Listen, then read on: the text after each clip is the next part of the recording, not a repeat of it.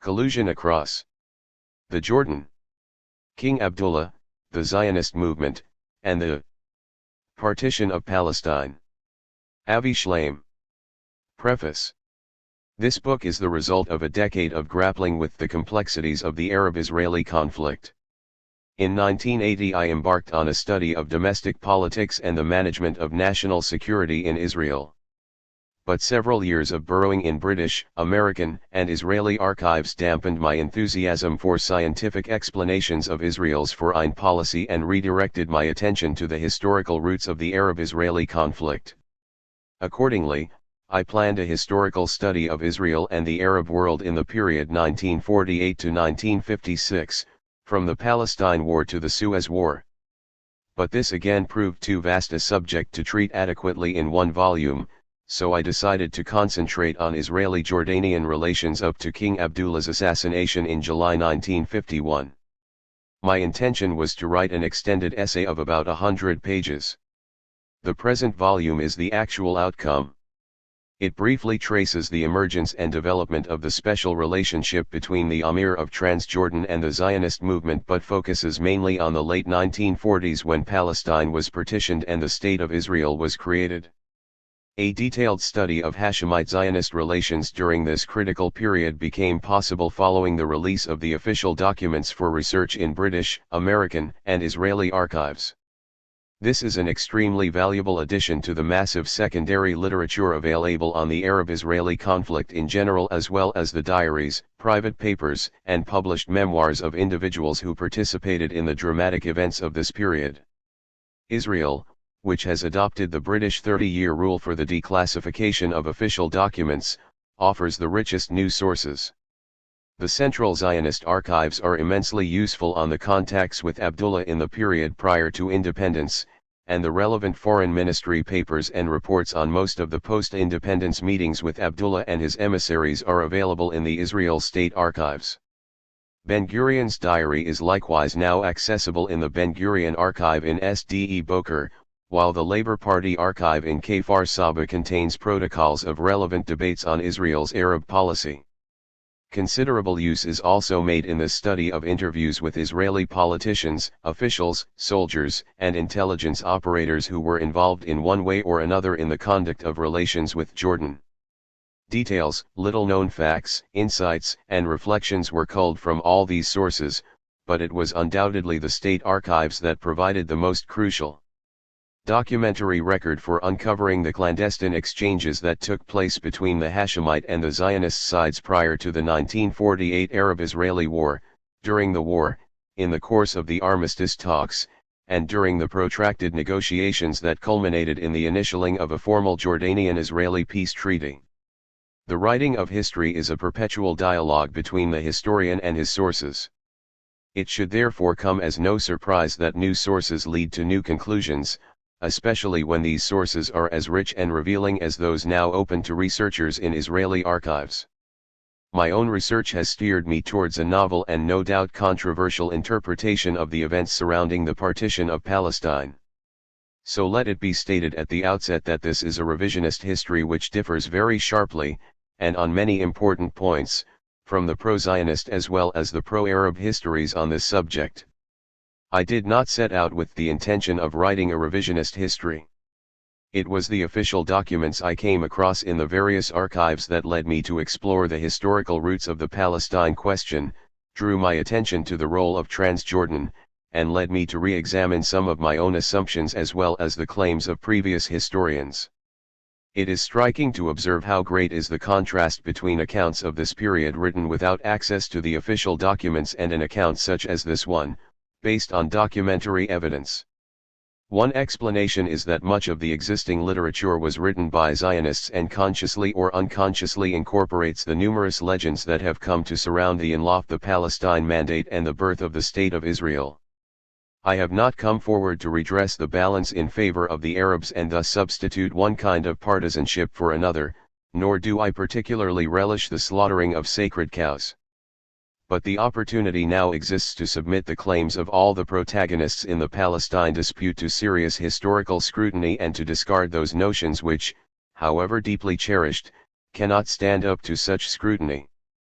At various stages on the long journey that ended with the publication of this book, I have received generous support from institutions and individuals which it is my pleasure to acknowledge.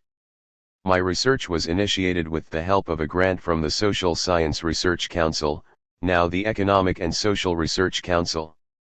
Some of the preparatory work was carried out while I was a fellow at the Woodrow Wilson International Center for Scholars in Washington, D.C. in 1980-1. A grant from the Ford Foundation enabled me to spend the 1981-2 academic year in Israel gathering primary data. On a subsequent visit, in the summer of 1983, the Harry S. Truman Institute for the Advancement of Peace of the Hebrew University of Jerusalem provided both a home and excellent research facilities. To all these bodies I am immensely grateful.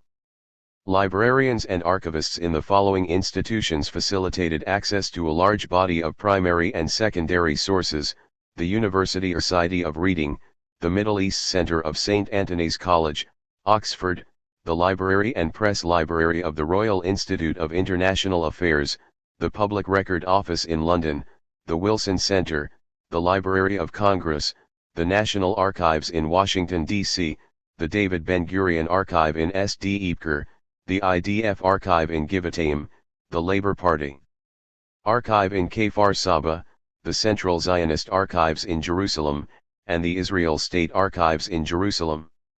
I was particularly fortunate to have the guidance and help of Yehoshua Freundlich while working at the State Archives. A number of Israeli friends were extremely generous in sharing with me their own ideas and research materials, and in helping me to tap various additional sources of information. They include Dov Samir, who deserves special thanks for opening so many doors to the Israeli establishment despite his skepticism about some of my views, Varda Schiffer, Mordecai Baran, Yehoshaphat Harkabi, Benjamin Geist, Eddie Kaufman, Dan Horowitz, Elon Papp, Yuri Bar-Joseph, and Yoram Nimrod. Many other individuals in Israel and elsewhere gave unselfishly of their time. Some are mentioned by name in the bibliography, in the list of persons interviewed, but I should like to extend my thanks to all of them. All the writing was done while I was teaching in the politics department at the University of Reading, a most congenial environment for both teaching and research. I am grateful to all my former colleagues, and especially to Peter Campbell, Barry Holden, Roy Gregory, and Keith Sainsbury, for all their encouragement and support. Two of my research students at Reading rendered invaluable assistance. Muayad Al-Winda'i helped with the Arabic sources and put at my disposal his entire collection of Iraqi and British documents, and Dayton read the complete manuscript with great care and made many constructive suggestions. I also wish to record my appreciation to Marjorie McNamara, Pamela Tyler, and Sheila Baxter, who typed what must have looked like an interminable manuscript with exemplary patience, skill, and good cheer. My thanks also go to the staff at the Oxford University Press, to Henry Hardy for his wise editorial direction and cooperation and understanding at all stages, to Nina Curtis for being so helpful in so many different ways, and to Connie Wilczak for the speed and meticulous attention with which she edited the massive typescript. Finally, I wish to thank my daughter Tamer, who was conceived at about the same time as this book and grew up with it, for the lively interest she has shown in the main characters, for her suggestion that we publish the story together as a children's book, and for her delightful company. My wife Gwyn, as always, was the source of many good ideas and gave me continuous encouragement in my scholarly meanderings round the Palestine tragedy. It is to her that this book is warmly dedicated. All the above institutions and individuals deserve a share of the credit for this book, if any credit is due. For the errors, faults, and shortcomings that remain, I alone am responsible. A.S. Oxford, September IG8J. In TRODUCTION. Seeds of Conflict. This book tells the story of the unusual and highly secret relationship between Abdullah, the Hashemite ruler of Jordan, and the Zionist movement. Spanning 3 eventful decades, from the appointment of Abdullah as Amir of Transjordan in 1921 to his assassination in 1951, It focuses in particular on the clandestine diplomacy that led to the partition of Palestine between the two sides and left the Palestine Arabs without a homeland. The central thesis is that in 1947 an explicit agreement was reached between the Hashemites and the Zionists on the carving up of Palestine following the termination of the British Mandate, and that this agreement laid the foundation for mutual restraint during 1948 and for continuing collaboration in the aftermath of war. A subsidiary thesis is that, by secretly endorsing Abdullah's plan to enlarge his kingdom, Britain became an accomplice in the Hashemite Zionist collusion to frustrate the United Nations Partition Resolution of November 29, 1947 and to prevent the establishment of a Palestinian Arab state. The relationship between the Hashemites and the Zionists is only one thread in the complex web that makes up the Arab-Israeli conflict, but its importance and significance cannot be overestimated. For while the relations between Arabs and Jews in Palestine over the last century have been characterized by conflict, the relations between the Hashemites and the Jews have been characterized by a much higher degree of mutual understanding and even support, by collaboration as well as conflict, by compromise no less than confrontation. The term alliance is too strong to describe this relationship because of its informality and non-committal character, because of the ambiguities pervading it, and because of the limits and constraints that impeded its development.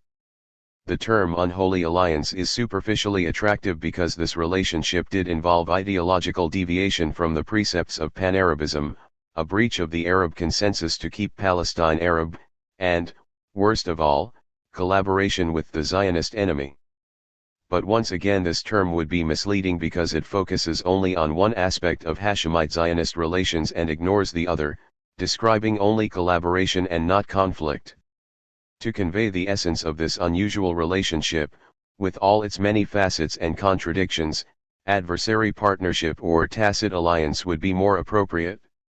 However one chooses to describe the bilateral relationship between the Hashemites of Transjordan and the Zionist movement, it remains one of the most fascinating and vital strands in the generally tragic encounter between Arab and Jewish nationalism. While studies of the Arab-Israeli conflict are legion, this particular strand of it has received surprisingly little attention. The present book sets out to fill this gap. It is based on the conviction that no proper understanding of the Arab-Israeli conflict or of the fate of Palestine is possible without due regard being paid to the role of King Abdullah and to his illicit contacts and collaboration with the Zionist movement. A study of these contacts will also enrich our knowledge of Zionist strategy and tactics in relation to the Arabs. From the outset, Palestine lay at the heart of the Arab-Jewish confrontation. It was both the main prize and the principal battlefield in the unfolding conflict between the two national movements. One of the commonest distortions lies in presenting this conflict as a symmetrical one between two monolithic political groups and failing to allow for the diversity and divisions that make up the Arab side. By focusing on the role of King Abdullah, it becomes possible to highlight the opposing interests and divergent attitudes that weakened the Arabs in the struggle against the Jews and played a major part in the eventual loss of Palestine.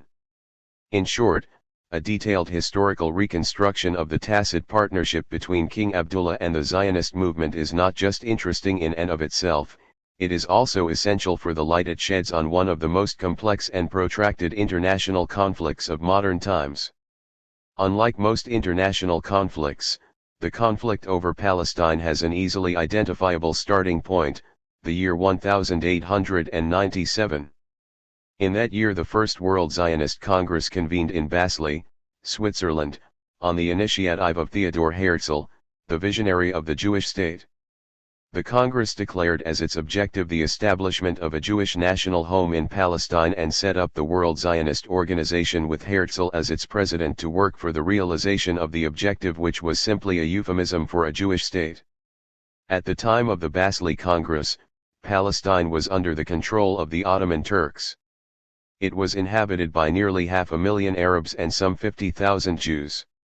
The Arabs, who made up 90% of the population, also owned 99% of the land.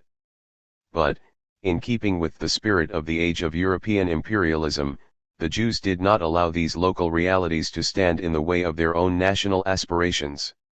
To the Arabs, on the other hand, the program proclaimed in Basli for a Jewish state in Palestine seemed absurd and monstrously unjust.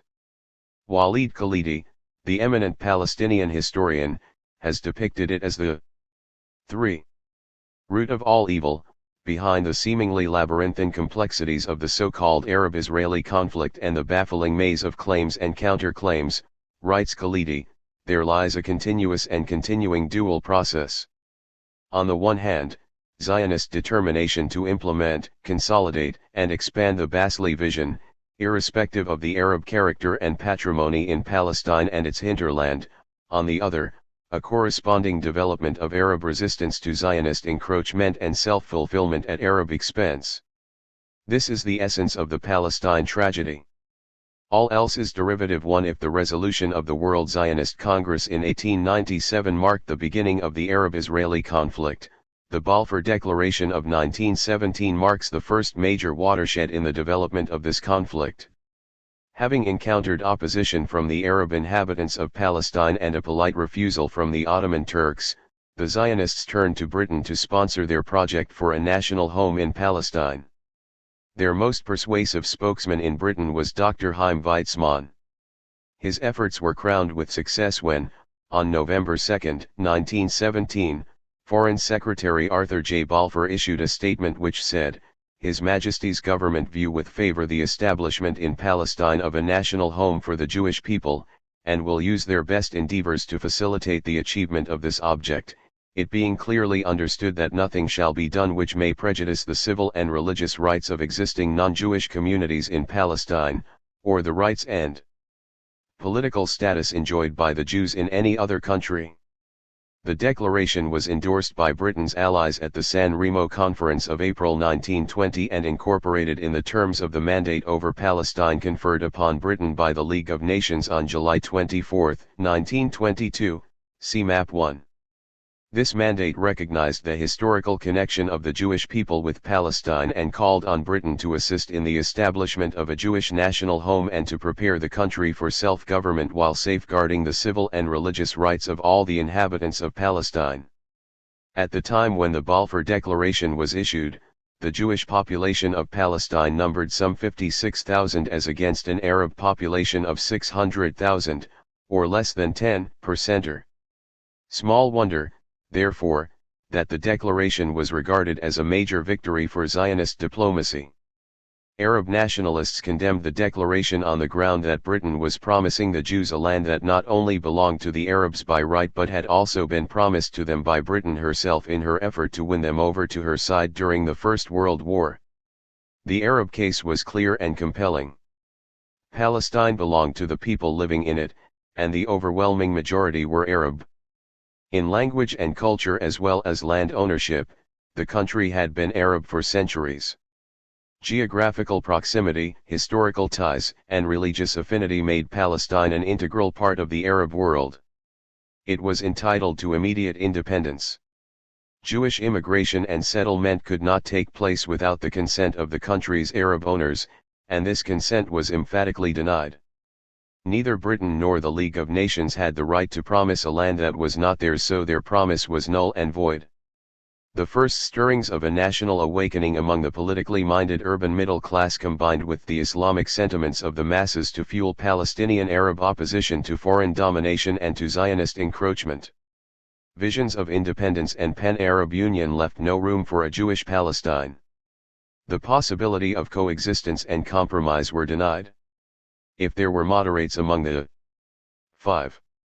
Palestinian Arab politicians, they were inhibited from giving public expression to their views, they did not command much popular following, and they certainly failed to attain the highest positions of power and responsibility within their community.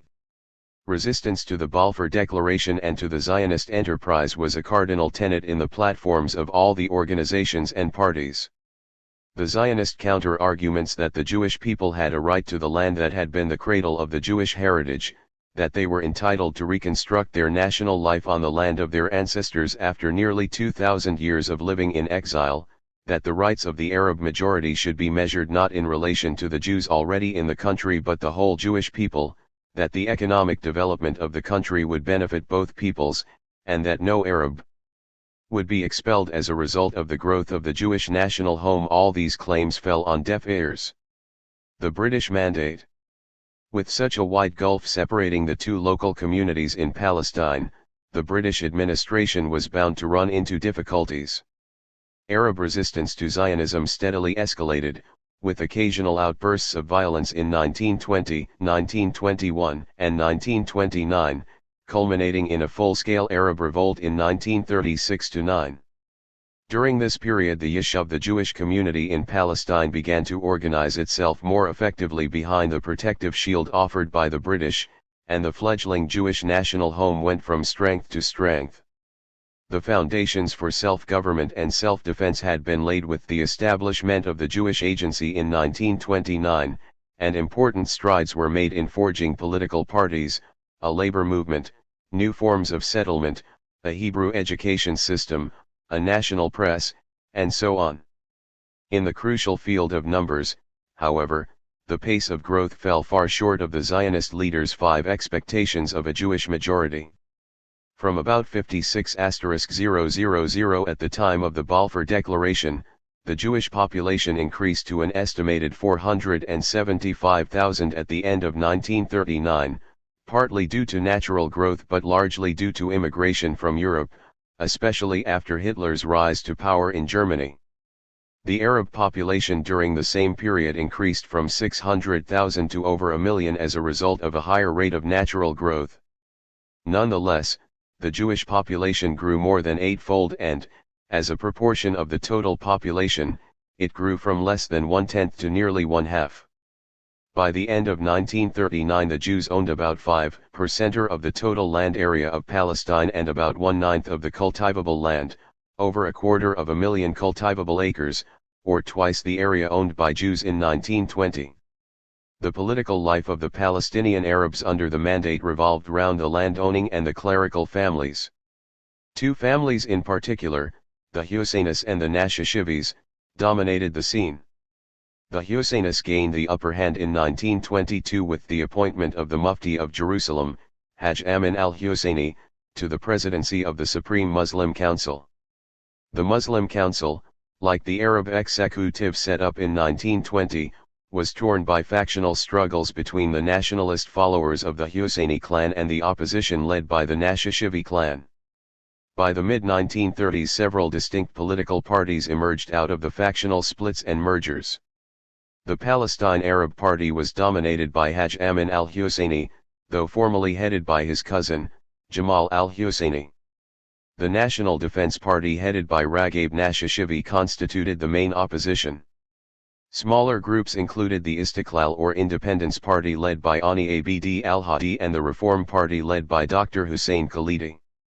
The Arab notables boycotted all the representative institutions proposed by the mandatory authorities. The programs of the parties they formed all advocated the preservation of the Arab character of Palestine, resistance to the establishment of the Jewish national home, and the improvement of the social, economic, and political conditions of the Arabs of Palestine. Though highly fragmented as a political community, the Palestine Arabs were united in their refusal to recognize the legality or authority of the British Mandate and by their fear of Zionist intrusion. Doubting that Jewish immigration flowed from a spontaneous desire to return to the Orient, the Palestine Arabs saw it as a Western bridgehead established under the spurious guise of international legality. They therefore tended to view Britain and the Zionist movement not as distinct enemies but as allies in a conspiracy to deprive them of their national patrimony. Even though the British commitment to a Jewish national home in Palestine did not necessarily imply support for eventual Jewish sovereignty, and even though the Zionists took some trouble to conceal that this was indeed their long-term goal, the Palestine Arabs were in no doubt about the nature and scale of the challenge they were facing. Accordingly, their opposition to the Zionist enterprise was deep, vociferous, and unequivocal. The Arab executive served as a forum for coordinating policy and disseminating propaganda against the Zionist and the mandatory regime. The Nashashivis were less extreme than their Husseini rivals in the public posture they adopted towards the Zionists and the British. But their moderation had its limits. They were more willing to negotiate over specific issues, they were not willing to sacrifice basic Arab interests. Moreover, although the Nashashivis had a very wide following in the country. Haj Amin remained the dominant figure on the Arab executive, as well as becoming the chairman of the Arab Higher Committee formed in April 1936 to represent the 6 political parties then active in Palestine. But his ascendancy did not continue for much longer. In October 1937 the British authorities dismissed him from his position as the President of the Supreme Muslim Council for his part in inciting the Arab riots and rebellion against British rule. The council was disbanded, the Arab Higher Committee was outlawed, and Haj Amin was banished into exile. Although Haj Amin's power base was broken, he continued to exert his influence from abroad. In Iraq he was close to Rashid Ali al-Kilani and his circle of pro-Axis army officers, and after the collapse of Rashid Ali's revolt against British rule in 1941 Haj Amin escaped to Germany, where he spent the war collaborating with the Nazis, working to mobilize Muslim public opinion and recruit Muslim volunteers for the Nazi war effort. In and out of the country, Haj Amin had a decisive influence over the direction of the Palestine Arab community in its encounter with the British authorities and their Jewish protégés. Nationalist sentiment and religious fervor blended with his belief in the absolute moral justice of his own cause to produce a rigid and intransigent posture that was in no small part responsible for the disasters that befell the Arabs of Palestine. The view of the conflict between the Palestinian and Jewish national movements that he held and vigorously propagated might in today's jargon be called a zero-sum game, that is to say, a game in which every gain by one party is necessarily at the expense of the other party. Historically, the emergence of the Palestinian national movement as a response and a reaction to the advent of Jewish nationalism was conducive to such a view. But it was Haj Amin who more than any other individual molded it into an ideology of total and unremitting opposition to Jewish aspirations in Palestine. This ideology, by denying the possibility of compromise or a modus vivendi, placed the Palestinian national movement on a collision course with the Jewish national movement and its backers.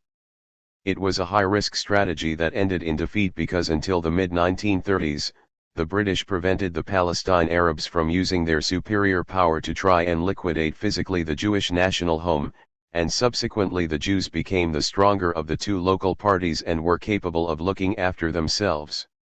If until the outbreak of the Arab Revolt in 1936 Britain could have reneged on her commitment to the Jewish national home but saw no reason to do so, thereafter she was tempted to retreat, but her freedom of choice was considerably reduced. Spurred on by the Hitlerite. 7.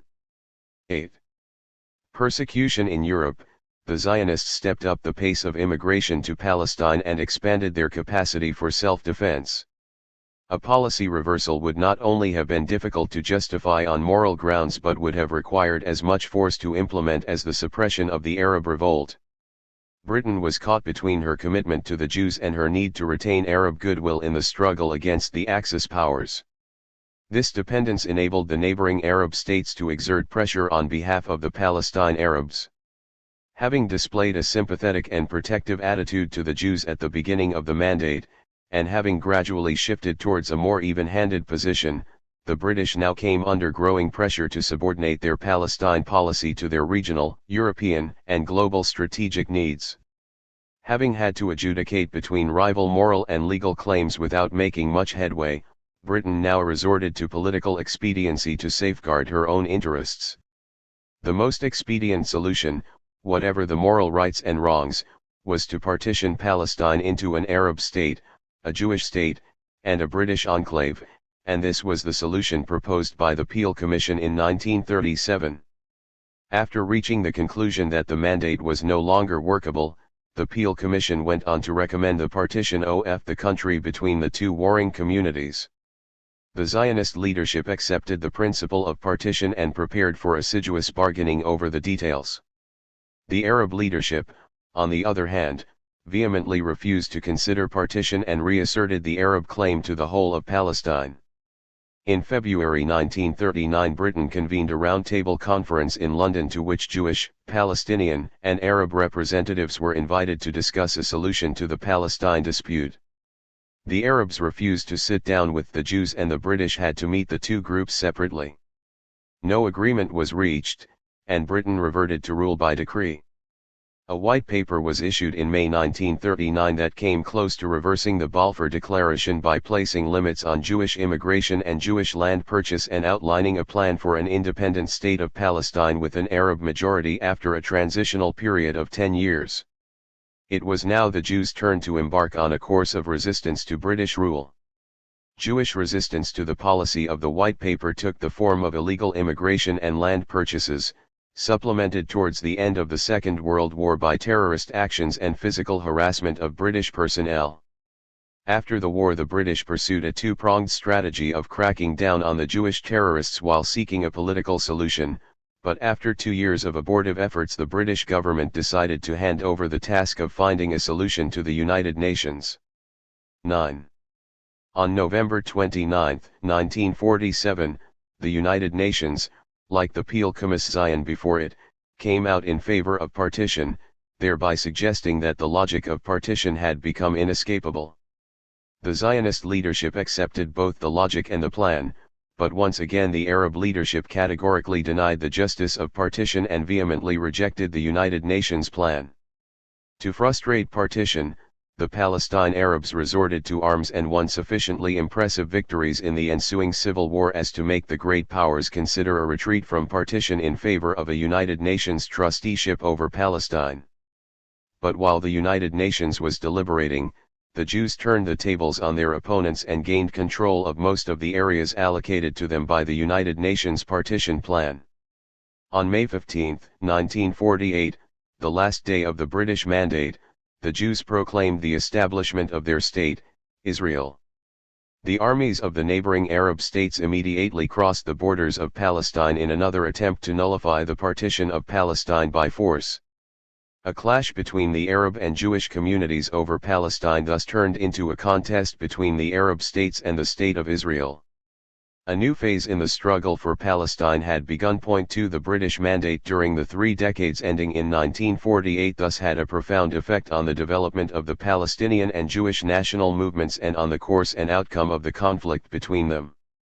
Much of the complexity of this conflict derived from the fact that it was not a straightforward clash between two parties but a three-cornered contest involving two local communities and an outside power, with shifting roles and alignments and an endlessly fluctuating level of conflict and collaboration between them. In his History of Israel, Noah Lucas gives an admirably concise summary of the 3 distinct phases in this triangular conflict that corresponded to the 3 decades of the British Mandate. The first decade of the Mandatory Administration, in which the Jews were relatively weak, was characterized specifically by Arab-Jewish conflict which, after a lull following the riots of 1920 and 1921, erupted in a crescendo of violence in 1929. During this period an early step towards the modification of British policy was discernible in a growing tendency of the administration to interpret its function primarily as arbiter of Arab-Jewish conflict rather than as sponsor of Zionist aspirations. Haj Amin had succeeded in driving a wedge between the British and the Zionists. The second decade of the regime, in which the Jews were stronger but still dependent on British protection, was marked by Arab-British conflict. A recurrence of violence in 1933 and a full-fledged rebellion in 1936 took a toll in Jewish life but were mainly aimed at British rule. As the Arab-Jewish conflict thus became overlaid by direct Arab-British struggle, a disposition to appease Arab demands gradually swung the administration from the posture of arbiter to that of protector and finally sponsor of the Arab interest. However, this occurred only after the vigorous suppression of the Arab revolt and decimation of the Arab political leadership. The third and last decade of British rule, in which the Arabs were now relatively much weaker, was marked by Jewish-Arab and Jewish-British conflict and the collapse of British control. The conflict of the 40s explicitly assumed the aspect of a struggle for the succession to British rule, all parties including the British having by then irrevocably abandoned the theory of the Mandate and the national home. The Arabs had brought about the collapse of the national home policy, whereupon the Zionists proceeded to bring about the collapse of British rule. 3. Zionism and the Arab question. When one looks at the behavior of the two main protagonists during the period under discussion, an interesting pattern emerges. The Palestinian Arab leadership was inflexible both strategically and tactically, it wanted to keep Palestine in Arab hands and to turn it if possible into an independent and unitary Arab state, and it totally rejected the idea of a Jewish national home. The Zionist leadership, on the other hand, was inflexible strategically but flexible tactically. Its aim from the very start was a Jewish state in Palestine, but it tried to project an image of reasonableness and moderation and proposed numerous compromise plans for the settlement of the dispute with the Palestine Arabs.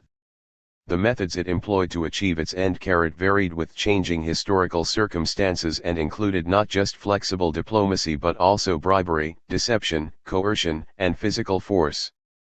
During the half-century that elapsed between the First Zionist Congress in Basel in 1897 and the establishment of the State of Israel, the emphasis gradually shifted from persuasion to coercion, from the peaceful to the violent end of the spectrum.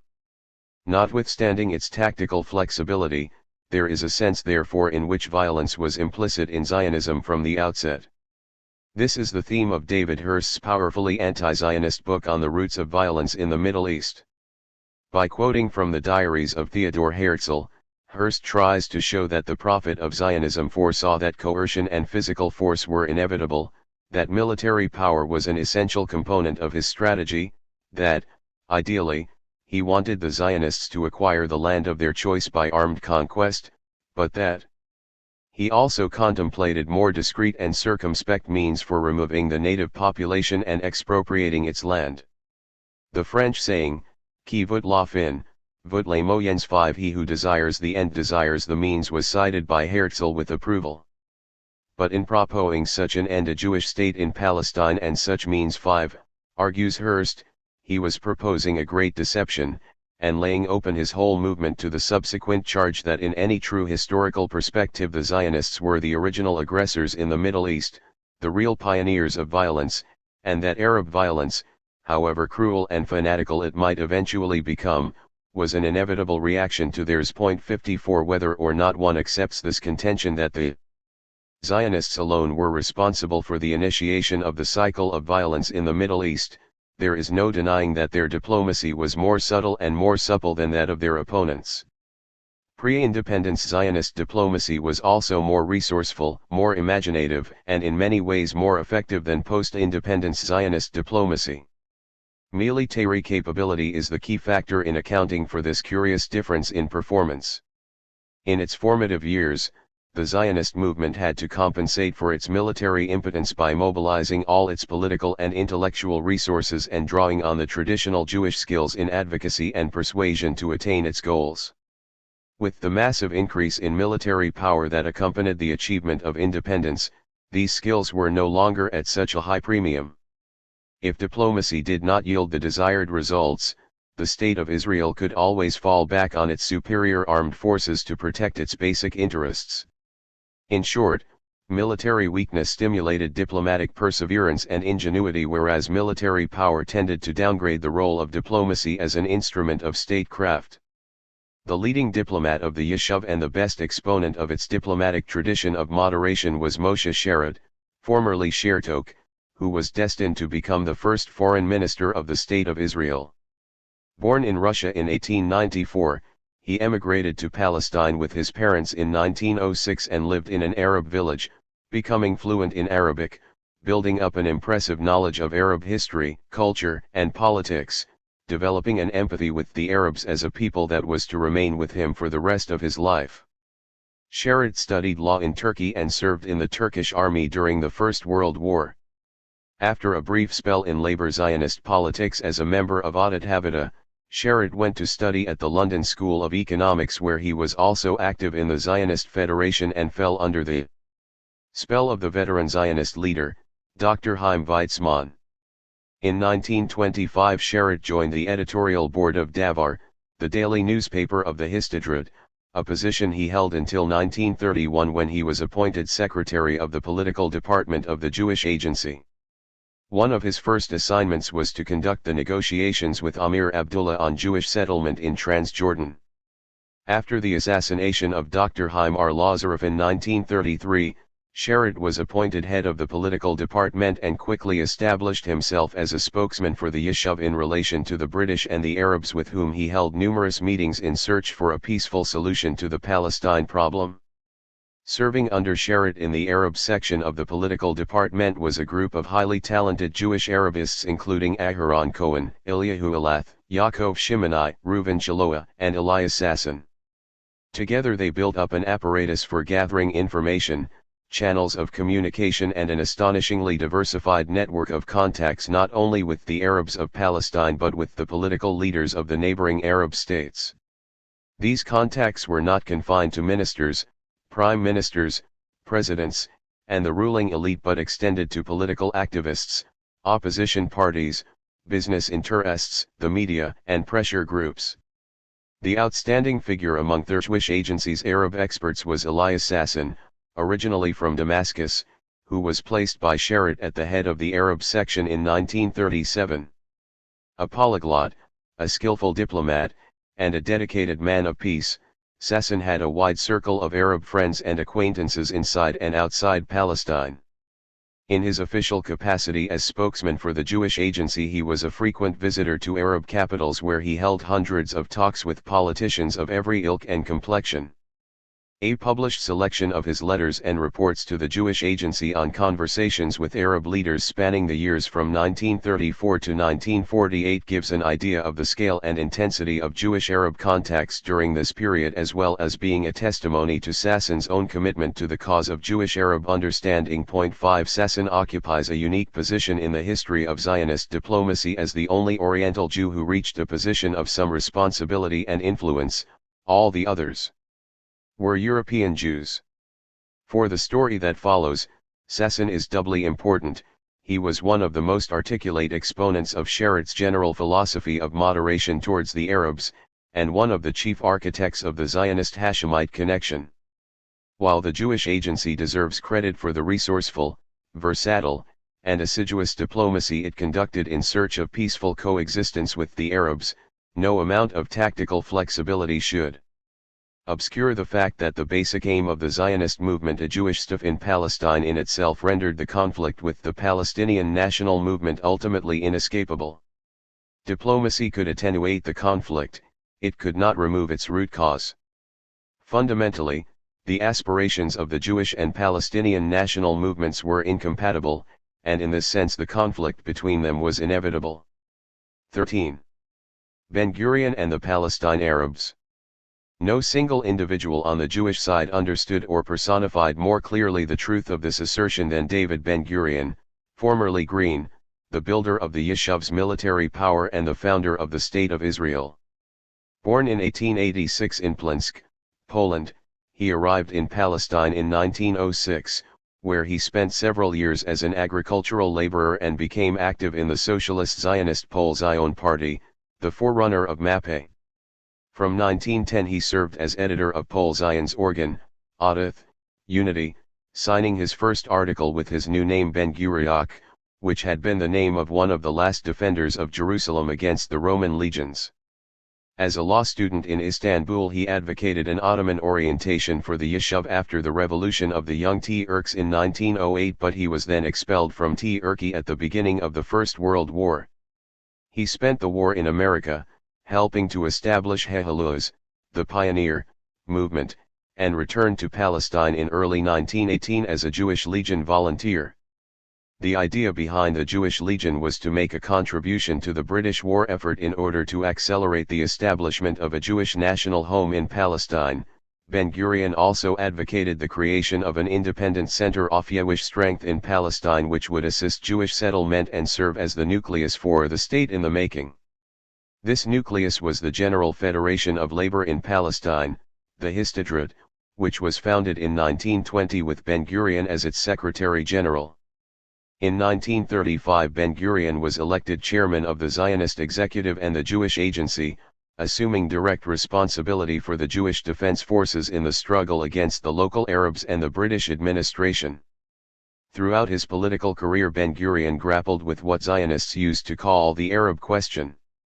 The early Zionists combined profound ignorance with an astonishing lack of curiosity about the social, economic, and demographic realities of the land of their devotions.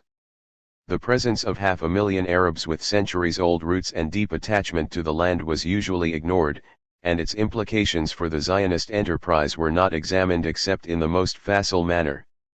The early Zionists rarely perceived and never conceded that Arab opposition was grounded in principle, that it was only to be expected, and that it amounted to a root and branch rejection of the entire Zionist enterprise. It was more comforting to think that Arab hostility was the manifestation of specific grievances and that it could be overcome by gestures of conciliation, well-timed compromises, and economic rewards. And it was just as well, for had the Zionists paused to consider the reality facing them, they would have probably lost heart and recoiled from pursuing the Zionist idea to its ultimate fulfillment. What distinguished Ben-Gurion's approach to the Arab problem was deep intellectual insight and unflinching realism even in the face of the most unpalatable facts, and the formulation of policies that were based on those facts rather than on pious self-righteousness or wishful thinking. A wide gulf separated Ben-Gurion's public utterances on the Arab question from his real convictions. There was also a certain development in his thinking on the subject, reflecting the lessons he distilled from practical experience. The romantic phase in his thinking did not last long. As early as 1910 he recognized that a conflict existed between Arab and Jewish aspirations and spoke openly of the hatred felt by the former for the latter. The decade from 1918 to 1929 was the socialist phase in the development of his thinking.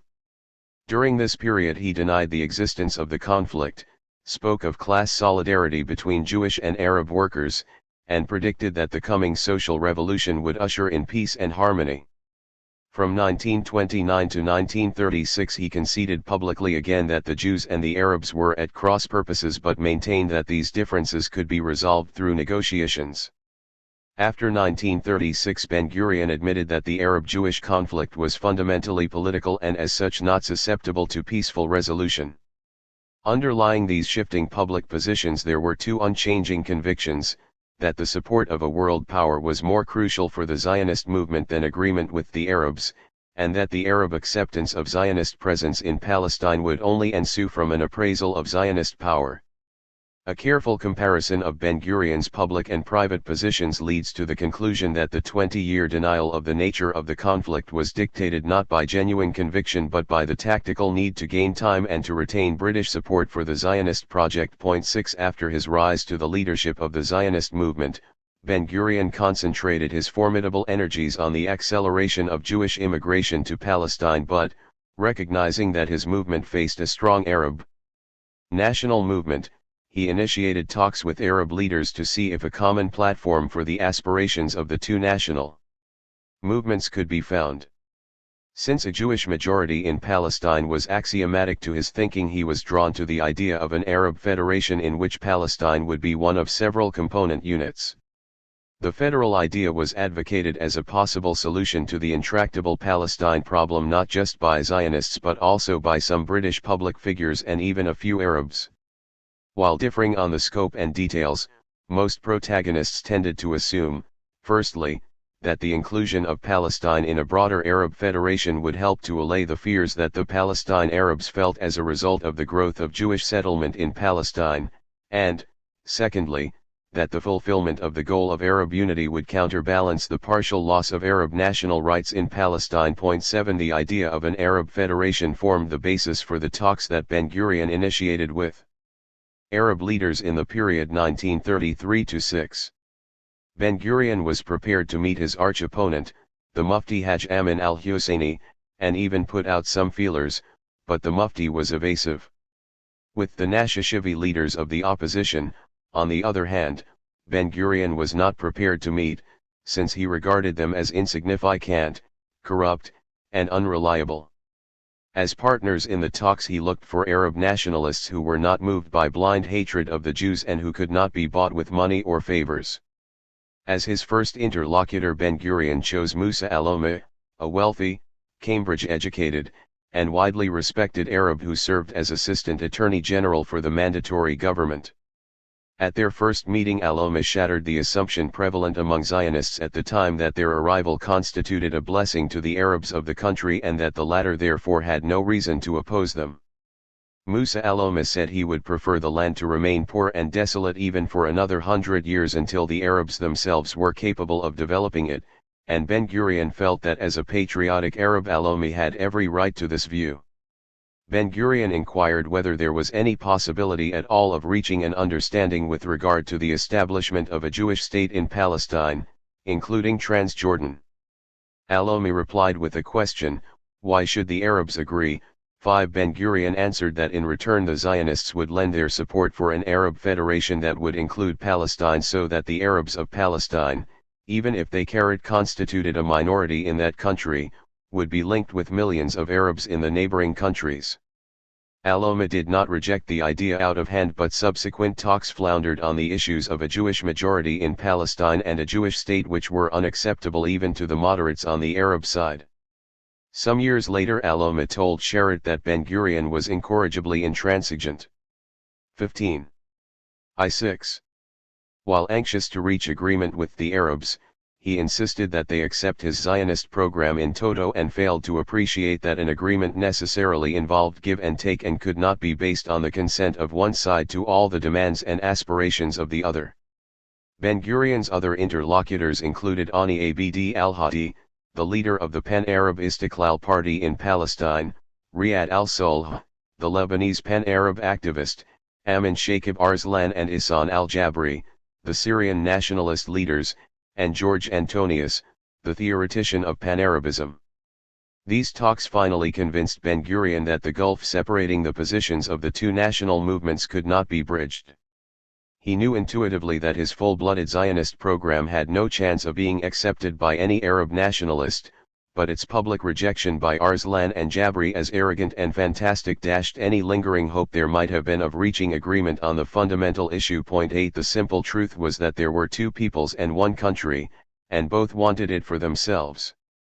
In May 1936, after his talk with Antonius, Ben-Gurion conceded in public for the first time that the goals of the two peoples could not be reconciled. There is a conflict, a great conflict, he told the Jewish Agency Directorate. We and they want the same thing, we both want Palestine. And that is the fundamental conflict. 9. While some of his colleagues in the Jewish Agency continued to believe that a compromise solution might be possible, Ben-Gurion grasped that the essential structure of the conflict left no room for compromise and that this would entail the settlement of Zionist claims by violent means. Reluctant to embark overtly on a collision course when the balance of power between Jews and Arabs in Palestine could not guarantee the desired outcome, Ben-Gurion developed a gradualist long-term strategy whose starting point was the acceptance of the principle of partition. A final point, a final goal, a final destination did not exist. In Ben-Gurion's thinking, as his biographer points out, every objective, every goal, was just a stage in the march of history, and every goal, once attained, became a staging post for the attainment of the next goal. The partition lines were of secondary importance in Ben-Gurion's eyes because he intended to change them in any case, they were not the end but only the beginning. 10. The nature and extent of Ben-Gurion's territorial expansionism were revealed with startling frankness in a letter to his son Amos in October 1, 937. Power politics rather than morality was the theme of Ben-Gurion's analysis. There is no room in politics for sentimental considerations. The only thing we must weigh up is, what is desirable and good for us, what is the path that leads to the goal, what policy will strengthen us and what policy will weaken us. The key question was, would the formation of a Jewish state help to turn the country into a Jewish one, or would it hamper this? Ben-Gurion professed himself to be an enthusiastic advocate of a Jewish state, even if it involved the partitioning of Palestine, because he worked on the assumption that a partial Jewish state would not be the end but only the beginning. The acquisition of land was important not only for its own sake but because it would increase the strength of the Jews and help them to acquire the whole country. The formation of a state could accelerate this process and constitute a powerful lever in our historic effort to redeem the country in its entirety. 1.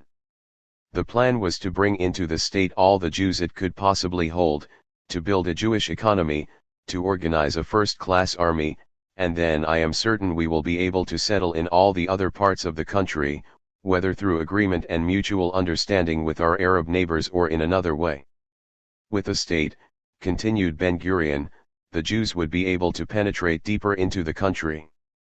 They would be stronger vis-a-vis the Arabs, and as the Jews grew in strength the Arabs would realize that it would be impossible to oppose them and that it would be best to work together and to allow them to settle in all parts of the country. If the Arabs were to act from sterile national feelings and say we don't want your honey or your sting. We would rather the Negev remain desert than that it should be settled by Jews, it would be necessary to speak to them in another language.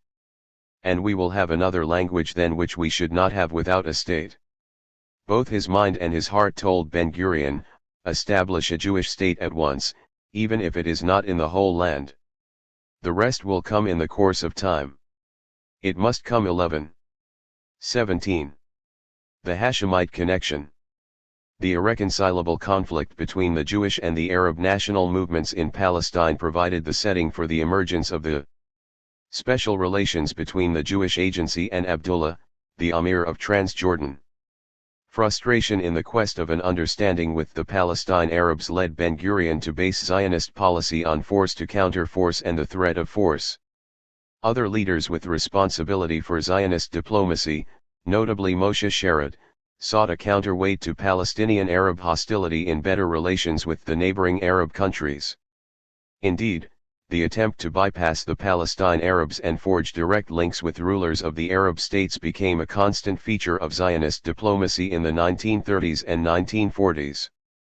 Transjordan's special significance in this context stemmed from four main factors. First, there was the physical proximity and particularly close links between Transjordan and the branch of the Arab national movement that was on a collision course with the Zionist movement, the Palestine Arabs. With the growing recognition that no compromise with the Palestine Arabs could be reached, Amman emerged as a central point of reference in Zionist calculations and Zionist diplomatic activities relating to the future of Palestine. Secondly, there was the convergence of interests, arising out of these close links, between the Zionist movement and this particular Arab potentate. Thirdly, there was Abdullah's outstanding political realism and willingness to give expression to these convergent interests in a strategic partnership with the Jewish agency and the State of Israel. Finally, there was Transjordan's key position from the military and strategic point of view during the struggle for Palestine in the late 1940s. 12 The present study combines a general account of the origins and evolution of the special relationship between King Abdullah and the Zionist movement with a more detailed account of the period from 1947 to 1951.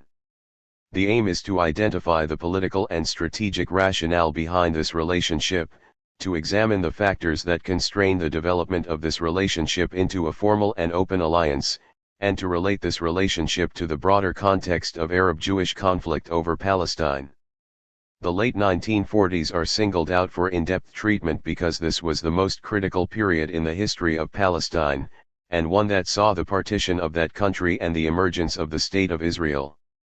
More than any other period, the 1940s highlight the forces at play, the role of all the principal actors in the struggle for Palestine, and the scope, modalities, and limits of collaboration between the Hashemites and the Zionists. Two significant conclusions follow from re-examining the history of the Arab-Israeli conflict in the late 1940s from the perspective of Hashemite-Zionist connection. The first and most important casualty is the view that from the moment of its birth, the State of Israel had to confront a monolithic Arab world that was implacable in its hostility and fanatical in its determination to wipe it off the Middle East map. This study tries to go beyond such self-serving claims and counter-claims and to uncover the more complex forces that have shaped the course of Arab-Israeli relations. It is not the first book to argue that the Arabs are not a monolithic bloc dedicated to overthrowing Israel, but it does advance new arguments and new evidence to refute this view. It shows that far from being monolithic, the Arab rulers were divided all along in the strategy they advocated for dealing with the Zionist challenge, and that one of these rulers, King Abdullah, favored accommodation rather than confrontation. It also shows that the existence of a common enemy, in the form of unyielding Palestinian nationalism under the leadership of the Mufti, helped to cement the unholy alliance between the Hashemites and the Zionists. And it exposes the gap between Abdullah's verbal commitment to the Arab cause and his operational strategy of collaborating with the Zionists in order to make himself the master of Arab Palestine.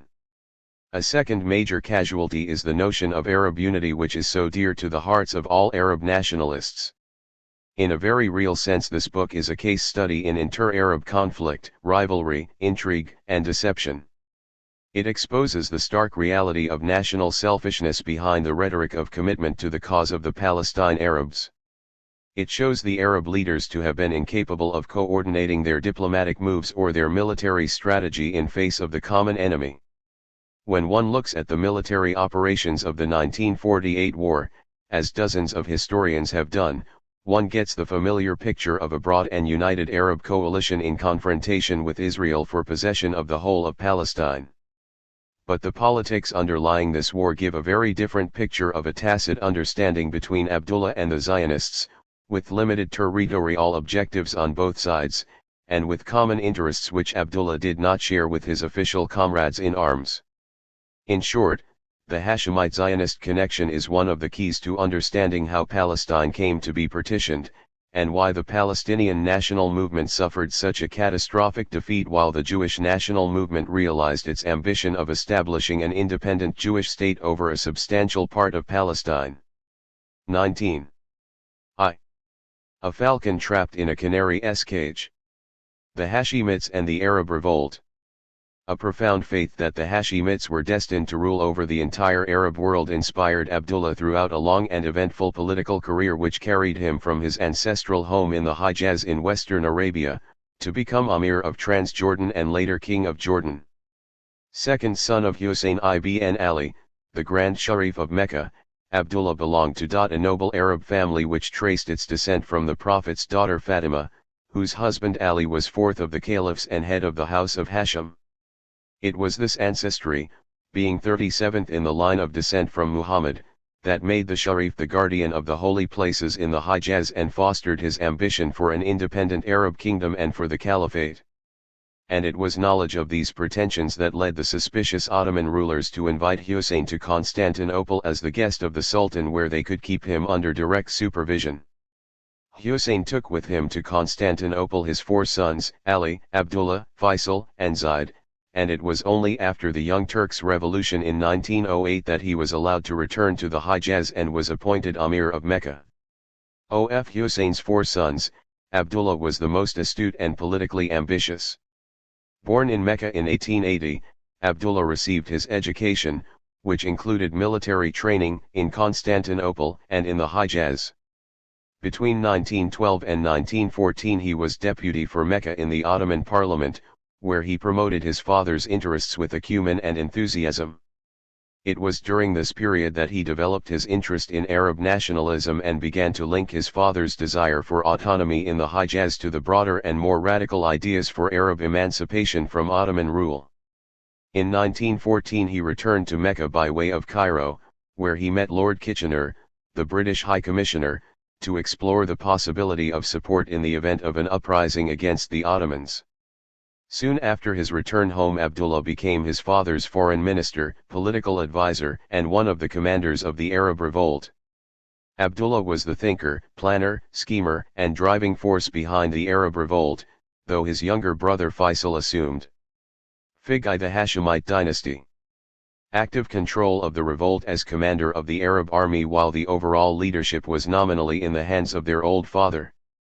As Faisal himself confided to T. E. Lawrence, his liaison officer and most renowned chronicler of the revolt in the desert, the idea of an Arab uprising against the Turks was first conceived by Abdullah.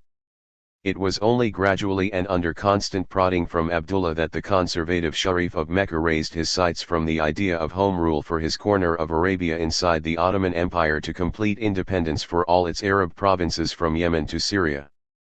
Hussein became a separatist only after he had tried and failed to attain his limited political objectives within the framework of the Ottoman Empire, whilst Abdullah became convinced of the necessity to break up the Ottoman Empire at the beginning of 1914. A further difference of an ideological character separated father from son.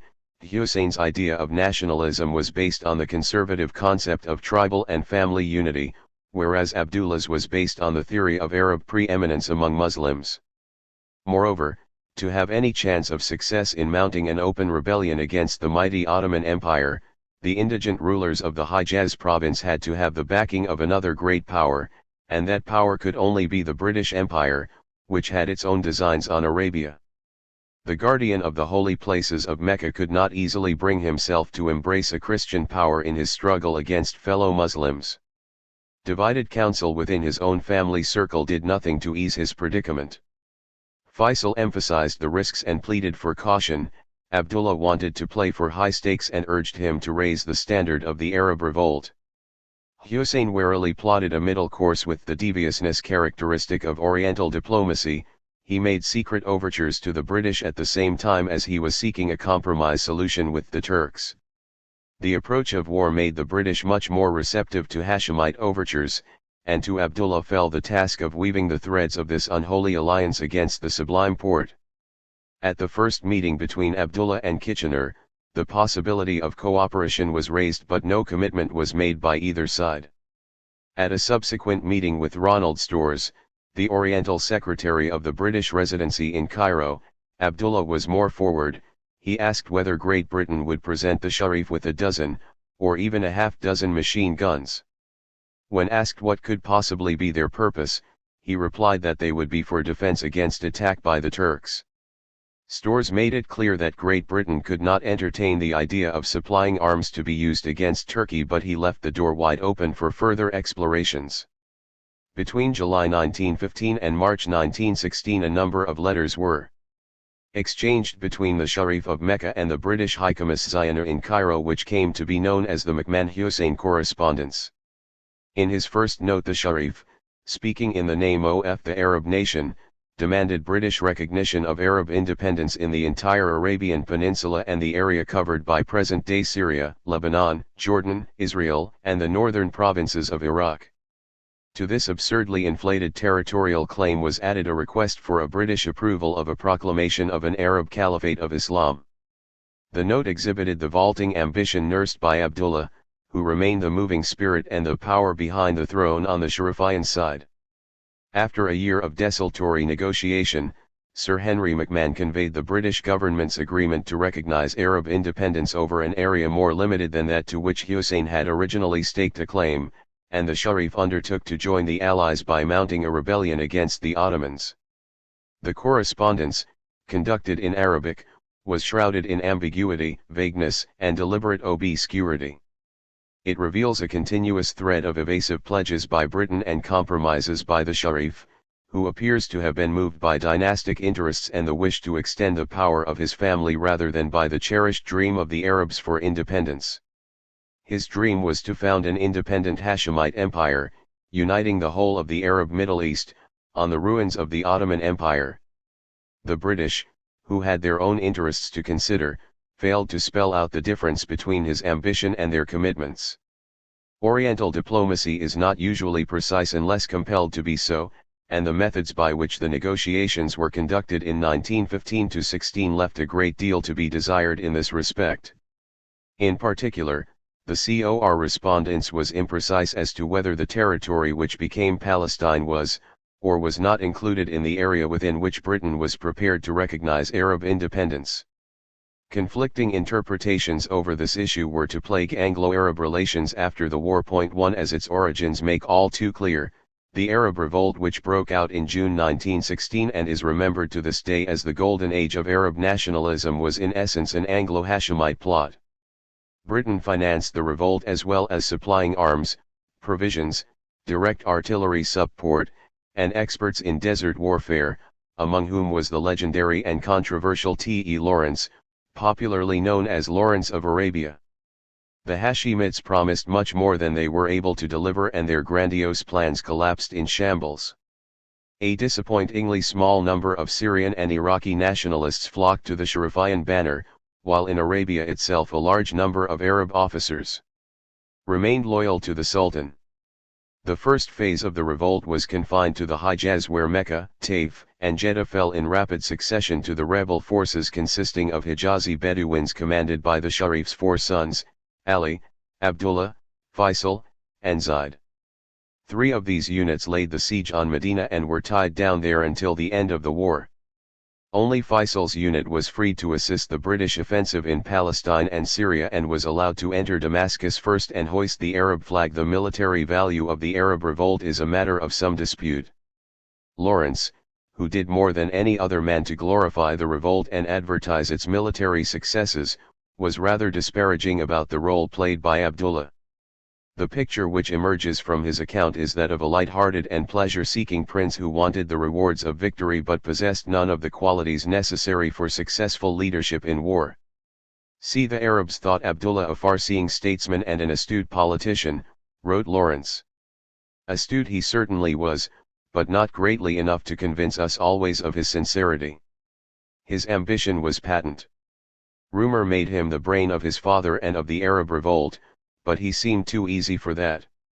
His object was, of course, the winning of Arab independence and the building up of Arab nations, but he meant to keep the direction of the new states in the family. So he watched us, and played through us to the British gallery. He might be of some value, thought Lawrence, in the peace that would come after success, but during the physical struggle, when singleness of eye and magnetism, devotion and self-sacrifice were needed, Abdullah would be a tool too complex for a simple purpose, though he could not be ignored even now. The post-war settlement. Indeed, Abdullah could not be ignored. He and the other princes who headed the revolt became the leading spokesmen for the Arab national cause at the peace conferences which ended the First World War and in the settlement following the dismemberment of the Ottoman Empire. For their contribution to the Allied war effort against the Turks, Britain had promised, or half-promised, to support Arab independence.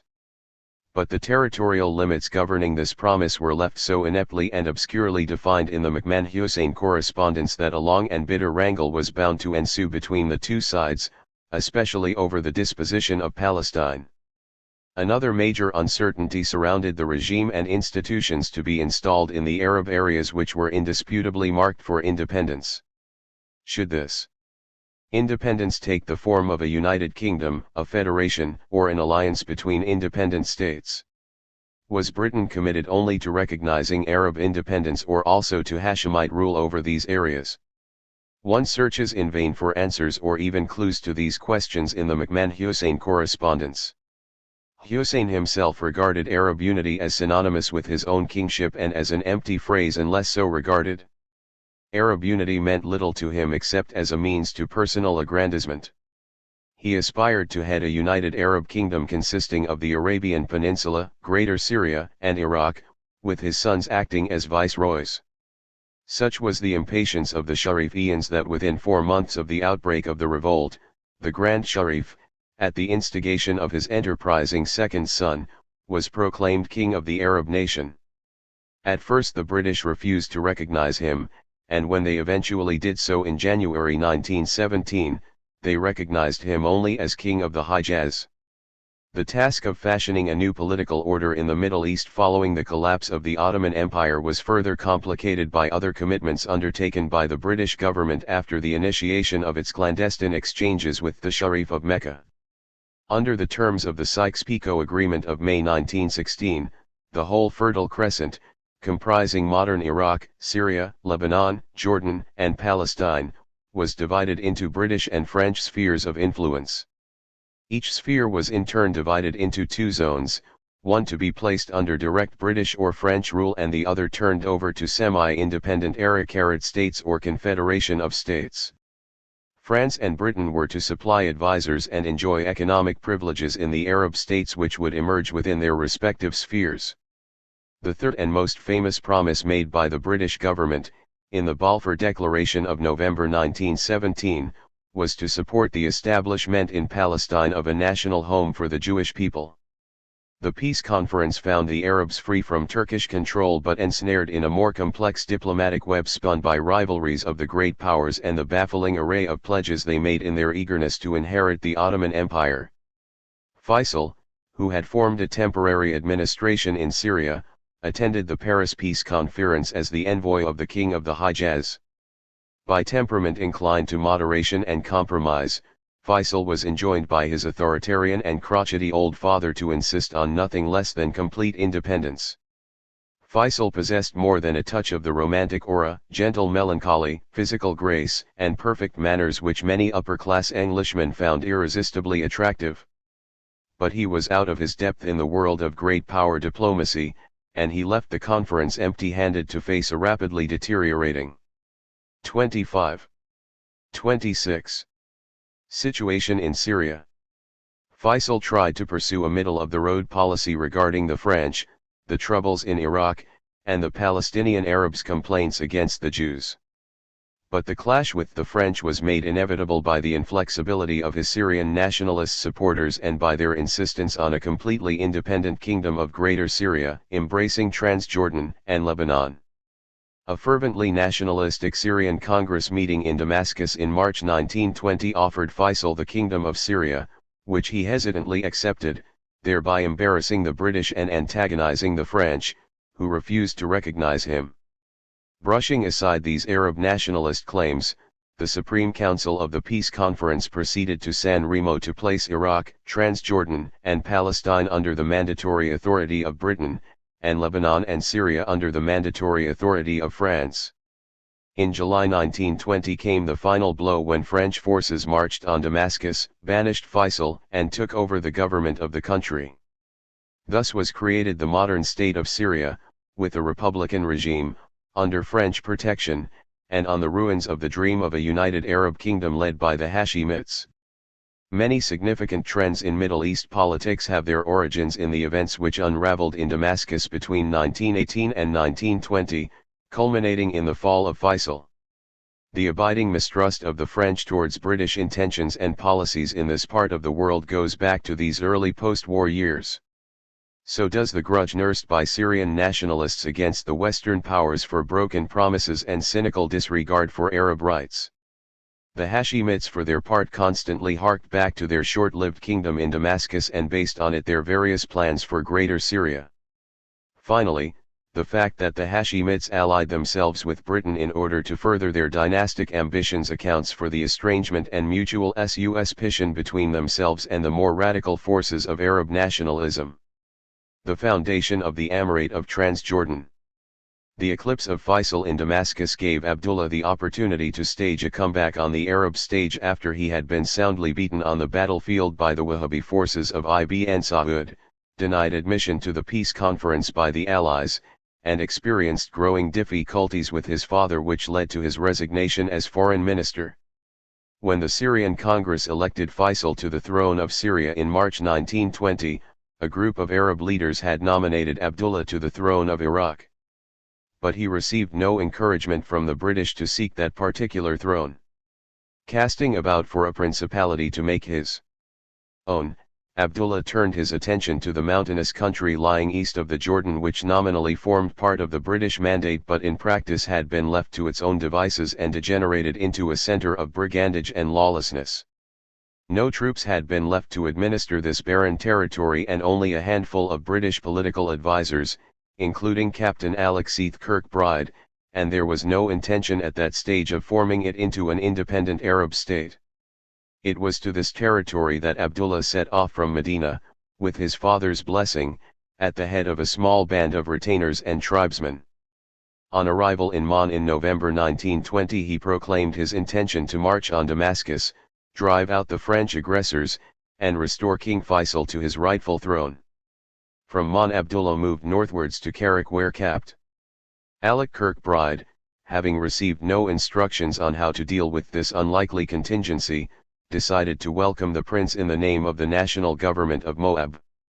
This curious encounter between the Hashemite prince and the polite young Englishman marked the beginning of a warm personal friendship and a close political association severed only by the former's death 30 years later.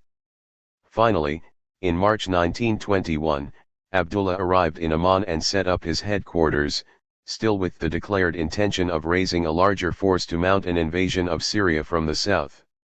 Abdullah's arrival in Transjordan threw into disarray a conference held in Cairo by Winston Churchill, the colonial secretary, to discuss Middle East affairs. Churchill had already promised the throne of Iraq to Faisal as a consolation prize for the loss of Syria. This offer was part of the Sharifian policy favored by Churchill, a policy of forming a number of small states in Arabia and the Fertile Crescent, all headed by members of the Sharif's family and of course under British influence and guidance. This policy was threatened by Abdullah's bold march into Transjordan, and his well-advertised plan of reinstating Faisal in Damascus as a prelude to asserting his own claim to the Iraqi throne. Although such a move would have been doomed to failure from the start, it could embroil the British in difficulties with their suspicious French allies, and besides, Transjordan was needed by them as a link between Palestine and Iraq. The initial impulse of the eminent Arabists assembled in Cairo was to eject the upstart out of eastern Palestine, by force if necessary, and administer the area directly. But on further reflection it was decided to accept the fait accompli and let Abdullah stay in Transjordan as the representative of the British government, on condition that he renounced his claim to Iraq in favor of his brother Faisal, undertook to prevent any hostile acts against the French in Syria, and recognized the British mandate over Transjordan as part of the Palestine Mandate. Sir Herbert Samuel, the High Commissioner for 27-28 Palestine, doubted Abdullah's ability to check anti-French and anti-Zionist activities in the area, but Churchill stressed the importance of securing the goodwill of the King of Hijaz and his sons, while Lawrence claimed that Abdullah was better qualified for the task than the other candidates by reason of his position, lineage, and very considerable power, for better or for worse, over the tribesmen. Lawrence was convinced that anti-Zionist sentiment would wane, and that Transjordan could be turned into a safety valve by appointing a ruler on whom Britain could bring pressure to bear to check anti-Zionist agitation. The ideal, said Lawrence, would be a person who was not too powerful, and who was not an inhabitant of Transjordan, but who relied on His Majesty's government for the retention of his office. Point 3 In other words, the British were looking for a stooge. At a hastily arranged meeting in Jerusalem, Churchill himself, with the eager assistance and encouragement of Lawrence, offered Abdullah the Emirate of Transjordan, comprising the territory between the River Jordan and the Arab Desert to the east, on condition that he renounce his avowed intention of conquering Syria and accept the validity of the British mandate. Abdullah, relieved to be quit of a military adventure with an extremely doubtful outcome, accepted the offer with alacrity and probably congratulated himself on his good fortune. In return for Abdullah's undertaking to forswear and prevent any belligerent acts against the French in Syria, Churchill promised to try to persuade the French to restore Arab government there, this time with Abdullah at its head. Abdullah's suggestion that he should be made king of Palestine as well as Transjordan was declined by Churchill on the grounds that it conflicted with British commitment to a Jewish national home. So Abdullah had to settle for a temporary arrangement, lasting 6 months, within the framework of the Palestine Mandate and under the supervision of the High Commissioner, who would appoint a British advisor in Amman to help the Amir to set up the administration. During this period, the Amir was to receive from the British government a monthly subsidy of £5,000 to enable him to recruit a local force for the preservation of order in Transjordan. Thus, by the stroke of a pen on a Sunday afternoon, as Churchill was later to boast, he had created the Emirate of Transjordan. In April 1921 the first government was formed in Transjordan. The initial 6 months were full of problems as Abdullah, who was extravagant and absurdly generous towards his friends, squandered his allowances and indulged in an orgy of maladministration, while the country was swarming with Syrians bent on taking up arms against the French.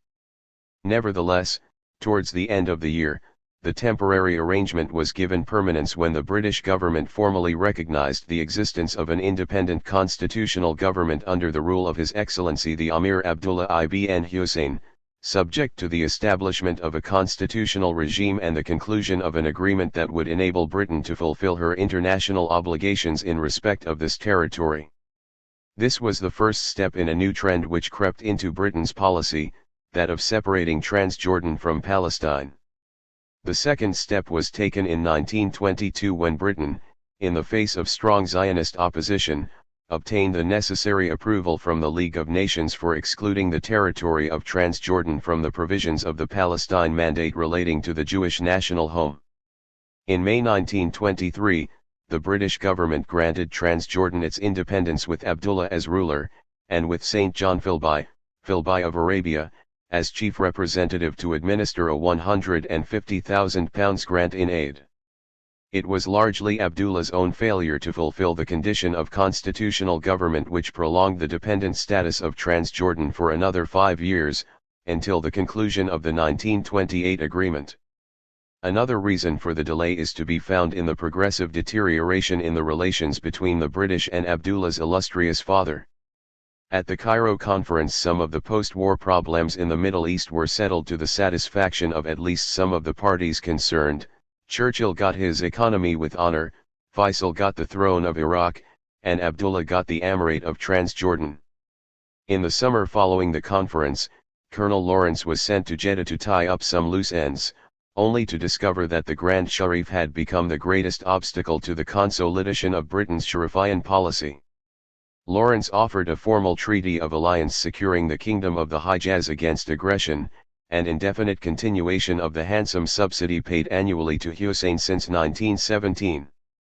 But the obstinate old man, embittered by what he regarded as British bad faith and betrayal, refused to sign the treaty and angrily rejected the conditions that he should recognize the mandate systems and condone the Balfour Declaration. The consequent removal of British protection and the British subsidy left the King of the Hijaz exposed to the tender mercies of his great rival, Sultan Abdulaziz ibn Saud of the Najd. Only British diplomatic pressure and the payment of a subsidy to Ibn Saud had kept the rivalry between the two Arabian rulers dormant during the First World War, a rivalry accentuated by the support given to Hussein by the Foreign Office through the Arab Bureau while the India Office favoured Ibn Saud. After the war, an inevitable trial of strength developed between the king, 29, who assumed that his sponsorship of the Arab revolt entitled him to political authority over his neighbors, and the chieftain whose determination revived the Wahhabi movement and endowed it with a cutting military edge. The first serious clash occurred in May 1919 on the eastern border of the Hijaz when Ibn Saud's forces almost totally obliterated a Hashemite army of 5,000 men commanded by Abdullah. So complete was their victory that only Britain's intervention prevented the Wahhabi forces from marching on Mecca. The decisive battle broke out in 1924. Ibn Saud conquered the whole of the Hijaz, forced Hussein into abdication and exile, and inflicted on him the crowning humiliation of assuming the administration of the holy places in Mecca and Medina, the two most sacred sites of Islam. Thus ended ingloriously the dream of a mighty Hashemite empire, and by a cruel historic irony it was in its own ancestral home that the Hashemite dynasty sustained its most monumental and shattering defeat. Hussein's eclipse gave a dramatic illustration not only of his own folly and the price of obstinacy but also of the immense power wielded by Britain in shaping the fortunes of the Arab nations and their rulers. The political shape of the region did not evolve naturally, following its own internal laws, but was largely the product of British design tailored to fit Britain's own imperial needs. It was not the Syrians who expelled Faisal, nor was it the Iraqis who raised him to the throne in their own countries. Abdullah could not gain power in Transjordan without Britain's approval, and had he tried to do so in defiance of Britain he would not have survived for very long. It was not the Hijazis who invited Ibn Saud but the arms supplied to him by Britain that enabled him to conquer their country. And just as the withdrawal of British support paved the way to the decline of the Hashemite kingdom in the Hijaz, so it was British protection, and only British protection, which could preserve the Hashemite Emirate in Transjordan. Ibn Saud was not content with his victory over Hussein. Driven by political ambition to expand his own realm and by the religious zeal of the Wahhabi reform movement, he turned northwards with the intent of completing the destruction of the effete house of Hashem. Abdullah's incorporation of the provinces of Man and Aqaba, which formerly belonged to the Kingdom of the Hijaz, into the Emirate of Transjordan exacerbated the poor relations between the two rival dynasties. In 1924 Wahhabi forces crossed the border into Transjordan, and had it not been for the RAF squadron from Jerusalem and the detachment of British armoured cars which furiously mowed down the column of camelry, Abdullah undoubtedly would have met the same sticky end which had befallen his father. Ibn Saud did not abandon his designs on 30. Transjordan, and the conflict continued to smolder with occasional forays across the border and tribal clashes. The 1928 treaty, which recognized Transjordan's independence but left finance and foreign affairs under British control, was signed at the time when Wahhabi raids were increasing. It was just as well for Abdullah that the British also undertook to defend the borders of the Emirate, because this time the Wahhabis, fired by the fervour to sweep away all corruption and restore the pristine and puritanical brand of Islam, advanced upon Amman itself. Abdullah was quite firm in his friendship to Britain, but none too firm in his hold over the Emirate, which faced an imminent threat of dismemberment by the fanatical Wahhabi hordes. Once again it was only the swift and violent intervention of the RAF, this time assisted by the British-created Arab Legion, which repelled the invasion and kept the Amir on his throne in Amman. The principality which Abdullah had peacefully carved out for himself and from which he was in danger of being violently ejected was a political anomaly and a geographical nonsense.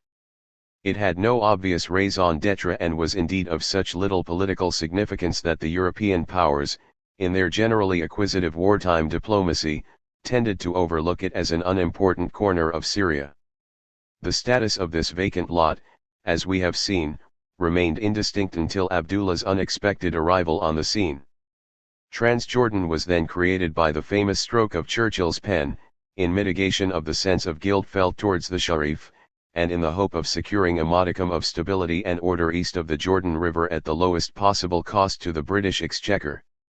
The borders of the new principality did not correspond to any particular historic, cultural, or geographical unit. Bounded by the valley of the Yarmouk on the north, by the Arabian Desert on the east, by the River Jordan, the Dead Sea, and Wadi Araba on the west, it had no outlet to the sea until Abdullah, with British encouragement, grabbed Man and Aqaba from the expiring kingdom of the Hijaz. Effectively, Transjordan was a strip of cultivable land 270 kilometers long with a width tapering from 80 kilometers in the north to nothing in the south, and flanked by a great deal of desert, with a population of 350,000, one railway line and hardly any roads, no resources whatsoever, and no revenue except for a modest British subsidy. The capital and largest town of this backward and primitive kingdom was Amman, a drab and dusty place which could not even boast a glorious past. It was perhaps not altogether inappropriate that this one-horse town should serve as the capital of what was essentially a provincial backwater. And it was in a modest palace on the eastern hill overlooking Amman that Amir Abdullah settled down, loyally and 32. Comfortably, as Churchill had hoped, with 2 official wives and a charming black concubine. Abdullah's ambition and the greater Syria scheme, but Transjordan was a very insubstantial principality for so ambitious a prince. The contrast between the barren and insignificant patch of territory assigned to him to administer on behalf of the British Mandatory and Abdullah's own heart's desire could hardly have been greater. He saw himself as the moving spirit behind the Arab revolt. Proud of his race and descent, he was moved by an unshakable faith that the true destiny of the Arabs lay in unity under Hashemite rule. Of Hussein's 4 sons, Abdullah was the brightest and most resourceful, and certainly the most ambitious. His family nickname was Ajlan, the Hurried One. From his father he inherited the belief in Arab greatness, the yearning to revive the glory of its past, and the vision of a mighty Hashemite empire and caliphate, but he did not inherit either the sanctimonious self-righteousness or the quixotic obstinacy which had brought his father's kingdom crashing down in flames. By all accounts, Abdullah, very far from being sanctimonious, was in fact the most irrepressibly individualistic, colorfully entertaining, resilient, and unpredictable member of the Hashemite clan. Kirkbride once described him as a king with a twinkle in his eye. He loved pomp and ceremony but had a large store of good anecdotes and was also capable of laughing at himself. He was fond of poetry, horses, arcane customs, and desert lore. Yet, for all his love of tradition, there was an impish streak in Abdullah's character, and he took great delight in acting boldly, flamboyantly, and unconventionally. Most upper-class Englishmen who came in contact with the Hashemites preferred Faisal to Abdullah, and there were not many Arabists who were not upper-class. More intelligent and more forceful than Faisal, he lacked Faisal's charm and, in consequence, lacked Faisal's ability to inspire trust and affection. Short of stature, and without Faisal's grace of body or grace of manner, he was not, like Faisal, a picturesque figure. He was never able to project his personality beyond the circle of his immediate advisors and so failed to command the support and loyalty commanded by those who deserved them less, for among Arab politicians Abdullah was never a popular or trusted figure.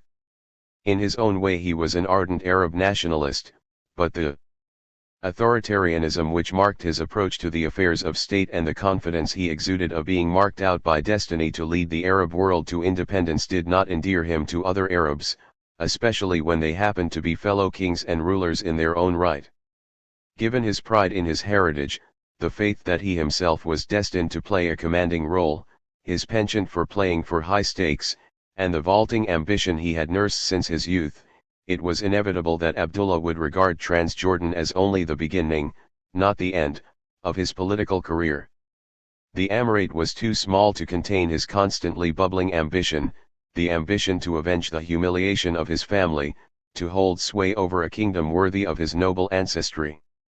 He was, in the words of one of his contemporaries, a falcon trapped in a canary's cage, longing to break out, to realize his dreams and passions of being a great Arab leader, but there he was, pinned up in the cage of Transjordan by the British. 5 The direction in which Abdullah's ambition was channeled was Greater Syria in its historical or natural dimensions.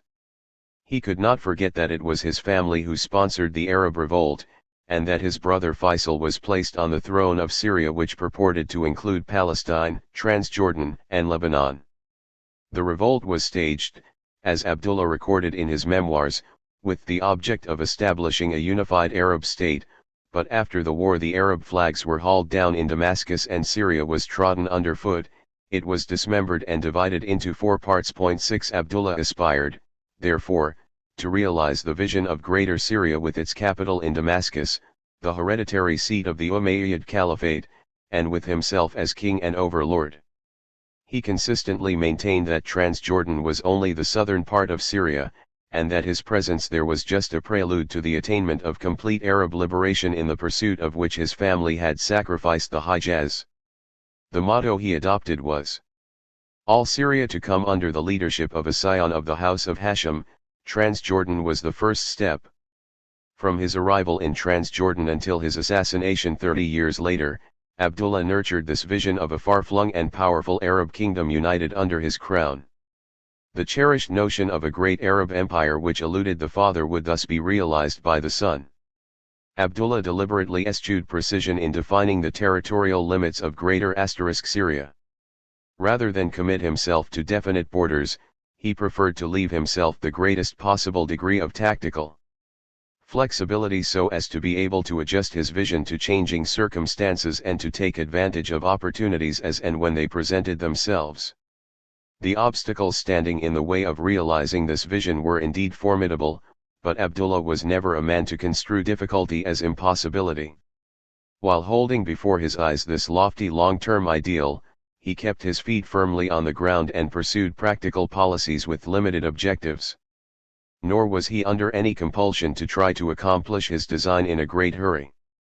Despite his nickname, he was not in a hurry but, on the contrary, conscious of the importance of patience and self-discipline in carrying through his self-appointed mission to ultimate or even partial success. In the early years of Abdullah's rule, frustrated Syrian nationalists and enemies of the French mandate descended on Amman in droves. Some of them found their way into Abdullah's embryonic administration, while others, the more militant ones, were bent on pursuing their struggle against the French and even mounted some raids across the border. With Faisal keeping a low profile in Baghdad, and Hussein fighting a rearguard battle in his remote corner of Arabia, Abdullah emerged as a leading champion of Arab unity and Amman became a focal point for Arab nationalist politics. But the initial euphoria evaporated rapidly, and with the passage of time the gulf between his idea of Arab unity, based on Islam, autocracy, and the preservation of the old social order, and the younger nationalists' conception of unity as a means of attaining liberation from foreign rule and freedom and social reform at home, grew wider and resulted in mutual disenchantment. Abdullah's tendency to assume that what was good for the Hashemites was good for the Arabs did not gain him many friends, either at home or abroad. He himself began to focus more narrowly on his dynastic and personal interests at the expense of the broader political ideals. After the loss of the Hijaz to Ibn Saud and the expansion of his domain down to the Gulf of Aqaba, Abdullah settled down patiently to await opportunities for promoting his Greater Syria scheme. The scheme was modified following the death in 1933 of his brother Faisal. From now on he was to toy with various ideas for merging Iraq with Greater Syria, possibly in a federation of the Fertile Crescent of which he, as the oldest member of the Hashemite family and the only surviving leader of the Arab revolt, would be the natural ruler. Abdullah worked industriously, if rather fitfully, to propagate the idea of Greater Syria, always harking back to Faisal's lost kingdom which should revert to himself just as Faisal's lineal heirs succeeded to the throne of Iraq. He cultivated assiduously a following in Syria itself and succeeded in enlisting the support of some of the conservative 34 elements there, the ulama, religious divines, the small landlords, and the tribal sheikhs scattered around the country. A not insignificant number of Syrians retained their monarchist sentiment and after Faisal's death in 1933 pinned their hopes on his aspiring older brother. But as long as the French remained in Syria and Lebanon, Abdullah's hopes had little chance of success, for the French regarded the Greater Syria movement as the unwary stalking horse, and Abdullah as the direct instrument of sinister British plots to undermine their own position in the area. In actual fact the British had never encouraged Abdullah to pursue his claims to Greater Syria. After the departure of the French, when Abdullah's expansionist plans were directed perforce against his Arab neighbors, they actively tried to discourage him. Caught up in great power rivalries and in the cut and thrust of inter-Arab politics, the Greater Syria scheme ran for decades as a leitmotif in the affairs of the Middle East, provoking suspicion, antagonism, and outright hostility towards Abdullah. The attack on his scheme in the Arab world came from every direction. The Lebanese emphatically refused to become absorbed in a unitary Muslim state. The Republicans in Syria, who had struggled for so long to achieve independence from the Ottomans and the French, were not about to surrender their hard-won gains by subordinating their country to Hashemite rule. They also felt that if there was to be a Greater Syria they were better equipped to lead it than the ruler from the Hijaz, and that its core and political center of gravity should be Syria itself rather than backward and feudal Transjordan. The Hashemites of Iraq and the nationalist politicians around them thought that their country was the natural leader of the Arab world. They devised their own plans for a federation under their leadership and gave Abdullah little support. The Saudis opposed any plan which might strengthen the Hashemites and were determined not to let Abdullah extend his power outside Transjordan lest he be tempted to reconquer the Hijaz. The Egyptians added their opposition to the concept of a Greater Syria, seeing the Hashemite bloc as their principal rival for hegemony in the Arab world. By posing as the champion of Arab unity, Abdullah thus ended up by antagonizing most Arab nationalists both inside and outside the boundaries of Greater Syria. The nationalists came to see Abdullah as the lackey and tool of British imperialism in the Middle East. They perceived his expansionist leanings as a threat to the independence of the other Arab states in the region, and they were critical of his accommodating attitude towards Zionism and the Jews in Palestine. It was a measure of Abdullah's commitment and tenacity of purpose that he never abandoned his Greater Syria ambition even in the face of such formidable opposition. Because he knew where he was heading. 35. And had never made light of the difficulty of getting there. The obstacles and problems he encountered along the road could not easily deflect him. If he could not get to his ultimate destination today or tomorrow, that was no reason to give up the journey. Conditions might change for the better and obstacles could be overcome through patience and perseverance.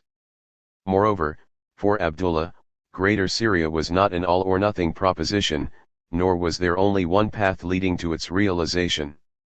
If the whole of Syria in its historic dimensions could not be brought under Hashemite rule, any extension of his domain would be welcome, in itself and as a further step in the right direction.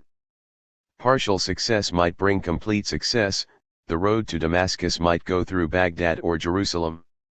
Without abandoning his larger goal, though he had so little to show for his initial efforts, Abdullah gradually began to change tack and to turn his thoughts and energy to Palestine.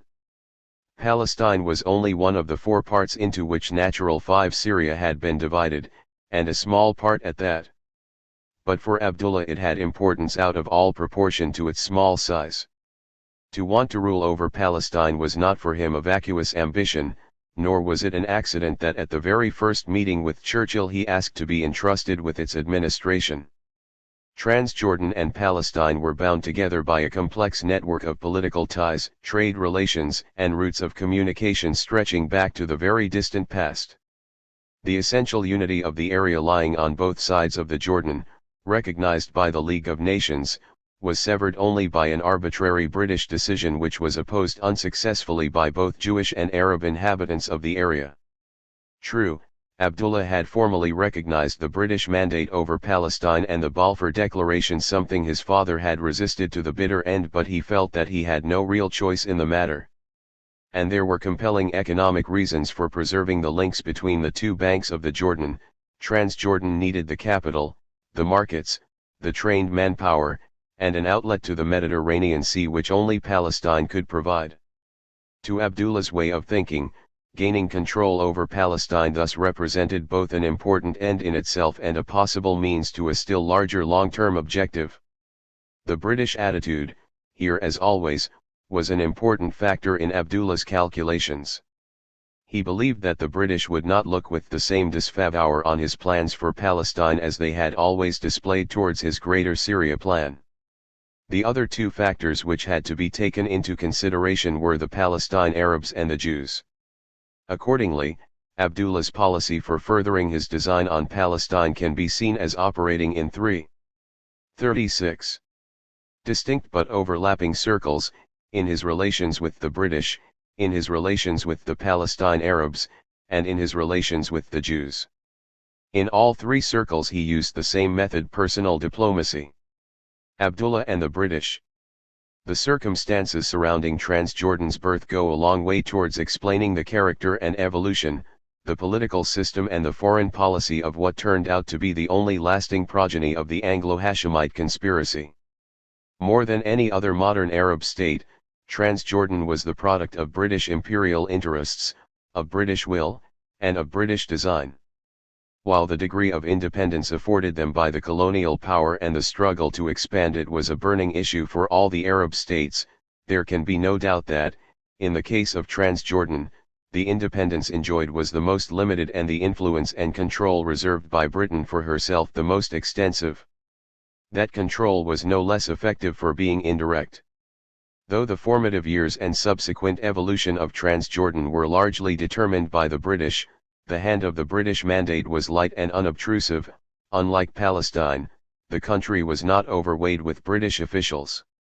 A British resident, supported by 7 or 8 officials, with a few technicians, sufficed to keep the country's administration under firm though indirect control. In internal affairs of state the local ruler was granted considerable powers which his upbringing and family traditions made him exercise in a thoroughly autocratic manner, but he was effectively placed under the superintendence and control of the British resident in Amman and the High Commissioner for Palestine. The paraphernalia of constitutional government were built to serve outward appearances rather than to limit the local ruler's autocracy vis-a-vis his own people. A dual pattern thus evolved, in the best tradition of British colonial government, whereby the local ruler enjoyed virtually absolute power at home in return for accepting his subordinate place in the hierarchy established by Whitehall. Viewed from Whitehall, this particular local ruler was not much more than a cog in the machinery of the mandate, notwithstanding all the appearances to the contrary. Moreover, until the 1950s, the rulers of Transjordan, unlike most other Arab rulers, did not openly challenge or struggle to free themselves from this foreign domination. They accepted British control in principle and only strove to widen their own independence by persuasion and peaceful means. The Amir of Transjordan set the model of Anglo-Arab cooperation.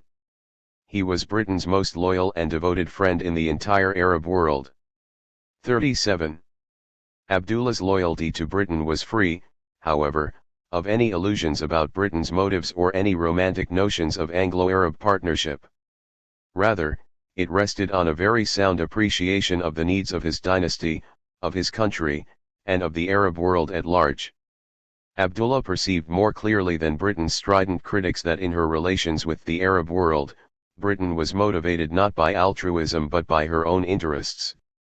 Unlike the critics, he also believed that Arab objectives could best be advanced through close cooperation with Britain, and he acutely felt that opposition to Britain would be at best futile and possibly disastrous to the Arab national movement. Britain, he wished his fellow Arabs to realize, does not bestow her confidence on people who are untrustworthy or lacking in courage and resource. She does not believe in sentiment, but in realism and determination. Therefore be strong, loyal, and alert, and Britain will be with you and put her trust in you. 7. Abdullah certainly tried to practice what he preached, and once the Emirate of Transjordan was established he bent all his efforts to win British backing for turning it into a larger and stronger Arab kingdom. While demonstrating loyalty to Britain and seeking to exact the maximum reward for his loyalty, he was not above resorting to intrigue, manipulation, and covert activities. Abdullah never really liked the British, but since the British had the last word he was careful not to challenge or antagonize them. He was well aware of the preference displayed by British officials towards his brother Faisal and felt that he himself had been misjudged, but he never allowed his disappointment and frustrations to sour his relations with the British. A sober realization of the limits of what the Arabs, himself included, could do for themselves, enhanced the value he attached to Britain's friendship.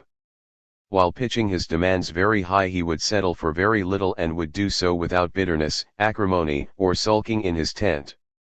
Abdullah's acceptance of the same British terms on Palestine which his father had so furiously rejected is an example of his general readiness to let Britain have the last word. No doubt the lessons he learned from his father's mistakes helped him to manage relations with Britain altogether more smoothly and more successfully. Although he did not speak English, Abdullah kept the conduct of relations with Britain in his own hands to the greatest possible extent, and he imposed his distinctive personal stamp on every aspect of that relationship. Cooperation between the two countries was greatly facilitated by the warm friendship which linked the Amir to Alec Kirkbride, the British resident in Amman. It was largely due to Kirkbride's perfect command of Arabic, natural sympathy for the seventh King Abdullah of Transjordan, Memoirs, 241 f. 38. Arabs, unrivaled knowledge of Transjordan, and accomplished diplomatic skills that British advice came to be seen in Amman as more of a support and less of a burden. Abdullah not only liked and admired Kirkbride but also knew him well enough to sense how the Englishman really felt about the official messages and advice he conveyed from the Foreign Office in London. Kirkbride had an equally penetrating insight, based on long experience, into the way Abdullah's mind worked, and without forgetting where his primary loyalty lay he presented Abdullah's case to London much more persuasively than Abdullah himself could ever hope to. One of the factors which directly contributed to Abdullah's strength and durability as a ruler was his recognition of Transjordan's dependence on Britain and of the consequent inequality which pervaded the alliance between the two countries. He realized that Transjordan could not survive unless Britain supported her politically, assisted her financially, and underwrote her security. Despite this dependence, British officials treated Abdullah with unfailing courtesy and respect and outwardly upheld the myth of Transjordan's sovereign independence. But Abdullah was too shrewd to have any illusions. Making a virtue out of necessity, he accepted British advice and guidance with good grace and British subsidies with gratitude. The British also built for Abdullah the ultimate prop of his regime, the Arab Legion. Established in 1921 by Colonel F. G. Peake, the Arab Legion continued to be financed by Britain and led by British officers until 1956. Originally a small police force to defend the frontiers and protect the villages, it acquired, under the command of General John Glub Pasha, the organization and character of a regular army. It was widely considered to be the best trained, best equipped, most disciplined, and most effective fighting force among all the Arab countries. It served both as a Praetorian guard to protect the Hashemite regime in Transjordan and as a dependable and powerful instrument in support of Abdullah's foreign policy. Abdullah and the Palestinians.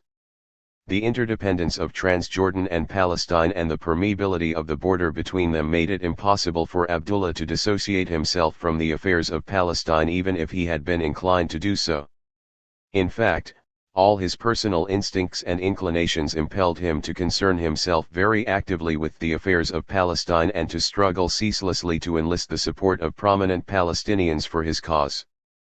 Abdullah tacitly endorsed his father's claim that Palestine was included in the area over which Britain promised to 39. Support Arab independence.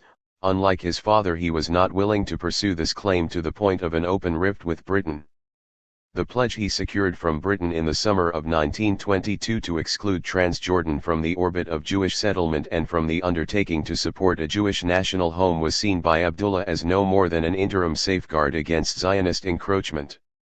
He made no effort to conceal his aspiration to incorporate Palestine in his own kingdom, possibly as a first step towards the realization of Greater Syria. Abdullah's practice of employing Palestinians in high positions in his own government not only provided him with badly needed administrative and technical expertise but also enhanced his claim to be a legitimate spokesman of the Palestinian people. The administration of the Emirate in the 1920s and 1930s included a large number of Palestinians at all levels, some of them veterans of Faisal's short-lived regime in Damascus. A significant proportion of Transjordan's leading statesmen were of Palestinian extraction, notably Ibrahim Hashim from Nablus, Samir al-Rifai from Safed, and Tawfiq Abul Huda from Acre. All three reached the post of prime minister and helped to steer the country to independence and through the stormy seas of the 1948 war and post-war era. All three gave Abdullah loyalty as well as service, and they did not see themselves, nor were they perceived by others, as anything but true Transjordanians. In addition, Abdullah had a substantial following among the Palestine Arabs, especially the Nashashivis, who urged unification with Transjordan and were willing to accept Abdullah as king of Palestine under British auspices. Pitted against the Nashashivis and against Abdullah was another powerful Palestinian family, the Husseinis, headed by Hajj Amin al-Husseini, the Mufti of Jerusalem and president of the Supreme Muslim Council. The Mufti represented the radical nationalist trend in Palestinian politics which, although socially conservative, was pan-Arab, pan-Islamic, committed above all else to the independence of Palestine, and rejecting any compromise on this score with the British authorities or the Zionist movement. The Mufti himself, like the Amir of Transjordan, was also an empire builder, casting himself in the role of an Arab liberator who would banish the British from Palestine and use it as the base of a great pan-Arab and pan-Islamic empire. But there the similarity ended. Given the deep difference between their respective political outlooks and the absolute irreconcilability of their goals, not to mention the deadly personal antagonism between Abdullah and Hajj Amin, a head-on collision was inevitable.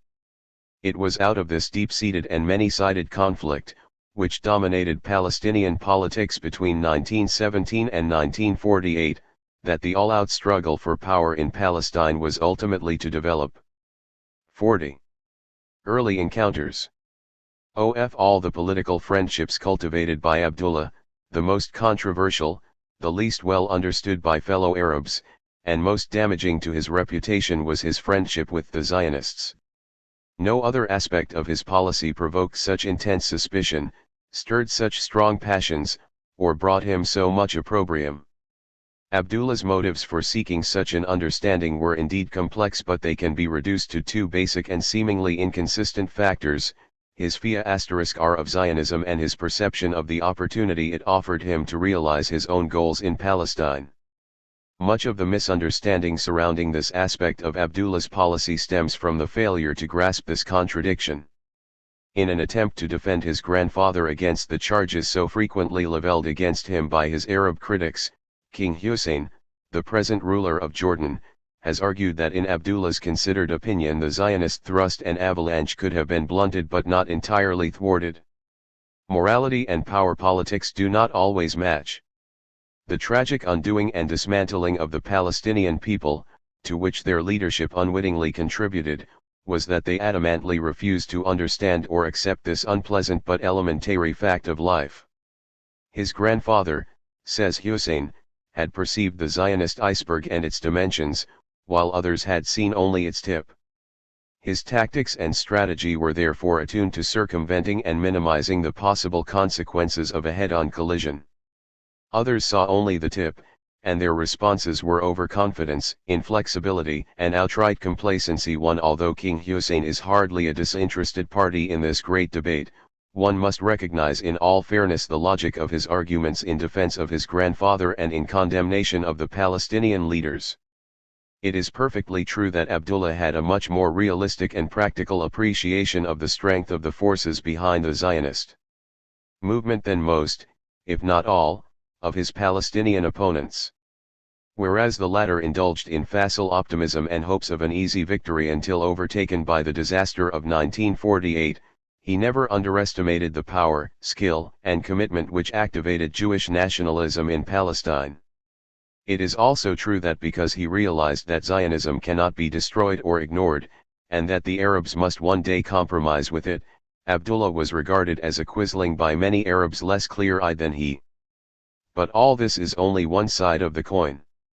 The other side of the coin, conveniently overlooked by King Hussein, is that his grandfather's policy towards the Zionists was also governed by an expectation of gains which, at least in part, could only be realized at the expense of the Palestinian Arabs. For Abdullah was shrewd enough to recognize at an early stage in the game that the force of Zionism, if rightly channeled, could turn out to be not a barrier but a help in fulfilling his ambition of a greater Transjordan. Jewish enmity could only weaken his chances of being accepted by the world as the ruler of Palestine. On the other hand, Jewish acquiescence, especially if it could be purchased at the price of autonomy under his rule, might pave the way to a greater Transjordan, incorporating part, or possibly all, of the Holy Land. For the moderation he displayed towards the Jewish community in Palestine, Abdullah received praise from some quarters and was branded as a traitor in others. Both missed a crucial point because they failed to place the motives for his attitude in their proper historical context. They forgot that Abdullah received his political education at the center of the Ottoman Empire before the Young Turks introduced new and alien concepts into its structure. The empire was dynastic, Muslim, and supranational, with ethno-religious millets occupying their place in the appointed order of things. Although political power was firmly in Muslim hands, the millets Armenians, Greek Orthodox, Jews preserved their identity and their autonomy in matters of personal status and communal government. Their specific worth for the empire rested on their age-old preoccupation with trade, finance, crafts, and the professions. It seems that Abdullah never ceased to regard the Jewish community of Palestine as some sort of modern millet, just as he saw Arab nationalism as a modern development of Islamic civilization and, mutatis mutandis, himself as successor to the Ottoman Sultan, particularly after the death of his father Hussein, 1931, and his elder brother Ali, 1935, had made him head of his house. In this light, the Jews of Palestine were potentially of immense value for their connections, their drive, and their talents, and their reputed wealth, and Abdullah believed it was worthwhile to try and conciliate them with a generous autonomy provided, of course, they accepted their fundamental subjugation to an Arab-Muslim superstate with Abdullah as its benevolent sovereign. Point 2. In his personal dealings with the Zionists, Abdullah was not hampered by any racist prejudice. Hatred of the Jews did not burn in his heart, and he stood above the fanatic anti-Jewish prejudices common among some members of his race. His unbiased and pragmatic attitude towards the Jews, while not unique and having several parallels, especially among conservative Arab leaders of which the present King Hussein is only one, did stand in marked contrast to the anti-Semitism of Ibn Saud, which verged on the pathological. Respect for the Jews, the people of the book, was in fact for the Hashemites a family tradition, consistent with the teachings of the Quran. Abdullah's father refused to condone the Balfour Declaration not out of blind anti-Zionism but because it safeguarded only the civil and religious rights of the Arabs, disregarding what he perceived as their inalienable political and economic rights in Palestine.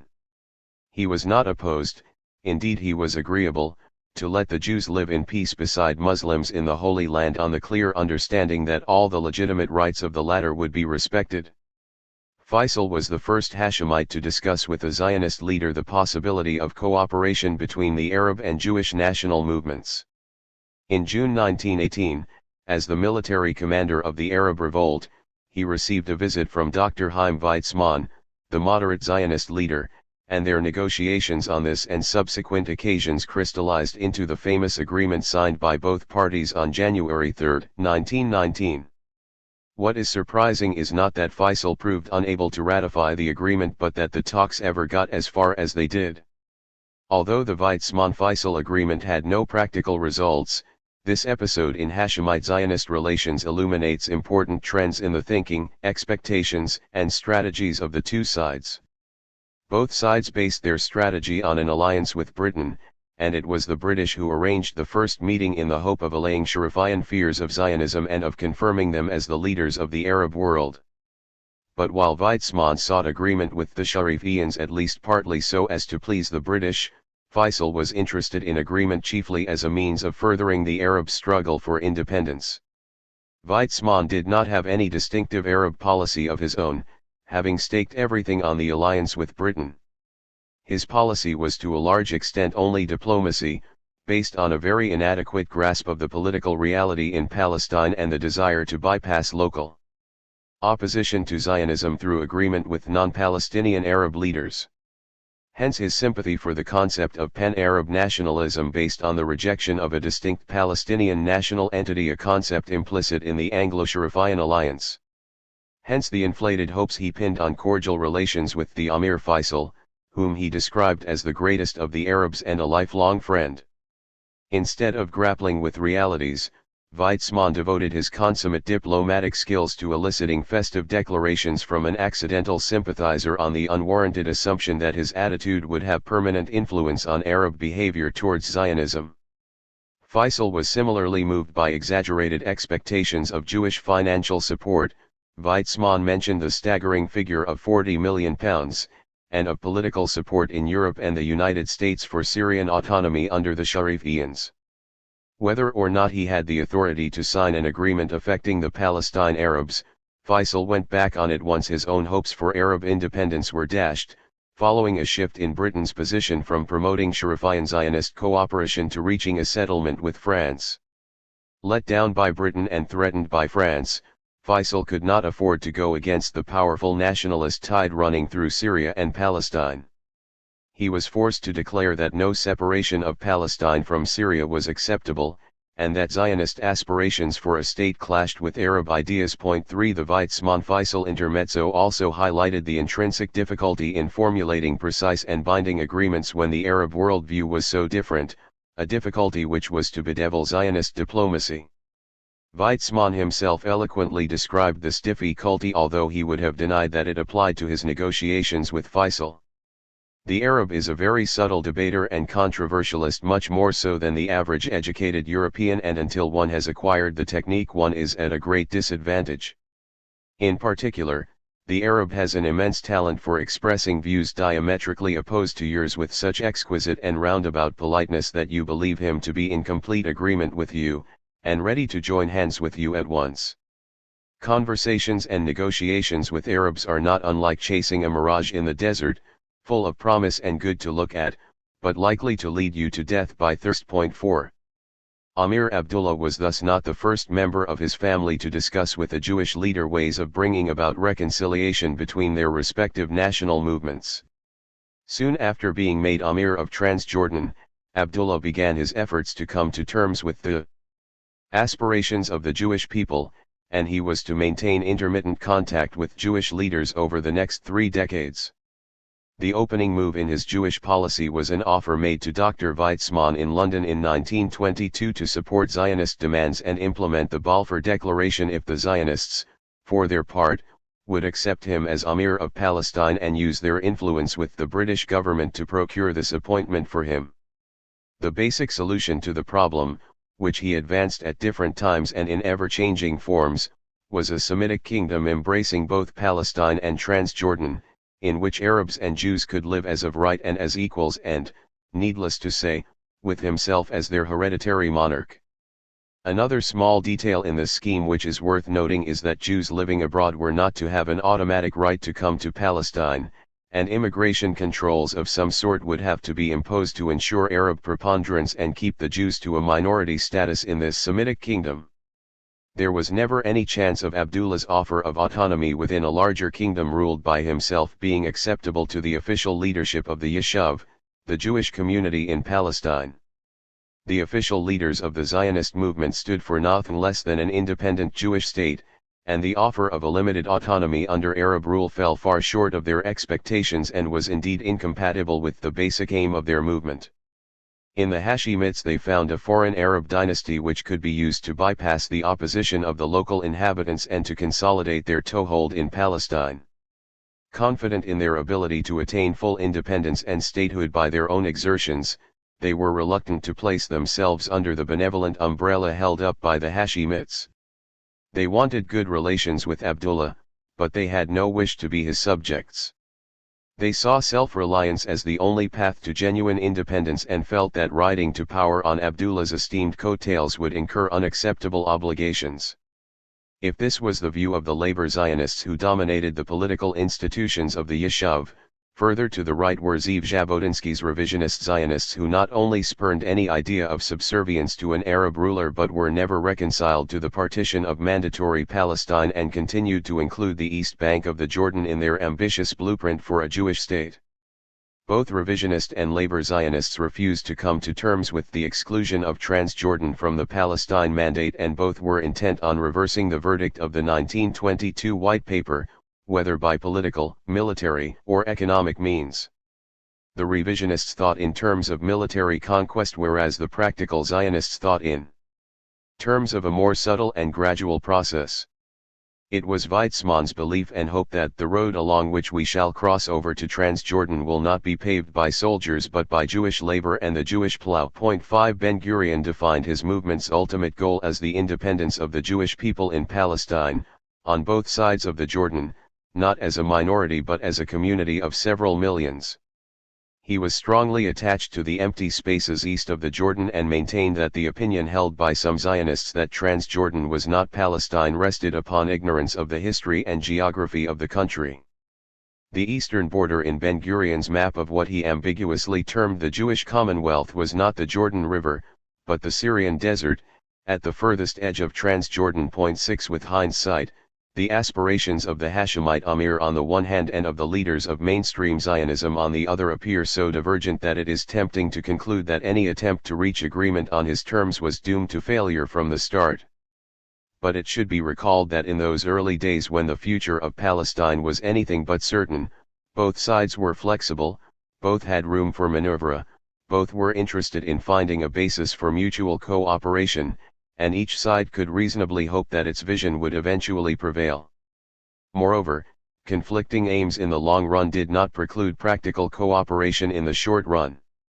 Weizmann and his colleagues always stressed that the Jewish revival in Palestine, far from being prejudicial to the Arabs, would be directed at promoting their material welfare and progress. Transjordan was in dire need of foreign capital and skills, and through rapprochement with the Jews Abdullah hoped to obtain them. A number of Jewish businessmen and entrepreneurs approached Abdullah in the early years with projects that promised to contribute to the development of his emirate and, directly or indirectly, to his personal riches.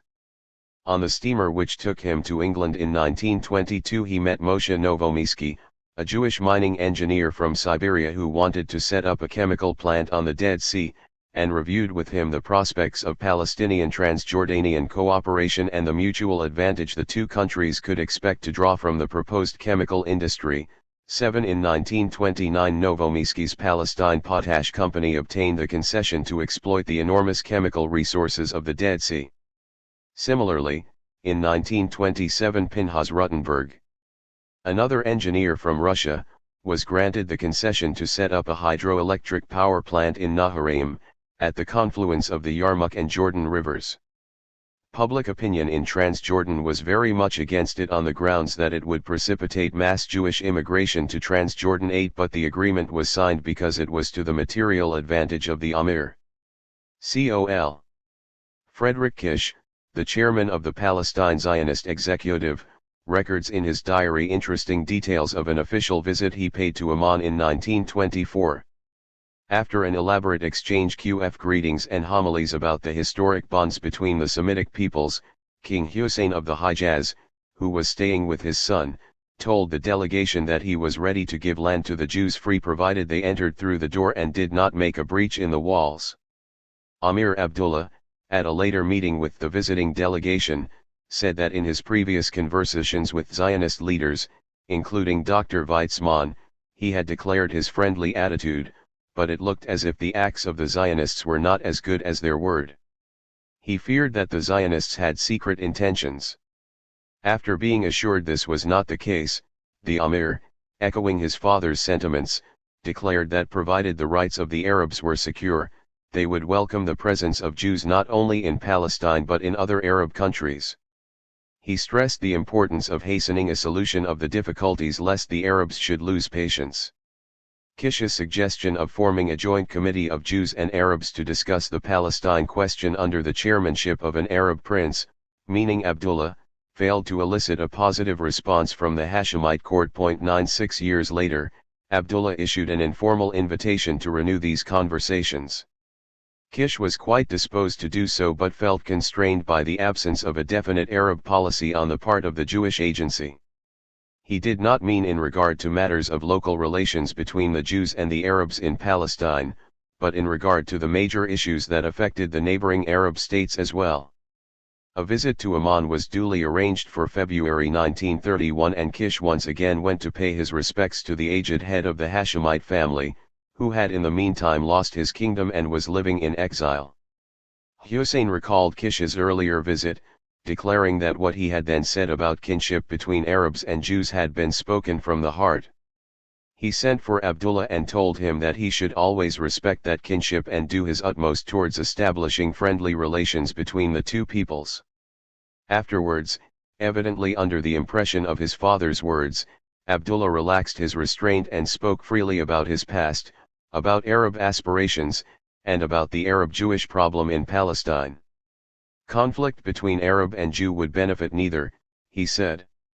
He recognized and appreciated the Jewish connection with Palestine, which was even mentioned in the Quran, but a solution must be found which was not inconsistent with Arab aspirations for a united Arabia. His Prime Minister, Hassan Khalid Pasha, who participated in the talks, stated quite definitely that he saw no objection to Arabs and Jews from Palestine participating in the development of Transjordan. As a consequence of Kish's visit to Amman, a Jewish doctor was sent to treat a cataract in King Hussein's eye, and Amir Abdullah expressed his intention of bringing his son to see Dr. Tycho in Jerusalem. Undeterred by the efforts of the Arab executive to spoil their relations, he sent Colonel Kish a warm message of appreciation for his efforts in this regard. 10 Jewish medical attention to the Hashemite family was not the only outcome of Kish's visit to Amman.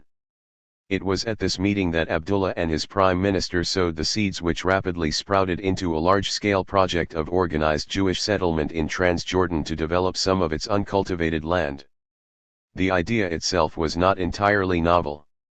As early as August 1926, Abdullah had made an impassioned plea for Jewish involvement in the development of Transjordan. Palestine is one unit. The division between Palestine and Transjordan is artificial and wasteful. We, the Arabs and Jews, can come to terms and live in peace in the whole country, but you will have difficulty in reaching an understanding with the Palestine Arabs. You must make an alliance with us, the Arabs of Iraq, Transjordan, and Arabia. We are poor and you are rich. Please come to Transjordan. I guarantee your safety. Together we will work for the benefit of the country. 11. The statement is indicative both of Abdullah's tactics for circumventing the obstacles to cooperation posed by the Palestine Arabs and of his desire to harness Jewish capital, skill, and initiative for the development of his backward country.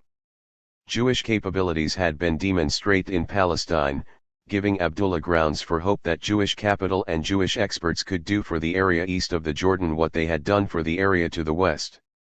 Kish was only too ready to oblige and asked one of his experts from the Jewish agency to set up a survey office in Amman which would create a new and useful point of contact with Transjordan. 12 Kish's efforts in Amman generated goodwill and led to the discussion of various joint projects for construction work, drainage, and electricity but yielded no significant political results. When Haim Arlazarov replaced Colonel Kish as the political secretary of the Jewish Agency Executive in August 1931, he embarked on a more purposeful policy designed to strengthen Thelnoderate Arabs and weaken the extremists and to develop conditions for a Jewish state on both sides of the Jordan River. The shortage of land in western Palestine rekindled the Zionist interest in the sparsely populated spaces to the east, both as an outlet for Jewish settlement and as a refuge of last resort for Arabs displaced as a result of Jewish immigration to Palestine. Arlazarov was able to build on the work of his predecessor in developing and expanding the Jewish agency's links with the Emir of Transjordan. In March 1932, accompanied by Moshe Sherrod, Arlazarov went on an official visit to the Emir's palace in Amman. As it was his first visit, Arlazarov had no specific proposals to convey but simply set out to make personal contacts and gain first-hand impressions. His principal impression was that Abdullah seemed a stranger in his own country, that he could not forget the Hijaz and that his entourage was made up largely of Hijazis whom he knew and trusted. Arlazarov also attributed Abdullah's caution in political matters to his shaky power base and the need not to offend the susceptibilities of his subjects. 13 Arlazarov argued that the economic development of Transjordan could not proceed without a close link with Palestine and that the separation of the two territories was artificial. Transjordan needed access to the sea while trade and industry in Palestine needed a local market in order to grow, said Arlazarov. Cooperation was bound to turn the two territories into one economic region. There were many instances of economic cooperation between countries leading in time to political unity. The Jews had made great strides in developing Palestine and were ready to act in neighboring countries in need of capital, energy, and skilled manpower. Abdullah replied that he himself was not afraid of the Jews and that his outlook was broader than that of the man in the street who viewed the Jews as he would a ghost. He, the Emir, understood that the trillions of Jews in the world could not give up their control of international finance and go to Palestine to starve. And since he knew that only a minority of the Jews would seek a place in Palestine, he was not afraid of Jewish immigration. But whether or not the fear of Jews was justified, the fact was that this fear prevailed in Palestine and influenced public opinion in Transjordan as well.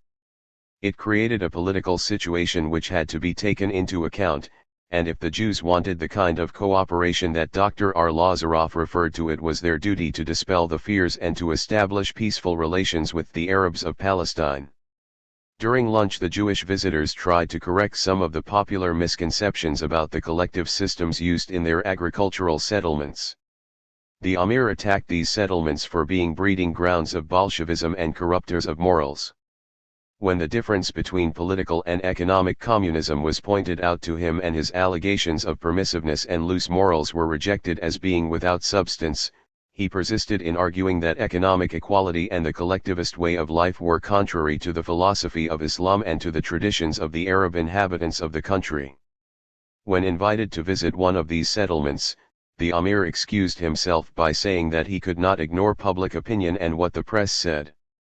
For the Emir, Zionism's attraction clearly did not lie in its progressive social ideas. 14. The Saga of Gur al-Kibd. One of the strangest episodes in the history of Hashemite-Zionist relations followed from Emir Abdullah's offer to lease some of his own land in Gur al-Kibd, on the east of the Jordan, to Jewish entrepreneurs.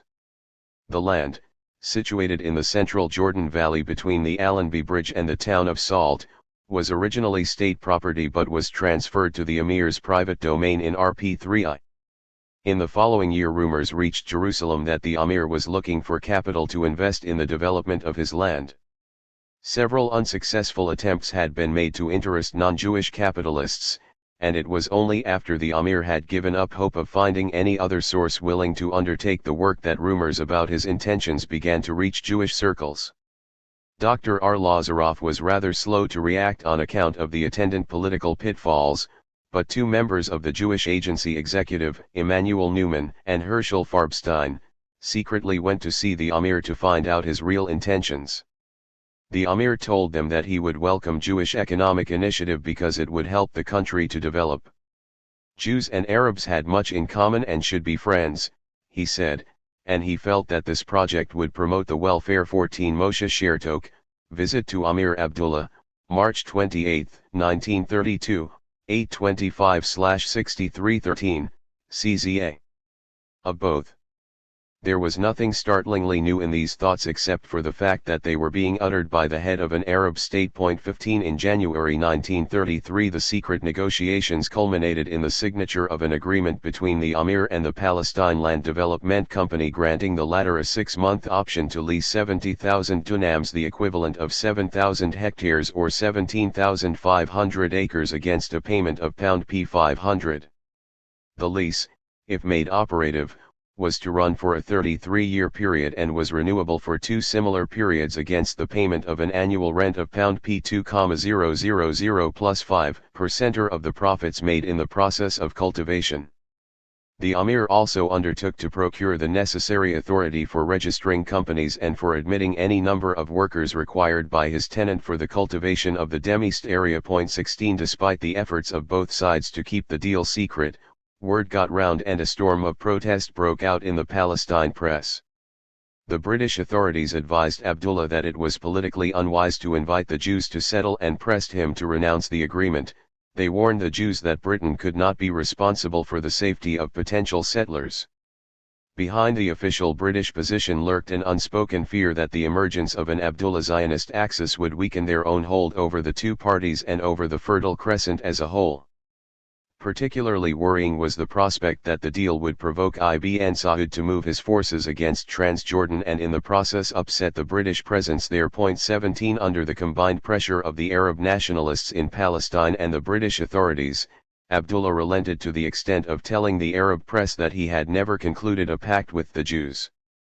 Behind the backs of the British authorities, however, he continued to renew the option and collect the payment for it. In 1935 he collected a lump sum of £3,500 for a 4-year extension of the option, while his confidant, Muhammad Al-Unsi, who conducted the negotiations on his behalf, received £1,800 from the Jewish Agency for his trouble. The Jewish Agency seemed content to continue to pay for the option without ever exercising it. Clearly, it was not philanthropic instincts or any serious hope of eventual Jewish settlement in Transjordan that moved the Jewish Agency to keep up its payments to the Amir, but the perceived need to secure the backing of an Arab ruler as a counterweight to Palestinian antagonism. What the settlement option did provide in this context was a thin veneer of legitimacy for what could otherwise be construed as the payment of a political subsidy. In favoring the entry of Jews into Transjordan, Abdullah was expressing the wishes of many of his subjects, especially the land-owning sheiks who were at least as eager as he was to lease their uncultivated land and much freer in giving vent to their anger with British interference. One of these sheiks, Mithqal Pasha Al-Faiz, head of the most important Bedouin tribal confederation in Transjordan, the Beni Sakr, went as far as establishing a new political party in May 1933. Named the Unity Party, it called for the removal of foreign officials from Transjordan and openly voiced its conviction that only Jewish settlement could save the country from the scourge of starvation which had afflicted it in recent years. Another influential supporter of joint economic enterprises with the Jews and the sale of land to them was Rufayfan Pasha al-Majali, head of the Majali tribe and leader of the ruling party in the Legislative Council. To counter the persistent efforts of the Bedouifi sheiks to put their barren lands to some profitable use, the British authorities pressed for the enactment of a law restricting the sale or lease of land to foreigners. but the Permanent Mandates Commission of the League of Nations pointed out that the mandate could not prevent either the Amir or the sheikhs from voluntarily permitting their land to be colonized, and the Transjordan Legislative Council rejected the draft law and affirmed its support for an open-door policy for the Jews.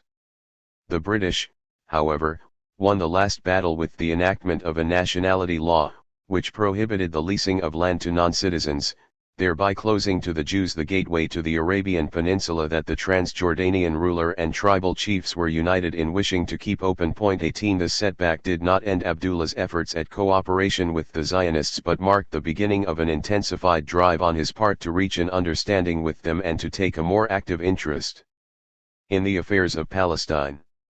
If during the first decade of the Emirate he had tended to keep himself aloof from developments there in order to consolidate his position at home, during the second decade he became increasingly preoccupied with the future of Palestine. It was in the early 1930s that he laid his claim to be first the religious leader and then the political spokesman of the Arabs of Palestine. With the Zionists he began to have more regular high-level contact, and the relationship became more political in nature after the move towards economic cooperation had been blocked. Moreover, the conflict between Arabs and Jews provided Abdullah with a lever for extending his own influence in Palestine with a view to bringing the whole country under his crown.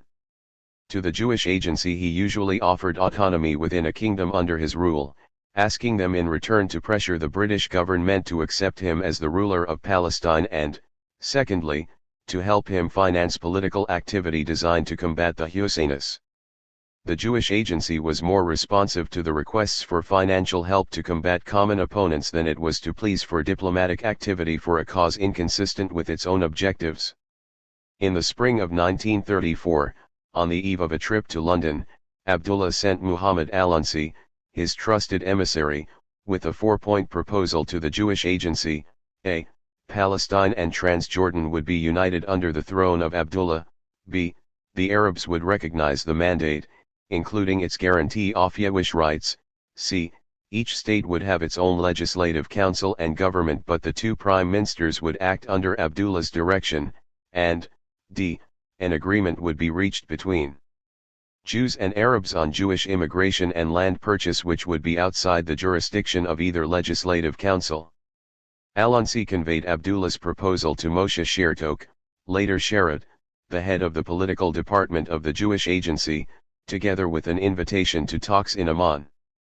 To lure the Jewish agency, Al-Unsi also intimated that Syria might join the United Kingdom at a later stage, which would open up new vistas for Jewish enterprise. Two delegations of Palestinian Arabs, one representing the Husseinis and the other the Nashashivis, were also invited to discuss Abdullah's proposals. The Husseinis, although presented with a diluted version, nevertheless rejected the plan as incompatible with their basic demands for abrogation of the mandate and the Balfour Declaration and the granting of full independence to the Arab people. The Nashashivi leaders, on the other hand, pledged their loyalty to the Amir, favored the proposed union, and emphasized the urgent need for an agreement with the Jews. Abdullah's precise terms were not acceptable to the Jewish agency, however, and this coming on top of the Husseinis' rejection sealed the fate of his plan. 19 Abdullah had set a pretty substantial cat among the pigeons and in doing so he confirmed the worst suspicions of the Arab nationalists. For Hajj Amin, the union of Palestine with Transjordan under the Hashemite throne spelled death for his own political program and for the most cherished national aspirations of his followers. He therefore mobilized all his forces in combating it and mounted a campaign of unrestrained personal invective against Abdullah, denouncing him as 19 Porath, the Palestinian Arab National Movement, 2. 73 f. The Jews 5 Friend 5 and his Nashashivi allies as traitors. As his conflict with Abdullah intensified over the Palestine question and the latter's moderation towards the Zionists, Hajj Amin, who had once served in Faisal's government in Damascus and enjoyed Hussein's patronage as Mufti of Jerusalem, shifted his loyalty to Ibn Saud, the most deadly rival of the Hashemite dynasty. Abdullah maintained his moderate stand despite the deteriorating political and economic situation in Palestine, but the pressure of the Arab nationalists on the one hand and the British authorities on the other left him in a most uncomfortable position. The Arab revolt, 1936 to 1939. The influx of Jews from Hitler's Germany provoked deep anxieties and disturbances among the Palestine Arabs, and the ripples were felt in neighboring states too. Abdullah, who was in close contact with the Arabs of Palestine and realized the genuineness and depth of their fears, repeatedly warned the British government of the disastrous consequences which would ensue unless it intervened to allay these fears with adequate safeguards. The Jews, he wrote in a letter to the High Commissioner, have attempted and continue to attempt to go beyond the promises made in the Balfour Declaration and thereby have given rise in the minds of the Arabs to a fixed idea that a Jewish state is being created which is masquerading under the name of the national home. The implications of this are causing fears to spread to the Arab countries outside of Palestine. Arab fears, he continued, were accentuated by the failure of the Jews to give the slightest indication of their intention to integrate with the original Arab inhabitants of the country, and if unrestricted immigration were allowed to continue, it will lead to evil and terrible results in the near future. 20 Abdullah's forebodings came true in 1936 when the Arab Higher Committee declared a general strike with the aim of halting Jewish immigration, banning the sale of land to the Jews, and establishing an independent national government. The strike was accompanied by violent attacks on Jews and the spread of political disturbances which threatened to engulf the surrounding Arab states. The British authorities, who had persistently disregarded Abdullah's earlier warnings, now asked him to use his good offices to end the strike and prepare for the arrival of a commission of inquiry. Abdullah exerted himself to defuse the crisis by restraining his population, by influencing the rebels to appear before the commission, and by trying to persuade the Arab kings to adopt a united front, writing to them that the Arab-Jewish 20 Abdullah, my memoirs completed, 80-3. Conflict would only find its satisfactory resolution in the holding of talks and not in the crossing of swords. All Abdullah's lines of activity were equally in accordance with an independent appeal made to him by the Jewish Agency to use his influence to end the strike. This does not mean that Abdullah was acting on behalf of the Jewish Agency. After all, the invitation to act as mediator came from the British High Commissioner, and Abdullah agreed to undertake the task in the express hope that the British government would intercede with France for the unification of Syria with Transjordan or, as an alternative, agree to the unification of Palestine with Transjordan. But the specific proposals made by Abdullah for ending the strike and the arguments he advanced in support of his proposal suggest at the very least that he seriously considered the advice that he and Al-Ansi were receiving in letters from Sharad. Renewal of the strike in July forced Abdullah to adopt a tough public stand against permitting the influx of Jewish immigrants to continue. Privately, Al-Ansi suggested the stoppage of immigration for a limited period or its diversion to Transjordan on condition that Palestine would be merged with Transjordan. Although the Jewish Agency did not reply to this suggestion, Abdullah kept up his efforts to steer it towards a solution along these lines. 21 Parallel efforts were made to find a satisfactory compromise through a series of talks between prominent figures from the two opposing camps. Musa al-Alami, a man of wide influence in the Arab community, participated in the talks with the emir's knowledge and approval. Pinhas Rutenberg, managing director of the Palestine Electric Corporation, headed the group and kept Dr. Weizmann, whose moderate outlook he shared, informed about the course of the conversations. Rutenberg's view, summarized in a memorandum to the Jewish Agency, was that the aim of any serious attempt to find a way out of the Arab-Jewish imbroglio should not be a temporary agreement with Arab leaders in Palestine but a permanent settlement with the Arab world. Transjordan and Palestine, in his view, had to be considered as a single unit, and the government of Transjordan must be a party to any agreement between the two communities. But the detailed political arrangements he proposed involved a measure of Jewish independence that his Arab interlocutors could only regard as being at the expense of their own national aspirations, and these talks, like so many others, foundered on this rock. 22 It was the slow road leading through Palestine's Arab neighbors. 56. That Dr. Weizmann recommended as the best way to get real results. Contacts with politicians in the neighboring countries were seen as a way both of neutralizing their opposition and using their good offices to influence the Palestine Arabs. Amman was the main stop along this slow road, and the political subsidy 5 given by the Jews to Abdullah provided a basis for even closer political cooperation. But it was not just the Jews who sought cooperation with Abdullah. The British authorities also feared that the Transjordanian tribes might be drawn into western Palestine by the unrest. Abdullah therefore received special payments from both sources during the early months of the general strike, earmarked for the pacification of spirits, and the results were considered fairly satisfactory. 23 Yet Abdullah's political value to the Zionists remained limited because he did not come out squarely on their side but continued to steer a cautious course between the contestants. Considerable skill was necessary to preserve his credibility simultaneously as a loyal ally of Britain, a sincere friend of the Jews and an Arab patriot defending the rights of his Palestinian brothers.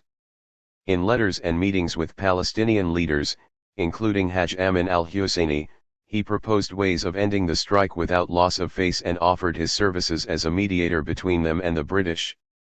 To the Jews he urged acceptance of a temporary halt to immigration to enable the Palestinian leaders to call off the strike and quell the violence, and here too he offered his services as a mediator. Abdullah coupled his short-term remedy of a voluntary suspension of immigration with a long-term solution based on the reunification of Transjordan with Western Palestine. The Jews, however, categorically rejected the former and sidestepped the latter. 24. The Peel Commission. The British government's belated response to the outbreak of the Arab revolt in Palestine consisted of appointing a royal commission, with Earl Peel as chairman, to investigate the problem. Announced in May 1936, the commission was appointed in August to ascertain the underlying causes of the disturbances which had broken out in the middle of April. It was also asked to inquire more widely into the implementation of the mandate, British obligations towards Arabs and Jews, the existence of grievances, and to make recommendations for the removal and the prevention of their recurrence. The first to give evidence to the Peel Commission after its arrival in Palestine were the British officials who told their sorry tale of trying to run an administration in the face of the conflicting pressures of 400,000 Jews and nearly 1 million Arabs and the thorny question of land sales and immigration that had provoked the general strike. The overall effect of this testimony was summed up by one percipient Jewish observer who compared the mandate to a minor English public school. There was the headmaster, the High Commissioner, trying to be firm and impartial, but the assistant masters favored the sporting stupid boarders, Arabs, against the clever SWAT day boys, Jews, who had the deplorable habit of writing home to their parents on the slightest provocation to complain about the quality of the teaching, the food, and so on. As the members of the commission listened patiently to the rival claims of Jewish and Arab spokesmen, the idea of a territorial division of Palestine began to take root in their minds. Reginald Coupland, Veit Professor of Colonial History at Oxford and the Commission's most cerebral member, was particularly persuasive in pushing the partition idea. Jewish nationalism is as intense and as self-centered as Arab nationalism, he and his colleagues were to conclude. Both are growing forces and the gulf between them is widening. Two rumors about the possible partition of Palestine constituted the backdrop to Arab and Zionist diplomatic maneuvers during the Commission's protracted deliberations. Initial reactions inside the Jewish agency were rather mixed. Weizmann, Ben-Gurion, and Sharad were generally in favor of partition. They were attracted to it as a way of securing independent control over Jewish immigration and settlement, and they perceived it as an opportunity to realize the 2,000-year-old dream of a Jewish state, the ultimate if undeclared aim of the movement they headed. Chaim Weizmann was the most straightforward supporter of partition precisely because it involved a Jewish state. The Jews would be fools not to accept it, he said, even if it were the size of a tablecloth. Weizmann's natural optimism was not dimmed by the small area that was eventually allocated to the Jewish state. It was the beginning of a new chapter in Jewish history, he wrote. The kingdom of David was smaller, under Solomon it became an empire. Who knows? Say le premier pas qui compte/3. The same logic prompted Ben-Gurion's conversion to the idea. A Jewish state in part of Palestine was preferable to no state at all, and it was only the beginning, not the end point. For Moshe Sharad was also prepared to settle for a Jewish state in part of Palestine, but he thought it would be a tactical mistake for the Zionist movement to declare its readiness too early in the game. 5 Convinced that nothing less than the fate of the Zionist movement was hanging in the balance, Weizmann, Ben-Gurion, and Sherrod spared no effort to create a favorable climate of opinion by the evidence they gave before the Commission, by informal contact with its members, and by assiduous lobbying of British officials and members of Parliament. Consequently, these Zionist leaders played a greater role in crystallizing the Peel Report and its ultimate failure than they themselves were ever prepared to admit. The selection of partition in preference to establishing a legislative council with parity or cantonization, the borders of the projected states, the idea of a population exchange between them, and the choice of Abdullah rather than the Mufti to head the Arab state were all influenced, if only marginally, by Zionist diplomacy. The idea of Abdullah heading Arab Palestine was not part of the Commission's original intentions, nor was it favored by any influential British officials. Government circles in Jerusalem always saw Abdullah as more of a burden than an asset, and none saw him as a decisive factor in the Palestine problem. For Foreign Office officials intent on solving the problem in a way which would placate the Arabs, Abdullah was an embarrassing ally, since any preference shown to him was bound to arouse Saudi resentment.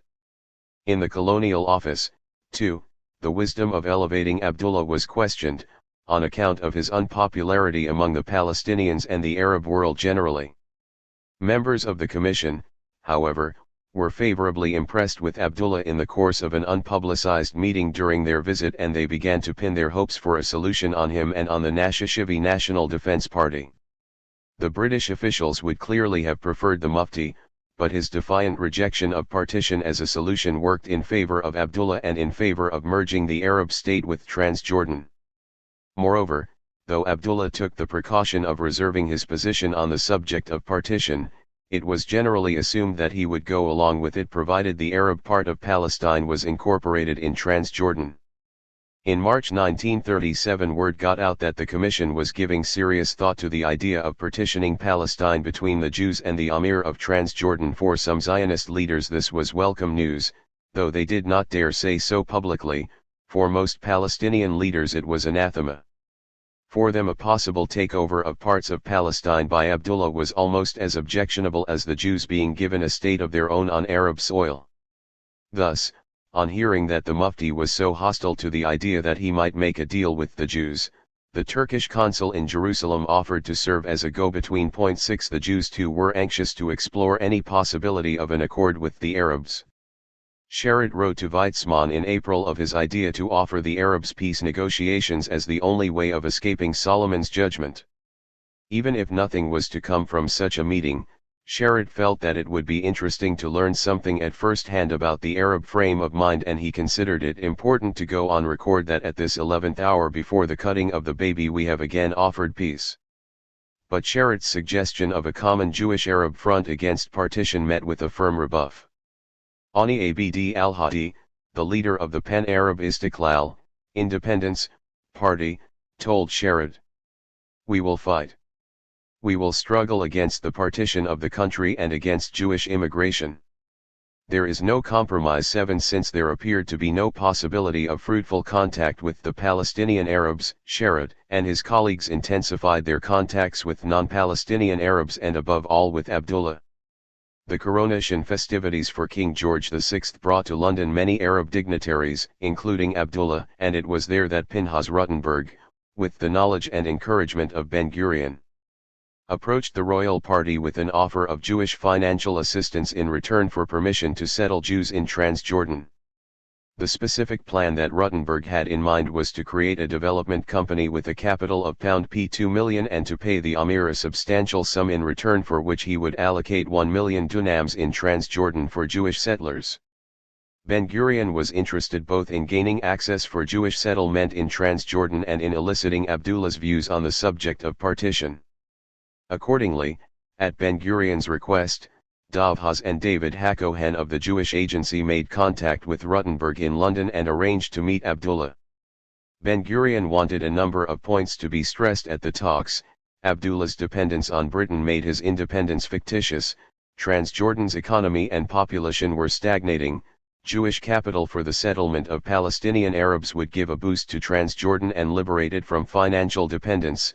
A Jewish state would cooperate economically and militarily with Abdullah against Ibn Saud and his allies.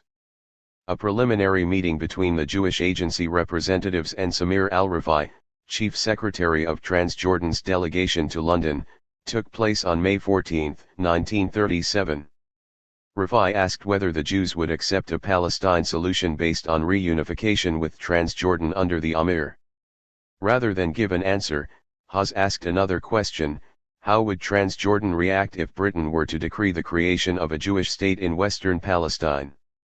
Rifai gave a blunt answer: such a state, however small, would be a danger to Transjordan and there would be no alternative to launching armed gangs from across the Jordan to fight it. The next day Haz and Hakohen met Abdullah himself and outlined a possible deal, along the lines suggested by Rutenberg, involving the settlement of Jews in certain parts of Transjordan in exchange for Jewish financial and diplomatic assistance. Abdullah was evasive, and all the efforts to draw him into a bilateral agreement that would stand whatever the Commission concluded were to no avail. He insisted on awaiting Britain's decision before taking the next step. 8 Rutenberg persisted in his own struggle to finalize his own business with Abdullah. Accompanied by his Sephardi aide, Eli Eliachar, who served as a translator, and 3 prominent British Jewish business associates, he went to see the Amir, but the latter claimed that he could not conclude their tentative agreement owing to British objections. 9 An interesting side light was thrown on this meeting by Blanche Dugdale, the niece of Arthur Balfour of the Balfour Declaration and confidant of Chaim Weizmann, and one of the most fervent and assiduous of the Gentile Zionists. On May 20 Baffy recorded in her diary, dined with Peter Rutenberg in Whitehall Court. He told me about his negotiations with Abdullah for land. Also how Abdullah was paid to keep Transjordan quiet last year but double-crossed by sending an anti-Zionist memo to the Royal Commission. So when he asked Peter for £2,000 more before coronation, he only got £1,000 and was told he must mend his ways before he got the rest. He excused himself, and promised. Then a Jewish jeweler in Jerusalem showed Peter a golden dagger ordered by Abdullah as a present to King George, with Peter's money, and told Peter how the inscription was first to have been from the Emir of Transjordan, but later had it changed to the ruler of the Transjordan lands. Clearly the Royal Commission had consulted him about partition. 10 In a post-mortem on the whole affair, Sherrod pointed out that both Ben-Gurion and Rutenberg had assumed that Abdullah could deliver the goods and that he would defy the British on the question of Jewish settlement in Transjordan. In Sherrod's opinion both assumptions were totally erroneous, and had he known that Ben-Gurion pinned such hopes on a meeting with Abdullah in London he would have warned him so as to prevent disappointment. Sherrod also suggested that Hakohen and Haz could not possibly establish with Abdullah in one meeting the kind of frank relations that he himself had reached after a dozen meetings in the course of which the Amir had poured out his heart about his weakness, his complete dependence on the British, his inability to take a stand until they informed him of their wishes, and on the thorn in his flesh, meaning Hajj Amin al-Husseini, which only the Jews could remove. Rutenberg's faith in the possibility of getting concrete results in direct negotiations with Abdullah without going to his British masters first, warned Sherrod, carried the risk of losing a great deal of money and involving them in a political tangle. Equally unflattering was Sherrod's opinion of Abdullah's supporters among the Palestinian Arabs, the Nashashivis.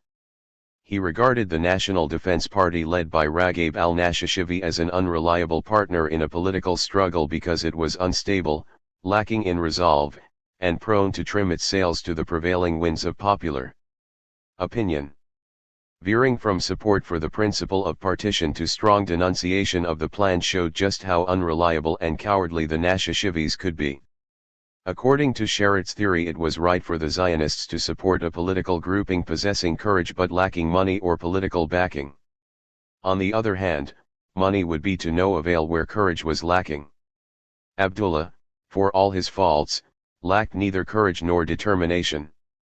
His problem was that he could not confront his opponents, especially the Mufti and Ibn Saud, secure in the knowledge that Britain stood behind him, which made it risky for the Zionists to stake everything on cooperation with him. 11 The Peel Commission did not issue its final report until July 1937. Its major finding was that the mandate was unworkable, since the aspirations of the Jews and the Arabs were mutually contradictory. Partition was the only method it could see for dealing with the roots of the problem, and in recommending it to the British government, the Commission marked a turning point in the tangled history of efforts at peacemaking between Jews and Arabs. Though the Commission's proposals were not acted upon, the principle of partition guided all subsequent exercises in peacemaking right down to the UN Partition Resolution of November 1947. The Peel Commission envisaged a very small Jewish state some 5,000 square kilometers comprising the Galilee, the Jezreel Valley, and the coastal plain from Acre to Tel Aviv. All the rest of Palestine, bar an enclave from Jerusalem to Jaffa under a permanent British mandate, was included in the Arab state, see Map 2. The Commission recommended an exchange of population between the two states, to avoid endless strife, and also a system of financial support for the Arab state from the Jewish state and the British government. It was also suggested that the Arab state be merged with Transjordan to form a united Arab kingdom under Amir Abdullah. Not unnaturally, Abdullah was overjoyed at the Peel Commission's offer of 80% of Palestine, including the whole of the West Bank, the Negev, Jaffa, and Old Jerusalem, as well as a £2 million annual subsidy from the Jewish state and a £10 million grant from Britain, although he took care not to appear too enthusiastic in his acceptance of the plan. Partition and annexation of the lion's share of Palestine represented a recurrent theme in his well-publicized ambition over the previous 15 years and was the specific objective for which he had lobbied during the Commission's investigations. Privately, many leading Zionists welcomed the Commission's recommendations, but the official Zionist attitude was reserved. With only around 15% of the country under offer, it was an agonizing decision to make. The 20th Zionist Congress, which met in Zurich in August, rejected the partition scheme as unacceptable but authorized further negotiations with the British government. The real problem with the Zionist leadership's attitude to partition, both before and after the publication of the Peel Report, lay in the realm of tactics. Convinced that open endorsement by the Jewish Agency would be the kiss of death for partition, Ben-Gurion looked for a group of Englishmen who might carry this particular banner. At the same time, he presented the Zionist movement as the wronged party whose reluctant acquiescence could only be purchased by substantial improvement on the Peel plan. This double game of private acceptance and public criticism of partition was as confusing as it was self-defeating. Had the Zionist movement accepted the proposal spontaneously and without delay, and had it mobilized its support behind a clear-cut, straightforward policy in favor of partition, it is quite conceivable that it might have been implemented. In the event, the pro-Zionist groups in Parliament accepted at face value the pleas for full implementation of the mandate, sharply attacked the government for betraying their protégés, and in the process helped to wreck the Peel plan and to provide the government an easy avenue of retreat from a path on which it was very reluctant to embark anyway. By inadvertently obstructing parliamentary ratification, and hence government action on the Peel plan, Ben-Gurion's tactics also provided a breathing space during which the full weight of Arab opposition could make itself felt.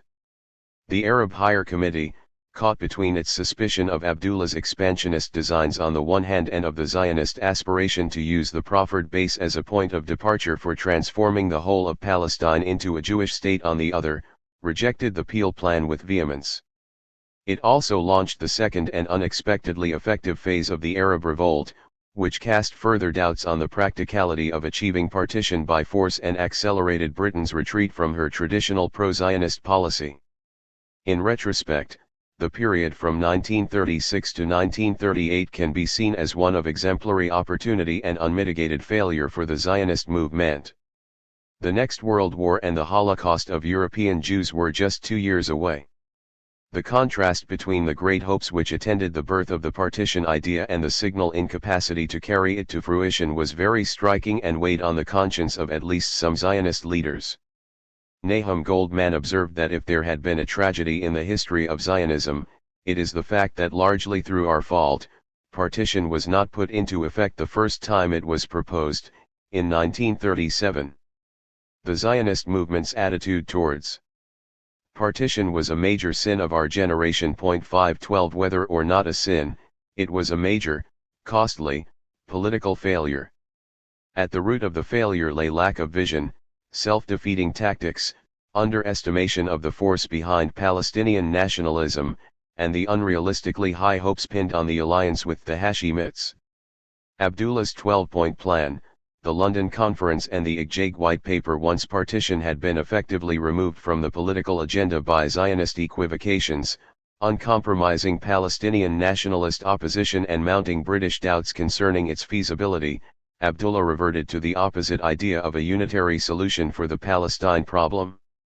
In May 1938, to everyone's surprise, he sent the Woodhead Commission of Inquiry into the feasibility of partition, a 12-point proposal for the solution of the Palestine problem, which was ingeniously framed to please the British, the Jews, and the Arabs without neglecting to further his own interests. Palestine and Transjordan were to constitute a united Arab kingdom in which the Jews would enjoy self-government and representation in proportion to their numbers.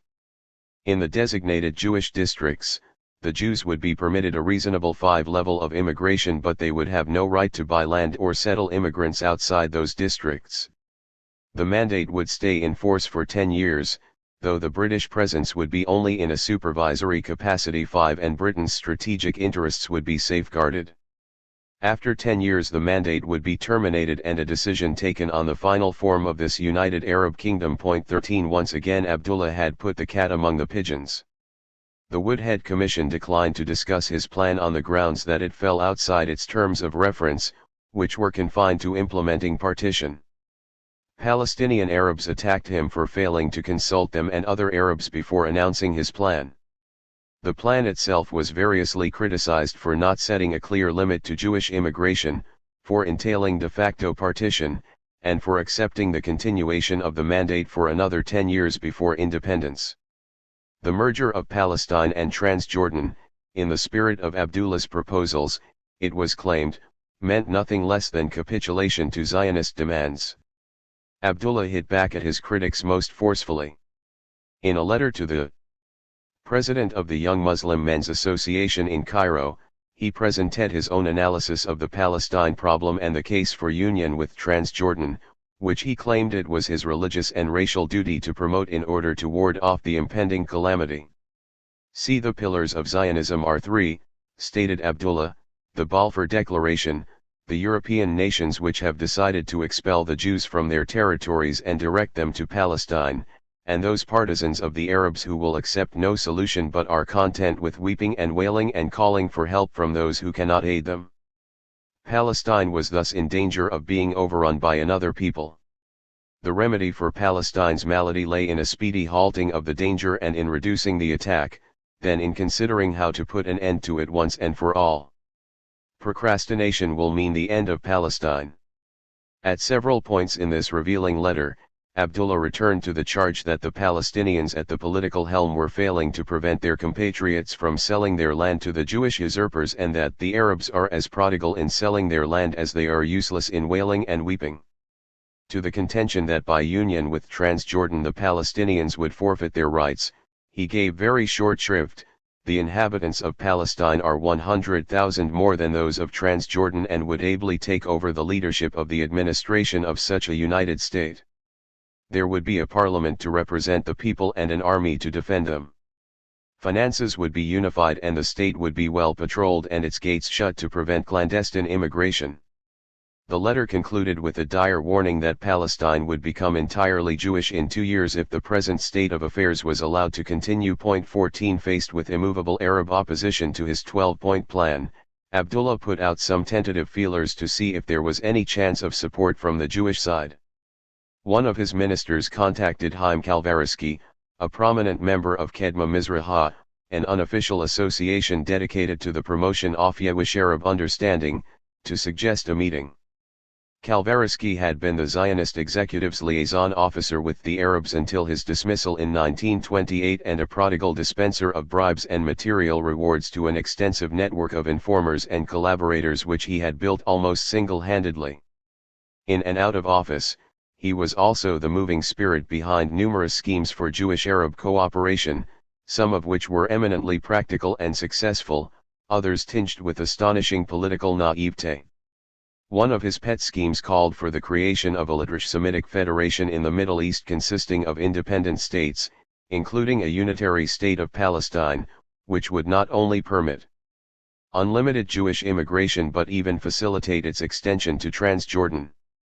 After informing Sherrod, Kalvarisky, and Dr. Jacob Thon, another prominent member of his association, met with the minister to learn details about the emir's plan for the unification of Palestine and Transjordan under his leadership, with provisions for limited Jewish immigration to those areas already settled by Jews. Kalvarisky put forward a counter-proposal: Palestine and Transjordan would have separate administrations but with a link to safeguard their common interests. Jewish immigration into Palestine would continue and would be governed by the absorptive capacity of the country. The minister agreed that the counter-proposal could serve as a basis for discussions and arranged for Kalvarisky and Thon to meet the Amir himself. In the event, however, the Amir merely confined himself to making reassuring generalizations about the avenues for Arab-Jewish peace that would be opened up. 15 Kalvarisky continued to report to Sherrod on the progress of his adventure with the Amir. The Amir's envoy, Mustafa Wahhabi al-Tal, who was in contact with Kalvarisky and Thon, was sent to Egypt to mobilize support for the Amir's merger plan. Because Kalvarisky hoped to steer the Amir in the direction of his own pet plan for a Semitic federation embracing all the Arab states and Palestine, and because he believed that by providing broader outlets for the Amir's political ambitions he could deflect him from the idea that Western Palestine must come under his rule, he attached great importance to al-Tal's mission to Egypt. He even went as far as to send him money and to promise him more, expecting the Jewish agency to foot the bill. In the meantime, he carried on a lively correspondence with al-Tal on the subject of the plan, whether it should cover all of Palestine or the entire Semitic region. Kalvarisky showed Sherrod a draft and a counter-draft, claiming that al-Tal had embraced the pan-Semitic doctrine enthusiastically. However, his report of al-Tal's belief that he, al-Tal, could guarantee full equality between Jews and Arabs in all the Semitic countries reminded Sherrod of the joke about the chef in a restaurant who served minced meat made of equal parts of horse and chicken, one horse and one chicken.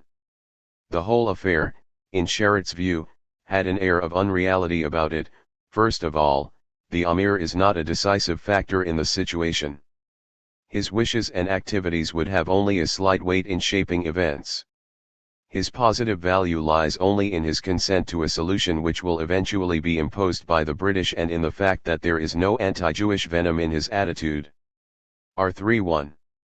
Direct links with the Amir are decidedly sufficient to obtain from him, or through him, everything that can be obtained, when the time comes. One can forgive the Amir his attempts to forge links with Jewish circles behind our backs in the vain hope that they might give him more than we. But it is difficult to understand Jews who know that they cannot bypass the Jewish agency and yet believe that by cultivating an indirect link with the Amir, they can discover new worlds. To Kalvarisky, Sherrod said bluntly that the Jewish agency would have no truck with al-Tal's mission to Egypt. If he had gone there with the support of Kedma Mizraha, added Sherrod, it was a mistake to be regretted.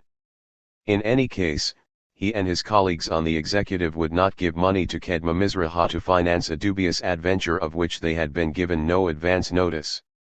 Kalvarisky, who had evidently lost none of his zeal for using bribery to promote political aims, pleaded that the money be given, if not as a grant, then as a loan to Kedma Mizraha, whose members were falling behind in the payment of their subscriptions. Sherrod replied that he was not in favor of the idea and that he would consult the executive. 16 The British government did not respond to Abdullah's 12-point plan, but in November 1938 it issued a statement of policy on Palestine that rejected partition as impractical and invited representatives of the Jews, the Palestine Arabs, and neighboring Arab states to a roundtable conference in London to consider the future of Palestine.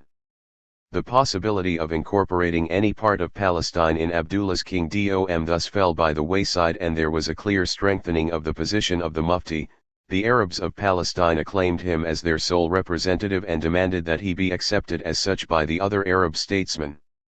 The British, in need of stability in the Middle East in order to concentrate on the challenge posed by Nazi Germany in Europe, hurriedly retreated from the three main prescriptions of the Peel Commission: partition, an independent Jewish state, and a direct role for Transjordan.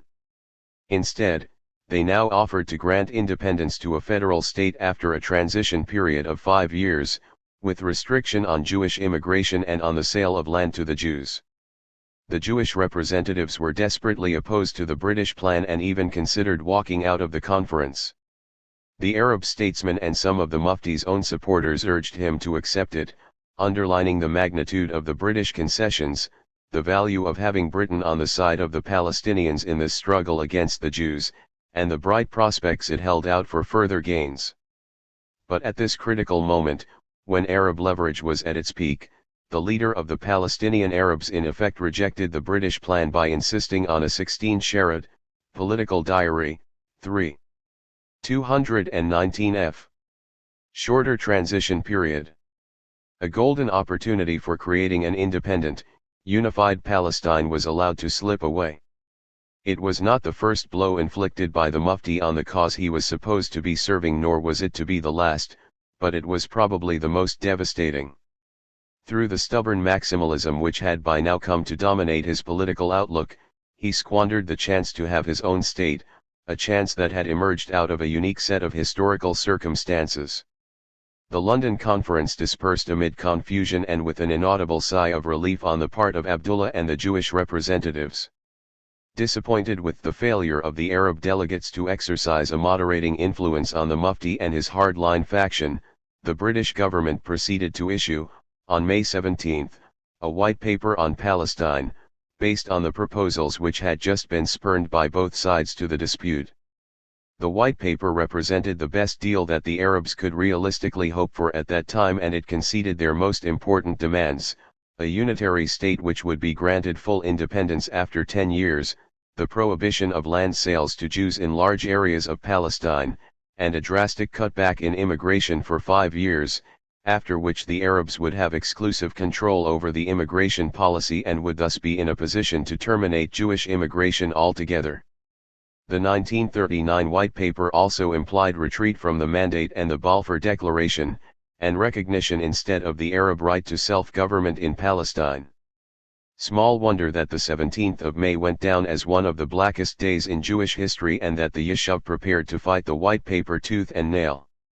Incredible as it may seem, the Arab Higher Committee headed by the Mufti also came out against the White Paper, in a move which was as damaging to its own cause as it was consistent with the pattern of senseless rejectionism for which it was becoming notorious. All the Arab statesmen, many of whom conceded in private that the White Paper was the greatest victory in the struggle for Palestine scored by their side since the beginning of the Mandate, Abdullah alone had the courage to welcome the White Paper publicly as a sound basis for cooperation between Britain and the Palestine Arabs. Allies at war.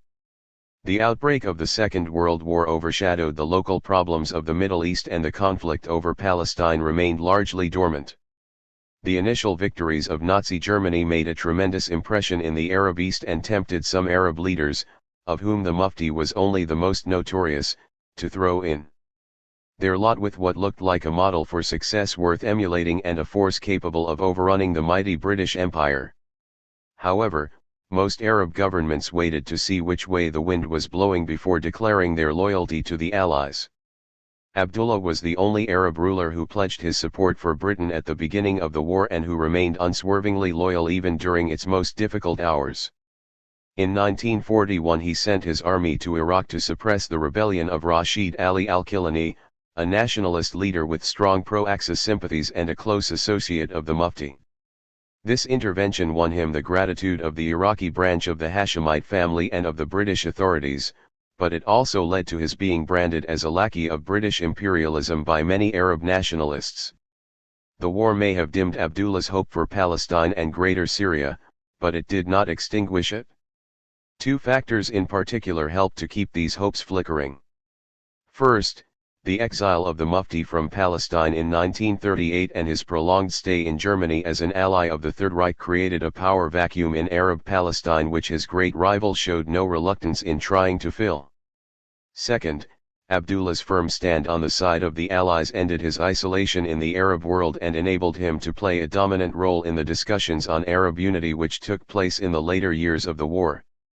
Throughout the war, Abdullah hardly missed an opportunity to press his own claims to Arab unity in the framework of a greater Syria by addressing appeals to the political leaders of Syria, by issuing proclamations to the Syrian people, and by recruiting supporters in both Syria and Lebanon. Despite Abdullah's persistent lobbying, however, British support was never forthcoming, and the fact that he was not prepared to do anything to harm British interests as long as the mandate remained in force and the British remained in Palestine casts some doubt on the practical significance of his calls for a greater Syria. It may well be that these calls were conceived by Abdullah, and were tolerated by the British, primarily as moves in the propaganda war against the Axis powers, to counter the appeal of the German promises which the Mufti disseminated throughout the Muslim world from his headquarters in Berlin. With the Zionists, Abdullah maintained close and friendly contact throughout the war, using Muhammad al-Unsi as the principal go-between. Several factors helped to strengthen these bonds of friendship, principal among which were common allies and common enemies. Both sides lent active support to Britain in the fight against Germany and consequently found themselves on the same side in the great divide created by the World War.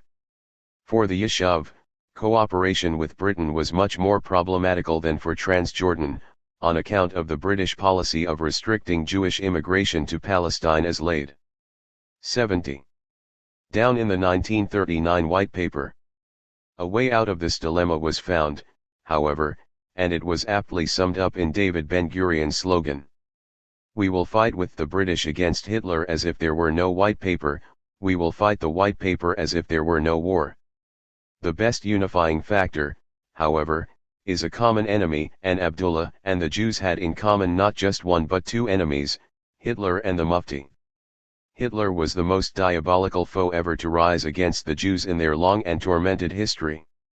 If his forces were to overrun the Middle East, it was not just political Zionism that stood to be crushed but the entire Jewish community in Palestine, which faced extermination as total and as savage as that which had already claimed the lives of millions of Jews in Central Europe. The threat of Hitler's forces overrunning Palestine reached its highest point between July and October 1942, when Rommel stood at Al Alamein on the border with Egypt. Desperate and pathetically inadequate defense plans were prepared by the Haganah, the military arm of the Yishuv, to meet this nightmarish possibility.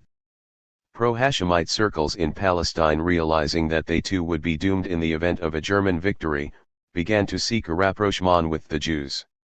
Since Abdullah was also affected by the threat of a German invasion, albeit not to the same extent, he was told about some of these plans and tentative ideas of coordinated defense were also discussed. From his perspective, the inevitable consequence of a German victory would have been the handing over of Palestine to Hitler's ally the Mufti. The political leaders of the Yishuv, for their part, though divided on many questions, unanimously preferred Abdullah to the Mufti as their neighbor to the east. Zionist influence was therefore used to further Abdullah's cause in London, helping to transform a relationship of good neighborliness into an incipient strategic alliance. From time to time Abdullah sounded out the Jews about his plans for the future of Palestine. These plans were invariably linked to his long-term ambitions for Hashemite hegemony in the Middle East. An important meeting took place on November 11, 1942, when Moshe Sharett and Elias Sasson went to meet Abdullah and held a number of conversations with him on the subject of Greater Syria. He made it plain that he wished to rule over a united Syrian Transjordanian state to which Lebanon and Palestine would be federated. He also offered secret negotiations and agreement on the question of Jewish immigration to Palestine in return for Jewish financial assistance and propaganda for his cause in Britain, America, and Syria. 17 Towards the end of the war, Abdullah began to present variations on this federal theme. In January 1944 he proposed an administration in which Jews and 17 Miriam Glickson to Moshe Shartok, March 3, 1946, S 25/10692, CZA. 71. Arabs would be represented in accordance with their numerical strength, and the inclusion of the whole of Palestine in a quadripartite federation with Transjordan, Syria, and Lebanon, in which he would hold the position of king, president, or chairman. 18 Abdullah was very enthusiastic about this particular scheme, from which he expected numerous benefits for his backward country. To secure it, he was ready to concede special rights to the Jews in Palestine and to the Christians in Lebanon. The Jewish Agency, however, could not agree to a quadripartite federation any more than it could agree to any other variation on the federal theme. At the extraordinary Zionist conference held in May 1942 at the Biltmore Hotel in New York, a resolution was passed urging that Palestine be established as a Jewish commonwealth after the Second World War. This was the first time that the Zionist organization officially came out in favor of a Jewish state in Palestine. This declared aim could be achieved in the context of partition but not in the context of a federation.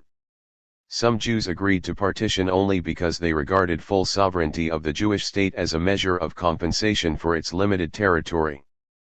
But if Palestine were to be part of an Arab federation, the Jews would always remain a small minority, even in the event of attaining majority status in Palestine. They were therefore reluctant to enter any political negotiations which did not concede at the outset the principle of an independent Jewish state. How to remain on good terms with Abdullah while rejecting his proposals for limited Jewish autonomy under his protection was a problem which the Jewish Agency was to encounter repeatedly after the end of the Second World War. 72. Post-war plans and strategies.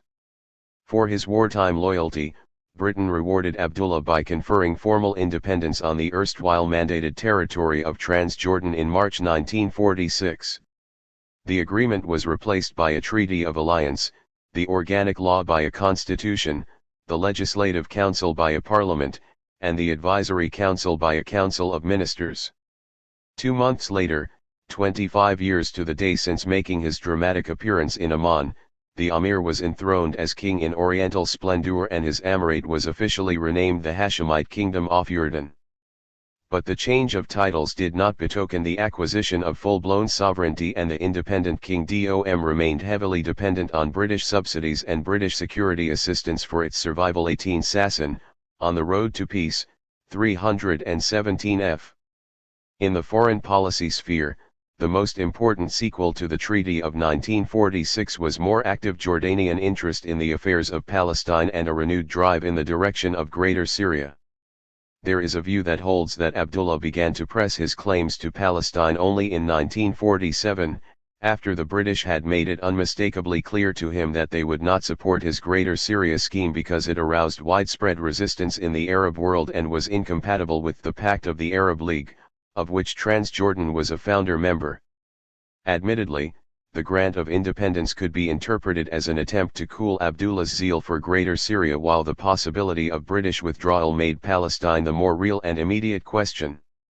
But Abdullah had been alerted to this possibility during his meeting with Labour's Foreign Secretary, Ernest Bevin, in London in February 1946, and from then on gaining control over Palestine assumed top priority in his political and diplomatic activity. Besides, Palestine and Greater Syria were not alternative or mutually exclusive goals, so that Abdullah did not have to abandon one in order to concentrate on the other.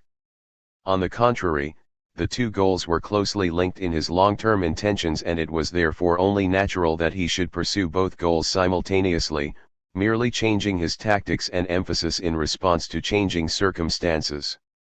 Abdullah's relations with the Zionists support the view that he started preparing for the coming crisis in Palestine well before 1947, and that he did so without irrevocably abandoning his wider ambition. Soon after the end of the Second World War, he began to strive more purposefully towards an agreement with the Zionists on the future of Palestine.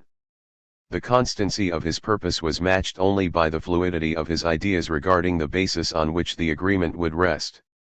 His preference was for incorporating the whole of Palestine in his kingdom with vaguely defined autonomy for the Jews, but he did not rule out the Zionist preference for partition and independence in one part of Palestine, provided, of course, that he would receive the other part.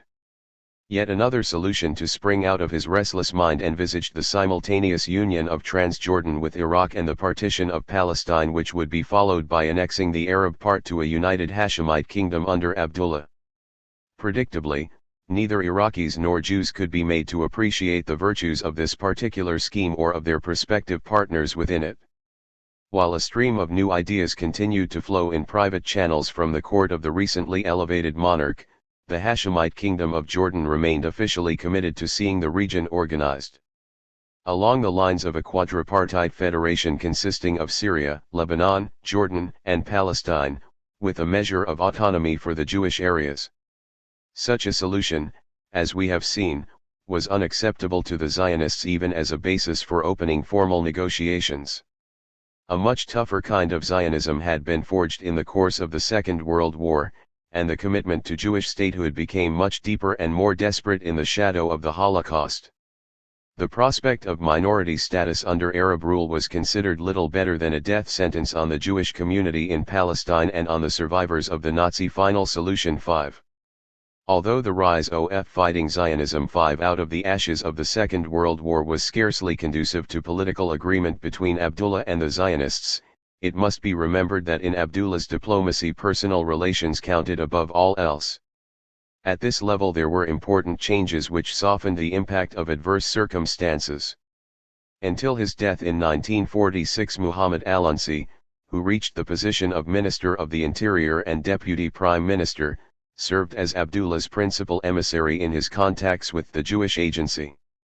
Al-Unsi was well known, and disliked, by many Arab politicians for his friendship with the Zionists and his close contacts with the Jewish Agency. He was certainly not a man to withstand a bribe, and his critics charge that he betrayed his country for financial reward seems not to have been entirely without foundation. 20 Nor was it out of line with the practice of the Jewish Agency to pay Arabs for information and political services of various kinds. Al-Unsi supplied the Jewish Agency with valuable information about Jordanian, Palestinian, and inter-Arab affairs over a period of 15 years, but his motives were always suspect. He was not above deceiving either his master or his Jewish friends, and his reliability as a channel of communication between the two thus left something to be desired.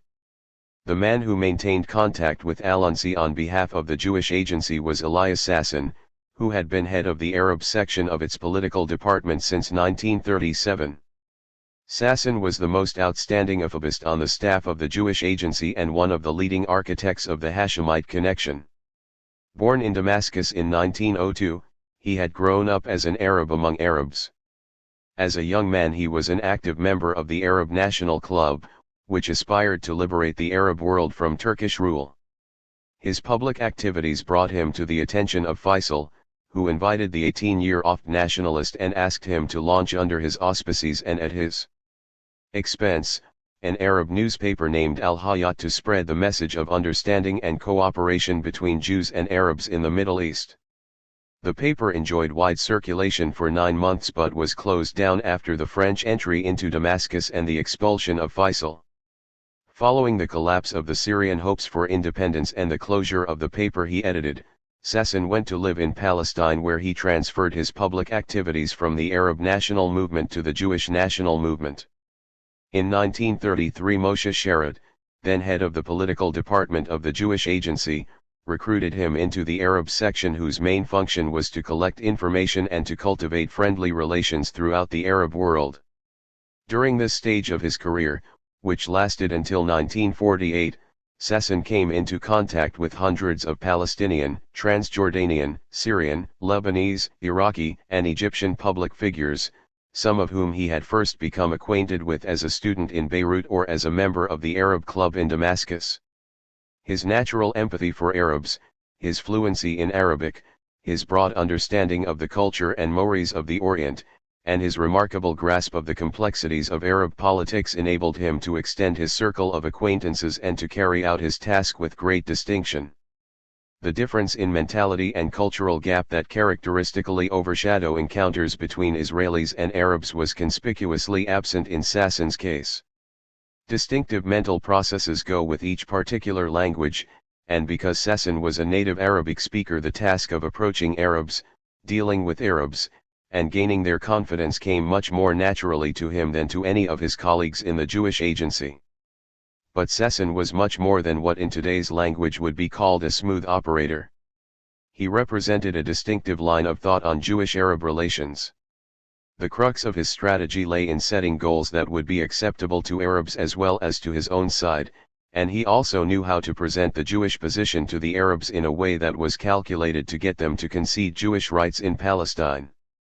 Muhammad al-Unsi was one of hundreds of Arab public figures with whom Sasson tried to keep in contact, but his closeness to Abdullah singled him out for specially attentive treatment. After al-Unsi's death, Sasson began to have frequent meetings with Abdullah himself. Despite the wide gap in status, the two men developed a warm personal friendship and a close political partnership which were to be of crucial importance in the coming years. As another formidable Jewish Arabist observed, until Sasson went into the talks with Abdullah, there was only stammering from our side. Sasson knew how to talk to Abdullah, and it was not just 75. Because he spoke Arabic. He had the sensitivities necessary for forging a true, sincere, and deep bond. He knew what had happened to the Hashemite family and understood its aspirations. He knew how to give and how to arouse sympathy. The way in which Sasson worked with Abdullah was diplomatic activity of the first order. It led to the fact that we did not have to fight the Arab Legion. He also planted in Abdullah's mind illusions which from our point of view were positive illusions.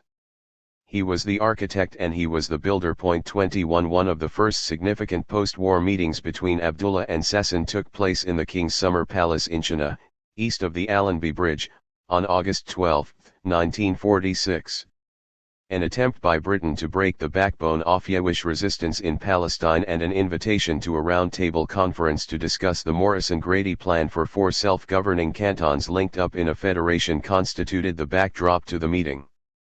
Sasson had recently returned from a mission to Cairo where he had sought Egyptian assistance in breaking the deadlock between Jews and Arabs over Palestine.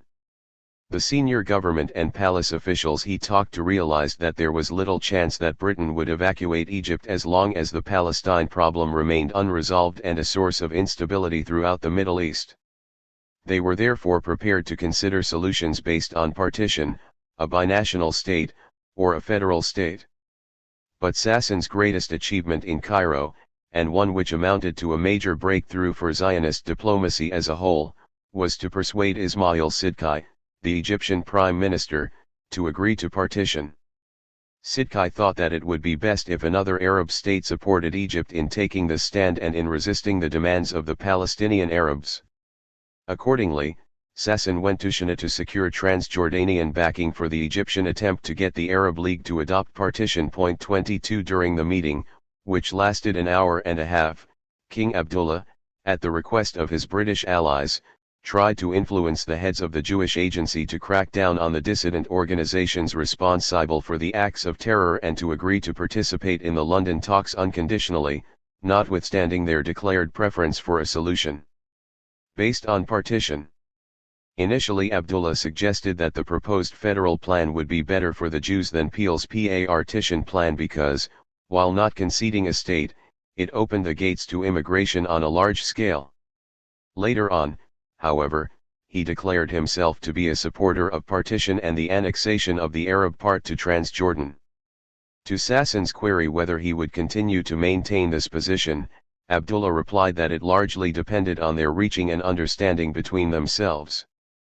Asked to elaborate, he added in strict confidence that he aimed to enlarge Transjordan's 21 interview with Yehoshua Palman. 22 Sasson, On the Road to Peace, 364-6. J6. Borders and to create one strong and unified Hashemite kingdom which would conclude alliances with Britain and Turkey and guard the British line of defense in the Middle East. Execution of the plan was to proceed in stages: a. Partition of Palestine and joining the Arab part to Transjordan, b. The merger of Syria with Transjordan, c. Linking the enlarged Transjordan in a federation with Iraq, and d. Linking the Jewish part of Palestine in a federation or alliance with the Transjordanian Iraqi Federation. Abdullah admitted that the British favored postponement of all talks until after the Palestine problem was solved on the basis of their federal plan. The difference between him and the British, therefore, was one of sequence and not of principle. He saw partition and merger as the first stage, whereas they feared that it would arouse the hostility of the other Arab states and therefore preferred to start with a federal solution in Palestine. The king also admitted that the Arabs of Palestine would not accept the federal plan, but nevertheless suggested that everything should be done to secure their agreement. Sassoon's questioning of the Zionist interest in such an outcome brought forth a detailed and cogent royal reply. First, so as not to close completely the gates of the Arab part and block the possibility of expansion. Second, so as not to assist with your own hands in the creation of an eighth Arab state, extremist and hostile, headed by your mortal enemies the Husainists.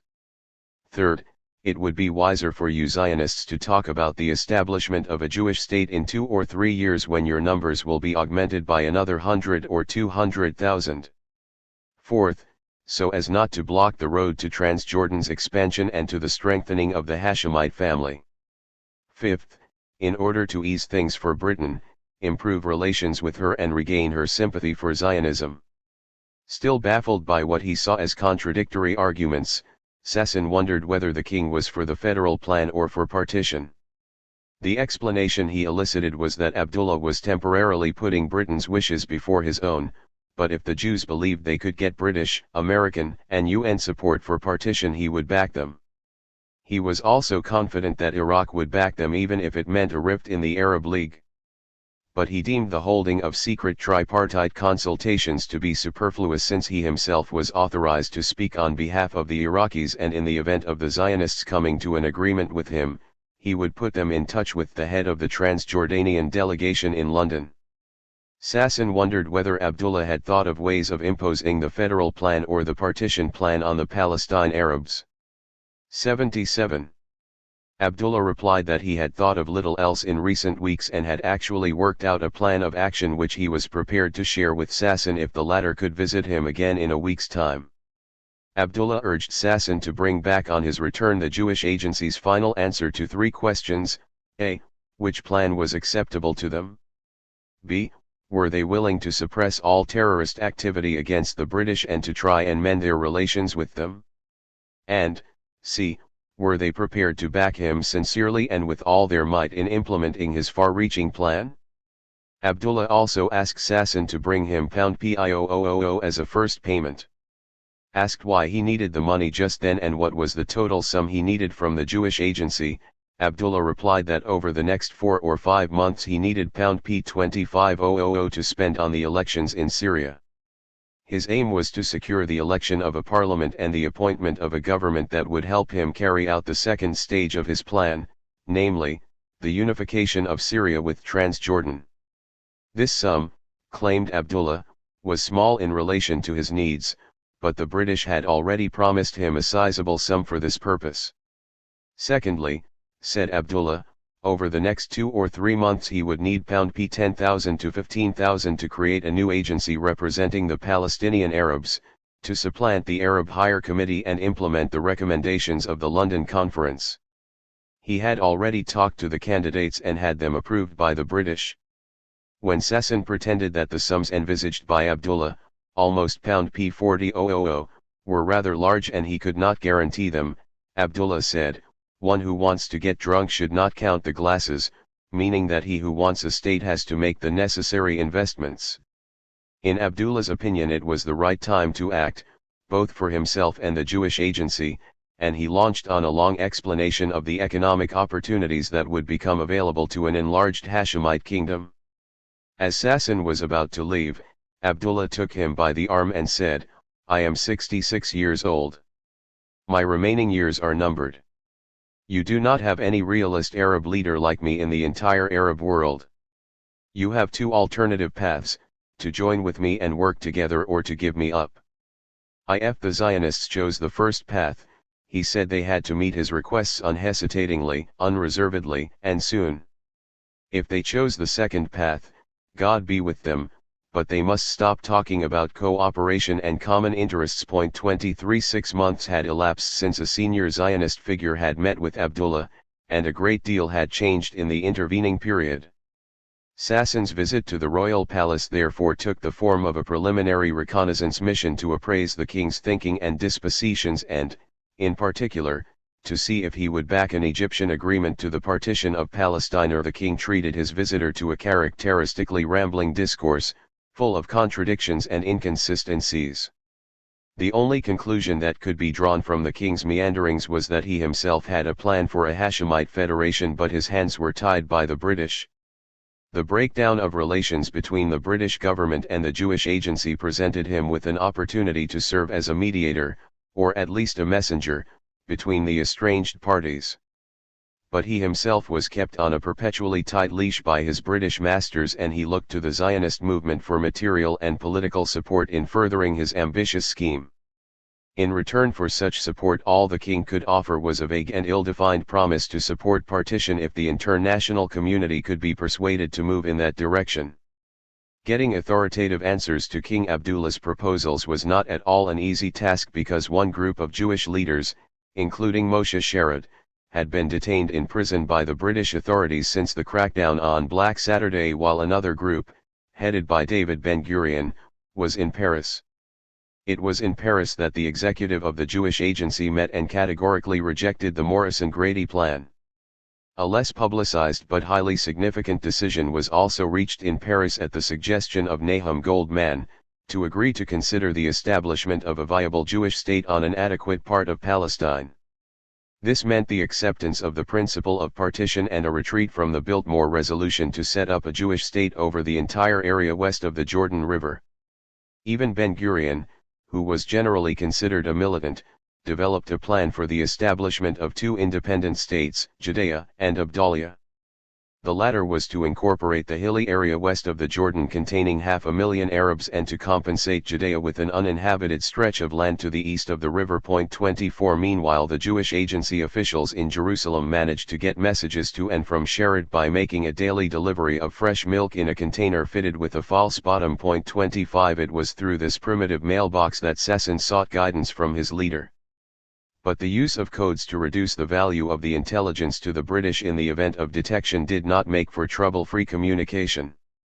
Sharad detected in Abdullah's words some truth, some lies, and some illusions, but the guidelines he prepared for Sassoon's next meeting dealt with his questions one by one. Firstly, the Zionist movement had made clear and public its plan to strive for an independent Jewish state over the whole of or as much of Palestine as possible. That was the goal of the struggle. But if there was the prospect of an agreed solution with some influential Arabs, the movement would be prepared to pay a price. Of the various compromise plans under discussion, the movement preferred partition to the British federal plan, and by partition it meant the annexation of the non-Jewish part of Palestine to Transjordan with some minor territorial adjustments in favor of the Jewish state. Secondly, if the British genuinely wanted to improve relations with the Jewish community, it was up to them to make the first gesture, such as releasing the detainees in time for the forthcoming conference organized by Bevin in London. Thirdly, Sharad was all for backing Abdullah provided there was a mutual agreement which obliged Abdullah to back them as well. As for the sweets, wrote Sharad in an obvious reference to money, it was evident that Sassoon could not go empty-handed.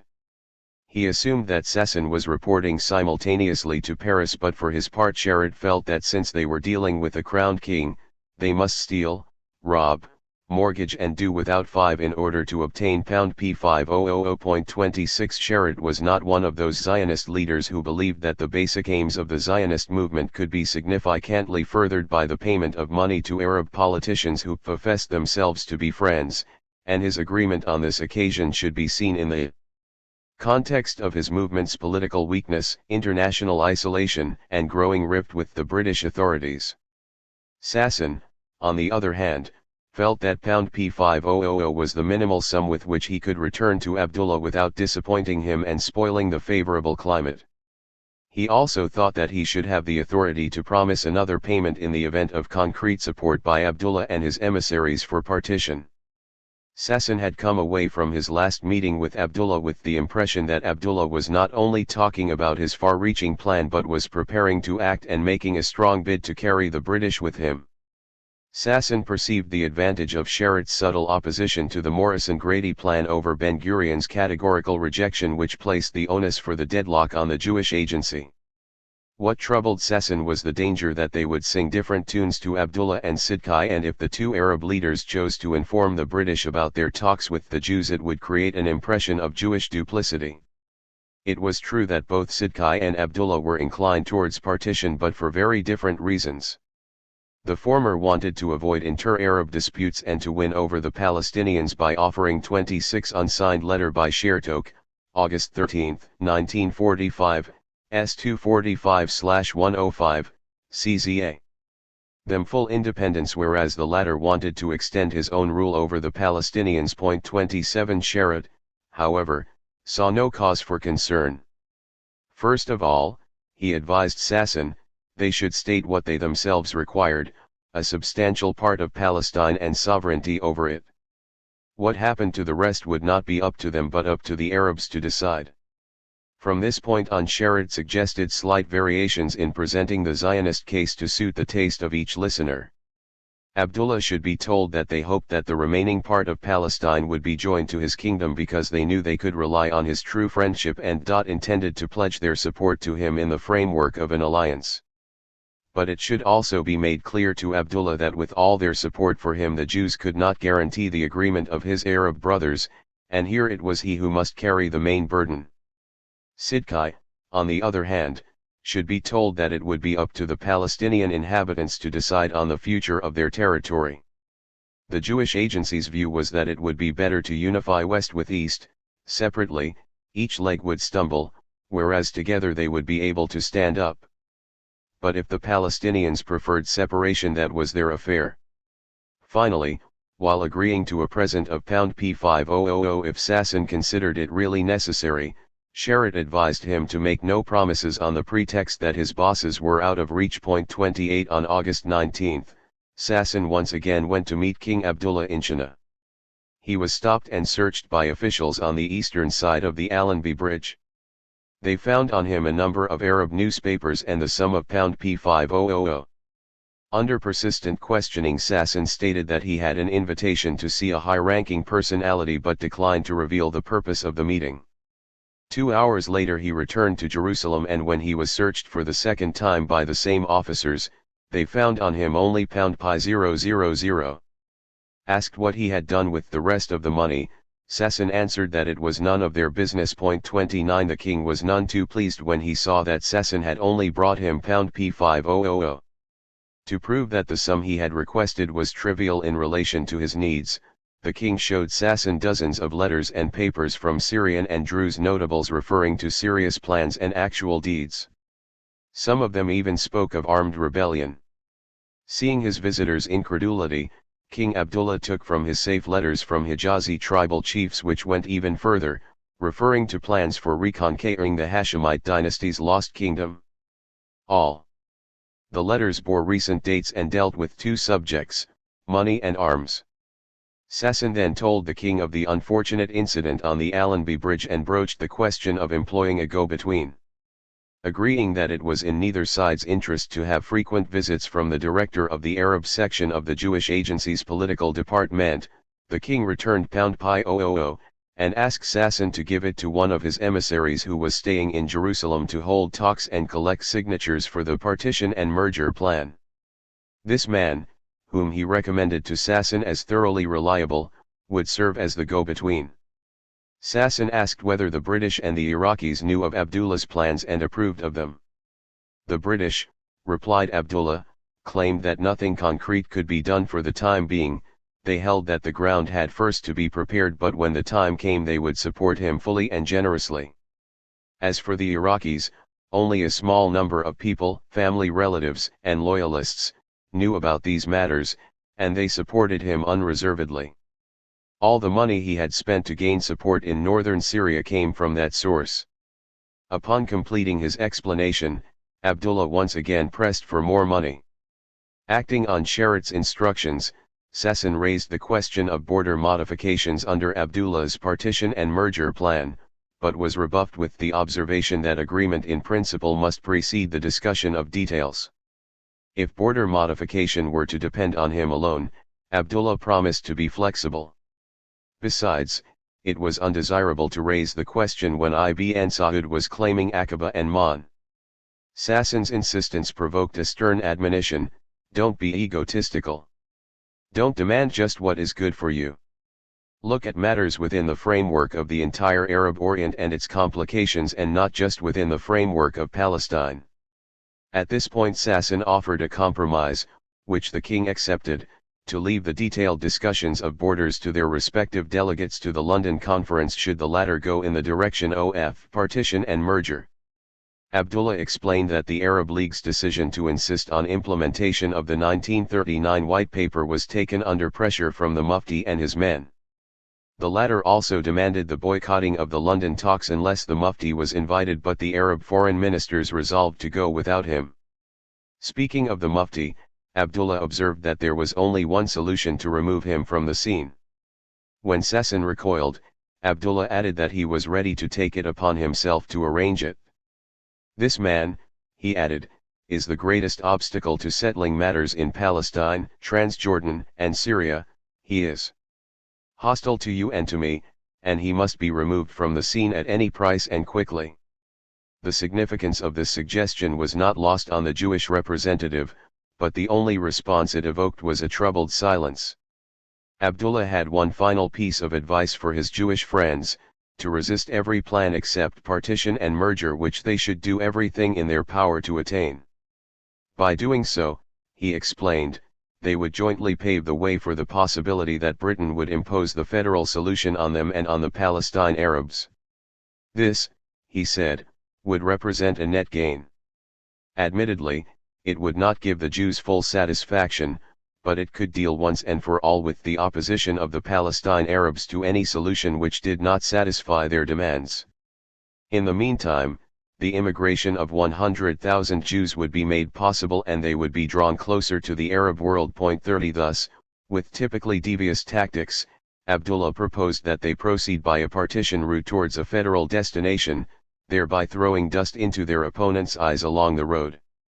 The two meetings in China were useful in identifying at least some common ground between Abdullah and the Zionists and in providing a basis for future cooperation between them. Using the newly designated go-between, Abdullah informed Sasson that he had given the head of the Transjordanian delegation to the London talks two instructions: to support partition and to make contact with a member of the Jewish delegation. Sasson appreciated Abdullah's gesture and later followed it up personally during his stay in London. Sasson also began to press for active Jewish support for Abdullah's planned takeover in Syria. His colleague, Ezra Danan, volunteered to meet Abdullah to examine the plan and supervise its execution. If it succeeded, Sasson pointed out, the new reality would have to be taken into account by the London Conference. If it failed, their loss would be purely financial. 31 Sherrod was in favor of committing £10,000 to the Northern Plan, though he was unclear as to Danan's precise role and the kind of control he would have over expenditure. 32 But before any move could be made to change the regime in the north, a very unwelcome change occurred in the south. Ismail Sidqi fell from power. His resignation nullified the Zionist breakthrough in Egypt and rendered all his promises to support partition worthless. Abdullah was now the sole Arab leader ready to work for a compromise solution with the Zionists. This was the dominant assumption underlying a comprehensive plan of action which Sasson submitted to the leaders of the Jewish Agency in November 1946 with the aim of preparing the ground for the establishment of a Jewish state. In general, he argued for a more interventionist policy in Palestine and the Arab countries in order to foster trends conducive to this objective rather than letting events take their own course as they had been doing. Specifically, he argued that serious consideration be given to Abdullah's plan for engineering a pro-Hashemite government in Damascus, in order to annex Syria and parts of Lebanon and Palestine to a large kingdom which would change the balance of power in the Arab world. From the Jewish point of view, argued Sasson, such a plan would have distinct advantages. In its first stage, it would bring down the anti-Zionist nationalist regime in Syria.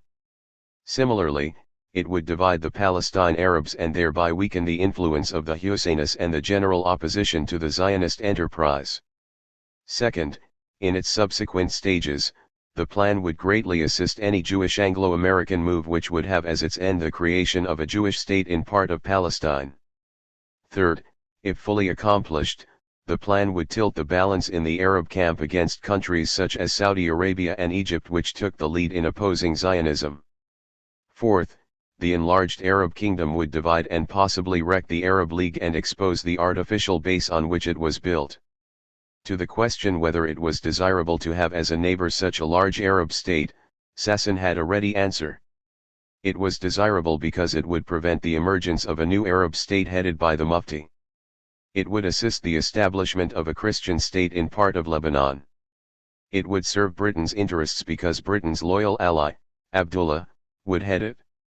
And if alongside it a Jewish and a small Lebanese state did emerge, there would be a good chance that these three new states, the Christian, the Jewish, and Abdullah's, would conclude an alliance with Britain. In short, it would settle once and for all the problems of the region. 33 Sasson was unable to elicit any positive support for the proposed plan of action from his political superiors, but his memorandum is nonetheless significant as an example of the Hashemite orientation which was increasingly to color the political outlook of the Jewish agency and of which he himself was one of the most persuasive advocates. 84. Retreat from the mandate. The chances of mediation between Jews and Arabs, limited enough at the outset, faded away altogether during the second stage of the conference which opened in London in January 1947. The Jewish 33 Sasson, On the Road to Peace, 378-82. Agency would consider no solution other than partition. The Mufti-led Arab Higher Committee would settle for nothing less than immediate independence in the whole of Palestine. No amount of British pleading or British pressure could bridge the gap between the two sides.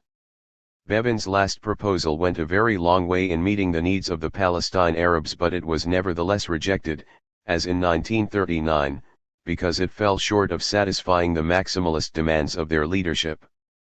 The Arab states feebly endorsed the hard line laid down by the Arab Higher Committee.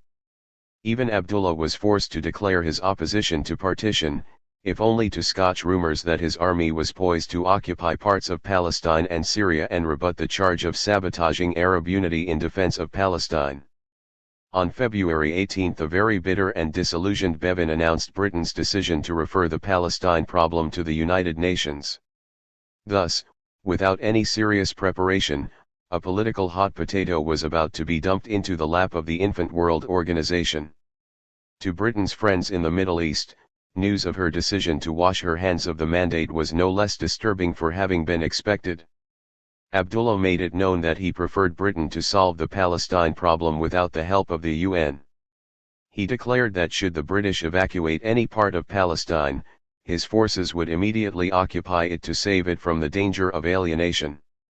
Reluctant as he was to see the British depart, he regarded their decision as irreversible and began to behave accordingly. A secret session of the Arab League opened in Cairo on March 17, 1947 to consider this unwelcome turn of events. In the course of its deliberations a consensus began to emerge in favor of implementing the secret decisions of the Bludan meeting of the previous June to furnish money, arms, and volunteers for Palestine so as to save it from a Zionist takeover and to apply economic sanctions against Britain and the United States. Transjordan's Prime Minister stated that his country reserved its freedom of action in connection with the Bludan decisions because his country was the second target of Zionism after Palestine. He asked the Council to note that Transjordan, not being a member of the UN, must retain the right to fight independently for Palestine. On the last day he reiterated the Hashemite government's decision to reserve its freedom of action in Palestine in order to ensure that the Arab character of the country was preserved. To all those present in Cairo it was clear that the Transjordanian delegate's references to the UN and to Transjordan's duties only served to mask his master's determination to keep a free hand for military intervention in Palestine in pursuit of his plans for territorial expansion. The heated dispute on the subject of Greater Syria, the other major. 85. 86. bone of contention in Cairo, was soon transferred to the public arena. Abdullah appealed to the Syrian people over the heads of their leaders. The latter retorted that they would accept no Greater Syria unless it was republican and its capital was Damascus, adding that if Abdullah persisted in his attempts to subvert the existing regime in Syria, they would act to remove him from power and take over his country. In May, with elections impending in both Syria and Lebanon, a 300-page white book was published in Amman, supporting Hashemite claims with documents that went back to the First World War and a preamble which emphasized the compatibility of the Greater Syria plan with the Covenant of the Arab League. 34 The white paper was an uncoordinated collection of documents of no particular importance, but it was prepared with the full knowledge and approval of the king and fairly represented his views. After the first outburst of irritation from Syria, Lebanon, and Saudi Arabia, it proved something of a damp squib. The British were mildly annoyed with Abdullah for injecting this additional irritant into Middle East politics and were moved to restate their complete neutrality on the question of Greater Syria. Before the Greater Syria question was reopened in London, the Hashemite dynasty raised the level of its diplomatic representation in the British capital. Prince Abdul Majid Hyder was appointed as Transjordan's minister in London, while Prince Zayed was sent as the Iraqi minister. The former was Abdullah's cousin, the latter his brother. These appointments were not accidental, they reflected the determination to be on guard for the coming battle over Palestine and Greater Syria and to steer developments in a way which would enhance the Hashemite dynasty's influence in the Arab world. A much more significant move, undertaken with the same intention, was the conclusion, in April, of a treaty of brotherhood and alliance between Transjordan and Iraq. The allies under this treaty committed themselves to military cooperation against aggressors, a term which could apply to other Arabs as much as it did to the Zionists. Syria on the one hand, and Saudi Arabia and Egypt, who were lined up against the Hashemites on the other, were apt to view the treaty in this light. They also suspected Abdullah of wanting to make a deal with the Zionist aggressors.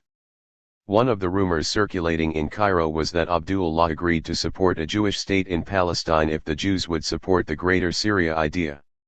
This was denied by Fawzi el-Mulki, Transjordan's minister in Cairo. All Abdullah was prepared to support, he assured the British ambassador there, was special arrangements and guarantees for communal life for the Jews in an integral Arab state. This was something quite different, he said, and anyhow there was no question of a bargain. 35 As their rivalry with the Arab states escalated, the Hashemites turned their attention to Turkey as a potential ally. Abdullah went there on an official visit in January 1947, probably to win support for his Greater Syria idea. During his visit, a treaty of friendship and amity was concluded between his kingdom and the Republic of Turkey. By means of these alliances it was hoped to strengthen the Hashemite bloc against the rival Egyptian-Saudi bloc, which wielded greater influence within the Arab League. The support usually extended to the Arab Higher Committee by his rivals was a particular source of aggravation to Abdullah. He was most annoyed, for example, by the failure of the Arab League to dissociate itself from the Arab Higher Committee's refusal to cooperate with the UN fact-finding mission to Palestine.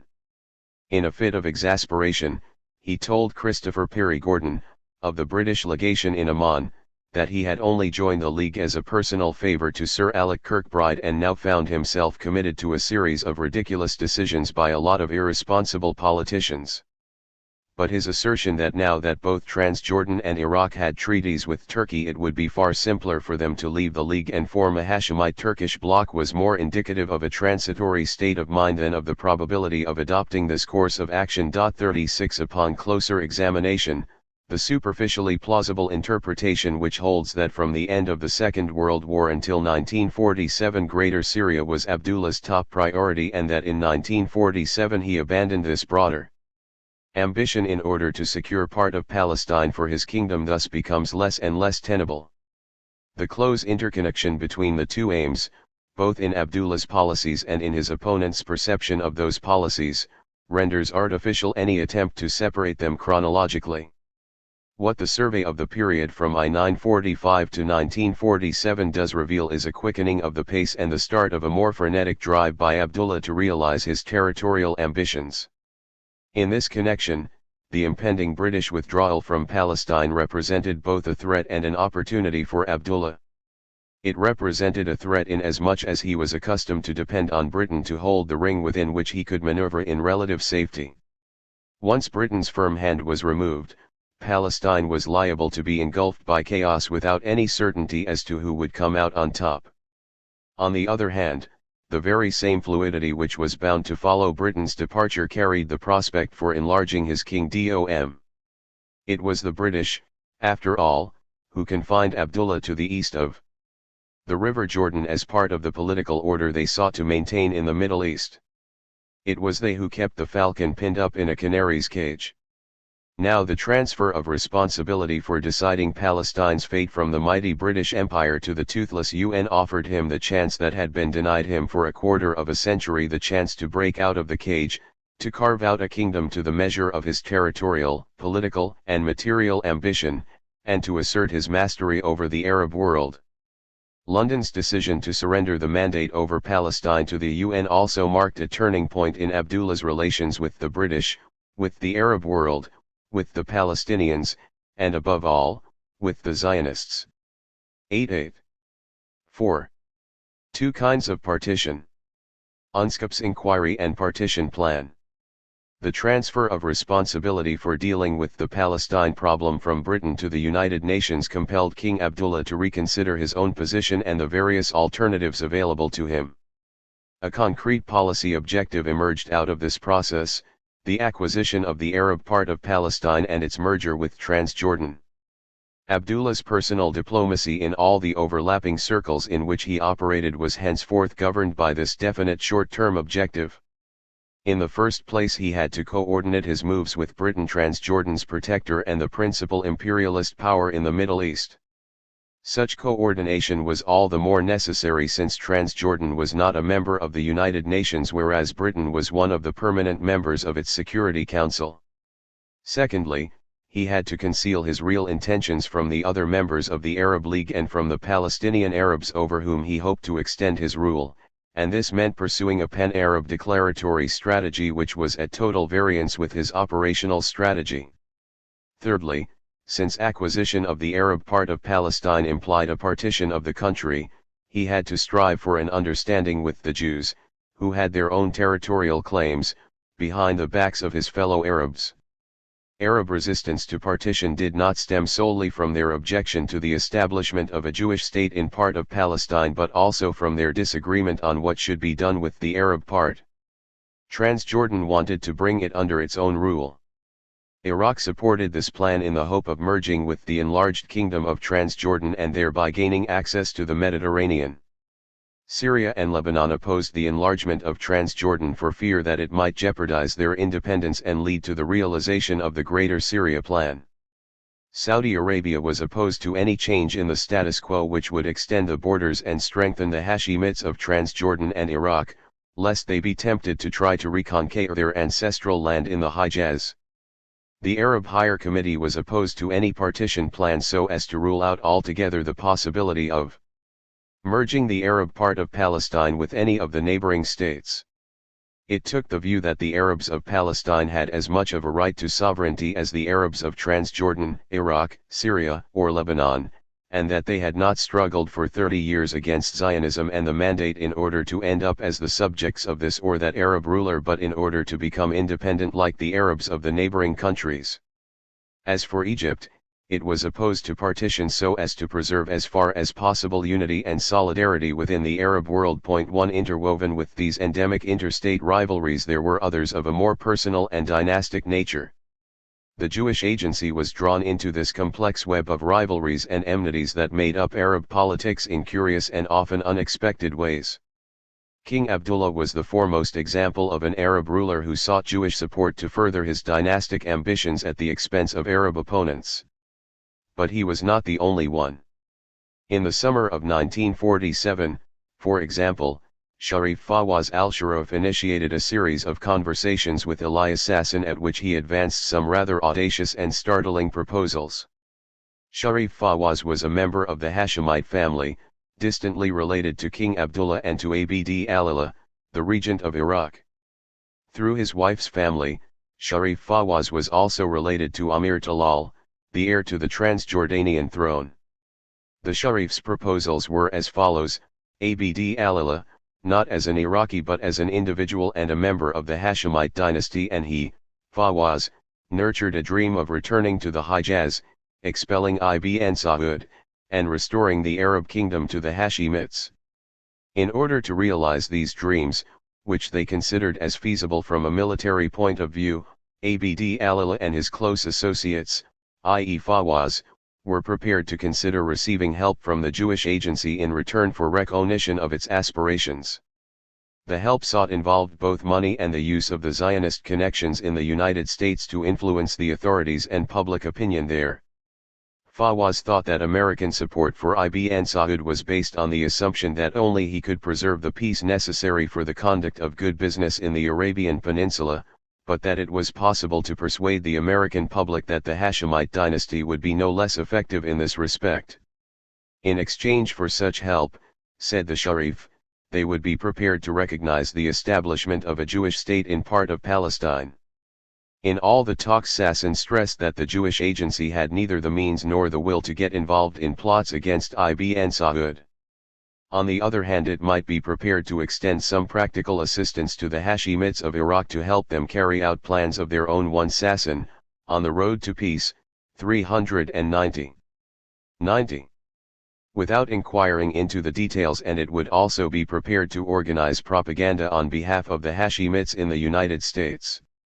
To move the talks onto more practical lines, Sasson prepared a draft agreement.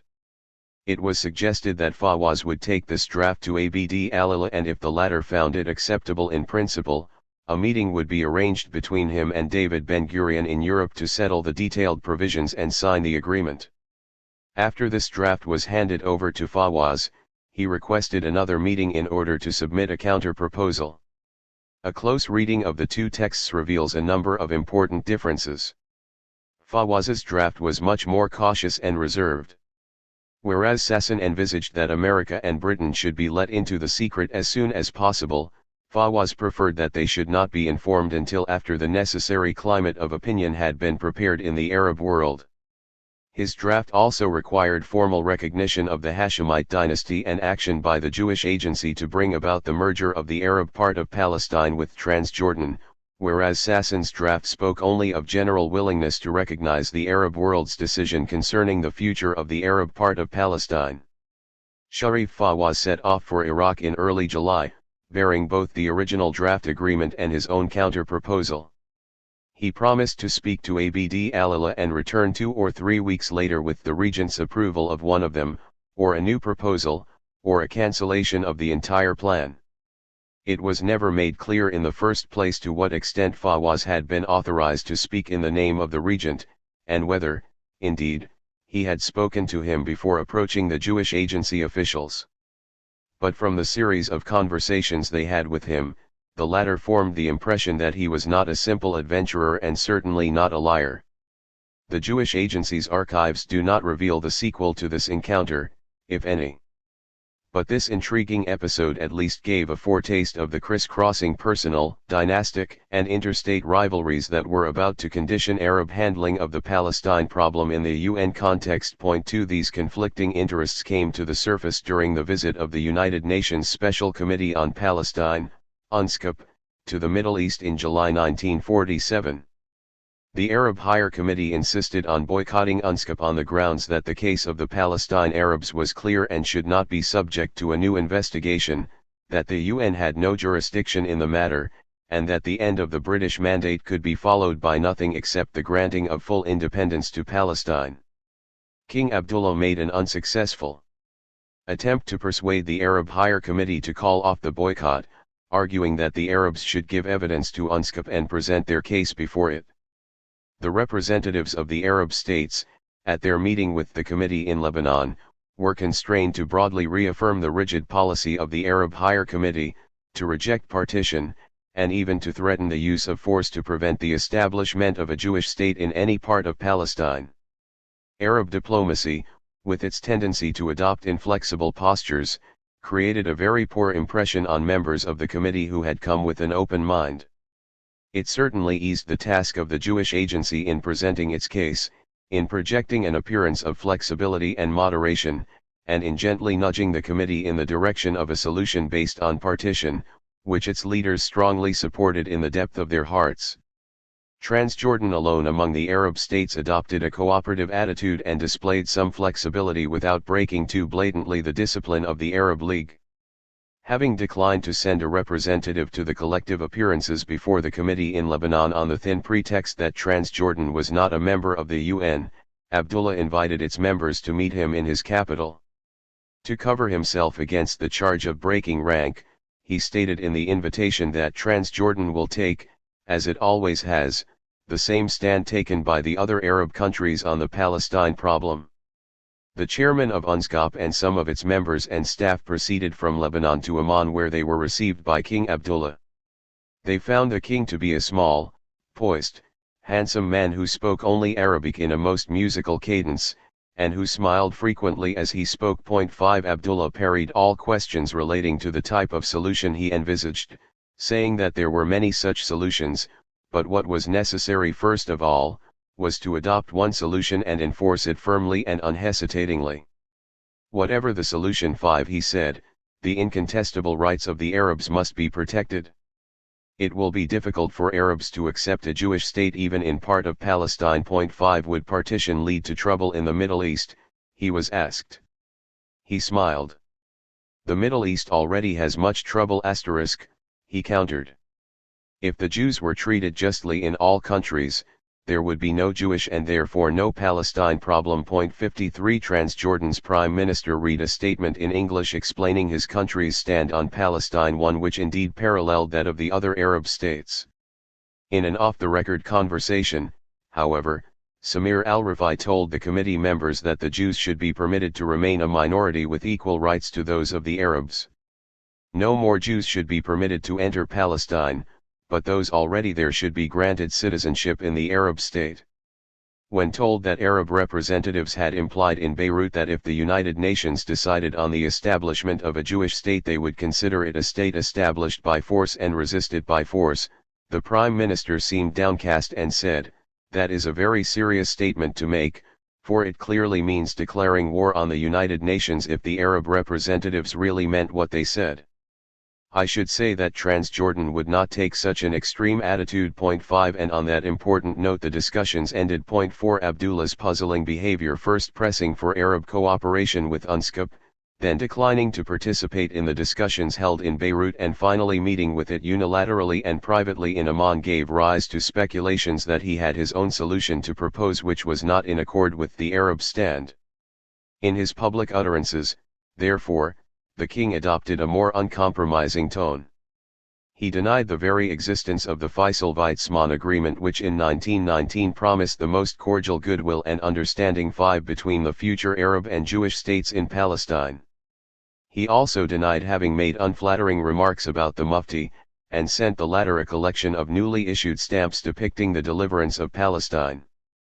But the secret sessions of UNSCOP in Amman, at which the relations between Abdullah and the Mufti and the possibility of joining the Arab parts of Palestine to Transjordan were allegedly discussed, created persistent suspicions in pan-Arab circles, and there was even talk of asking the political committee of the Arab League to look into the matter.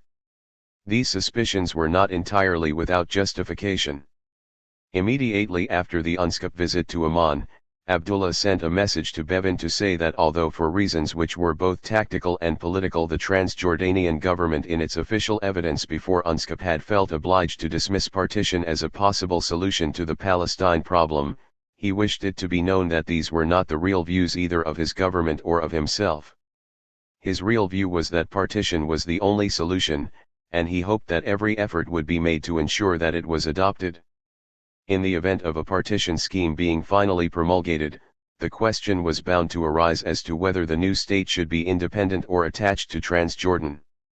Abdullah therefore wanted Bevin to know that in the latter event he would be perfectly willing to give his full cooperation and to take over all the Arab areas of Palestine, or as much of them as were offered to him, and to stand up to any abuse and criticism to which 4 Ibid 210. 93. This action might expose him from the other Arab states.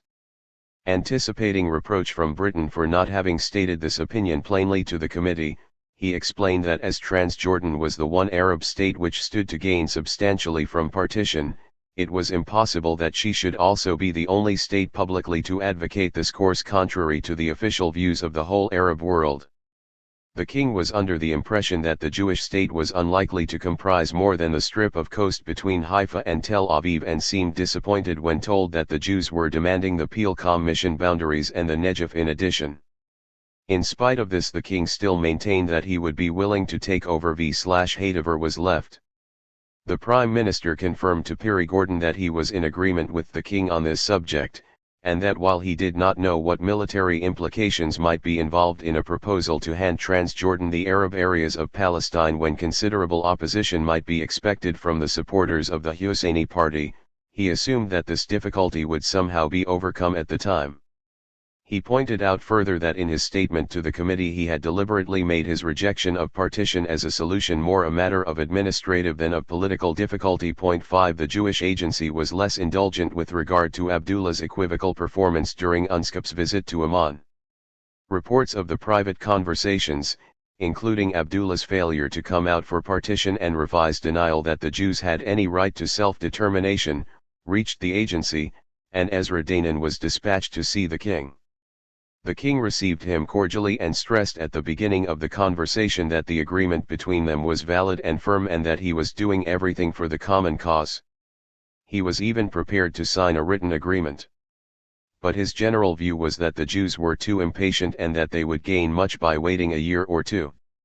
As for the anti-Zionist stand attributed to Abdullah in the press, he denied having sent a telegram to UNSCOP's chairman expressing support of the Arab League's position on the Palestine question. Secondly, he had not denied the existence of the Weizmann-Faisal Accord, but simply explained that it was not binding because the conditions had not been fulfilled. Thirdly, he issued the stamps featuring defense of the Arab lands of Palestine in order to show that he was doing something whereas the other Arab kings were not doing anything. In proffering these explanations, Abdullah stressed that his position was exposed and that he was open to attack from Arab quarters. Nevertheless, continued Abdullah, he remained faithful to the common cause and wanted to pursue his activities in Syria. The British had not stood in his way, but he had the impression that they wanted to preserve the status quo. The unrest among the Druze and the Kurds he attributed to growing communist influence in Syria. If only his 4 brigades could be enabled to fight, the whole affair would be settled very quickly. Danan construed this as an indirect request for additional grants from the Jewish Agency. 6 He made no response to this allusion at the time but cabled Elias Sasson, who was active behind the scenes in Geneva, for his opinion. 7 Sasson, who understood better than any of his colleagues the inter-Arab constraints that limited Abdullah's freedom of action or at least freedom of expression, was on this occasion totally unsympathetic. He argued that the appearance of Abdullah and his men before UNSCOP's delegates had been thoroughly unsatisfactory. They had talked about everything except the partition and merger plan, and by failing to mention their willingness to annex the Arab part of Palestine they effectively let the plan be dropped, thereby damaging Transjordanian as well as Jewish interests. So incensed was Sasson with Abdullah's failure to act in accordance with their pre-arranged plan that he suggested that no further payment be made to him until he committed himself to a clear and specific agreement in writing. 8 Sasson, who was expounding the virtues of partition to anyone in Geneva who would listen, found a very valuable ally in Omar Dajani, a Palestinian Arab who was politically close to Abdullah and served as his unofficial representative in UN circles. Dajani kept in close touch with Sasson throughout his stay in Geneva and engaged in numerous private conversations with UNSCOP members and staff to influence them in the direction of partition. From this informal and ill-defined cooperation, he then went on to become a paid collaborator of the Jewish Agency. Sasson reported to his colleagues in Jerusalem that Dajani had reinforced Zionist lobbying in Geneva, that he himself had obtained valuable information, and that he would be submitting proposals upon his return to Palestine. He asked them to treat Dajani with respect and trust and to take his proposal seriously. 9 Once he was back in Palestine, Dajani promptly established contact with Yaakov Shimoni, Sasson's deputy in the Arab section of the Jewish Agency's political department. Born in Berlin in 1915, Shimoni was beginning to make his mark as a Middle East expert with exceptionally good knowledge of Palestinian Arab society and politics. In his report to Mrs. Golda Meyerson, Meir, who was acting head of the political department in Sharrat's absence, Shimoni described Dajani as our envoy to Geneva 5. In a meeting which lasted 3 hours, Dajani gave Shimoni a full account of his discussions with UNSCOP members, of his successes in persuading them that partition offered the best possible solution, and of the favorable impression he had made on them. Although he was a faithful supporter of partition and the merger of the Arab part of Palestine with Transjordan, Dajani saw himself as a member of the group that had crystallized around Musa al-Omma. Al-Omma did not support partition, but Dajani shared his hatred of the Mufti and of the Arab Higher Committee and also felt that it would be easier to come to terms with him and his followers because they were more sensible and moderate than the Mufti and his men. According to Dajani, Al-Omma was determined to make the final break with the Mufti and to organize his many followers in a new party. At this first meeting Dajani came across as boastful and prone to exaggerate his own achievements, but at the same time he impressed Shimoni as a sincere and competent individual, albeit a little audacious. Dajani perceived his own role in the immediate future as covering 3 major areas.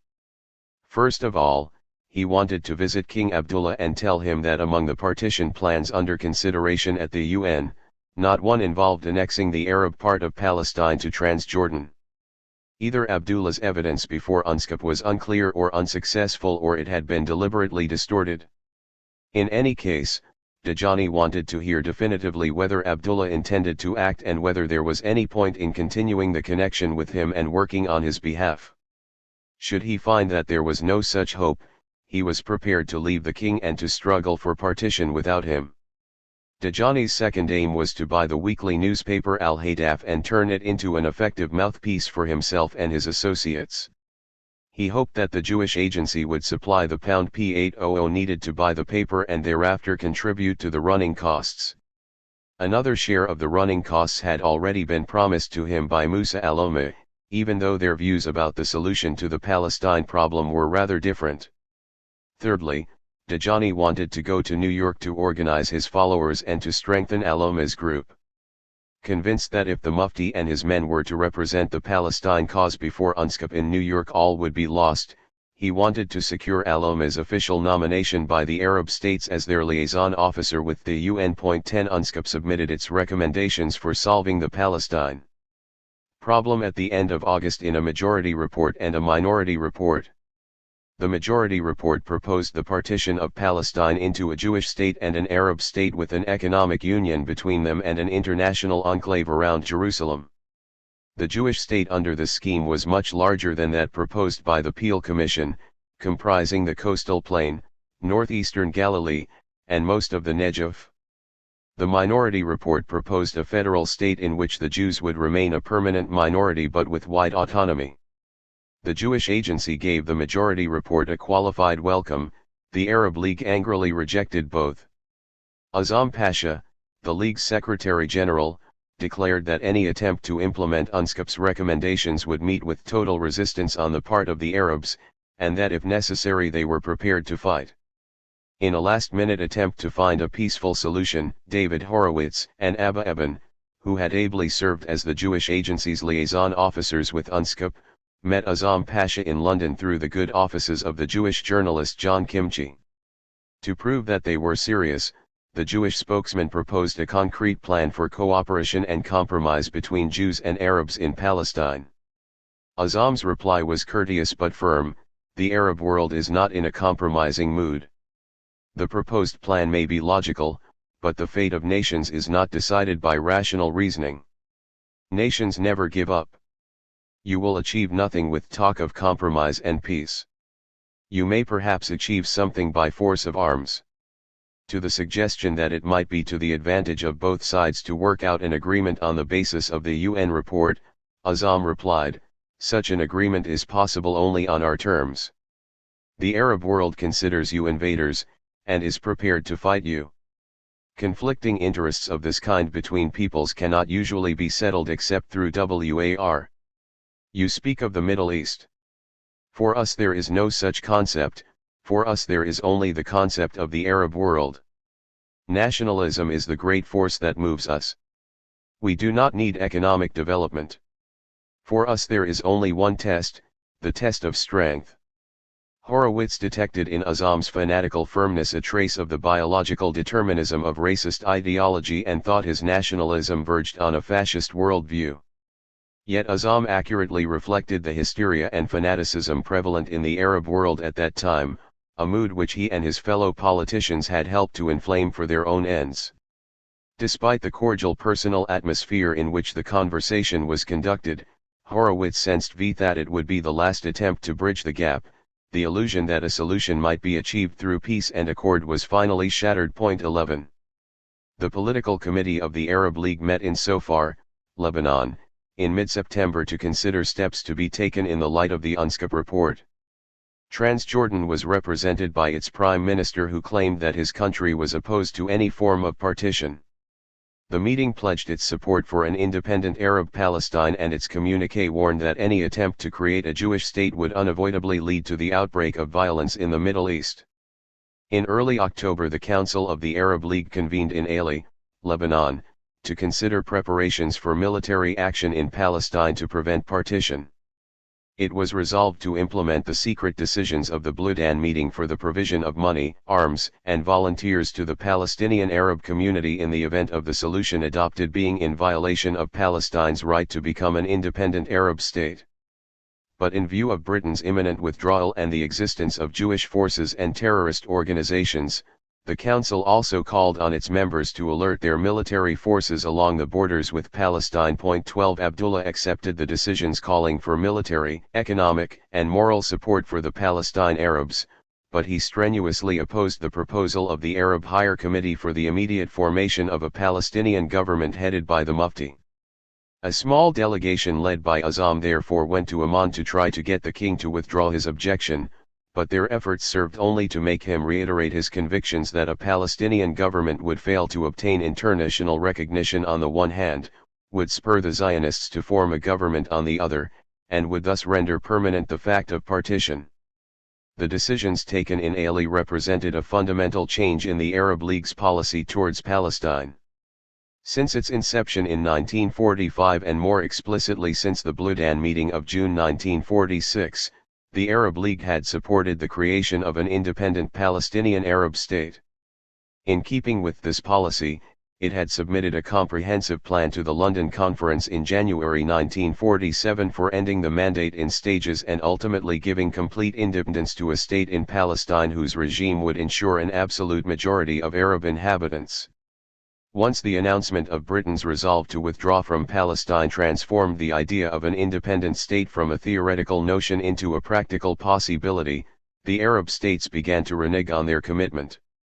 At Aili they took a decisive step, going beyond the pledge to support the Palestinian Arabs in their fight for independence and opening the door to direct intervention by the regular armies of the member states themselves.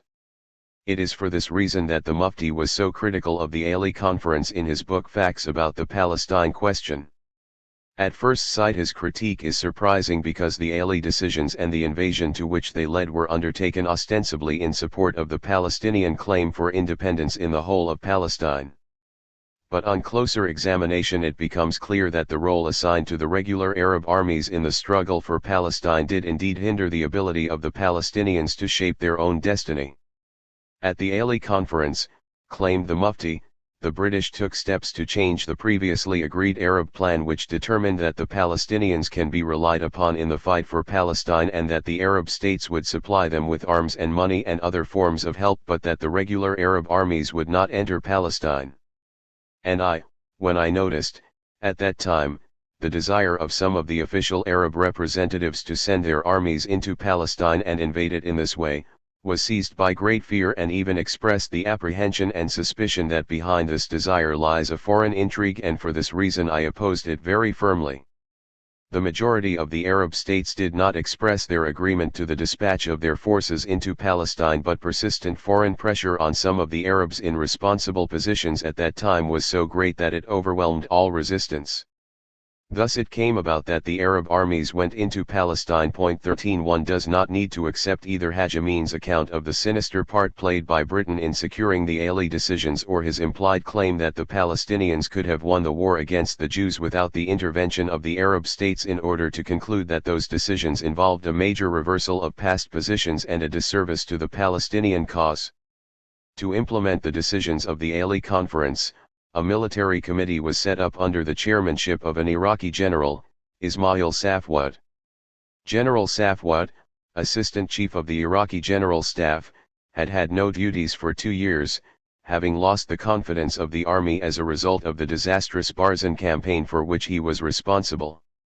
He was described by one British diplomat as typically an old-fashioned Turkish officer, extremely brave and unutterably stupid. 14. In the first report to the Council of the Arab League, he and his colleagues on the recently created Permanent Military Committee urged the recruitment and training of volunteers for Palestine, the supply of no less than 10,000 rifles to the Arabs of Palestine, the concentration of the bulk of the regular Arab armies on the border with Palestine, the use of aircraft to prevent supplies from reaching the Jews by sea, and the formation of a general Arab headquarters to which all these forces would be subordinated. 15. From the very start, however, Transjordan's attitude was one of skepticism and extreme reluctance to cooperate on the basis of the joint plans for military intervention in Palestine. Transjordan had in fact no direct representative and was represented by the Iraqi member. This arrangement was designed to make it easier for Transjordan to repudiate any unpalatable decisions taken by the committee.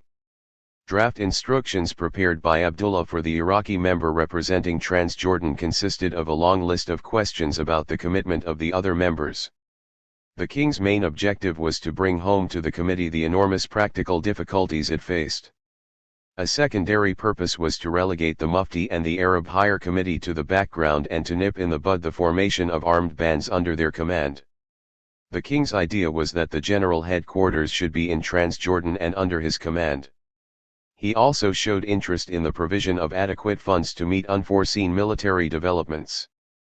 Fundamentally, he realized how little the Arab states could do in the military field and how unlikely it was that anything concrete would emerge from the military committee's planning. 16. Abdullah's partition plan and appeal to Bevan. It was to London that the king turned for reassurance and support in dealing with the grave problems that lay ahead. A background of apprehension mingled with ambition prompted him to address a series of messages and letters to Ernest Bevan. In his letter of August 30, he expressed the real anxiety he was feeling as to his future position in the event of a withdrawal of British forces from Palestine, together with his renewed interest in the matter of Greater Syria. He claimed that the Russian menace in the Middle East could only be met by the establishment of a Greater Syria, and that this was becoming a matter of urgency in view of the isolation of Transjordan which Britain's departure would entail. The king's allusions to the Russian menace were primarily intended to discredit the governments of Syria and Lebanon and thus to elicit British sympathy for his Greater Syria project. Since the letter would be interpreted as an invitation to His Majesty's government to cooperate with him in overthrowing the Syrian Republic, it was inevitable that the reply would contain a reaffirmation of British neutrality and a reminder that Abdullah's public announcements in favour of Greater Syria were a cause of considerable embarrassment to His Majesty's government. 17. Upon his return to Amman in early October after an absence of nearly 4 months, Sir Alec Kirkbride found the king in an acutely unsettled frame of mind. This condition was partly attributable to advancing years and partly to his diabetes, but mainly it stemmed from the fear that the basic policy that had governed his actions in the past might have been mistaken. Although he had never said so openly, Abdullah hoped that through a political and military alliance with Britain he would reach the dominant position in the Arab world for which his father had striven but failed to achieve.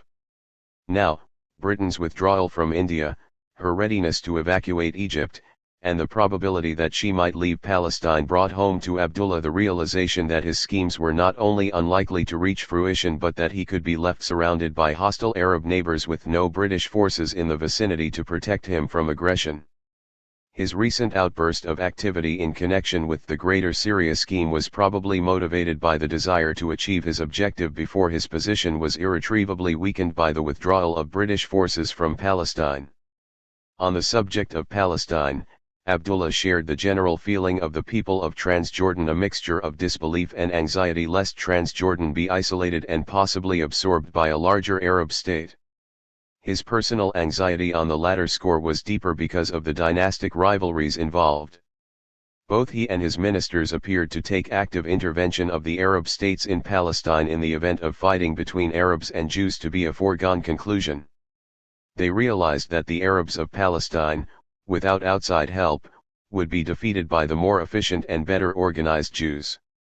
One thing was absolutely clear, according to Kirkbride: if a Jewish state in Palestine is formed by the United Nations Organization or Form itself, the authorities in Transjordan will make a determined bid to ensure that the remaining Arab areas become part of Transjordan. Such an outcome would be unwelcome to Syria and Saudi Arabia, but it would not be contrary to British interests, and geographically and economically Transjordan has the best claim to the residue of Palestine. In fact, after the formation of a Jewish state and British evacuation, Transjordan would find it difficult to continue to exist without the Arab parts of Palestine and the outlet to the sea which they afford. King Abdullah indicated more than once that he expected to be consulted under the terms of the Anglo-Transjordanian Treaty of Alliance before Britain took any decisive step regarding Palestine. The reorganization of the Arab Legion was a live issue which the possible evacuation of Palestine made all the more urgent. Kirkbride concluded his comprehensive report by pointing out that the king saw all his cherished schemes coming to naught and could obtain no word of comfort from his allies. It was not unnatural, therefore, that at times his anxiety and distress amounted to something approaching frenzy. Only the prospect of consultations could save him from becoming uncontrollable. 18 London's response, following discussion in the cabinet, contained no comfort or reassurance whatever for the troubled ruler of Transjordan. Kirkbride was instructed to tell him that while the government recognized their obligation to consult with him about their Palestine policy, they had made it quite clear to everyone concerned that they were in any case determined to give up the mandate and to withdraw from Palestine. They could only hope that the knowledge of the imminent British withdrawal would bring the two parties together and lead to an agreed settlement without bloodshed. Aside from this bland message, Kirkbride was told, for his confidential information, that the policy-makers in London were considerably preoccupied with the question of possible participation by the Arab Legion in Palestine after their withdrawal. Their tentative idea was that it would be necessary, on ceasing to be responsible for the administration of Palestine, to secure the withdrawal of all Arab Legion units from Palestine to Transjordan and to cease paying the expenses of these units. If at a later stage King Abdullah were to try to send units back to Palestine, they would probably have to withdraw those British officers who were seconded to the service of Transjordan and also have to reconsider the subsidy. It was felt that Abdullah should be warned in advance that this would be the British attitude, and Kirkbride was invited to telegraph his observations. 19 Kirkbride's observations on the tentative ideas he received were sharply critical. Cooperation between Britain's forces and the Arab Legion, he pointed out, were of the closest and at one time appeared to be a model of what mutual defense arrangements between a small country and a great power should be. To take steps to cripple this tactical force because there was some prospect of its taking action in a matter in which the British government would no longer be directly concerned would be a poor advertisement of their policy. Likewise, he felt that Transjordan should not be penalized for being an ally of Great Britain if, as seemed likely, there was to be a general scramble for the Arab areas of Palestine following Britain's abandoning of the mandate and marching out. The British approach to the Arab Legion depended to some extent on how the Transjordan authorities planned to use that force. As far as Kirkbride could judge, if Britain left a vacuum in Palestine, Abdullah might act independently of the other Arab states to forestall the Mufti. Kirkbride's own view, which he had been at pains to conceal from the king and al-Rifai, was that strategically and economically Transjordan had the best claim to inherit the residue of Palestine, and that occupation of the Arab areas by Transjordan would counteract the chances of armed conflict between a Jewish state and other Arab states, in particular Iraq, which he considered to be the most dangerous. He had already reported that Abdullah was prepared to acquiesce in the formation of a Jewish state provided Transjordan obtained the rest of Palestine, and he saw no signs of such an attitude on the part of other Arab leaders. A greater Transjordan would not be against Britain's interest, so even if they were not prepared to help, he saw no reason why they should place obstacles in Transjordan's way. The alternative of a non-viable Palestine Arab state under the Mufti was not attractive. The anti-Hashemite Arab states would no doubt blame the British for the outcome, but as they already blamed the British for almost everything, the situation would not be abnormal. 20 Abdullah's persistent epistolatory and declamatory expression of his fears and hopes, and the sympathetic way in which it was viewed by the head of Britain's mission in Amman, eventually induced the Foreign Office to see what could be done to restore their ally to his normally more balanced outlook on international affairs. James Cable thought that the problem of Palestine, as it presented itself to King Abdullah, was simple enough. He knows that we are about to withdraw from that country and realizes that the establishment of a Jewish state in some portion of Palestine is probably inevitable. He is therefore naturally anxious to ensure that the remaining Arab areas of Palestine are united to Transjordan, and looks to us, as his ally, to help him achieve this object. Here, in view of Article 1 of the Treaty of Alliance, he was on strong ground and unlikely to be satisfied with a non-committal expression of British benevolence. In particular, Abdullah expected to be allowed the free use of the Arab Legion and to reach an agreement about the conditions of British withdrawal from Palestine, which would enable him to occupy the Arab areas as quickly and as easily as possible. Cable agreed with Kirkbride that not only did their Treaty of Alliance make it extremely difficult for them to oppose this project of King Abdullah's, but that it would be against their own interests to attempt such opposition. The reasons he gave for the second and highly significant conclusion were that, King Abdullah is the only Arab leader at present willing to acquiesce in partition, which must now be regarded as inevitable. His acquiescence and his appropriation of Arab Palestine would undoubtedly be resented by Syria, the Lebanon, and Saudi Arabia, and might well cause some deterioration in our relations with those countries. On the other hand, his action would command at least the tacit approval of Iraq. It would establish in a central and strategic position a state stronger than Transjordan as it now exists, but bound to us by ties not merely of friendship and obligation but also of dependence. The alternative, as Sir A. Kirkbride points out, would be a puny Arab Palestine dominated by the unreliable Mufti, incapable of maintaining its independence, and a sure source of unrest and even war. Cable considered it unwise to express approval of Abdullah's ambitions at that stage because it was unlikely that he could keep such encouragement secret or even refrain from presuming too much thereon. Nevertheless, he suggested that they should consider whether, assuming the UN agreed upon the principle of partition but not upon the method of its enforcement, they should not come to an understanding with the king along the lines outlined above. For the time being, a personal letter from Bevin, thought Cable, even if it contained nothing new, would reassure the king that his interests had not been forgotten by his allies. 21 No letter was sent, however, until a month later, because it was felt that until some decision was reached on the future of the Arab Legion and its possible intervention in Palestine, it would be unrealistic and almost disingenuous to write at all. 22 Two conflicting strands may thus be seen as vying for mastery in Britain's foreign policy in the second half of 1947. The first strand involved a definite relinquishing of the League of Nations mandate over Palestine with all the constraints and restrictions it imposed on Britain, and the possibility of maintaining British presence in the area under the terms of a less restrictive trusteeship arrangement to be conferred on Britain by the League's successor. With the increasing likelihood that the UN would opt for partition, however, the second strand of British policy, with which Kirkbride was most closely identified, began to move to the fore. This involved strengthening Abdullah internationally and regionally and encouraging him to impose his rule over as large an area of Palestine as he could seize. Diplomatic and military preparations. Britain's opposition to the Greater Syria Project and her ambivalence on the question of Arab Palestine, the growing likelihood that the UN General Assembly would adopt UNSCOP's partition plan, the Arab League preparations to fight partition, and its support for forming a Palestinian government headed by the Mufti all underlined for Abdullah the importance of coordinating his entry into Palestine with the Jewish Agency. Regular contact with the official representatives of the Jewish Agency had fostered a measure of understanding and confidence that the contents of their conversations would not be disclosed to third parties, and this greatly facilitated the task of coordination. In recent talks, Abdullah's objective had been to persuade the Jewish representatives to agree to, or at least tacitly endorse, his plans for enlarging his kingdom at the expense of the Mufti.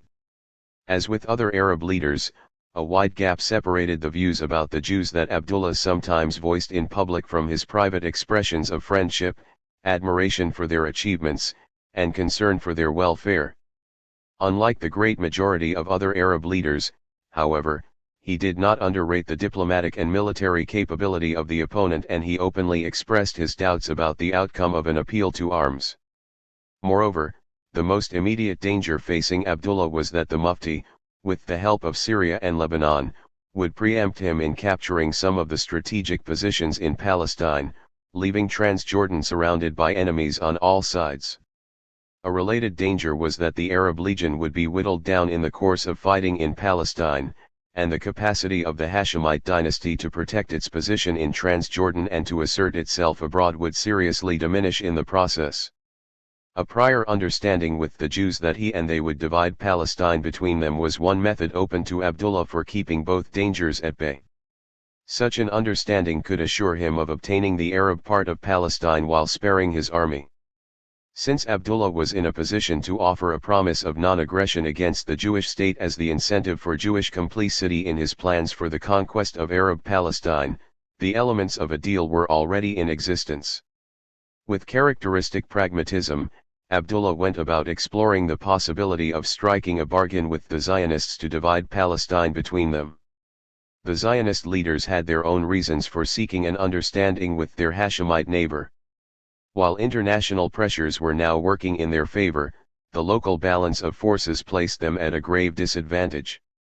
They were aware that ever since the formation of the Arab League in 1945, Britain had been building up the military power of the Arab states and took into account the possibility that this power might one day be used to destroy the Jewish national home and thereby rid Britain once and for all of the troublesome legacy of the Balfour Declaration. The decisions of the Arab League's conference at Bludan in June 1946 seemed to confirm these suspicions. As chairman of the Jewish Agency, David Ben-Gurion repeatedly alerted his colleagues to the growing danger of an armed attack by the neighboring Arab states and to the need to prepare for that eventuality by all the means at their disposal. After assuming formal responsibility for defense matters, Ben-Gurion requested a proposal for reorganizing the Haganah to make it able to withstand an assault by the regular Arab armies. The proposal he received, towards the end of May 1947, assumed that the Arab states could mount an invasion of Palestine with a combined force of 50,000 ground troops and considerable air support. The Arab Legion was identified as the best of the Arab armies on account of its modern equipment and partially British command, and hence also as posing the greatest danger to the Yishuv. 23 In the orders he handed to the Haganah's High Command on June 18, 1947, Ben-Gurion stated that the only answer to an armed attack by the Arab states would be Jewish military force, and that unless the Haganah was equipped and adapted for this role it would not fulfill its basic purpose and the Zionist enterprise would be exposed to destruction. Hostile acts by the Arab armies would be much more serious than terrorist action by local gangs and must be taken seriously.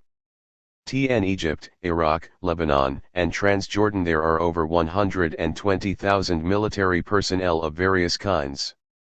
The most advanced army is the Army of Transjordan. This army has modern equipment and its training is of a superior quality. Preparing the Haganah to stand on this critical front and to defend successfully not only settlements but, when the time comes, also the country and their national future there, concluded Ben-Gurion, was the burning task of that era. 24 On November 7, 1947 the High Command of the Haganah ordered a thorough reorganization of all its forces on a country-wide basis. The first paragraph of the order noted that the previous structure had been conceived in 1945 primarily in response to the danger of attack from the Arabs of Palestine.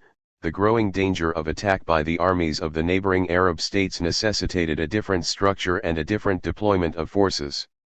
The changes now elaborated marked the transition of the Haganah from a militia army with territorial commands to a regular army organized on a nationwide basis. 25 All these developments clearly demonstrate that in the course of 1947, the political and military leadership of the Yishuv came to expect a full-scale military confrontation to take place following Britain's departure from Palestine, a confrontation in which they would have to face not only the Palestinian Arabs but the combined forces of the regular Arab armies. The Zionist leaders were united in seeing Transjordan's army as the most serious threat to their security.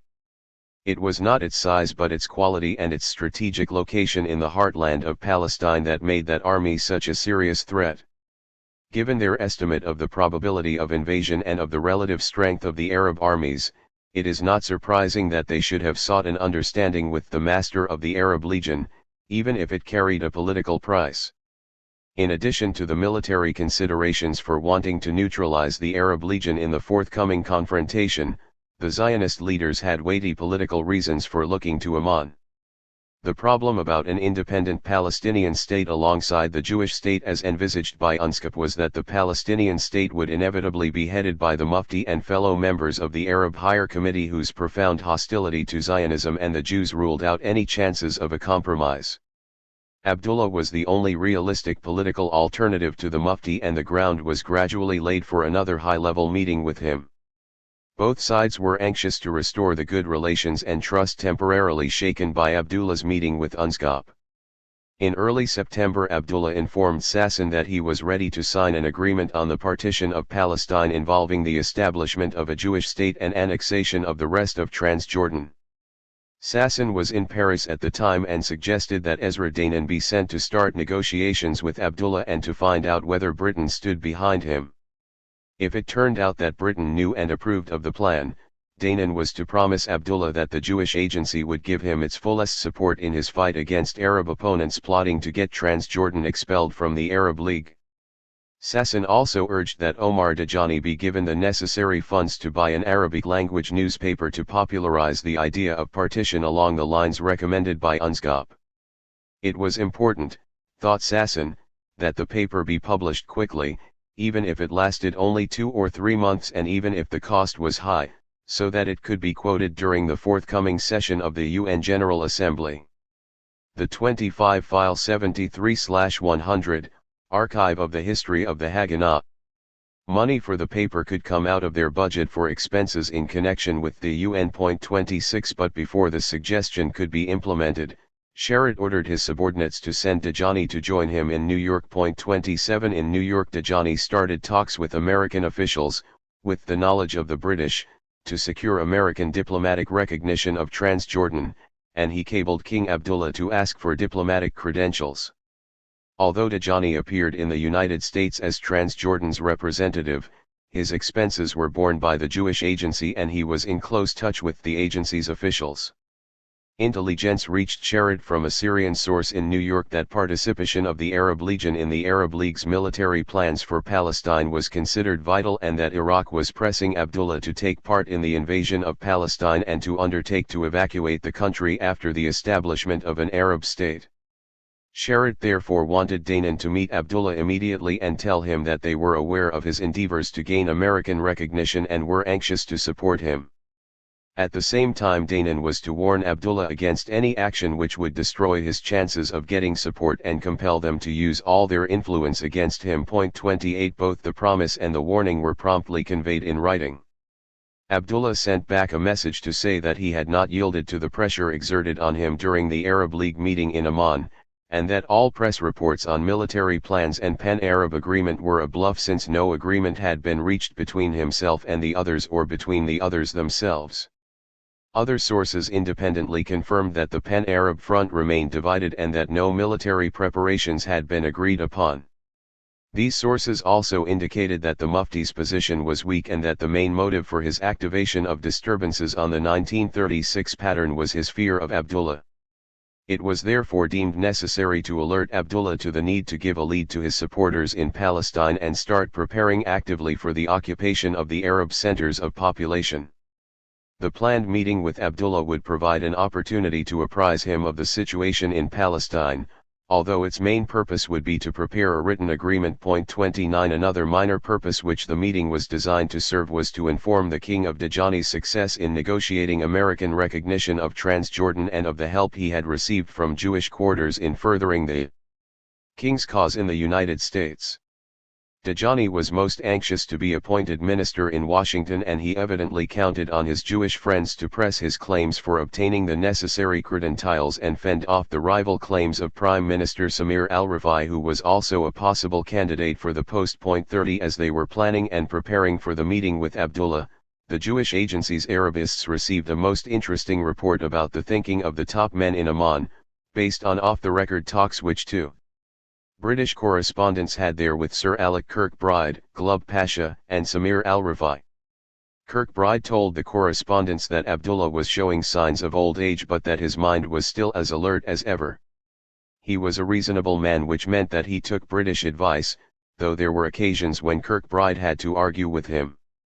Abdullah was clearly keen to rule Nablus and Hebron. In fact, his ambitions were boundless, though Kirkbride was careful to mention that this solution had not been discussed officially. He did, however, say that in his own view it was the logical solution. At the Arab League meeting in Amman, Kirkbride reported, Abdullah had told Azam and company very bluntly that the Arabs could not fight the whole world and that they were neither equipped nor organized to fight the Jews. They are all watching each other like cats and dogs, said Kirkbride, fearful lest one should beat the other to it. Glubb Pasha also thought a move by Abdullah was the obvious thing, but said it was a matter of timing and that Abdullah might move too quickly.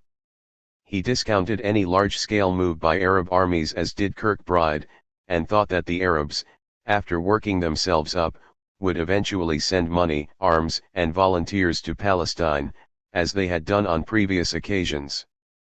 But whereas Kirkbride did not rule out Abdullah making a move which would be timed to prevent chaos and minimize strife in Palestine, Glubb thought the situation might have to be allowed to simmer for a while, until Jew and Arab were worn out, whereupon British intervention via Abdullah would be welcomed. By that time the Jews might be reasonable and give up Jaffa and the Negev. Western Galilee could go to Lebanon and Syria. From these conversations the correspondents surmised that Abdullah was toying with the idea of annexing Arab Palestine and that his chief British advisor favored such a move. Samir al-Rifai, the 47-year-old Prime Minister of Transjordan, informed the British correspondents that the Arab League was determined to oppose the establishment of a Jewish state in Palestine by all means in its power, as it would be a potential threat to the rest of the Arab states as well as to the Palestinian Arabs. He would not like to have a Jewish state on his eastern border. The Jews are a people to be feared. Look what they have done in only 27 years.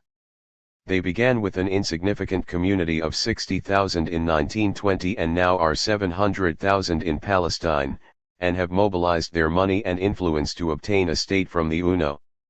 Give them another 25 years and they will be all over the Middle East, in our country and Syria and the Lebanon, in Iraq and Egypt. There are 150,000 of them in Iraq and they hold the commerce of the country in their hands. It is the same in Egypt. They are responsible for starting the 2 world wars we have known in our generation.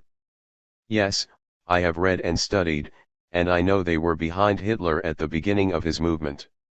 After this remarkable statement, the Prime Minister said that if the UN voted for partition, the Arab states might nevertheless take action in Palestine, perhaps not officially. We all believe in the greater Syria scheme, he added, and eventually Arab Palestine, Syria, and Transjordan will become one country. They must. 5 From these 3 off-the-record talks, the writer of the report deduced that the Transjordanians had the annexation of Arab Palestine quite definitely in mind. Their strategy seemed to be to pull the Legion out of Palestine, allow troubles to develop, then step in to save the Arabs and thus have a strong claim to remain in Arab Palestine, including Jaffa and the Negev. Abdullah himself was probably thinking of moving in smartly the moment the British withdrew because he was afraid the Syrians might beat him to it. 31 King Abdullah and Golda Meir, the first meeting. The long-awaited meeting with the ruler of Transjordan was eventually arranged for November 17 and Golda Meir, at this time still Golda Meirson, was chosen to represent the Jewish side at this historic meeting. Golda Meir went to see King Abdullah in her capacity as acting head of the political department of the Jewish Agency. She was standing in for Moshe Sharad, who was conducting the diplomatic struggle for partition at the UN's temporary headquarters in Lake Success. She was accompanied by two of the Jewish Agency's Arab experts, Elias Sasson and Ezra Danan. On the way, Danan, who had met with Abdullah on several previous occasions, briefed her on the king's general concept of the role of the Jews. He believed that Providence had scattered the Jews throughout the Western world in order that they might absorb European culture and bring it back to the Middle East with them, thus contributing to its renaissance. Danan also warned her that while the king was certainly sincere in his expressions of friendship, these would not necessarily be binding on him. 32 The meeting with Abdullah took place in Naharaim, at the house of Avraham Rutenberg, who had succeeded his father as the director of the Palestine Electric Corporation. The manager of the station, Avraham Daskal, who was also a liaison officer for the intelligence services of the Haganah, had made the elaborate arrangements for this clandestine meeting in close cooperation with his friend Muhammad Zubaydi, who served as the king's private secretary and confidant. Sasson and Danan acted as interpreters since Mrs. Meir spoke no Arabic. Whereas Mrs. Meir was visiting Naharaim for the first time, King Abdullah was a regular visitor there, ever since he had presided at the opening ceremony of the station in 1932. Relations of good neighborliness had developed quickly between the Amir and the first managing director of the Palestine Electric Corporation, Pinhas Rutenberg, and when Rutenberg died in 1942, his son, Avraham, kept up the friendly relations with the Amir. Abdullah was particularly fond of Avraham Daskal, calling him Abu Yusuf ever since hearing that, with two daughters, he was hoping for a son whom he would name Joseph. Twice a year, Daskal and Rutenberg and their wives were officially invited to dinner at the palace in nearby Shana. Daskal could also visit Abdullah informally whenever he chose to, and his wife, Hannah, became friendly with the ladies of the palace. On appropriate occasions, such as the birth of Abdullah's grandson Hussein ibn Talal, attractive presents were given to Abdullah and other members of his family. He himself fully reciprocated this generosity, on one occasion presenting Daskal with a gold watch inscribed with his name, Abdullah ibn Hussein. The Jewish friends gladly rendered any help they could to the friendly Amir, such as fitting the palace with electricity and a water pump and supplying electricity to the house of Abdullah's beautiful and devoted black concubine. From time to time Abdullah used to accept invitations to go and stay in Rutenberg's elegant White House in Naharaim. He, his personal physician, and Muhammad Zubaydi were usually given the second floor, the rest of the royal party were accommodated in a sumptuous tent. The animated conversations continued well into the night. The Daskals remember Abdullah as a lively conversationalist with a good sense of humor and still cherish the memories of a sincere and genuine friendship with him. 33 It was Daskal and Zubaydi who arranged for Mrs. Meir to meet their royal friend. Zubaydi had a plot of land and a house near Shana, and it was there that he arranged lunch for Daskal, King Abdullah, and his retinue. After lunch, following a pre-arranged plan, Daskal invited the king to go back with him for the customary midday siesta. Golda Meir and her companions were already waiting in Daskal's home, and it was there that Abdullah met her for the first time. 34 As they were sipping the ceremonial cups of coffee at the beginning of the meeting, the king was unable to conceal his astonishment that a woman should have been selected to head such an important political mission. He was told that Mrs. Meir held the second highest position in Jewish diplomacy, and that it was precisely because of the importance attached by the Jewish authorities to the meeting that she was sent in person. Recovering his poise, the king said that he appreciated the fact that Mr. Sharrat's successor had come to talk to him, and in an obvious attempt to put the interview on a friendly footing he invited Mrs. Meir to pay an official visit someday to his palace in Amman. In the course of the ensuing conversation, Abdullah invited his visitors to join him in thinking aloud. They had discussed partition in the past and he was interested to know what their current thinking was. But first he reported on recent developments in Arab affairs.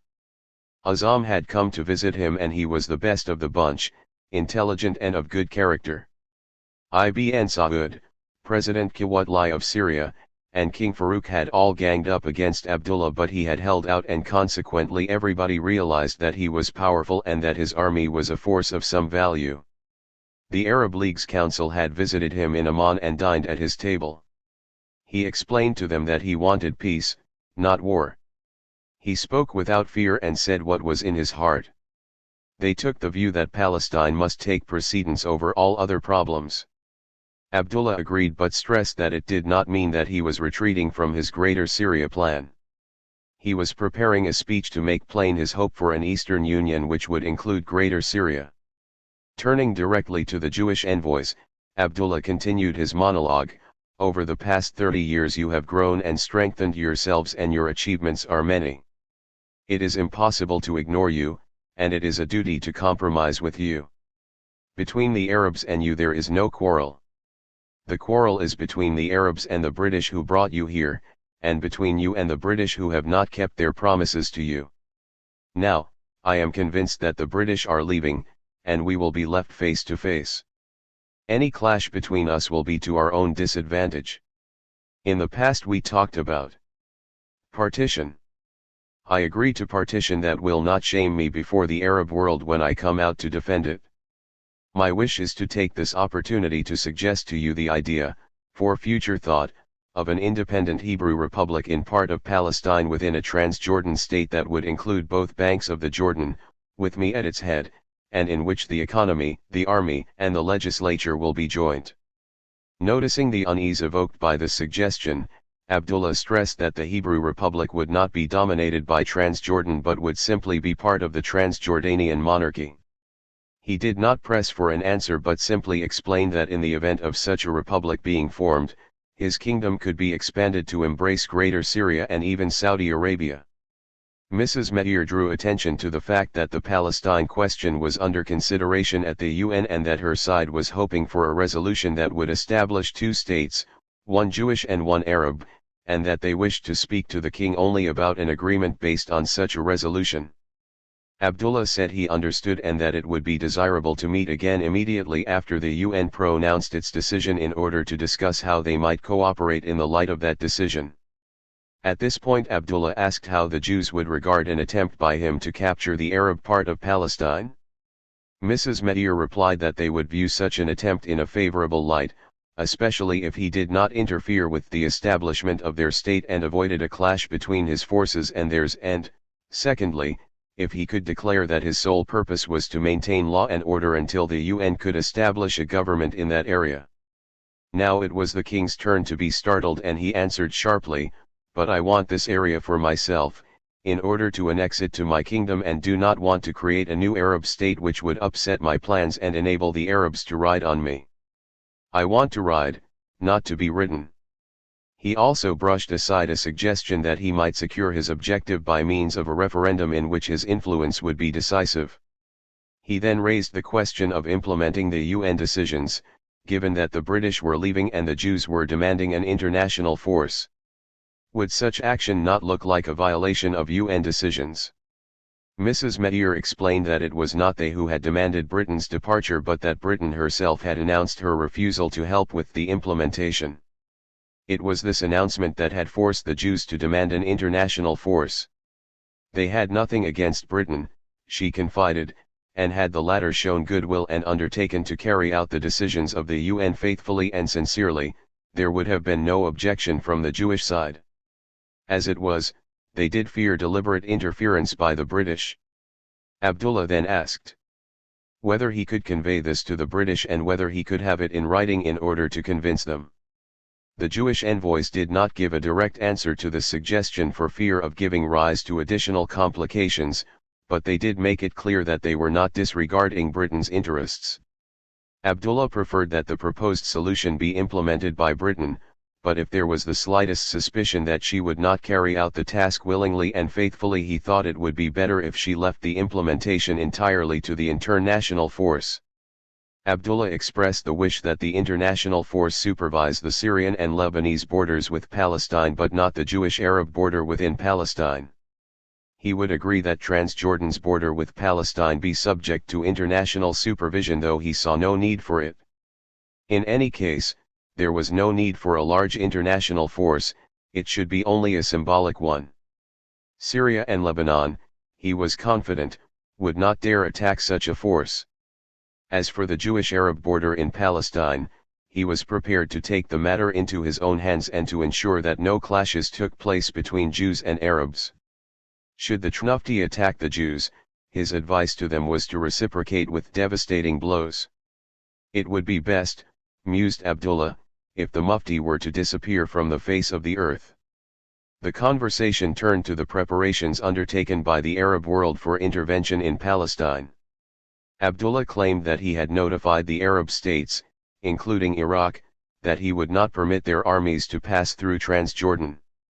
He had also given notice that he would not cooperate with any plan unless the arms, ammunition, vehicles, and workshops were concentrated in Transjordan under his command and for the express purpose of preserving order and reaching an understanding with the Jews. The situation and circumstances, he added, did not warrant war, but rather compromise.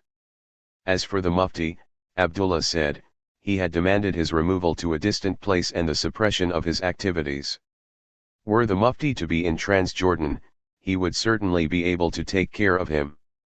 The Jewish representatives presented information regarding an alleged plot by the Mufti to provoke a clash between the Arab Legion and the Haganah by dressing up some of his men in the uniform of the Arab Legion.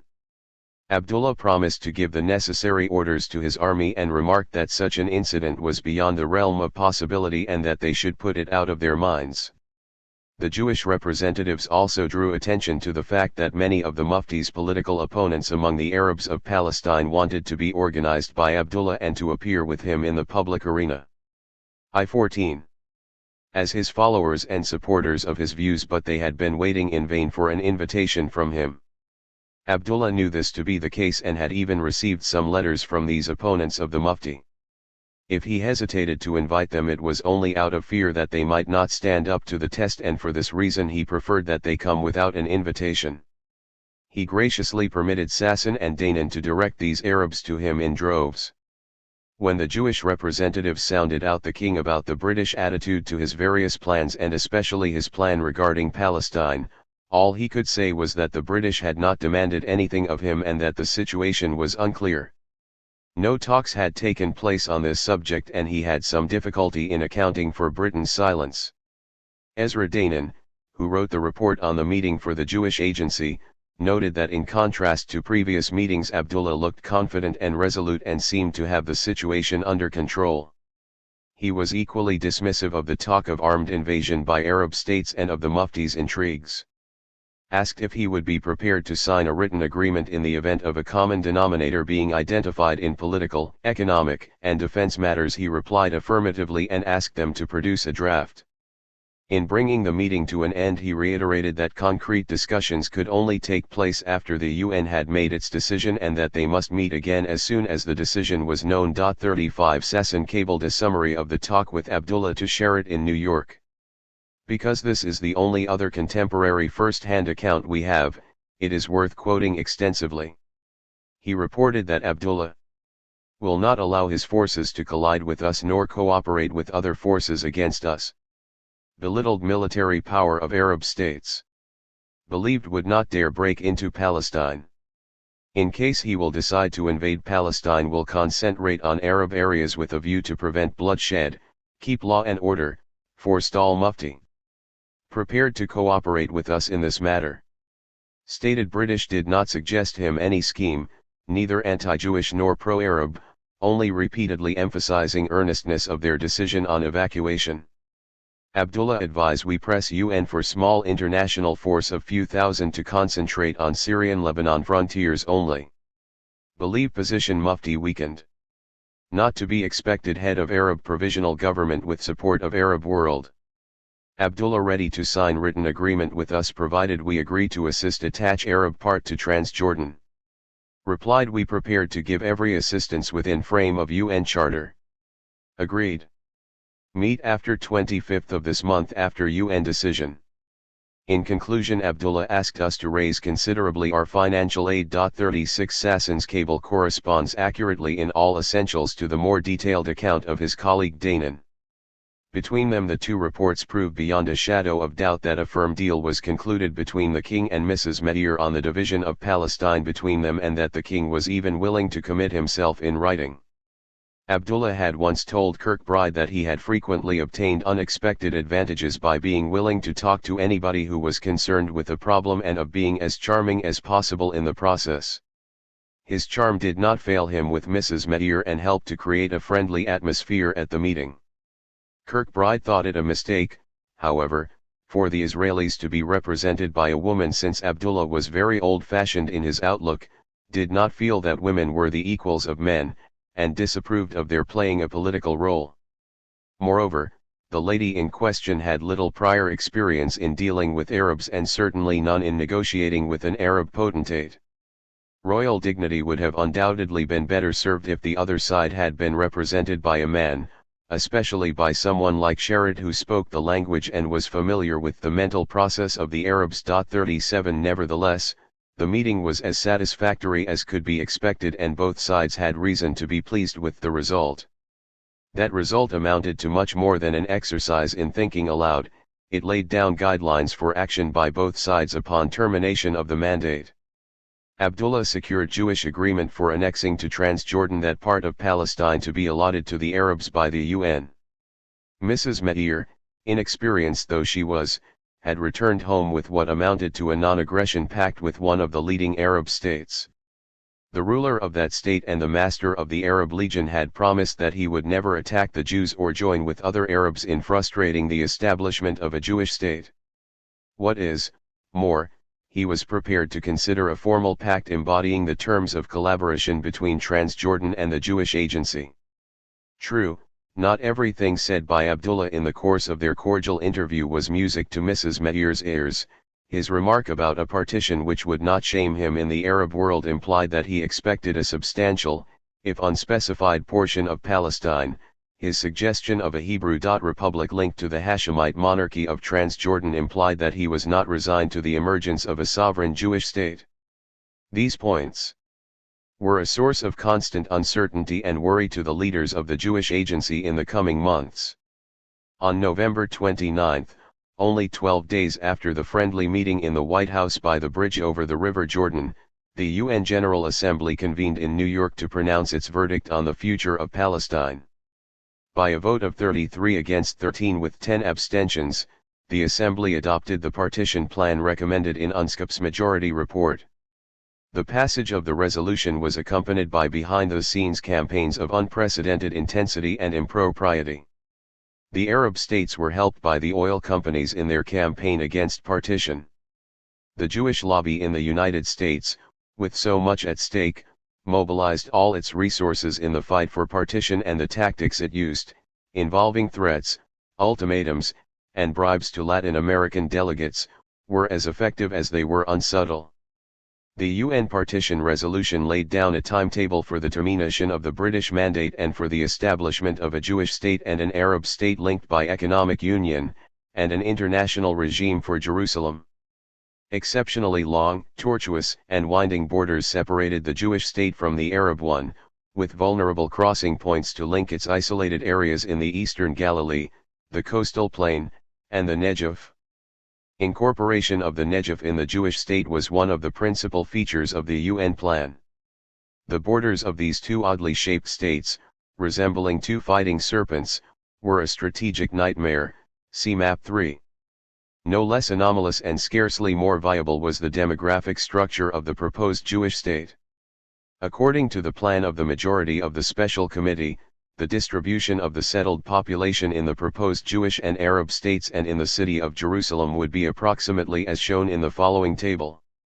The unsettled population consisted of Bedouins who lived for the most part in the arid Negev.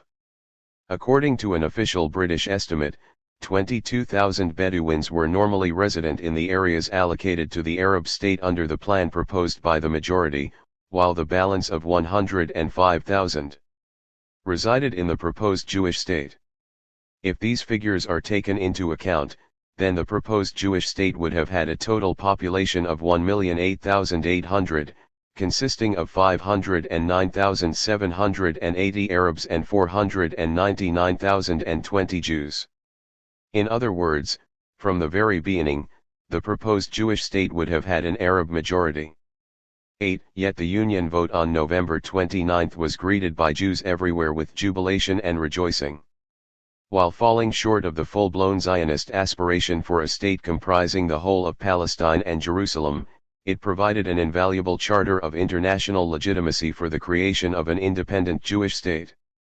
The UN decision alone could not guarantee the Jewish people a state of their own, but it represented a tremendous gain of international recognition and increasing momentum in its struggle for statehood. Nevertheless, the Irgun, which had been founded in 1937 by the revisionist Zionists, did not join in the general celebrations. It bitterly opposed the partition plan for carving up the homeland and warned that partition would lead to war. A day after the UN vote, Menachem Begin asserted the credo of the underground fighters: the partition of the homeland is illegal. It will never be recognized. It will not bind the Jewish people. Jerusalem was and forever will be our capital. Eretz Israel will be restored to the people of Israel. All of it. And forever. 389-3 The Union Partition Resolution was roundly and bitterly denounced by Arabs everywhere. Even before the opening of the regular session of the General Assembly, the Arab League charged UNSCOP with a pro-Zionist bias and served notice that the General Assembly's approval of either the majority or the minority scheme would precipitate an Arab-Jewish war, and probably a world war. The Arab Higher Committee labeled the two plans absurd, impracticable, and unjust. The United Nations was warned that not a single Jew would be allowed to migrate to Palestine. The Arabs will fight to the last man to defend their country, to defend its integrity and to preserve it as an Arab country. 40 The passage of the partition resolution in the General Assembly was accompanied by renewed threats from the Arab League to resist its implementation by force. The partition line shall be nothing but a line of fire and blood, was Azam Pasha's ominous warning. When news of the UN resolution reached Palestine, the various Arab factions closed ranks in face of the new threat and proclaimed a THRE-a-day strike in protest, beginning on December 1. The Palestine Arabs were now determined to abort the partition scheme by demonstrating that a Jewish state would not be tolerated and could not be viable. Unlike the Jews, the Palestine Arabs made no serious efforts to plan ahead and work for the day when they might have to fight to save their homeland. They did little to rebuild their forces, train their men in modern warfare, acquire sufficient modern arms, and seek more able military and political leadership. Thus, they were extremely ill-prepared militarily and politically when the struggle for Palestine reached its climax. 41 Despite all these failures, for which they were soon to pay such a heavy price, the Palestine Arabs were convinced that they had justice and morality on their side in their fight against partition. Their case against the UN plan was eloquently summed up by the eminent Palestinian historian, Walid Khalidi. The name of the plan was the old one of partition. But whereas in 1937 partition had been recommended by the Royal Commission of an imperial power, it was now the ostensibly disinterested verdict of an impartial international body. This endowed the concept with the attributes of objectivity and even-handedness, in short, of a compromise solution. But a compromise by definition is an arrangement acceptable, however grudgingly, to the protagonists. The partition of Palestine proposed by UNSCOP was no such thing. It was Zionist in inspiration, Zionist in principle, Zionist in substance, and Zionist in most details. The very idea of partition was abhorrent to the Arabs of Palestine, and it was against it that they had fought their bitter, desperate, and costly fight in the years 1937 to 39. Also, compromise implies mutual concession. What were the Zionists conceding? You can only really concede what you possess. What possessions in Palestine were the Zionists conceding? None at all. Again, a compromise implies that you concede what in the last estimate is expendable in order to preserve the substance of your position. We all know what the concessions demanded of the Arabs were in the UNSCOP plan, and what the residual Arab state in the country was to be after the concessions were made. Concessions of such a kind and scale are demonstrably alien to the very idea of compromise. It is surely utterly alien to this idea that one party should so revolutionize its position vis-a-vis the other, and at the latter's expense, that the relative positions between the two would be actually reversed. It surely goes against the grain of human nature to expect the party that would suffer this reversal to enter into the transaction just because some third party, itself affiliated to the potential aggrandizer, chose to befog the issue by calling this transaction a compromise. One might say all this is very well except that it ignores the power factor. True enough, but if we are talking about power, then we should say so and not pretend that we are talking about compromise, except that UNSCOP and subsequently the UN General Assembly did talk about this process of dictation and blackmail as though it were indeed a genuine compromise transaction. Point 42. The partition plan also marked the parting of the ways between the Palestinian Arabs and King Abdullah. During the General Assembly's deliberations, Abdullah began to send troops into Palestine to demonstrate that the Arab Legion was the only force capable of protecting the Palestine Arabs against the Jews. He also proposed to the Arab Higher Committee that in the event of a British withdrawal from Palestine, the Arab Legion, with its weapons and equipment, should undertake to look after the Arabs of Palestine and bring them under its control. Point 43. On November 29, Ismail Raghib Khalidi, the youngest brother of Hussein Fakhri Khalidi, the secretary of the Arab Higher Committee, visited Amman to convey to the Hashemite monarch the committee's negative reply to his offer of protection. While the two men were talking, news of the UN partition vote was announced on the radio. Abdullah turned to Khalidi and said, "You have rejected my offer. You deserve what will happen to you now." 44. Thus, by the end of 1947, not one but two partition plans had come into existence. One was born in New York on November 29, bearing the public seal of approval of the international community and calling for the creation of two independent states to replace the British mandate in Palestine. The other, secretly conceived in Naharaim, the progeny of an unholy alliance between the Zionists and the Hashemites, envisaged the creation of only one state and the annexation of the rest of Palestine to Transjordan. The second plan preceded the first chronologically by 12 days but was predicated on it. The Jewish community in Palestine was the principal beneficiary under both plans. Britain felt no particular enthusiasm for either. The Arab Higher Committee and the majority of the Arab states were irreconcilably opposed to the former plan and suspiciously hostile to the latter. Under the UN plan there was some recognition of Palestinian national rights, however inadequate in the Arab eyes, and the Mufti was the obvious candidate to head the new Arab state. King Abdullah did not stand to gain anything under this plan but was the principal Arab beneficiary under the alternative plan for dividing up Palestine with the Jews. Herein lies the crucial difference between the two kinds of partition that sprang to life towards the end of 1947 in the attempt to jockey for the succession of the departing British Empire. Arab pressures and British prevarications. The United Nations 5 vote in favor of partition provided not just international legitimacy for creating Jewish and Arab states but, unintentionally, the signal for a savage war between the two communities in Palestine. Arab guerrilla operations against Jewish targets in Palestine started the day after the UN vote.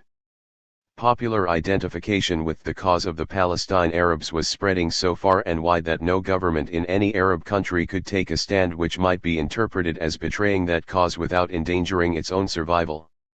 As popular pressure for intervention in Palestine was building up all around him, King Abdullah became increasingly worried about the prospect of carrying out successfully his own secret plan. The uncertainty surrounding Britain's intentions only added to his anxiety. An official statement of the British government's future policy concerning Transjordan was therefore both timely and reassuring. It enabled Sir Alec Kirkbride to check the issue of a somewhat explosive set of instructions to Transjordan's delegate to the coming meeting of the Arab League in Cairo. Abdullah had announced his intention to instruct his representative to table Transjordan's claim to the Arab areas of Palestine after the Jewish state had been formed, that is to say, to accept the UN decision regarding the partition of Palestine and then to determine unilaterally the future of the Arab areas. Prime Minister Samir al-Rifai went to see Kirkbride in despair and said that, apart from the wisdom or otherwise of showing one's hand so openly, he did not feel capable of going counter to the rest of the Arab League in such fashion, although he fully agreed with the king's ultimate aims. Kirkbride, too, while sympathizing with Abdullah's anxieties about the future of Transjordan if the Arab areas of Palestine fell into hostile hands, felt that the proposed step would be premature and harmful. At this juncture the telegram from London arrived. Kirkbride went immediately to see the king, gave him the message, and impressed upon him the importance not only of avoiding commitments but also of concealing his own intentions for the time being. The king was delighted at the prospect of guidance from London and decided to send Samir Pasha himself with strict instructions to be entirely non-committal regarding Transjordan's plans and to urge moderation on the other members. 1 To Abdullah, an Arab state ruled by the Mufti meant economic strangulation for Transjordan and could lead to its annexation to Saudi Arabia, Syria, or Iraq. Accordingly, he directed al-Rafi to oppose the giving of a free hand to the Mufti in military and political affairs, to consider primarily the interests of Transjordan when voting, and under no circumstances to agree to the passage of Arab military forces through Transjordan. Iraq's Prime Minister, Salah Jabr, stopped in Amman on his way to Cairo. His purpose was to pressure the king to allow the entry of an Iraqi detachment to Transjordan despite the latter's earlier protest to the regent of Iraq about the attempt to force the issue. 2 The king remained adamant, he could not permit a single Iraqi soldier to enter his country. Thus even though the regent was his nephew, Abdullah maintained a measure of reserve when it came to the question of Arab intervention in Palestine. The Cairo meeting of the Arab League during the second week in December projected an outward appearance of strength and solidarity. It also reached important decisions, but because of the conflicts of interest at play, these remained for the most part at the level of rhetoric and general principles. The basic resolution of the conference was to prevent the creation of a Jewish state and conserve Palestine as a united independent state. No general commitment to this course of action, however, still less willingness to make the necessary sacrifices, were revealed in the preceding deliberations. Most fundamental was the division about the military strategy to be adopted in fighting the Jews. The Secretary-General of the Arab League and Egypt's Prime Minister, Mahmoud Nukrashi, were against the use of regular armies, preferring guerrilla warfare conducted by the Palestinian Arabs to wear down the Jews psychologically and economically in a long war of attrition. They still had some hope of a diplomatic solution that did not involve the setting up of a sovereign Jewish state, and they were wary of making commitments of a military nature that might be regretted later. Hajj Amin al-Husseini also wanted his own irregular forces to wage guerrilla war and resisted the idea of direct intervention by regular armies, but for somewhat different reasons.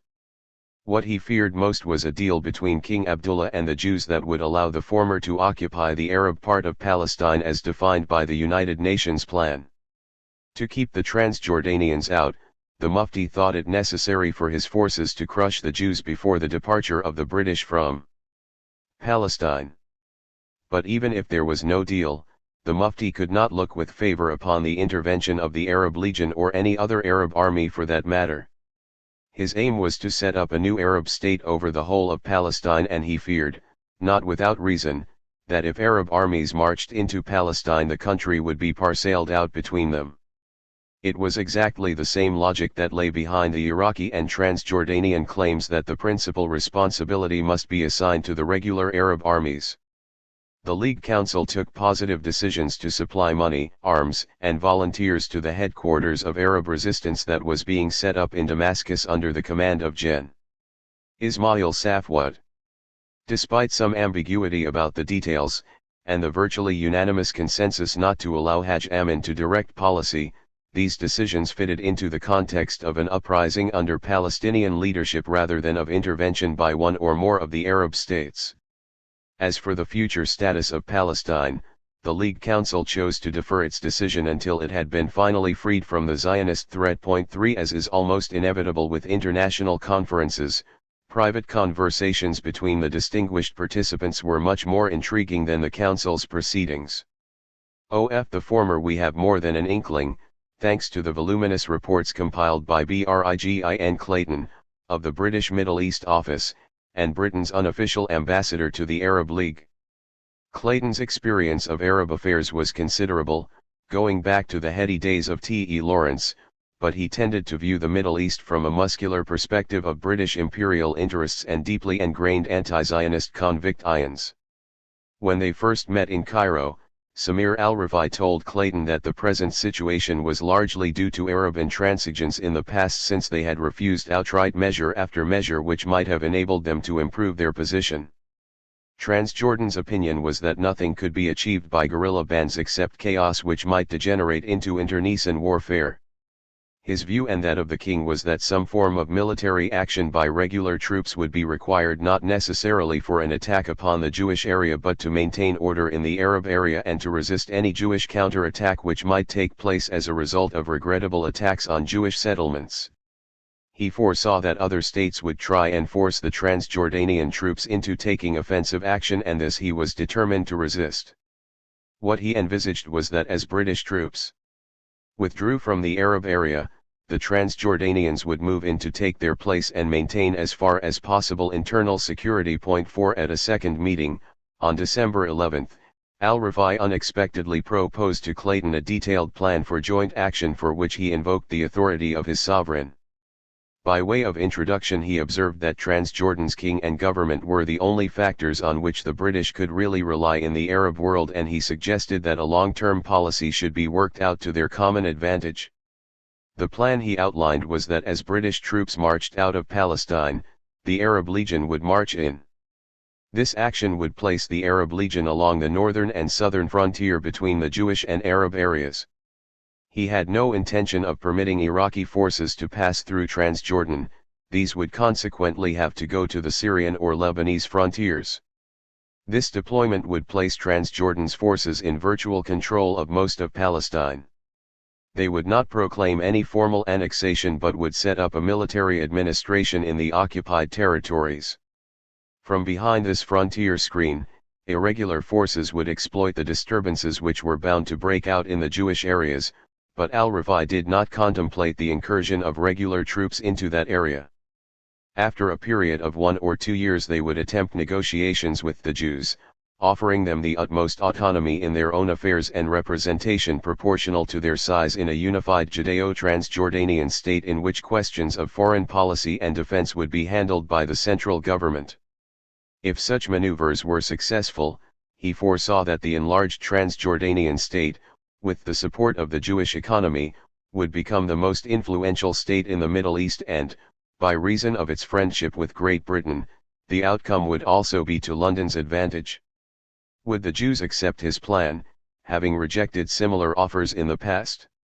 Samir Pasha thought the extremist Jews in control would probably not do so, but sufficient elements within the Yishuv might well be glad to after a year of chaos.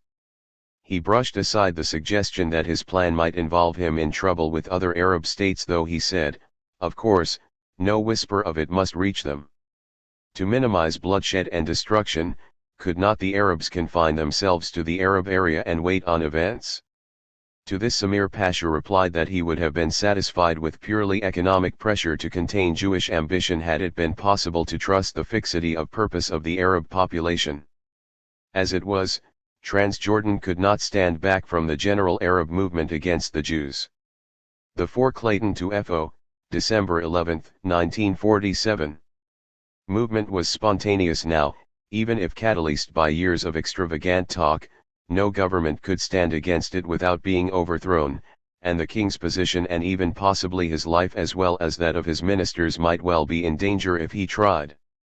Clayton's assessment, which he did not express in front of its author, was that the whole plan was wildly optimistic from the Arab point of view, though if it led to talks of any sort with the Jews it would be a gain. But in such talks any bargain struck was likely to be much more favorable to the Jews than the Prime Minister of Transjordan was willing to concede. In the short run the plan seemed unlikely to ease the situation very much. 5 Was Samir Pasha faithfully representing his monarch's thinking, or was he acting independently? Kirkbride pointed out that the monarch had never given him reason to suppose that he contemplated the execution of a plan such as that outlined by Samir to Clayton in Cairo. His idea seemed to be to acquiesce in a Jewish state in order to secure the remainder of Palestine.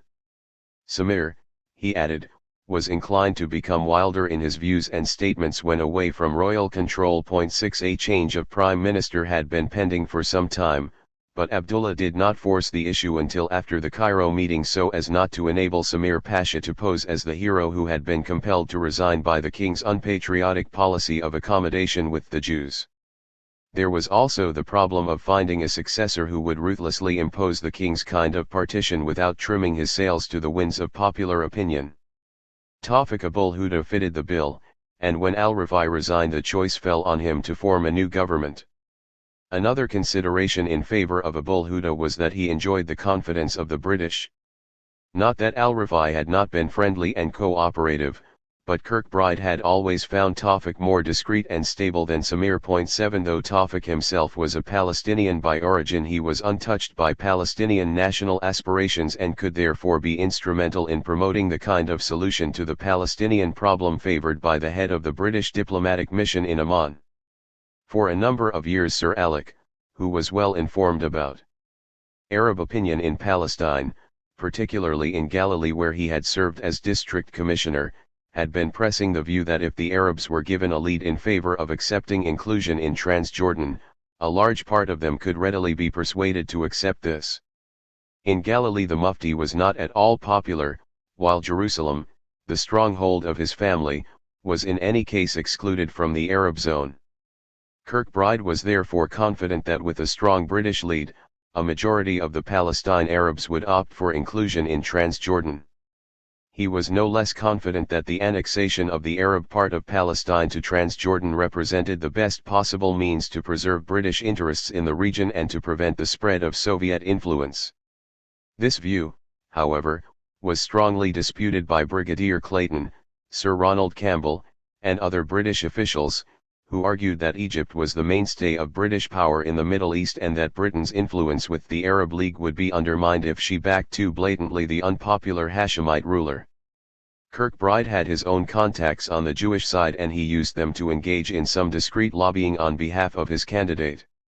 On December 19 he asked his friend of long standing, Avraham Ruttenberg, the director of the Palestine Electric Corporation in Naharaim, for his estimate of the Jewish agency's reaction to Abdullah's plans and was told that the Jews preferred Abdullah as a future neighbor to any other Arab ruler.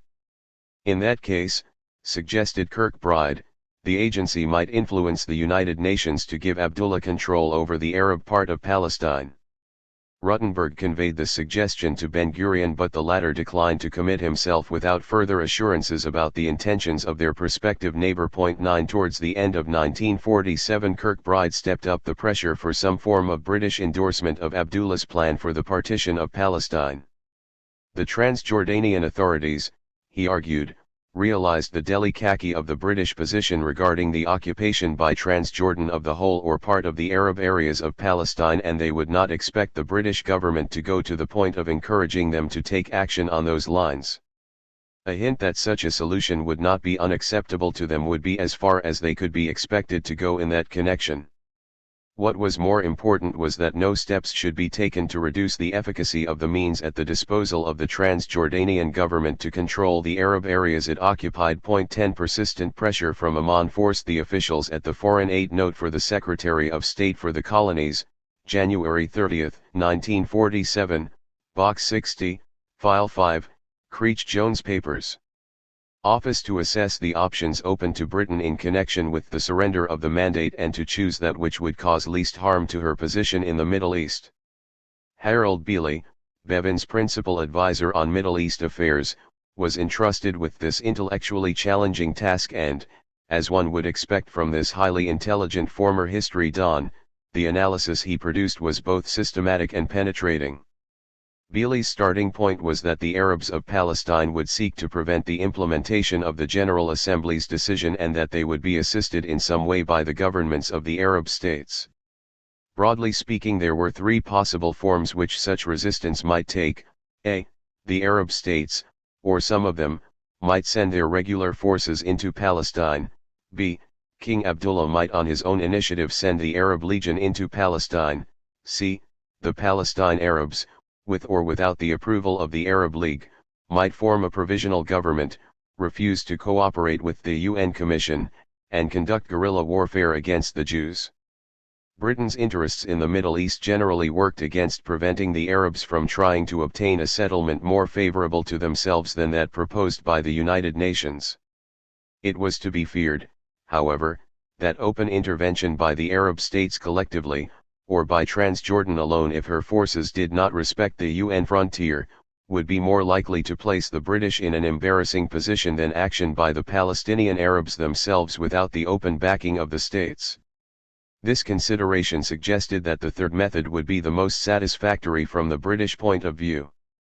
On the other hand, concluded Beeley, if King Abdullah were able to annex a large part of Palestine, to overcome the Arab opposition in Palestine, and to avoid a clash with any of the neighboring Arab states, this solution would offer the advantage that the rights enjoyed by Britain under the Treaty of 1946 would automatically extend to King Abdullah's newly acquired territories. 11 To find out the probable attitude of the Arab states to an invasion of Palestine by the forces of King Abdullah, Beeley requested assessments from all British posts in the Middle East. The replies were summarized in another interesting and comprehensive survey. The Iraqi government wished Transjordan's forces to occupy the whole of Palestine including the Jewish areas. The Syrian government would intensely dislike the occupation of any part of Palestine by a purely Transjordanian force, even if it was under the command of the Arab League. These sentiments were responsible for the Syrian government's support to the irregular forces which were being formed by Fawzi al-Khawqji on their territory and which could provide an alternative to King Abdullah's troops as the nucleus for Arab resistance in Palestine. The Lebanese Prime Minister thought that if King Abdullah was considering occupying only the Arab areas, he might well end up losing Transjordan itself. Neither the population of Transjordan nor the Arab League would, in his opinion, stand for such a policy. If, on the other hand, the king could occupy the whole of Palestine, the Prime Minister and the other Arabs could only applaud him. Sir Ronald Campbell thought that as the Arabs would in any case control the areas allotted to them by the United Nations, Egypt would regard the occupation of those areas by King Abdullah as no more than an attempt to further Hashemite aggrandizement.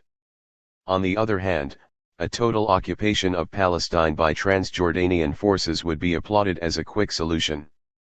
Ibn Saud would regard as treacherous and unjustifiable any attempt by King Abdullah to seize any part of Palestine except under the authority of the Arab League. Finally, there was a report from Jerusalem indicating that the Mufti's party would not quarrel with King Abdullah if his occupation covered the whole country and did not stop short at the frontier drawn up by the United Nations. The general conclusion which emerged from this country-by-country survey was that King Abdullah could count on a large measure of support in the Arab world if his action involved defiance of the UN and invasion of the territory assigned by them to the Jewish state. But if he confined himself to occupying what the Arabs had already been given, his actions would be interpreted as personal aggrandizement and would isolate him from his neighbors and from Arab opinion generally. 12 This remarkable consensus of opinion completely overlooked the very pertinent possibility that by defying the UN partition resolution, the Arabs might end up with a smaller, not a larger, portion of Palestine than that allotted to them under the terms of that resolution. It did not occur to the Arabs, or to the British officials who reported their probable attitude, that a less favorable form of partition than that offered by the UN might result from an appeal to arms.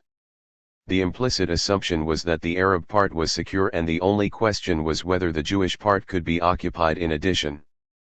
But an attack on the Jewish part could place the Arab part in jeopardy if the Jews mounted a successful counterattack.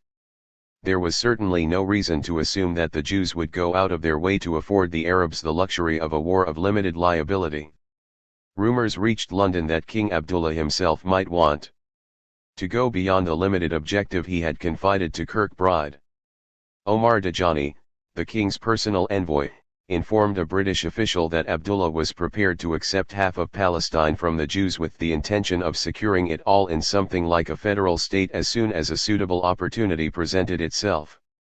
This was apparently a reference to the suggestion of a Hebrew republic which Abdullah had made at his meeting with Golda Meir but had not pursued when he met with resistance.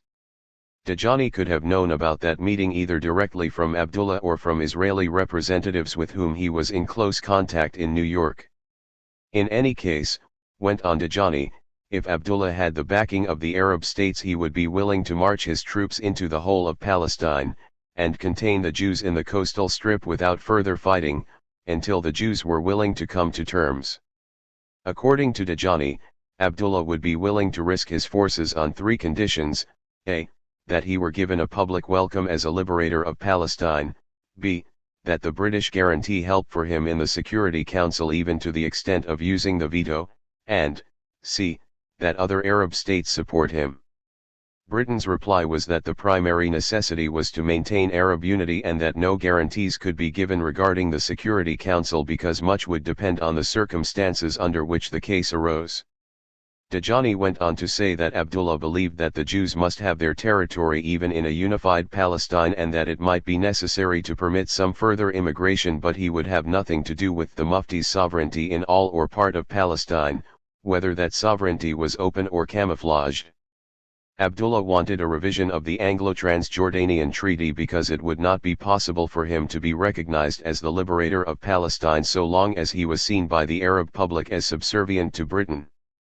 He would not mind if there was a secret agreement guaranteeing Britain all she required in Transjordan as long as there was an overt revision of the treaty which would put him on a par with the other Arab states. 13 Since Britain hoped to see Abdullah succeed to the Arab part of Palestine, there was considerable force in Dajani's last argument.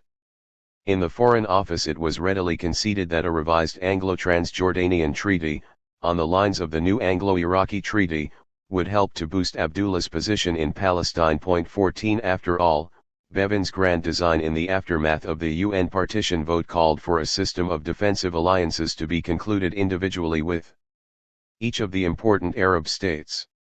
Under the new treaties, Egypt, Iraq, and Transjordan would be recognized as entirely independent and sovereign nations.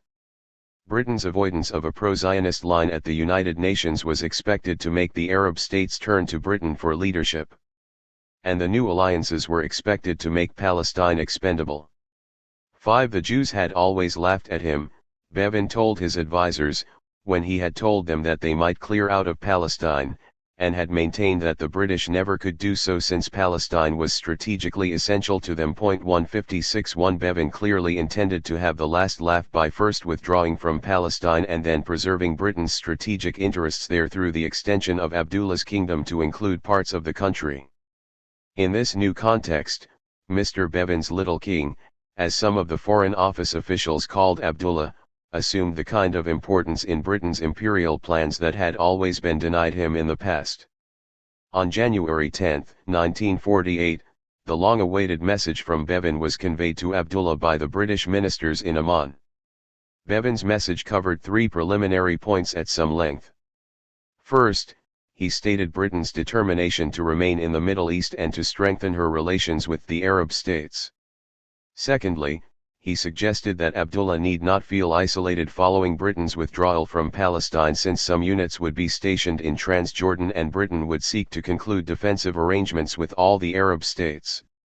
Thirdly, he assured Abdullah that Britain would continue to assist with the equipment and organization of the Arab Legion. On the subject of Palestine, the text of Bevin's message was as follows: We realize also that Your Majesty's objective in regard to Palestine is to assist in the establishment there, at the earliest possible moment, of a stable and democratic settlement, which would enable the people of Palestine to live in good relations with their neighbors, with the United Kingdom and with other peace-loving countries. This entirely accords with our own hopes for the future of Palestine, but we feel sure that Your Majesty will not have underestimated the difficulties of the task or the risks which would ensue if Transjordan were to take steps which isolated her from other Arab states or which caused the Security Council to consider action against her. Greatly as His Majesty's government in the United Kingdom sympathize with Your Majesty's desire to contribute to a speedy and peaceful settlement in Palestine, they might be in a position of considerable difficulty if either of these risks materialized. 17. Every word in this message was carefully weighed and the consequent ambiguity was artfully contrived. The makers of British foreign policy realized, as they informed Kirkbride, that what Abdullah really wanted to know was whether they thought he should intervene in Palestine contrary to the decisions of the Arab League and whether they would protect him at the United Nations by using the veto if the matter came before the Security Council. We do not feel that we can give him any encouragement to act alone, and the rather vague generalizations at the end of the message are, I am afraid, the best we can do. The Foreign Office's three hopes were, a. to see the trouble in Palestine localized and over as soon as possible, b. that no situation would arise that might call for Security Council action, where it was unlikely that Britain would use her veto to protect an Arab aggressor, and c. that King Abdullah will take no action that might isolate him from the other Arab states and thus give rise to the accusation that we are using him to engineer our re-entry into Palestine, and to the possibility that he might unite the rest of the Arab world against him. So far as the makers of British foreign policy could see at the time, the first and second requirements could be satisfied if King Abdullah occupied certain Arab areas of Palestine and refrained from sending the Arab Legion into the areas allotted to the Jewish state.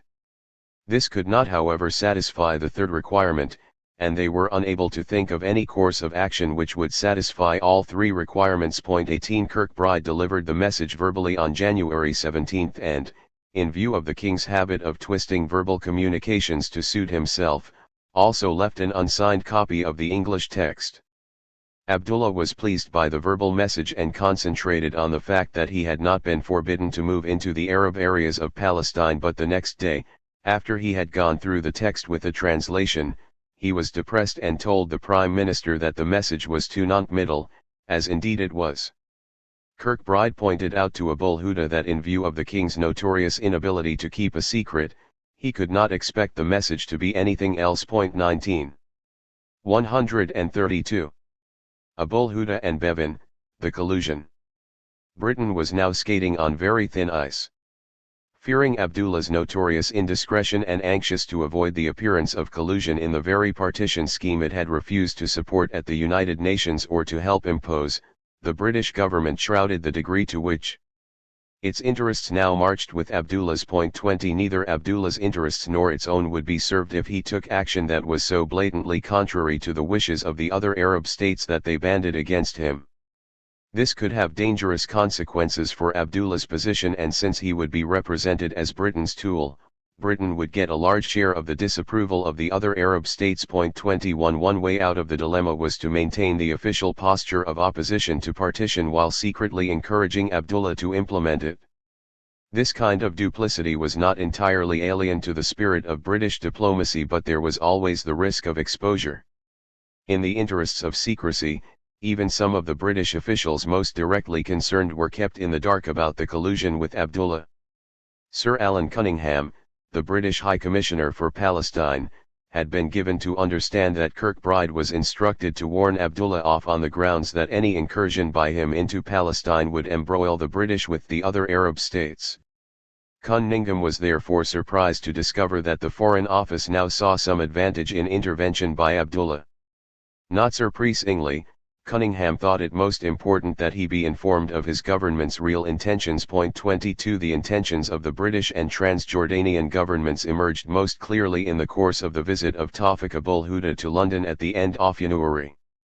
Tawfiq Pasha was invited ostensibly to renegotiate some of the technical clauses of the 1946 Anglo-Transjordanian Treaty, but the real aim was to discuss the situation in Palestine.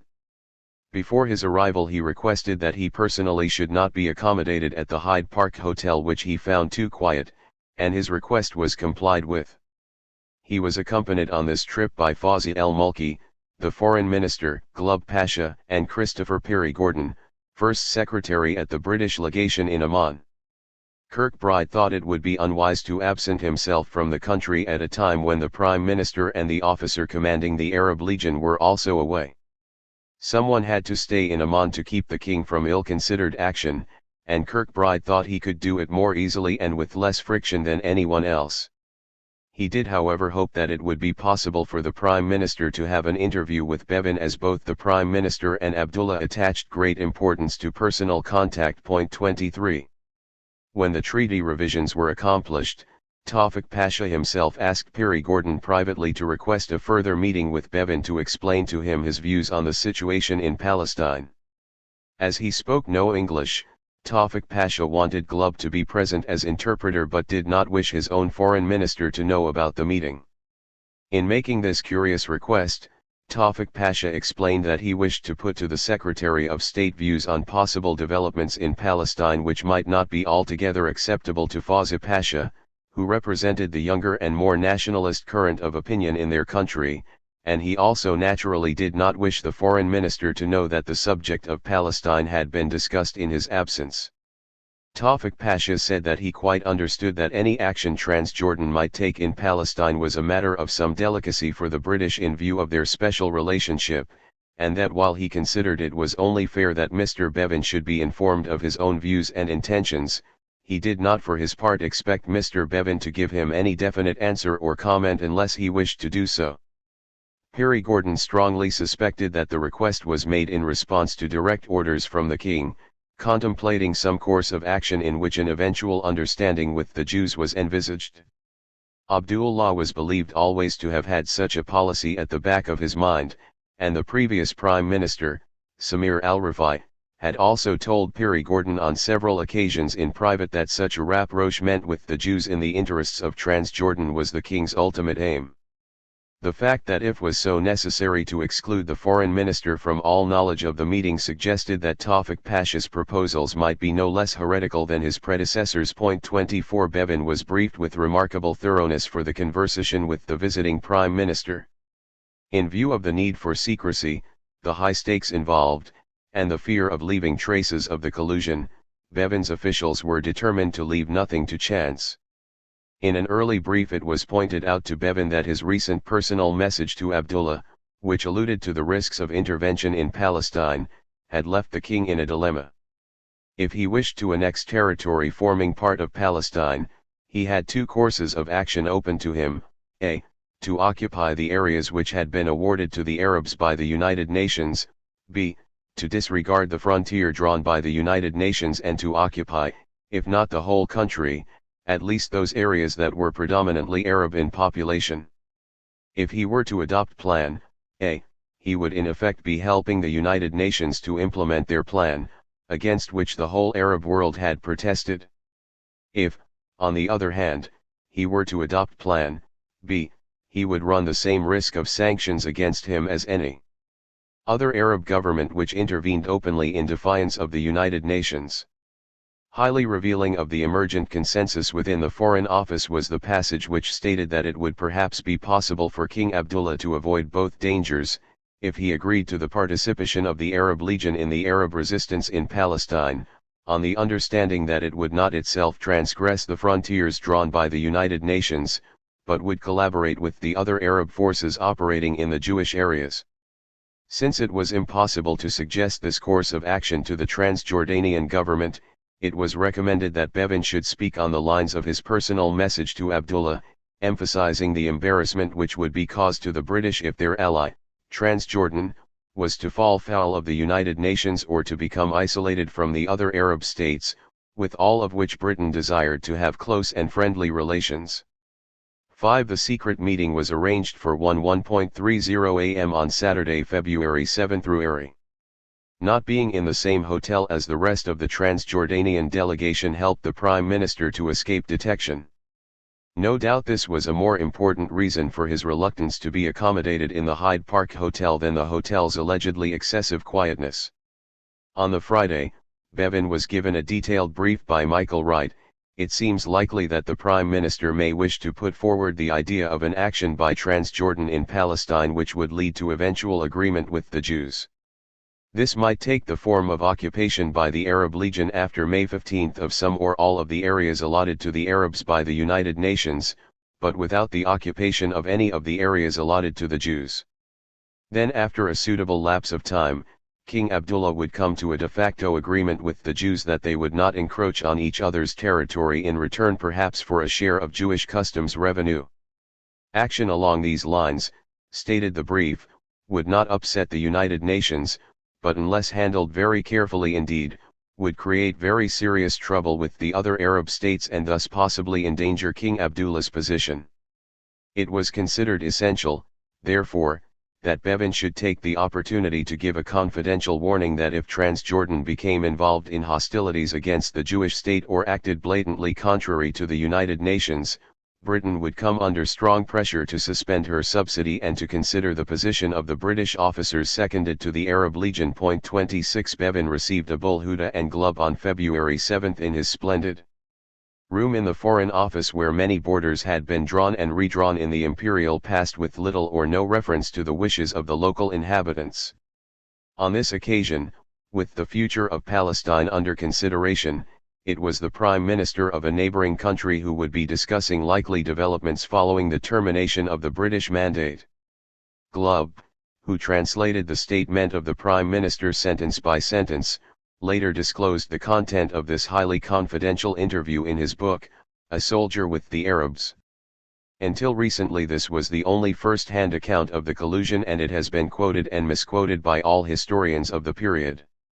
According to Glubb's account, Tawfik Pasha began by observing that while the Jews had prepared a government, a police force, and an army to assume power upon termination of the mandate, the Palestinian Arabs had made no preparations to govern themselves, nor did they have the means of creating an army.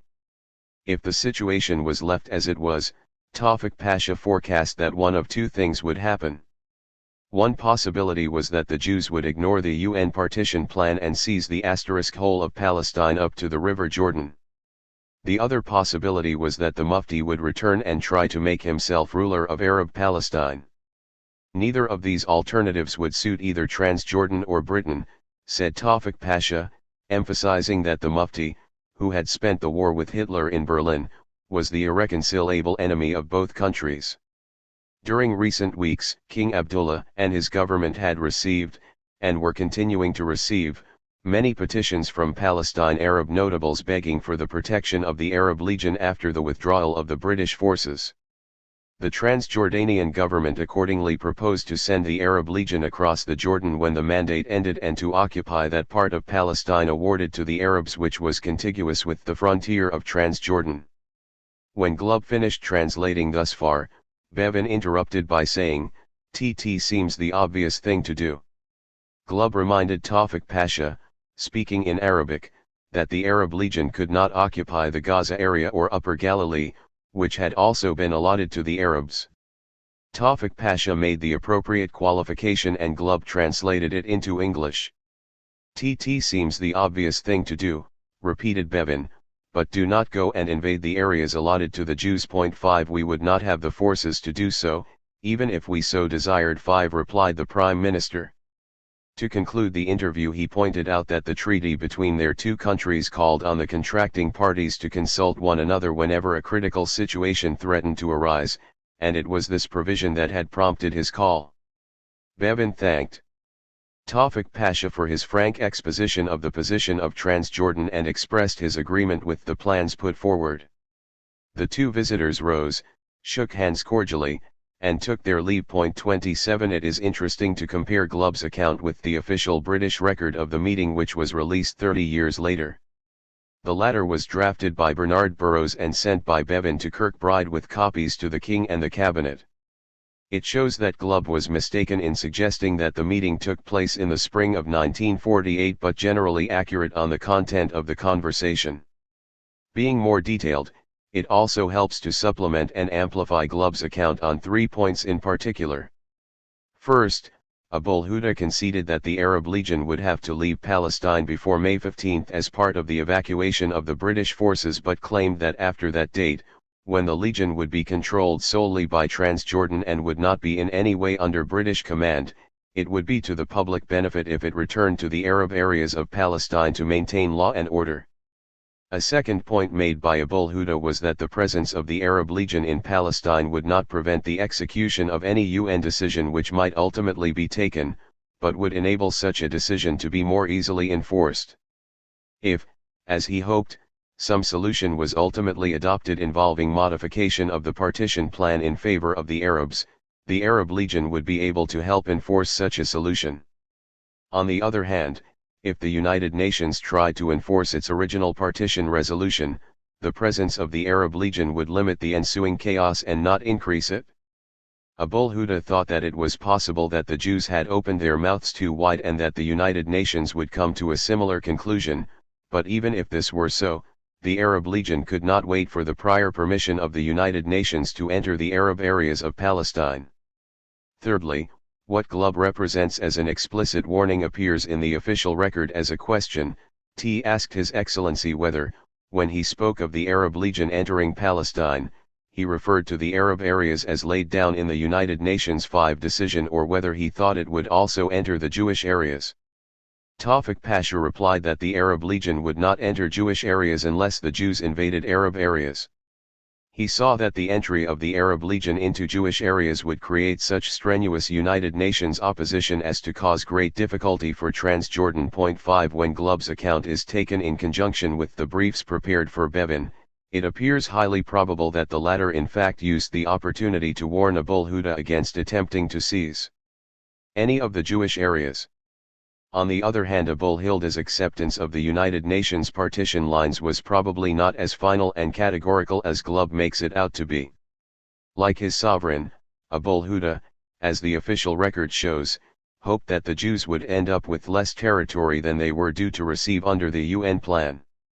Even better than his sovereign, Abul Huda realized that an informal and non-committal understanding with Britain was the most that could be expected. When Bevin said he would study the statement made to him, Abul Huda repeated that he did not want a reply. If as a result of further study the British wanted to pursue the discussion, he would be glad to do so, but otherwise he would not expect them to refer to the matter again. 28 Abul Huda was reassured by Bevin's response to his presentation of the secret Transjordanian plan of action. He returned home with a definite sense that his mission had been accomplished. Bevin, too, had every reason to be pleased with the way the meeting went. Before the meeting he had been advised by Kirkbride that the Transjordanians were honest in their plan to restrict their occupation in Palestine to the Arab zone and to avoid a clash between the Arab Legion and the Jewish forces. Now he had that intention confirmed by the Transjordan Prime Minister himself. 29 Bevin's meeting with Abul Huda was a major turning point in Britain's policy towards the Middle East. Up to this point Britain had declined to enforce the UN partition plan but had failed to develop a clear strategy for defending her position in the area following the end of the mandate. There was a pro-Hashemite school which advocated an enlarged Transjordan as the principal bulwark of British power and influence in the Middle East. But there was also opposition to this line of argument inside the Foreign Office, on the grounds that siding with Abdullah against the rest of the Arab countries could lead to the destruction of the Arab League. 30 Abul Huda helped to persuade Bevin that the Transjordanians could be relied upon to act discreetly and moderately, and that the proposed course of action would be to Britain's advantage. The keystone of British policy swung into place. From this point on, Britain worked in close cooperation with Abdullah to secure the expansion of his kingdom over most of Arab Palestine. In effect, Britain now became a party to an attempt to frustrate the UN partition plan and divide up Palestine instead between Abdullah and the Jews. This was the solution urged by the Jews on Abdullah and the basis of his agreement with Golda Meir at Naharaim. It was not the first time that Britain had heard about Abdullah's contacts with the Jewish Agency, but it was the first time that the Transjordanian government had asked for British advice on this matter. 31 Significantly, the only word of warning appended by Bevin to his acceptance of the Transjordanian plan was to refrain from invading the areas allotted to the Jews. Thus Bevin, who is portrayed by Zionist historians as irreconcilably opposed to the establishment of a Jewish state, appears, by February 1948, to be resigned to the inevitable emergence of a Jewish state but intent on frustrating the emergence of a Palestinian Arab state. It is hardly an exaggeration to say that he colluded directly with the Transjordanians and indirectly with the Jews to abort the birth of a Palestinian Arab state. Immediately after his meeting with Abul Huda, Bevin spoke to his officials about ways of limiting the damage to Britain's relations with the rest of the Arab world which would be caused by the entry of Transjordan's forces into the Arab areas of Palestine. In particular, he wondered whether anything could be done to promote better relations between Saudi Arabia and Transjordan.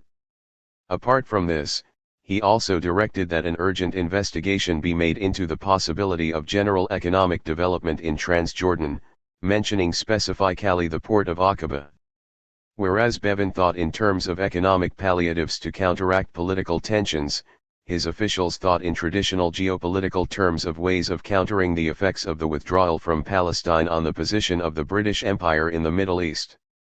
It is tempting to think, wrote Bernard Burroughs, head of the Eastern Department, that Transjordan might transgress the boundaries of the United Nations Jewish state to the extent of establishing a corridor across the southern Negev joining the existing Transjordan territory to the Mediterranean at Gaza.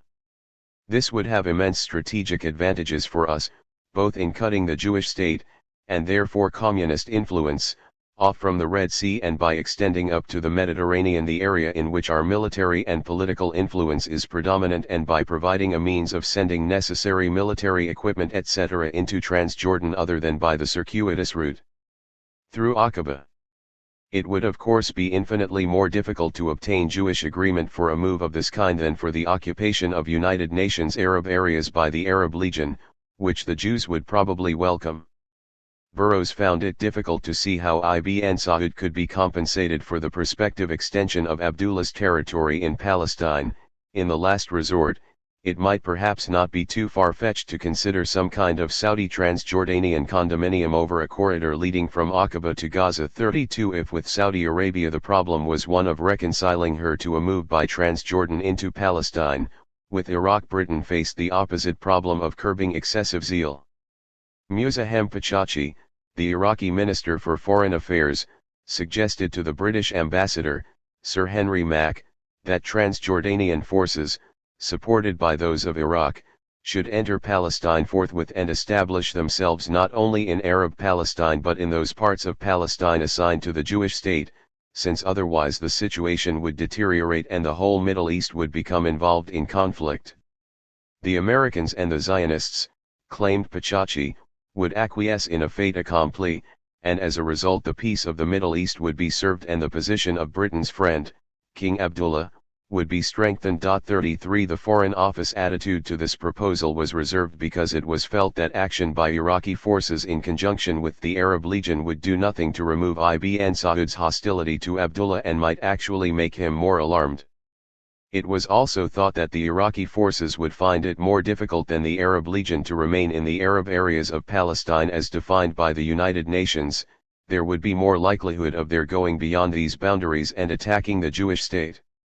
The British posts in Jeddah, Damascus, and Beirut confirmed that the proposed action would increase local suspicions of King Abdullah and have unfortunate repercussions for Britain's own relations with the Arab states. Sir Alec Kirkbride expressed the hope that Tawfiq Abul-Huda, when he visited Baghdad, would be able to correct Pachachi's ideas as to what action would be possible in Palestine. 34 Uneasy allies. Britain's endorsement of Abdullah's limited plan did nothing to allay Jewish anxieties.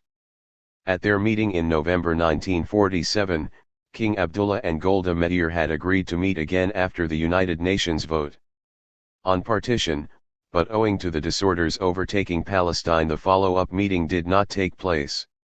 For a number of weeks the Jewish Agency was able to maintain contact with the king through his emissaries, but with the gradual slide to chaos in the early months of 1948 this contact became more tenuous and intermittent. The most important of the king's emissaries during this period was his personal physician, Dr. Shaukat Aziz as-Sathi. Unlike some of the king's other aides, who had a personal axe to grind, Dr. Sathi enjoyed Abdullah's absolute confidence and was entrusted by him to carry out the most sensitive of missions. It was Dr. Sathi who was usually sent to Jerusalem to convey the king's letters or verbal messages to Elias Sasson and Yaakov Shimoni. They for their part knew that the doctor would not try to inject his personal views and preferences in the process of liaising between the two sides and that any money they handed to him would be faithfully delivered to the right destination. To the Jewish officials it was rather disappointing that the king kept his relations with them on a strictly private and personal basis and that he did not see fit to involve his government in the talks or even to inform his ministers. Since the government was kept in the dark, there was always the danger that the prime minister and the king would pull in different directions. The king intimated that he could not rely on his ministers, and that was why he used secret emissaries like Dr. Sathi. The Jewish officials could hardly insist that Abdullah involve his ministers, but the fact that he did not was a constant source of concern for them. Another factor which complicated the secret relationship was Jewish uncertainty about the extent of British knowledge and British support for the king's plan. Abdullah had hinted on a number of occasions that he preferred to reveal as little as possible about the nature of his relationship with the Jewish agency to the British. The Jews had no direct link with the British government, and even if they had been told that Britain supported the division of Palestine between themselves and Transjordan, they would not have believed it. Such was their mistrust of the abdicating mandatory power. So no tripartite collusion was possible, and the triangle had only two arms, one linking Abdullah to Britain and the other to the Jewish agency. The Jewish agency pressed Abdullah for a precise and written agreement. Its officials were very anxious to obtain a commitment in writing, a secret but written agreement, specifying the respective undertakings of the two sides. Abdullah, however, refused to be nailed down. He wanted the agreement to remain vague. It suited his temperament and it suited his political culture. The British had once tried to obtain his father's signature to a text, but the Hashemites did not like precise or written agreements. Arab gentlemen keep such matters vague. Abdullah once sent a message to say that if there is trust, written commitments are unnecessary, and if there is no trust, even written commitments would be of no avail. 35 Yet, Yaakov Shimoni, who is in a very good position to judge, emphatically maintains that despite Abdullah's evasions, the understanding with him was entirely clear in its general spirit. We would agree to the conquest of the Arab part of Palestine by Abdullah. We would not stand in his way. We would not help him, would not seize it and hand it over to him. He would have to take it by his own means and stratagems, but we would not disturb him. He, for his part, would not prevent us from establishing the State of Israel, from dividing the country, taking our share and establishing a state in it. Now his vagueness, his ambiguity, consisted of declining to write anything, to draft anything which would bind him. To this he did not agree. But to the end, until the last minute, and if I am not mistaken even during his last talk with Golda Meir in May 1948, he always said again and again, perhaps you would settle for less than complete independence and statehood. After all, under my sovereignty or within a common framework with me you would receive full autonomy, or a Jewish canton, not a totally separate one but under the roof of the Hashemite crown. This he did try to raise every now and again and, of course, always met with a blank wall. We told him we were talking about complete, full, and total independence and are not prepared to discuss anything else. And to this he seemed resigned, but without ever saying, okay, an independent state. He did not say that, he did not commit himself, he was not precise. But such was the spirit of the agreement, and it was totally unambiguous. Incidentally, the agreement included a provision that if Abdullah succeeded in capturing Syria, and realized his dream of Greater Syria, something we did not think he had the power to do, we would not disturb him. We did not believe either in the strength of his faction in Syria. But the agreement included a provision that if he does accomplish it, we would not stand in his way. But regarding the Arab part of Palestine, we did think it was serious and that he had every chance of taking it, all the more so since the Arabs of Palestine, with their official leadership, did not want to establish a state at all. That meant that we were not interfering with anybody. It was they who refused. Had they accepted a state, we might not have entered into the conspiracy. I do not know. But the fact was that they refused, so there was a complete power vacuum here, and we agreed that he will go in and take the Arab part, provided he consented to the establishment of our state and to a joint declaration that there will be peaceful relations between us and him after the dust settles. That was the spirit of the agreement. A text did not exist. 36 When the rumors began to spread that the Transjordanian government had decided to join the other Arab states in an invasion of Palestine designed to seize the whole country, Golda Meir sent a J43 message to Abdullah asking whether his original promise to her still held. By her own account, The reply from Amman was prompt and positive. King Abdullah was astonished and hurt by her question. He asked her to remember three things: that he was a Bedouin and therefore a man of honor, that he was a king and therefore doubly an honorable man, and finally, that he would never break a promise made to a woman. So there could not possibly be any justification for her concern. 37 This triple reassurance, Bedouin royal chivalrous, was not enough to calm Golda Meir's intensely suspicious mind, and her fears of betrayal fed on her ignorance of the intricacies of inter-Arab politics. Her doubts concerning Abdullah's reliability as a partner, though not her ignorance of the regional context in which he had to maneuver, were shared by the man who led the struggle for a Jewish state, David Ben-Gurion. Ben-Gurion had at his disposal an effective intelligence-gathering service, fed by the Arab section of the political department, and an additional network of secret agents and informers employed by the Haganah. The efficiency and secrecy with which this information was distributed to the leaders concerned and the central coordination of moves based on this information were no less outstanding. Ben-Gurion kept in close touch with both Moshe Sharett, who was leading the diplomatic campaign for independence in New York, and Golda Meir, who was acting head of the political department in Sharett's absence. Ben-Gurion encouraged both Sharett and Mrs. Meir to cultivate the link with Transjordan, while he himself remained skeptical about the viability of this link. A pessimist by nature, Ben-Gurion not only prepared for the worst but also expected the worst to happen.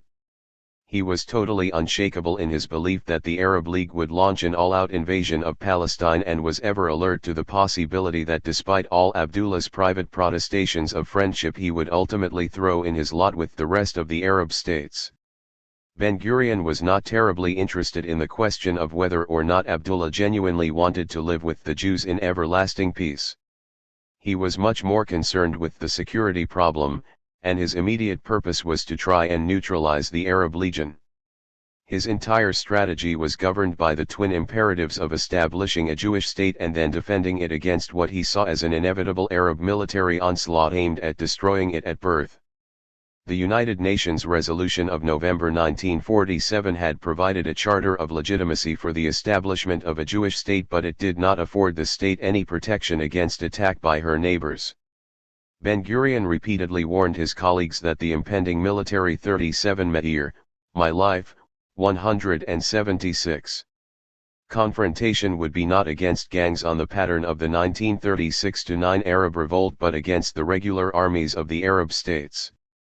A well-trained and well-equipped regular army would therefore be needed to repel the attack. At that time the Jewish community in Palestine was weak in military terms, compared to the combined forces of the other side. Everything had to be tried, therefore, to reduce the strength of the opposing camp, and one way of achieving that was by splitting it. Ben-Gurion knew that the Arab Legion was the best and most dangerous of the regular armies surrounding Palestine, and that was why he was so keenly interested in breaking this link in the hostile chain. He also knew that King Abdullah was undecided on whether to join hands with the other Arab rulers, and therefore fully supported the efforts to persuade him not to go to war. 38 On December 9, 1947, Ben-Gurion cabled Sharett that the situation was becoming grave, that the Mufti held complete sway over all the Palestine Arabs, and that opposition to the Husainists was practically non-existent. The king was also completely isolated, and could not be relied upon. 39 But the following day, Dr. Safi came to meet Elias Sasson and Yaakov Shimoni with a reassuring report from the Hashemite monarch. The king, said Safi, was ready for a further meeting and was waiting for a visit. He had sent a cable to the Mufti urging restraint and had also contacted Azam Pasha and demanded that he issue an order to stop the disturbances in Palestine. To the military committee set up by the Arab League, Transjordan declined to appoint a representative because representation would have implied recognition of the League's authority to deploy Transjordan's forces. And Abdullah was not worried that Transjordan's absence would be exploited to intrigue against her. 40 Ben-Gurion's next report to Sharett was decidedly more optimistic. The king persists in his rebellion. He is helping neither the Mufti nor the League. Whether he will stand firm to the end is not clear to me, but there is a chance. 41 A week later, Dr. Safi paid another visit to Sasson and Shimoni. The king was in an elated mood and had asked him to tell them that the league was not a league and its decisions were worthless. There were many details about the league's recent meeting in Cairo, but Ben-Gurion wondered whether the doctor heard them from the king, or from Samir Rafai or Fawzi el-Mulki, or, as a local rumor had it, from Sasson himself. For the third time the king refused the request of Salah Jabr and Nuri said to allow Iraqi forces passage through Transjordan. 145. To station themselves on the border with Palestine. In response to a previous letter by Sasson about the Arab Legion, the king suggested that the Jewish press should loudly demand the transfer of the legion to the Arab part of Palestine. Sasson now advised that the king should tell the British that the Syrians were buying arms and that this was directed against him, Britain's ally. The doctor promised to relay this advice. At this point Sasson made the boldest suggestion for a coordinated strategy: the Jews would deliver a fresh blow, this would supply an excuse for intervention by Abdullah, the king would come to the aid of the Arab part and then the Jews would help him with money. 42 The outbreak of clashes between Bedouins and Jews around Gaza alerted Ben-Gurion to the danger that the whole Negev could slip out of Israel's grasp. To reassert Israeli influence there, he appointed a special committee which included Ezra Danan. Elias Sasson was asked to appeal to King Abdullah to use his influence with the population of Gaza and with the Bedouin tribal chiefs, who were considered his supporters, in order to quell the disorders.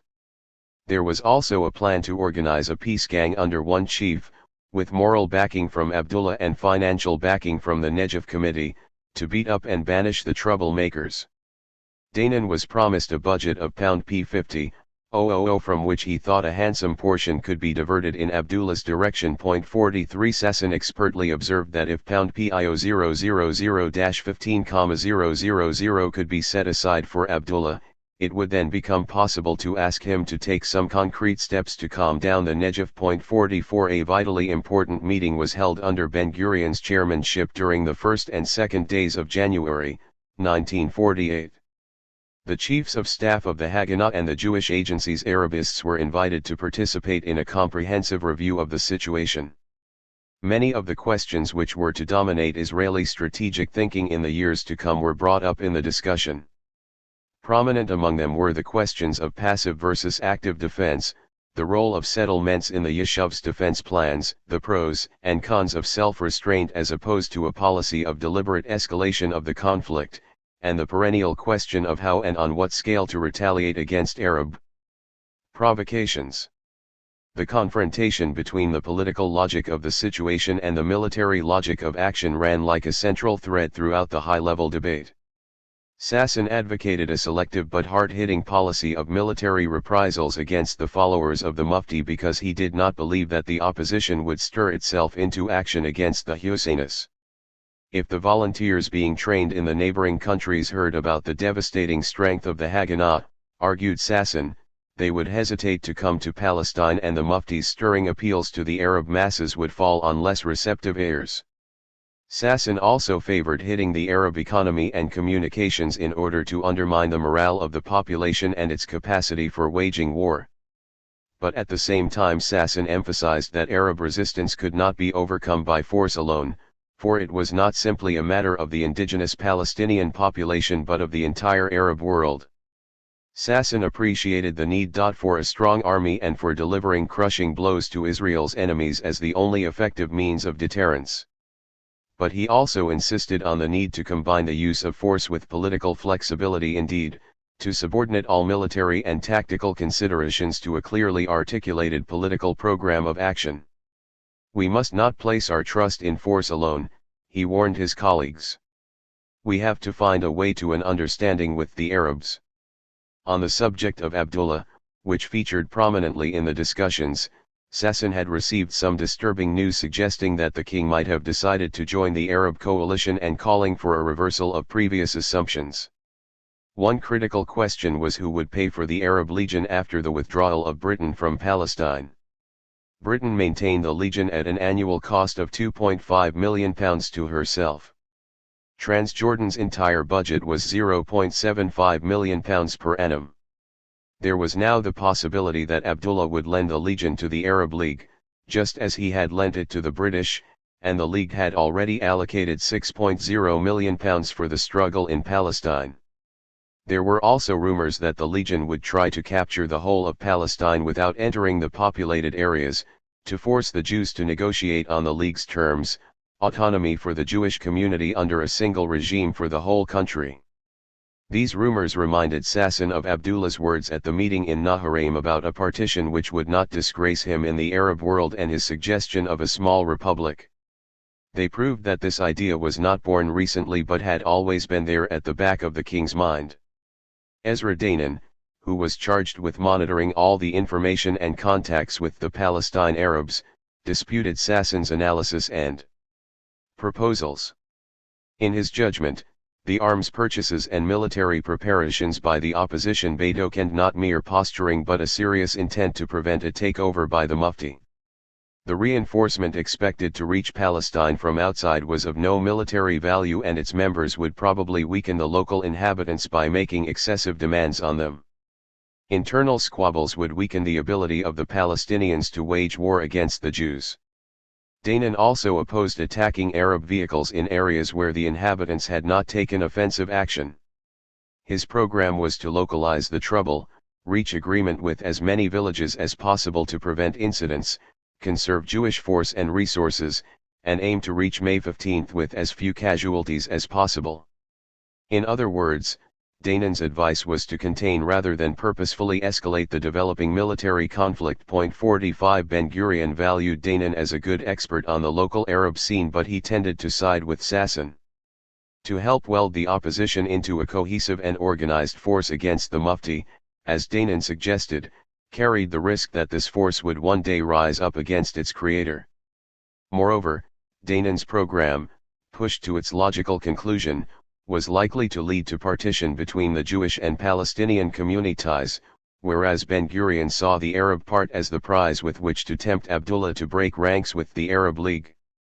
These considerations as well as considerations of timing influenced Ben-Gurion to seize the initiative and embark on a policy of aggressive defense accompanied by economic subversion and psychological warfare.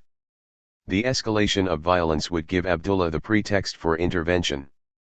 The latest news made Ben-Gurion wonder whether Abdullah's previous pro-Jewish orientation or his new pan-Arab orientation would prevail in the end. So he adopted wholeheartedly the first part of Sasson's program, neglecting the other half which called for political flexibility. When Sasson looked back at the period which preceded the War of Independence from his vantage point as the Israeli minister in Turkey in 1951, one difference stood out as more fundamental and more durable than any of the others. During the period from November 1947 to May 1948, Sasson himself had argued more than once in discussions with Ben-Gurion that in their struggle against the Arab world they could win everything except formal, contractual peace agreements. The Prime Minister, on the other hand, was of the opinion that if they could defeat their enemies on the battlefield, they would be able to dictate the terms of peace in Damascus. This belief was no doubt colored by his knowledge of European history, where most wars not only started with a formal declaration of war but ended with the victors dictating the terms of surrender to the vanquished.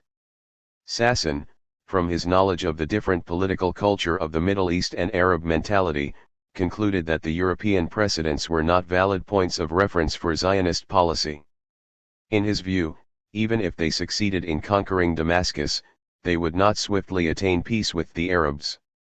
The reason, according to Sasson, was that the Arab nation usually attaches such great importance to its prestige that even vital interests may take second place. 46 Ben-Gurion, nurtured in the European tradition of power politics and accustomed to placing the national interest above all other considerations, found this difficult to understand.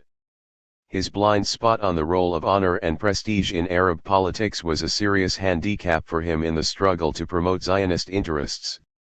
Moshe Sharett suffered from no such handicap, but the calls of international diplomacy diverted his attention from the local scene. When he returned home from New York in early January, Danon immediately briefed him about a British plan attributed to Brigadier Clayton to substitute Arab League for British financing of the Arab Legion and to dispatch the Legion to impose cantonization on the Jews in the spirit of the Morrison-Grady plan. Such a plan, explained Danon, would clear Britain of the direct responsibility for foiling the UN partition plan. The proposed Jewish counter-move was to tell Abdullah that such a deal would jeopardize his own immediate and long-term plans. Confrontation with the Jews would weaken him and force him to give up his Greater Syria scheme. There was every chance that after his rivals in the League made him dependent, they would stir up a military rebellion against him or cancel their grant and leave him in the lurch. But if he rejected this plan, the Jews would help him find a loan for his army for 1 year, and once he had captured the Arab part of Palestine they would reaffirm and continue their cooperation in the future. In addition, they would endeavor to enlist the support of America and possibly of Russia as well for his cause. From every point of view, cooperation with the Jews could be worth his while, whereas cooperation with the League would be a disaster. Sherrod thought that if Abdullah looked like gaining control over the Arab part of Palestine either directly or through a stooge who would facilitate its annexation to Transjordan, they would be justified in making serious efforts to help him financially. Sherrod's great worry was that the king was not to be trusted. That was why they had to take great care and remain vigilant. If they could be certain that there was a good chance that he would keep his promises, seizure and pacification of the Arab part and support for the establishment of the Jewish state, Sherrod believed they could win the support of the Russians and the Americans for him. The Russians would be told that since he had been abandoned by Britain and no longer served Britain's interests, and since they professed an interest in the establishment of a Jewish state, they should actively support Abdullah, or at least not oppose him. The Americans were definitely interested in the establishment of the Jewish state, and if they could be convinced that the king would help to counter the prevalent extremism and stop the bloodshed, they would support him. As far as material assistance was concerned, Sherrod doubted whether they would be able to lend Abdullah some of their own money to maintain the legion during the period of transition. Nevertheless, he wanted Abdullah to be told that he did not visit him for fear of the evil eye which would harm him and malign him in his difficult present situation. 5, and that the Jews were going to borrow money for themselves, and that from whatever they obtained they would set aside a portion for him and his army. 47 The task of composing the message to King Abdullah fell to Elias Sasson, and he discharged it with the aureate but cunning and opaque style which flowed so naturally from the political culture of the Middle East.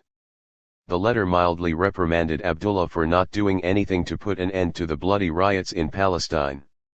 It reminded him of his previous agreement concerning a peaceful solution to the problem of Palestine. It explained at great length and in lurid detail the intrigues of the Arab politicians to push him into the boiling cauldron in the cynical expectation that Transjordanians and Jews would exhaust one another in fighting and thereby rid the Arab League of both at little cost to itself. It insinuated that influential Syrian and Saudi politicians were behind the Mufti's plot to establish a Palestinian Arab state which would frustrate by violence and terror any attempt to attach the Arab part to Transjordan. And it proclaimed the determination of the Jews to establish their own state and defend their independence with all their might. After the threats and the warnings, Sasson dangled the carrot in front of Abdullah's nose. "Pound my big brother," he said, meaning Sherrod, has recently visited the country, and among the questions discussed with him were, a. our mutual agreement and its swift implementation, b. the strengthening of your international position and its prospects, 1. c. the granting to you of an international credit and the ways to obtain it, d. improving the relations between yourselves and the Americans and Russia and how to achieve it, e. your intervention in the Arab part of Palestine and its capture, without protest from the Security Council.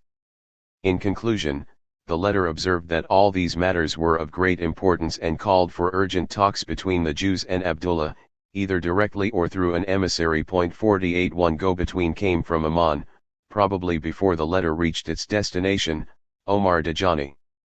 He informed Sasson that Abdullah was under strong pressure from British and Arab statesmen to occupy the whole of Palestine and award the Jews autonomy in the Tel Aviv-Atlat area, a small enclave along the coast, and that he had been promised several £1 million by Arab politicians for this purpose. Abdullah had told Dajani about his promises to the Jews and said that he was willing to keep them on condition that they get him American and international support and agree to minor border adjustments to enable him to show that he had achieved something for the Arabs, and had asked Dajani to return immediately to the United States to work for him in concert with the Jewish representatives there. He had even promised Dajani written authorization to appear officially on his behalf and on behalf of his government. 49 Dajani, codenamed the Orphan 5, may or may not have been an orphan in the literal sense, but he certainly had two exacting employers to please. This did not make him a double agent in the conventional sense of the term, since each employer knew and approved of his association with the other. It did, however, complicate the problem of his remuneration. Abdullah valued Dajani for his resourcefulness and vigor and for the skillful manner in which he promoted his cause in America. But with the meager resources at his disposal, Abdullah could not afford to keep Dajani in the style to which he was accustomed. It suited him, therefore, to have Dajani on the Jewish agency's payroll, even though such an arrangement was bound to cast some doubt about his primary focus of loyalty. The irregularity of this arrangement in terms of conventional diplomatic practice and protocol does not appear to have caused Abdullah any loss of sleep. For the Jewish agency it was a major coup to secure the services of an agent with such excellent Transjordanian, Arab, and international contacts. To them he was useful not just for the light he shed on the darker corners of inter-Arab diplomacy, but also for his skill and ingenuity as a political operator. The Jewish delegation at Lake Success was particularly anxious to secure his services during the Security Council deliberations, and the orphan was not a man to undersell himself. He was paid $2,000 plus $300 travel expenses and $500 London expenses. And he was promised a monthly salary of $2,000 for his stay in New York in the coming year. 50 In contrast to Dr. Sathi, who owed his undivided allegiance to Abdullah, Dajani had to please two masters and therefore had a personal stake in fostering better relations between them. On January 19, he returned from a second visit to Abdullah and reported to Sasson that the king complained that he had been misunderstood and wrongly accused of supporting the Arab League. His intention remained firm not to allow the Legion to attack Jews and not to intervene at all before the departure of the British. The king and his prime minister had told Dajani that they expected Britain to disclose her real attitude during the London talks to amend the 1946 treaty. The king's emissaries to London would take the line that he would accept partition, but a partition that would enable him to appear as an Arab nationalist and that would involve frontier changes. The king also promised to oppose with all his force the establishment of an Arab government or administration headed by the Husainists. Abdullah wanted an international loan to raise a militia in his part of Palestine, and had been told that the Jews would support it. He had also been promised that the Jews would help him get a loan to develop his whole country, and that rather than pay a subsidy to the Arab state envisaged in the partition plan, they would assist him themselves with the money of the Jewish state. The king, reported Dajani, now wanted Jewish help to achieve these objectives. Sasson advised Ben-Gurion that Abdullah was sincere and that the promises should be kept. 51 The irony involved in the offer of Jewish finance for an Arab invasion of Palestine appears to have escaped Ben-Gurion's notice. Sasson seized the opportunity to send a message to Amman to urge prompt Transjordanian intervention in Palestine to calm the muft-instigated agitation. If this could not be done directly, he advised intervention by appropriate guidance to the king's supporters and followers there. Sasson also claimed that the Transjordanians ruled the Hebron area and that the recent clashes between Arabs and Jews in Hebron would not have occurred had preventive action been taken. 52 A week later, the good doctor resumed his shuttle between Amman and Jerusalem with a specific reply to Sasson's complaint. The king had invited the Hebron notables for talks and was also sending emissaries to the Bedouins of the Negev. He asked the Jews to exercise self-restraint. He himself was unable to intervene before renegotiating the treaty with Britain and before learning Britain's real intentions concerning Palestine. He asked Sherrod to press for an international force and the early arrival of the United Nations Commission in order to frustrate the Mufti's schemes and deter the Arab states. He also asked Sherrod to look into the question of an international loan for Transjordan. In addition, he suggested a Jewish protest at the United Nations regarding Syrian and Iraqi volunteers passing through Transjordan on the way to Palestine without his consent. This, he said, was a Syrian intrigue designed to bring him into conflict with the United Nations. For his part, Abdullah intended to invite Fawzi al-Khawqji, who commanded the volunteers from Syria, to win him over and persuade him to direct his activities primarily against the Husseini gangs.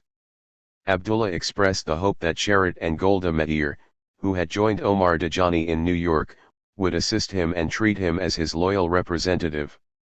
Finally, Abdullah reiterated his request to the Jewish leaders to trust him fully, to raise their financial support, and to consider the possibility of border modifications. 53 Since Abdullah's suggestion of frontier revision in his favor met with stubborn opposition from the Jews, Dajani advanced the idea that the international zone off Jerusalem should be occupied by the Jews and the Arabs. The Jewish domain would be limited to the residential quarters they already occupied, the remainder of the city and all the countryside included in the international enclave would be added to the Arab state. This would increase both the area and population of the Arab state and establish Abdullah as the faithful savior of Palestine. Dajani was told that there was no point in propagating this idea because it would turn the whole Christian world against Abdullah and only add strength to his enemies. He was also told to stick to the terms of reference which had been agreed in Jerusalem and Amman before his departure for America. He was to negotiate with the State Department for recognition of Transjordan, was to endeavor to raise an international loan for Transjordan, and was to serve as Transjordan's unofficial representative at the United Nations with the aim of securing his country's admission to that organization. 54 Upsetting the United Nations scheme for international Jerusalem by dividing the city with the Jews would have been a very poor recommendation for Transjordan's membership. Abdullah was unlikely therefore to contemplate such a scheme at that particular time despite the unquestionable attraction of becoming the protector of the holy places. The British had also cautioned him that he could not count on their diplomatic support if he incurred the wrath of the Security Council by taking unilateral action. Having worked so hard to get British acquiescence in his limited plan of intervention in Palestine, Abdullah was not about to forfeit it by going beyond the limits set by Bevin at his private meeting with Abul Huda in early February.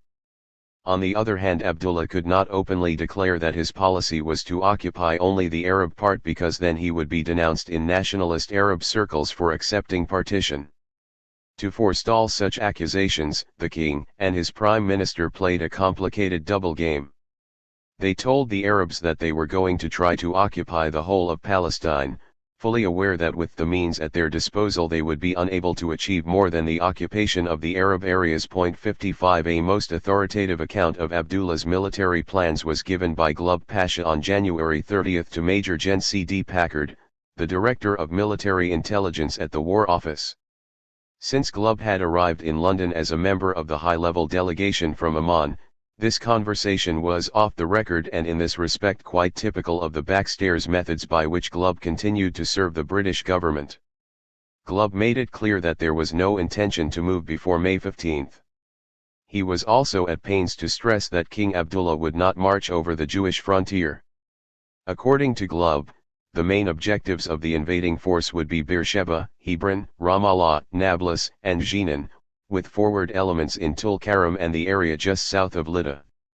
He thought it unlikely that the king would make any attempt on Gaza, which was also allocated to the Arab state, because he had no wish to come into conflict with the Jews.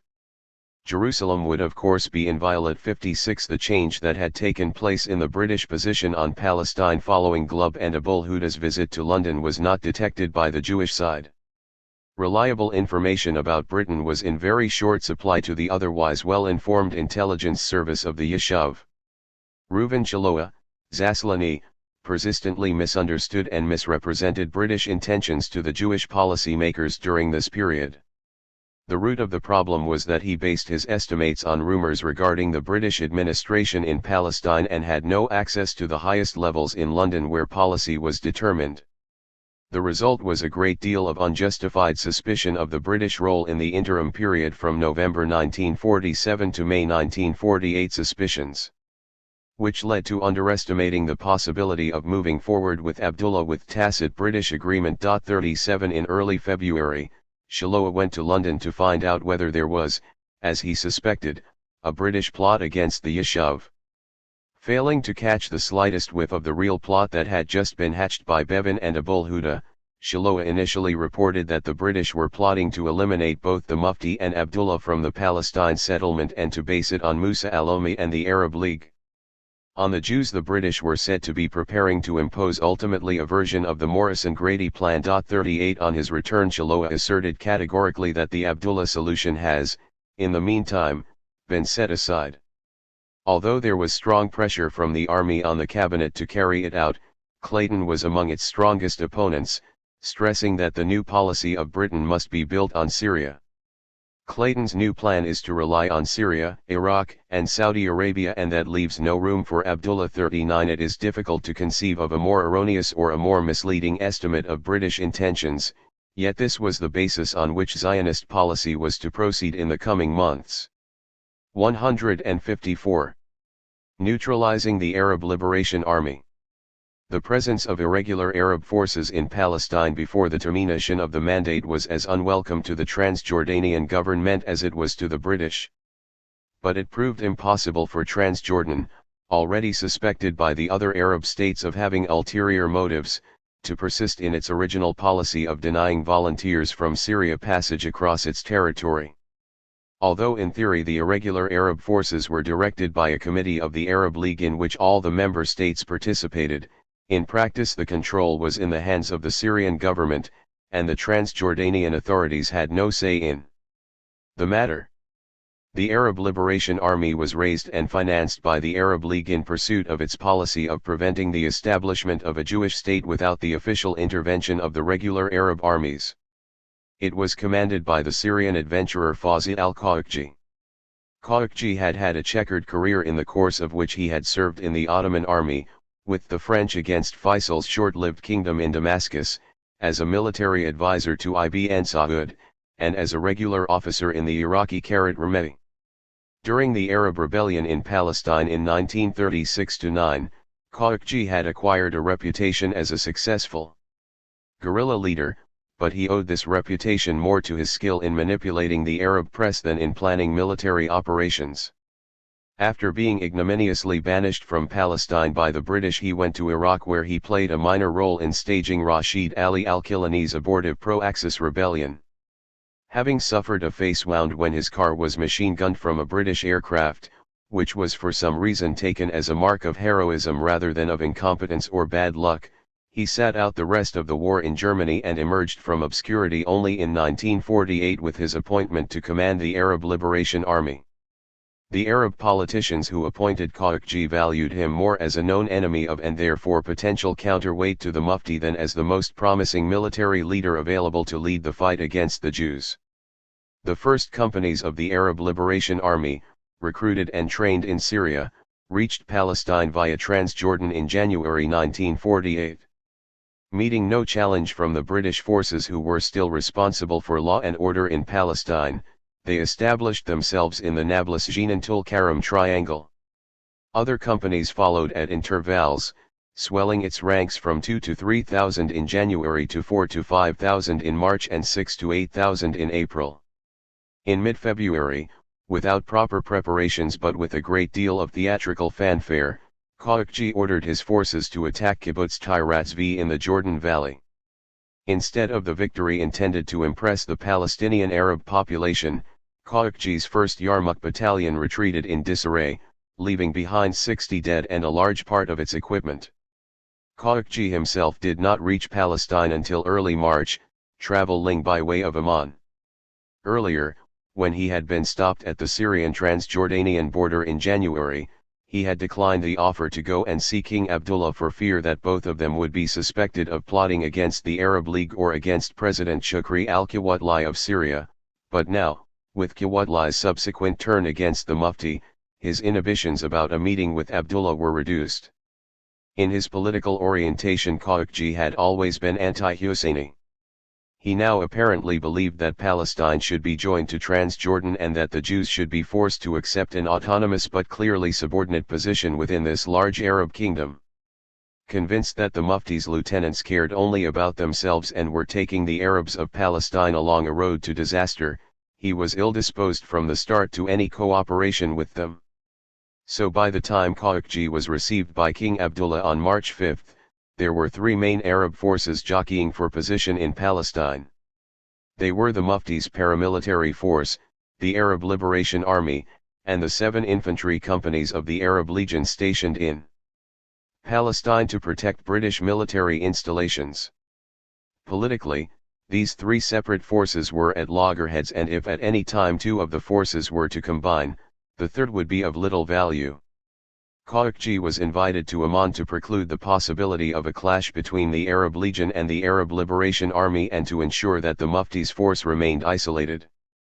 Khashoggi's anti-Husseini tendencies provided a basis for a dialogue not only with King Abdullah but also with the Jews. After the Arab Liberation Army had failed to capture THIRD-WORLDISM, the Palestinian Arabs switched their tactics to cutting off Jewish lines of communication. In this they were much more successful, and by the end of March they had ambushed a number of convoys and looked on the verge of winning the war for the roads. These military setbacks revived and reinforced Jewish doubts about Abdullah's reliability. "Have you despaired of your king?" Ben-Gurion asked Sasson, half sarcastically, half accusingly. "No," replied Sasson, "but the king is impotent." 60 On March 13 Sasson and Chaim Berman, a colleague in the political department of the Jewish Agency, submitted the outlines of a new carrot policy towards the Arab states. They noted that the Yeshuv's political isolation was complete, that all contacts with the Arab states had been severed, and there was little chance of resuming them in their part of the world. Their proposal was to set up offices in France, Turkey, and India and seek direct links with the official representatives of the Arab states in these countries. Sasson and Berman also attached a plan to guide all future talks, a plan which involved an abrupt reversal of the Jewish Agency's previous political strategy. This plan envisaged the establishment of two Republican democratic states in Palestine, one Jewish and one Arab, in accordance with the UN Partition resolution and its borders.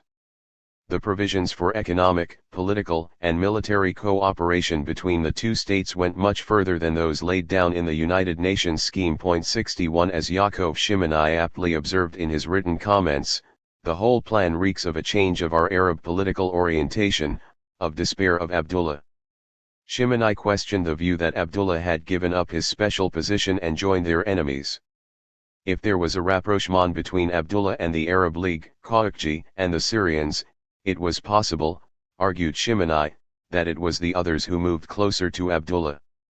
If the contact between us and Meir Abdullah was sometimes referred to by Jewish officials as Meir, an anagram of his title, Amir, has been severed, the fault lies with us, and my hope is that we shall still be able to make amends, so that it will not become an unforgivable, historic guilt. 5 He saw the renewal of the contact with Abdullah, the development of the incipient contact with Khashoggi's camp, and the potential link with the principal Arab representatives in America as much more realistic and promising than fresh diplomatic efforts in remote capitals. 62 Sasson offered to go to Europe in person to renee/why the Jewish Agency's diplomatic links with various Arab quarters. On March 12 this proposal was considered at a meeting of the political department and no objections were raised. Golda Meir, however, wanted to know whether the proposed departure of Elias Sasson and Ezra Danon implied that all the work they had invested in Abdullah was being written off as a failure. Danon denied that there was any implication of this sort, and Zeev Sharef insisted that no theory can justify the cancellation of the link with Meir. Everything must be done in order to preserve it. 5. Accordingly, Golda Meir vetoed the suggestion that Yehoshua Palman should accompany Sasson on his trip abroad. In the event of their being able to renew the contact with Meir. 5, she concluded, he would be needed at home. 63 In the meantime, Palman's linguistic and diplomatic talents were needed for the task of initiating a dialogue with Khashoggi. Palman was one of the Haganah's ablest intelligence officers. He had spent the Second World War as a secret agent in Syria and was later to become Ben-Gurion's advisor on Arab affairs. From following closely factional Arab politics, Palman was aware of the bitter grudge which Khashoggi bore the Mufti. Back in 1947 Palman had found wartime German documents bearing on this feud and he had put them in Khashoggi's direction. These documents confirmed Khashoggi's suspicion that it was the Mufti who had instigated his arrest and incarceration by the German authorities. Khashoggi expressed a desire to meet Palman, but on being appointed to command the Arab Liberation Army he dropped the idea. From the officers who arrived in Palestine before their chief, however, Palman learned that he was not hell-bent on fighting the Jews. He realized that such a war would be neither short nor easy, and he was said to be open to suggestions for averting it. 64 Palman informed Ben-Gurion that a meeting with Khashoggi could be arranged and that he wanted to try and persuade him to keep out of the fight between the Haganah and the Mufti's followers. Ben-Gurion readily approved the idea provided no promises were made to limit their own freedom of action to retaliate against any armed gangs. 65 Palman went to see Khashoggi at the latter's headquarters in the village of Nur Shams on April 1. After a great deal of beating about the bush, Palman got down to the real business of the meeting, which was to turn inter-Arab rivalries to his side's advantage. A solution could have been found to the problems of Palestine, he said, had it not been for the Mufti. Khashoggi launched into a diatribe against the Mufti's wicked ambitions, violent methods, and selfish lieutenants. When Palman mentioned Abd al-Qadir al-Husseini, the Mufti's cousin who commanded the Husseini forces in the Jerusalem area, and Hassan Salameh, who had his headquarters in Ramleh, Khashoggi interjected that they could not count on any help from him and, indeed, he hoped the Jews would teach them a good lesson. Palman then suggested that the Jews and the Arab Liberation Army should refrain from attacking each other and plan instead to negotiate following the departure of the British. Khashoggi agreed, but explained frankly that he would have to score one military victory against the Jews in order to shake his reputation clean of the mud of Tyrat's. Palman would not promise to hand him a victory on a silver plate. "If we are attacked," he said, "we will have to fight back." Nevertheless, he went away with a clear impression that Khashoggi would remain neutral in the event of a Jewish attack on the Mufti's forces in Palestine. 66 The promised attack took place on April 4 against Kibbutz Mishmar Himek, on the Jenin Haifa road, under Khashoggi's personal direction. It did little to rebuild his reputation, however, as despite the heavy odds in their favor his forces suffered another humiliating defeat. The flamboyant Khashoggi proved himself little short of a menace to his own side. The tide was now beginning to turn in favor of the Jews. Their military weakness in March had adverse repercussions on their international standing. The United States withdrew its support for partition and proposed instead a UN trusteeship, which was vehemently rejected by the Jewish Agency because it involved a delay in the creation of a Jewish state. An advance party of the United Nations Palestine Commission was sent to the country, but the British authorities and the Arabs refused to cooperate with it. The Jewish leaders realized that only military success would reverse the tide in their favor and that Jerusalem would be of overriding importance in the ongoing struggle.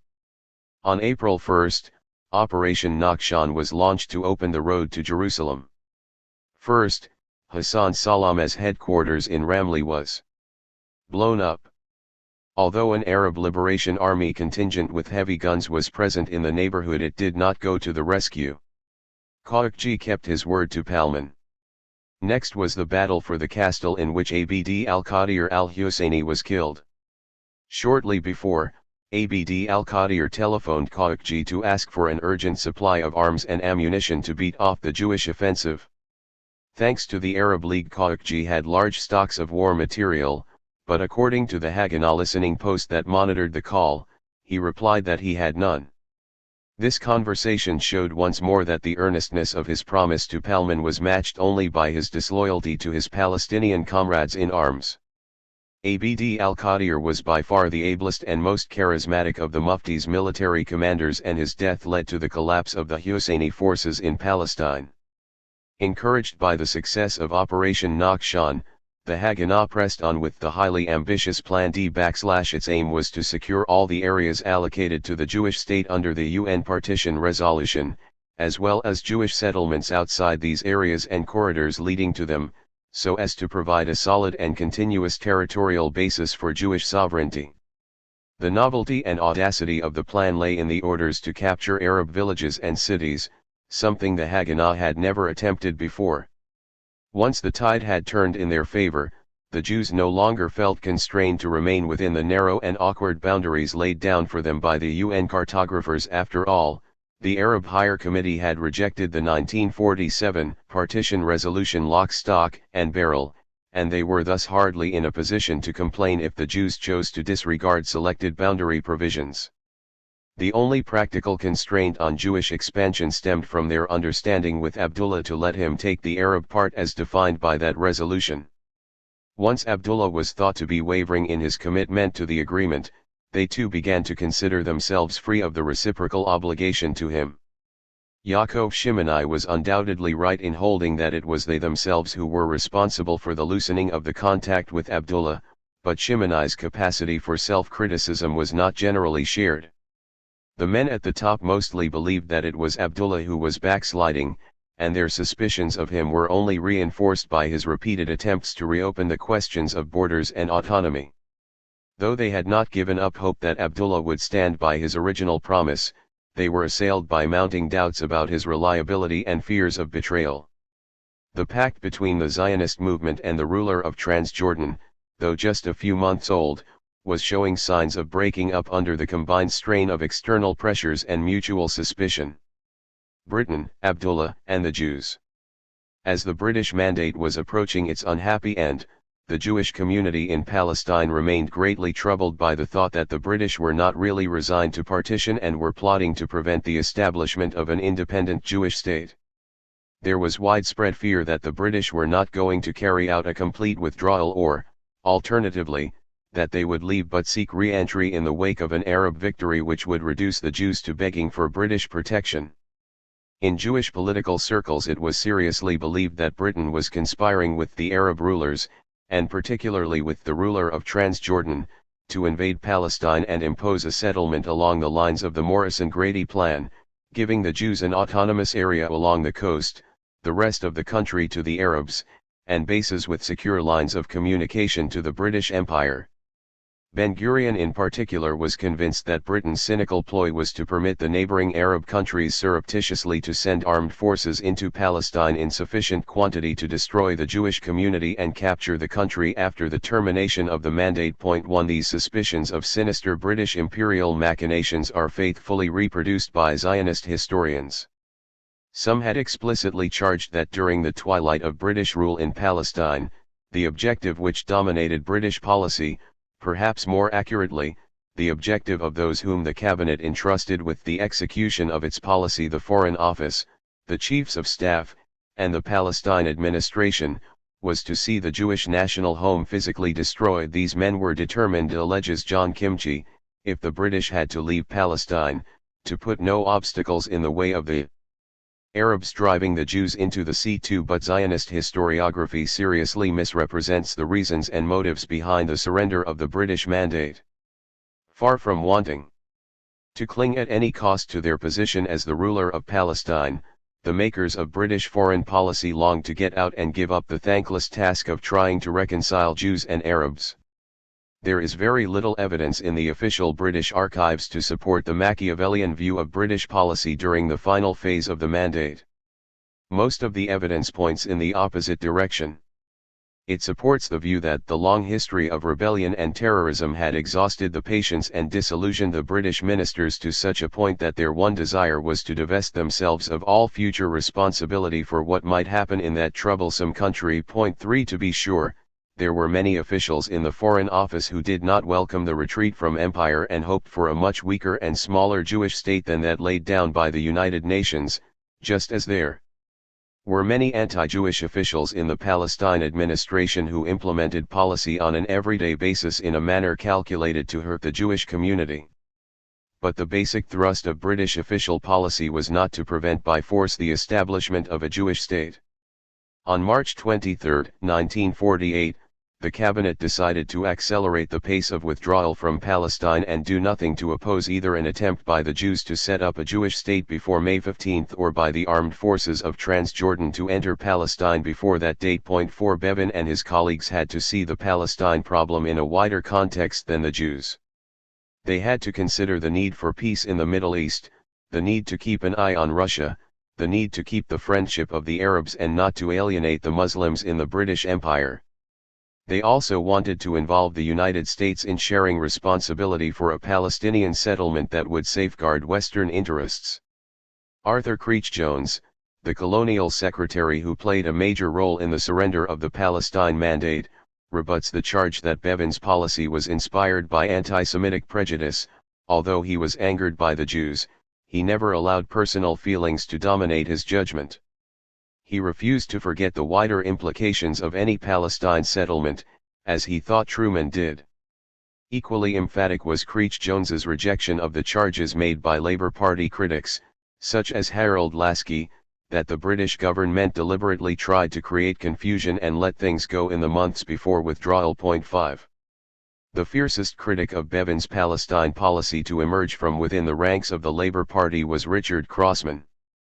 Where others blamed the Attlee government for abdicating its responsibility and failing to carry out an orderly transfer of power, Crossman attributed to Bevin personally a vindictive and purposeful policy designed to cut the Jewish state down to size, once it had been decided. To end the mandate, Bevin's aim, apparently, was to ensure that Abdullah's Arab Legion should overrun most of Palestine, leaving a rump Jewish state, so weak that it would have to throw itself on the mercy of the British government. This aim was so shameful that it was never revealed to the cabinet and so could not be expressed in clear directives to the men on the spot. Hence the dreadful impression of weakness and indecision, combined with malignant anti-Jewish prejudice which characterized British policy throughout. 6 Crossman's conspiracy theory was grist to the mill of all those who sought to portray Bevin as a prejudiced, callous, and brutal enemy of the Jewish state, but the factual evidence on which it was constructed is exceedingly flimsy. It is true that Bevin gave the green light to Abdullah's Arab Legion to enter Palestine. But, as we have seen, the initiative came from the Transjordanian side, and Bevin gave his consent only on condition that the legion stopped at the border of the Jewish state. What this stand clearly implied was that far from being driven by blind anti-Semitic prejudice to unleash the Arab Legion against the Jews, as Zionist historiography frequently charges, Bevin had in fact pragmatically resigned himself to the emergence of a Jewish state and was urging moderation on the potential Arab attackers of this state. Attlee's approach to the Jewish-Arab conflict was strongly influenced by the analogy of India. He thought that there might be a bit of fighting in Palestine, but that both sides would be better off in the end. He only envisaged clashes of the kind between Hindus and Muslims that had accompanied his government's grant of independence to the Indian subcontinent in 1947. By April 1948 the British saw that the indigenous Palestinian society was rapidly disintegrating and that it was in no position to form a government. This only strengthened them in their view that the best solution would be for Transjordan to take over the Arab part. At that stage they still had some hope that Abdullah would simply inherit the Arab part without any large-scale hostilities and bloodshed. A smooth partition of the country between Abdullah and the Jews was, from a British point of view, a highly desirable outcome. Creech Jones was one of the principal advocates of a Transjordanian Jewish understanding. But he was not the only one. It was the general policy of the Labour ministers to encourage Abdullah to reach an understanding with the Jews for partitioning Palestine peacefully between them. The British also tried to use what little influence they had with the Jewish side in order to foster such an understanding. Col. Oscar Norman, the intelligence chief of the Palestine administration and one of the few British officers who remained sympathetic to the Jewish side, told Vivian Haim Herzog, the head of the Jewish Agency's Security Department and a future president of the State of Israel, that he could see no way out of a war unless the Jews were sensible enough to get together and come to some agreement with Abdullah. Herzog interjected that in other words they would have to come to an agreement with the Foreign Office. Colonel Norman nevertheless thought that they were not being wise in failing to do their best with Abdullah, especially at a time when he was out of favor with the Arab League, whose member states were extremely jealous of him. 8 On the same day Elias Sasson wrote to Dr. Sethi to say that he had been waiting for 8 weeks for a visit or a message from him and that the silence from Transjordan was all the more puzzling in view of the gravity of recent developments. Sasson wanted to know why the Transjordanians opened their gates to permit guests to enter Palestine in contravention of their promise to the Jews. He had also heard that Transjordan had entered into agreements with its neighbors which contradicted the agreement with the Jews, and he wanted to know whether this was indeed the case. With a hint that the Jews still intended to carry out their part of the agreement, Sasson called for an urgent meeting to exchange views on the deteriorating situation. 9 At a meeting of the Arab section of the political department held 3 days later, Sasson reported that contact with Abdullah was virtually non-existent. Sasson was in favor of efforts to continue the dialogue with Abdullah but without expecting too much to come out of it. Abdullah, he explained, had only influence, not the authority to decide. In defiance of the Arab League, he had signed a new treaty with the British. After May 15, the British would hide behind him and his influence would consequently grow. A document from American intelligence indicated that the agreement between the Jews and King Abdullah was a wise move, spoilt only by the publicity given to it. 10 Publicity of a totally different order was given to the atrocity of Deir Yassin committed by Jewish dissidents while Operation Nakhshan was in full swing. Deir Yassin was a small Arab village lying along the western approach to Jerusalem. It had concluded a non-aggression pact with the Haganah and scrupulously observed it. But on April 9, a contingent of Irgun and Stern gang fighters, without the agreement of the Haganah, fell upon the village with the purported intention of forcing its inhabitants to flee. When the inhabitants offered resistance, the attackers opened fire indiscriminately and savagely massacred some 245 men, women, and children. Some of the villagers were driven in a lorry through the streets of Jerusalem in a victory parade before they were taken back to the village and shot against the wall. News of the massacre spread like a whirlwind through the land, striking terror into Arab hearts. More than any other single event, it was responsible for breaking the spirit of the civilian population and setting in motion the mass exodus of Arabs from Palestine. The spokesman of the Jewish Agency and the Haganah immediately repudiated responsibility for the massacre. With the approval, and possibly on the initiative, of Ben-Gurion, the Jewish Agency also sent a telegram in Arabic to King Abdullah disclaiming responsibility and denouncing the Irgun for having committed this brutal and barbaric deed. 5. The message ended with an appeal to all concerned to ensure that the Palestine dispute is conducted in accordance with the laws of war of civilized nations, if it could not be averted and stopped altogether. 11 No such message was addressed to the other Arab leaders. Ben-Gurion's biographer gives 3 reasons for this unusual step. First and foremost, there was the secret understanding with Abdullah. Ben-Gurion feared that the Deir Yassin atrocity would inflame Arab fear and hatred of the Jews and intensify the pressure on Abdullah to throw the Arab Legion into the battle. A second reason was Ben-Gurion's fear that the Deir Yassin incident would plunge the Arab and Jewish communities in Palestine into total war with mass extermination and uncontrollable bloodshed. The third reason was connected with the diplomatic campaign at the United Nations. The flight of the Palestinian Arabs served the military needs of the Yishuv but endangered its international position. A major contention of official Zionist propaganda was that peaceful relations between Arabs and Jews were possible, and Ben-Gurion himself repeatedly declared a Jewish-Arab alliance to be one of the 3 main objectives of his policy. Any sign of deterioration, any incident liable to plunge Palestine into a bloodbath, naturally encouraged the opponents of partition. Ben-Gurion therefore did all he could to prevent his thesis about Jewish-Arab peace from collapsing in front of the eyes of world public opinion. 12 Deep in his heart, he rejoiced at the flight of the Arabs from the areas allotted to the Jewish state. His calls on them to stay and promises of a just and humane treatment resulted from tactical considerations, not from his fundamental position. When the Arabs began to run away from Haifa en masse, Ben-Gurion stressed that it is not our function to see to the return of the Arabs. And in a crucial political military meeting he ordered the destruction of the Arab islands between the Jewish settlements. 13 The head of the royal divan acknowledged receipt of the message and remarked that the Jewish Agency could not divest itself of responsibility for anything that happened in Palestine. 14 This non-committal message did not convey the full extent of Abdullah's outrage at the massacre of Deir Yassin. He wrote a letter to Kirkbride asking him to secure British assent to the posting of detachments of the Arab Legion in Palestine to defend Arab villages from Jewish aggression. When Kirkbride saw Abdullah the next day, he advised him against any message to the British government, as it would be impossible for them to permit the regular army of an Arab state to function independently in Palestine before the end of the mandate. He also pointed out that there were so many Arab villages liable to attack that the whole of the Arab Legion could not provide them with separate guards. After some further discussion, they agreed that Glubb should explore with the officer commanding the British forces in Palestine the possibility of using the Arab Legion units under his command to improve security in the Arab areas. This formula satisfied the king even though it was unlikely to have any practical effect. 15. One official in London remarked that Abdullah would be well advised to leave the strategy to his army commanders and concentrate on the propaganda side, at which he was much more competent. 16.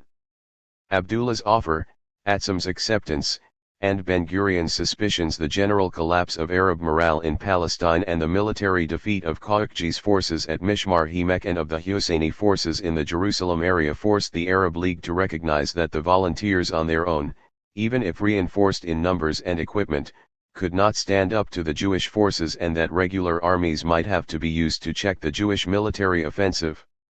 King Abdullah was quick to exploit this general Arab predicament and to volunteer the Arab Legion for the task of saving Palestine.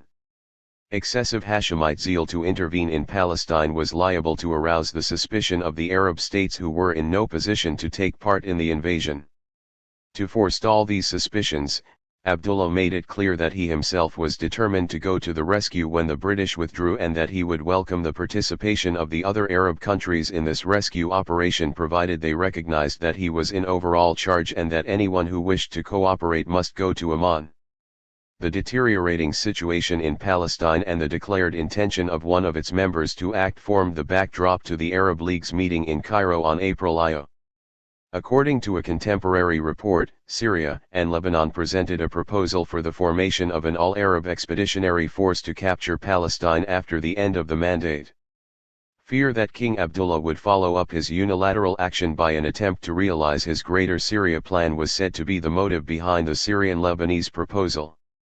But the Egyptians voiced strong opposition to the use of regular forces.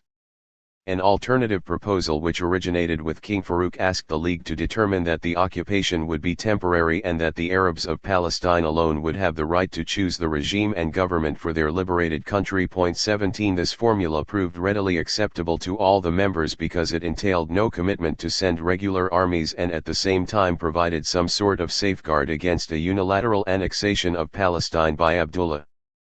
To everyone's relief, Abdullah, against whom this decision was primarily directed, sent a telegraphic message to the political committee in Cairo offering to undertake the rescue of Palestine. 18.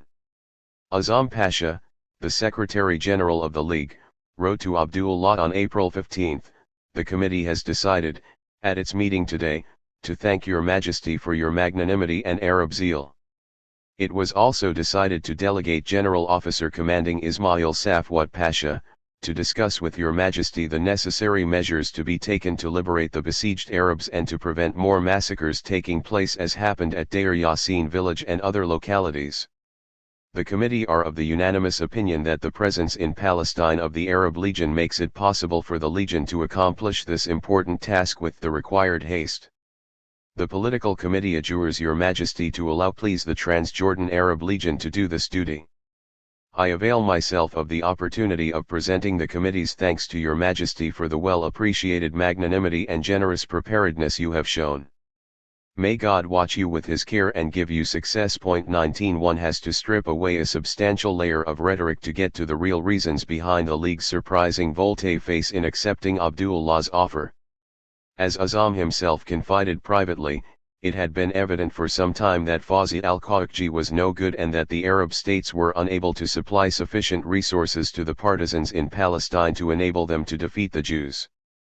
In the circumstances, Azam felt that there was no alternative to letting Transjordan do the job, on condition that Palestine as a whole remained an Arab state and that there was no acceptance by Transjordan of partition. In the discussion by the committee, the Prime Minister of Syria and Hajj Amin al-Husseini were opposed to acceptance of Abdullah's offer, but this opposition was overcome by the Egyptian Prime Minister, who accused them of being prepared to sacrifice Palestine for their personal jealousies. Azam's letter was so worded that it did not constitute unqualified approval of Transjordan's intentions. His idea was to try and use the Arab Legion under the control of the League.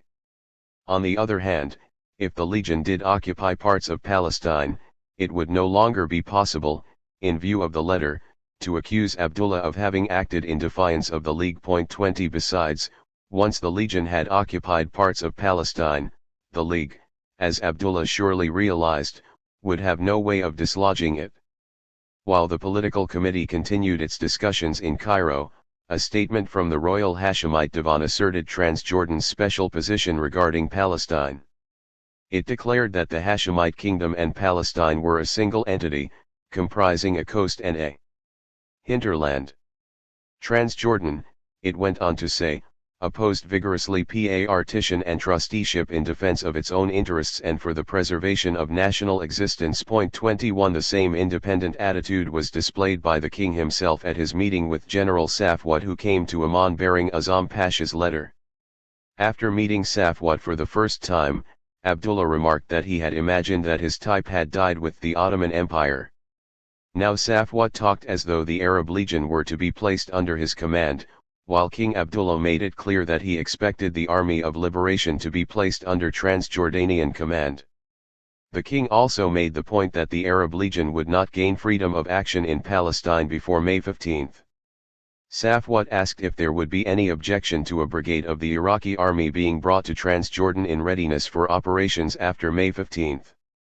Abdullah replied that there would be no objection provided the brigade came under Transjordanian command. 22 Abdullah made the same points in his reply to Azam Pasha's letter. He also pointed out that the Arab Legion could not be dispersed in order to protect Arab villages, as this action would leave the Arabs without a striking force to cope with the enemy offensive expected after May 15. Air support would also have to be provided by the members of the Arab League, as the Arab Legion had no aircraft. Abdullah's final observation was that the Arab League had to share responsibility with Transjordan for action in Palestine and act jointly in dealing with any international reactions in the future. 23 Abdullah had obviously taken to heart British advice that he should keep in step with the other Arab states, and he was exploiting to the full the fact that he alone disposed of a force suitable for rapid and effective action in Palestine. The fall of Tiberias, Haifa, and Jaffa into Jewish hands in the second half of April and the flight of their Arab inhabitants from these mixed towns led to a growing volume of pressure from both inside and outside Palestine for the immediate intervention of the Arab Legion to contain the Jews. The flood of refugees reaching Transjordan put a great strain on the neutrality of the Legion and pushed it towards greater participation in the military and political affairs of Palestine. Without waiting for the end of the mandate, units of the Legion began to move across the River Jordan. They actively participated in the attack on a Jewish suburb of Jerusalem, gave aid and protection to Arab bands operating in different parts of the country, and provided patrols to accompany Arab traffic along the roads between Jerusalem and Hebron, Ramallah, and Jericho. They also undertook guard duties in Arab villages in different parts of the country to release Arab irregulars for combat missions and to prevent counterattacks by Jewish forces. These activities were also of some political significance because they brought the commander and officers of the Legion into contact with Arab notables in Palestine and fostered a growing body of support for Abdullah as the only effective protector.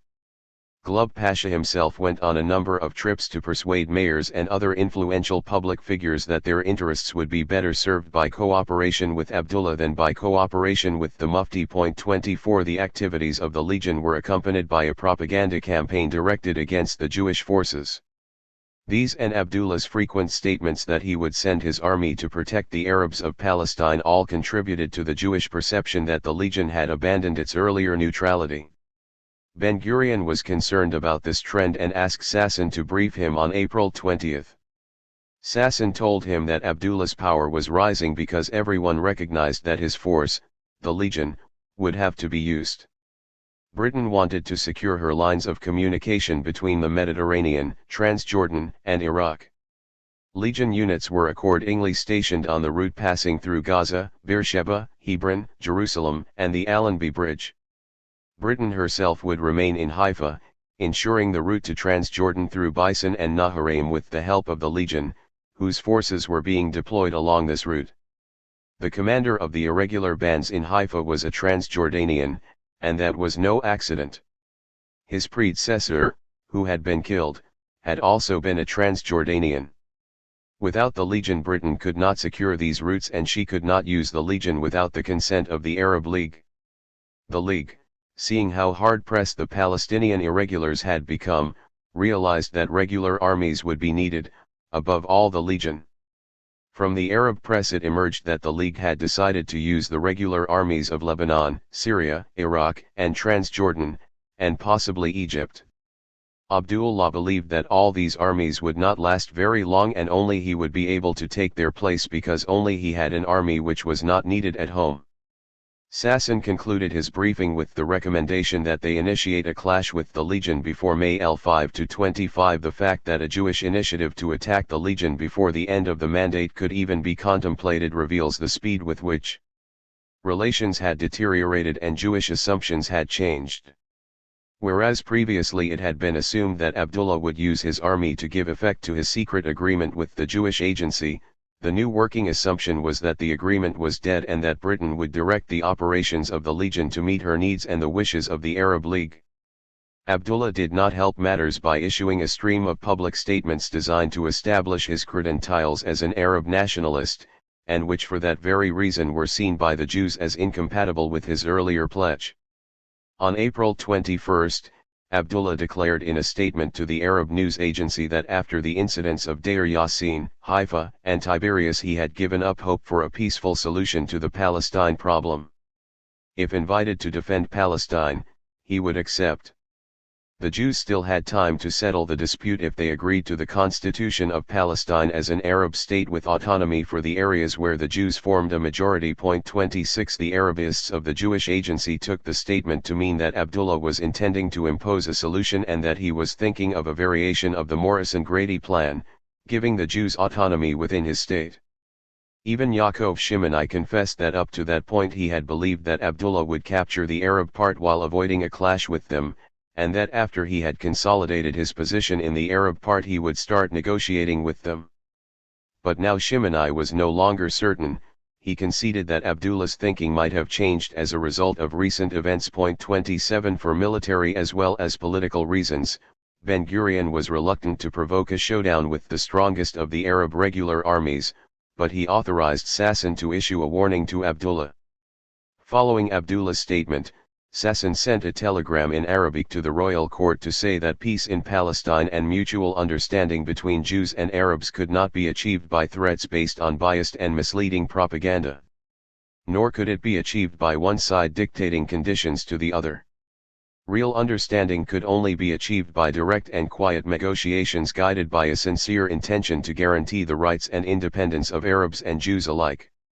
Sasson believed that the Jews would welcome any step in that direction and volunteered his personal services for the task. 28 The wording of this telegram was more abrupt than the earlier communication from the Jewish agency to the king following the Deir Yassin massacre. The new message was a judicious mixture of menace and readiness to negotiate. The following day Sasson received the following reply from the head of the royal divan: I found nothing in your telegram to warrant my bringing it to His Majesty's notice, since His Majesty's statement was quite unambiguous. There can be no question of threat or intimidation after what happened in Deir Yassin, Tiberias, and Haifa. As to your personal services, they will be acceptable if you comply with what is stated in His Majesty's declaration, namely, that the sovereignty of the Arabs in their country may not be contested, and that the Jewish community will be granted citizenship, with the same rights and obligations as the Arabs, and with a decentralized administration in those areas where they form a majority. 293 In confidence Abdullah told Kirkbride that in view of the publicity attending his exchanges with the Jewish agency, the offer of an autonomous Jewish administration in an Arab state was as far as he could go. He did not expect the Jews to accept such terms, but his purpose was to keep the door open for negotiations when both sides were in a more reasonable frame of mind. There was indeed no shank whatever of the Jews accepting such terms, and their very mention put them in a more belligerent frame of mind. Even the diplomatic Sherrod cabled his suggestion from New York that Abdullah be warned privately that if the Legion went into action, the Jews had the means to wipe out whole units and would use them. 31 It was precisely the possibility of an armed clash with the Legion which dominated Ben-Gurion's military calculations. Probably with a sigh of relief he recorded in his diary on April 24, "At long last I received the news that the first cannons have arrived. There should be 31 with shells. This changes the situation once more in a radical fashion. We shall not stand defenseless against the tanks of the Legion and its cannons." 32 It was typical of the two leaders that while Ben-Gurion devoted his formidable organizational powers to arming the Haganah for the forthcoming battle, Abdullah concentrated on the propaganda war at which he was a past master. Immediately after the Transjordanian parliament had ratified the decision to send the Legion into Palestine, Abdullah told a press conference that all our efforts to bring about a peaceful solution have failed. "The only way left to us is war. To me has fallen the honor to save Palestine." 33 The statement was a bitter blow to the Jewish officials. It was generally construed as a declaration of war on the Jews. With its emphasis on the inevitability of war and on Abdullah's self-appointed role as savior, it shattered what was left of the hopes that he and his legion would stay neutral. To Ben-Gurion, however, the news, though disappointing, came as no surprise. The newspapers, he noted calmly in his diary, announced that Abdullah had declared war 5 on the Zionists. Whether Abdullah declared or did not declare, he wrote, made very little practical difference. It was obvious all along that we should expect two things: aerial bombardment by the forces of Egypt, Iraq, and others, and the attack of the Arab Legion. 534. 172. The Arab League's decision to fight separately. These were precisely the two things that the Arab chiefs of staff, following the military logic of the situation, recommended to their governments in the course of the Arab League discussions in Amman in the last week of April. The military committee, after hearing a report from General Safwat, concluded that in order to overcome the Jewish forces, the invasion must be supported by no less than 5 fully equipped divisions and 6 Air Force squadrons operating under a single command. This conclusion was passed on to the political committee which convened in Amman at the same time. 35 In addition to the voices of the soldiers, the full weight of public opinion was brought to bear on the Arab leaders to dispatch regular troops to Palestine immediately. The leaders, however, were very apprehensive of embarking on a campaign against forces of unknown strength. Kirkbride gave a graphic description of their mood: "There is a general slump of Arab morale and an inclination to indulge in recriminations instead of planning to deal with the situation. King Abdullah, having got what he has always demanded, freedom to act, is losing his nerve. The regent gave me the impression that his main objective was to calm public opinion in Iraq rather than to save Arab Palestine. The Prime Minister of Transjordan and his colleagues are counseling prudence and are resisting in admirable manner the hysterical demands for armed intervention by which they are inundated. I have added my own voice to theirs." 36 No agreement was reached at the first meeting with King Abdullah, at which neither Egypt nor Syria was represented. The only practical outcome was to send the Lebanese Prime Minister, Riyad al-Sulh, to Cairo with a letter from King Abdullah to Azam Pasha saying that Transjordan could not cope with the situation alone and before moving must be assured of the full support of the Arab states in men, money. 34 Ben-Gurion's diary, April 27, 1948. 35 Iraq, Report on the Palestine Problem, 131. 36 Kirkbride to FO, April 25, 1948. FO 371/68370, Pro. And material. 37 Al-Sulh labored indefatigably to dispel the mutual suspicions between the Hashemite bloc on the one hand and Egypt, Syria, and Saudi Arabia on the other, and to try and work out, as far as possible, a unified Arab strategy. Though he himself had never been a great protagonist of Greater Syria, he was now one ready to see King Abdullah annex the whole of Palestine. In a private interview he reminded Abdullah that the departure of King Faisal from Damascus in 1920 was largely due to Syrian conceit and intransigence, and said that unless they were very careful another Arab defeat would be in the making this time. Abdullah replied that he had never worked for Greater Syria in his personal interest but was striving for the good of the Arabs as a whole.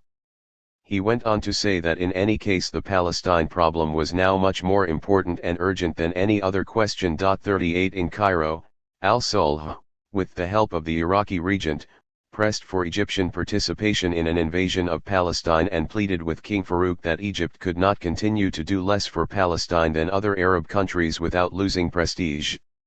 However, he met with strong resistance from Egypt's Prime Minister, Mahmoud Nukrashi. The conservative Nukrashi, nicknamed the Timid Sphinx by Egyptians and Old Knuckers by British officials, was opposed to such action generally and by Egypt in particular.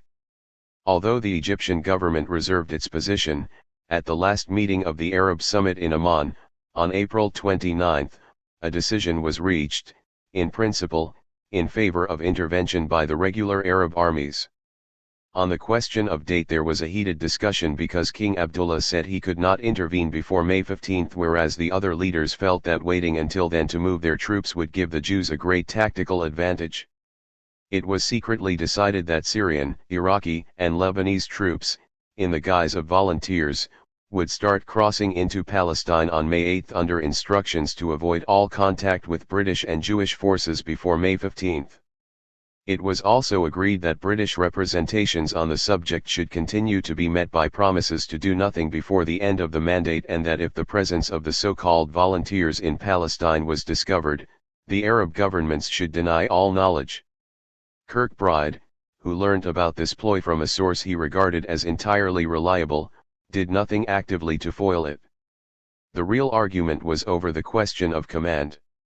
King Abdullah maintained that command should be in the Transjordanian hands, and with a headquarters in Amman. Azam Pasha was in favor of continuing the current arrangements with a headquarters in Damascus under Ismail Safwat or another Iraqi general.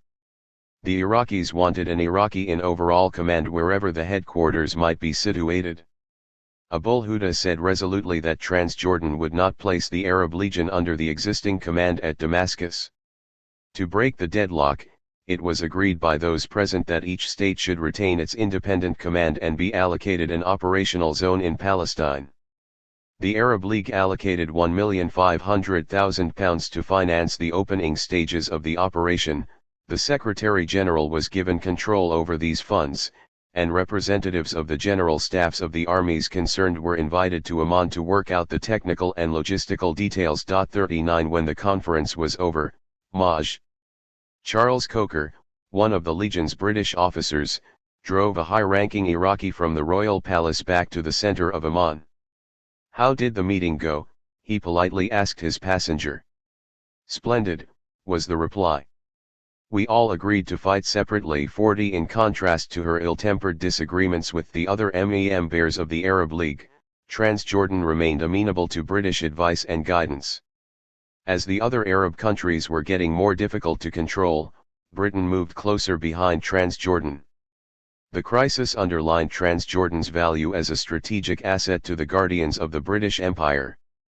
A private directive from the Chiefs of Staff for the British members of the Anglo-Transjordanian Joint Defence Board described Transjordan as being of considerable importance to British strategy in the Middle East for the following reasons: a.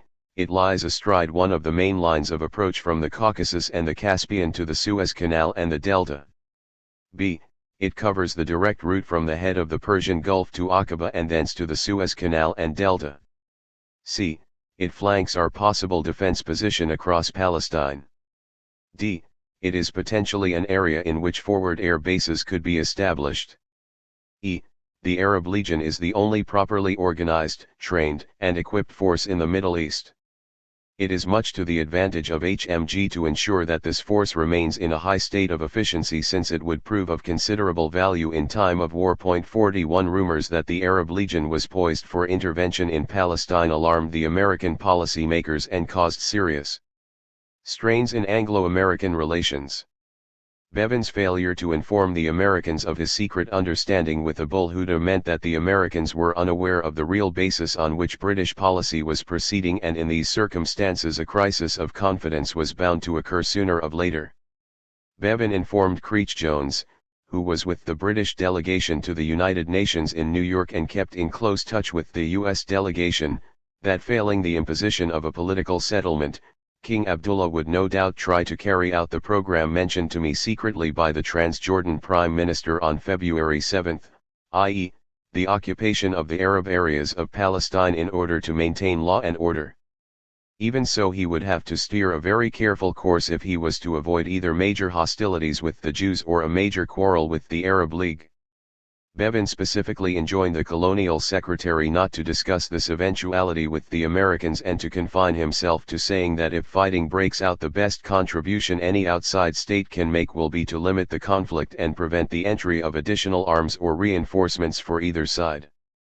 Creech Jones sought authority to speak to the Americans about this eventuality. 4324 But after further reflection, Bevin concluded that it would be too risky to give them his plan or to discuss with them the measures to be taken if no truce or settlement were achieved. 44 Secretary of State George Marshall reacted to reports that Abdullah was planning an invasion of Palestine and that the armed forces of the other Arab states might also cross the borders by instructing his ambassador, Lewis Douglas, to see Bevin and Italy urgently and demand that they use all their influence to restrain Abdullah from engaging in such an adventure. 45 Douglas called on Italy and Bevin in the House of Commons on April 28, and the first point he raised was the question of the threatened invasion of Palestine by Abdullah's troops. If that took place, said Douglas, it would be regarded by the Security Council as aggression. Bevin leapt to the defense of his little king. What was Abdullah to do? First of all, he had never been admitted to the United Nations, so how did the Charter apply to him? Secondly, were the Jews to be allowed to be the aggressors on his co-religionists and fellow Arabs in the state of Palestine while he had to stand idly by and do nothing? All the aggression came from the Jews, claimed Bevin, adding for good measure that it seemed to him that United States policy was to allow no Arab country to help their fellow Arabs anywhere, but for the US themselves to assist the Jews to crush the Arabs within Palestine and to allow the slaughter to go on, and then to ask the British government to restrain Abdullah. 5 Italy followed up Bevin's attack on the Jews and the Americans with some vehemence. Was it aggression, asked Italy, for Arabs to come into Palestine from their own countries and non-aggression for the Jews to come in by sea in their thousands? Douglas said that the Jews were coming in unarmed and were not fighting men, but Italy pointed out that that was just Hitler's method. He put people in as tourists, but they were soon armed once they got in. Following Bevin's lead, Italy urged strong American pressure on the Jews in order to bring about a cessation of the fighting in Palestine. Douglas was assured that the British would use all their influence to prevent an invasion of Palestine by Transjordan or any other Arab country provided the Jews did not attack and refrained from disorder while discussion of a settlement was still proceeding at the United Nations. Further, if Arab-Jewish agreement was reached on a truce and the British were asked to play a part alongside others in enforcing it after May 15, they would consider doing so, though no assurance of military participation could be given. They feared that they would be left to carry the whole weight again, and this they could not and would not undertake to do. 46 The British, however, rated very low the prospect of a truce acceptable to both sides given the manifest Jewish intention to go ahead steadily with a separate Jewish state by force of arms. Bevin assumed that the Jews would win the first battles in a war which he was anxious to contain and localize.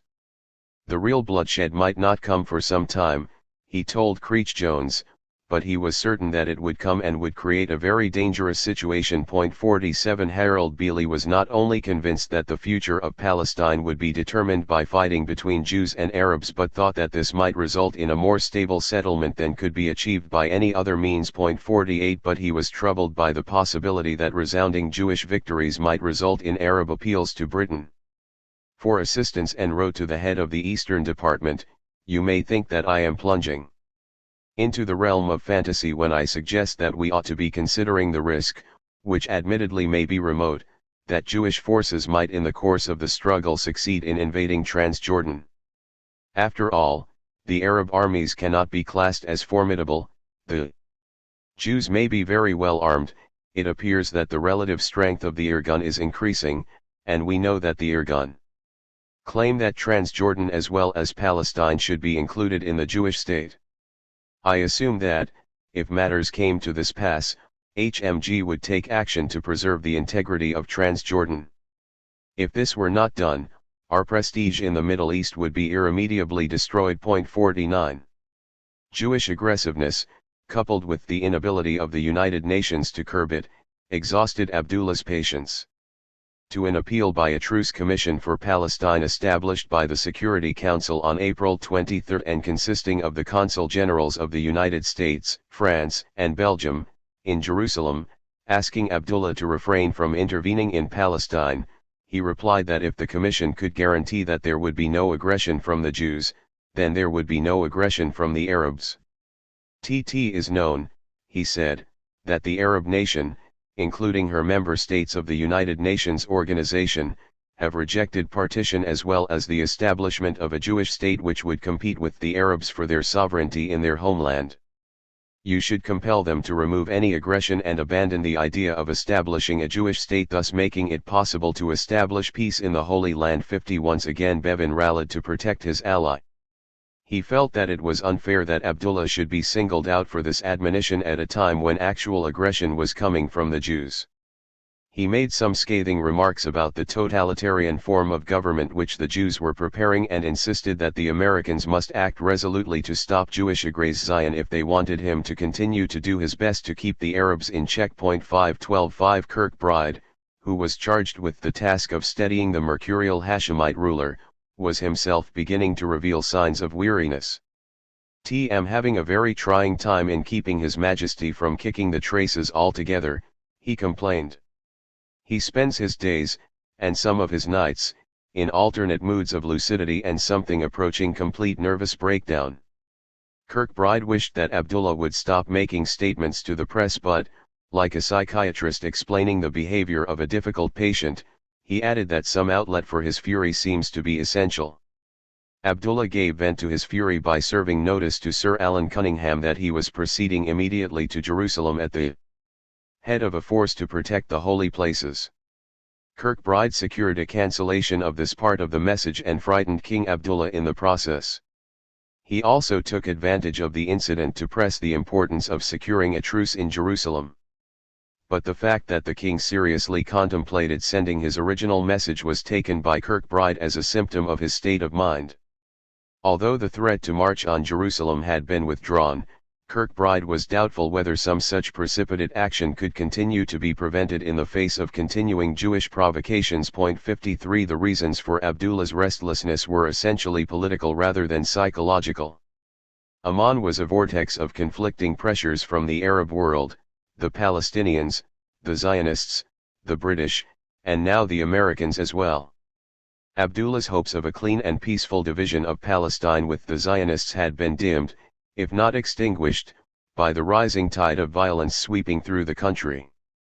The success of the Haganah's military offensive generated powerful pressures for intervention by the regular armies of the Arab states. Abdullah was now impaled on the horns of a dilemma which was at least in part of his own making. If he threw in his lot with the Arab world, he would forfeit any claim on Jewish goodwill and material support. If he tried to remain neutral, he would be denounced as a traitor to the Arab cause and could end up by losing not only Palestine but his throne. From the very beginning Abdullah's agreement with the Jews suffered from a built-in constraint. He could not divulge to his own ministers, let alone to other Arab politicians, the fact of its existence. Under these circumstances it was not always possible to prevent lower-level violations of the agreement. The first open violation of the agreement occurred on the night between 28 and April 29 when the Arab Legion attacked Kibbutz Gesher, which lay just north of the hydroelectric works in Naharaim and guarded an important point of entry into the country. It was the first major attack by the Legion across the border and as such was a violation of the promise that Abdullah had made to Golda Meir and Abul Huda had made to Bevin not to attack the area allotted by the United Nations to the Jews. Since it also proved to be the last attack, it may well have been, as a British officer of the Legion claimed afterwards, an unfortunate local misunderstanding. The immediate cause for the attack was the seizure by the settlers of Gesher of a nearby British police fortress. According to Abdullah al-Tal, an officer in the Legion who was to achieve both fame and notoriety, when the British officers evacuated this important fortress they invited Glub Pasha to take it over, but he declined the offer because he knew of the general plan which forbade the capture of any point situated according to the UN partition resolution within the Jewish state.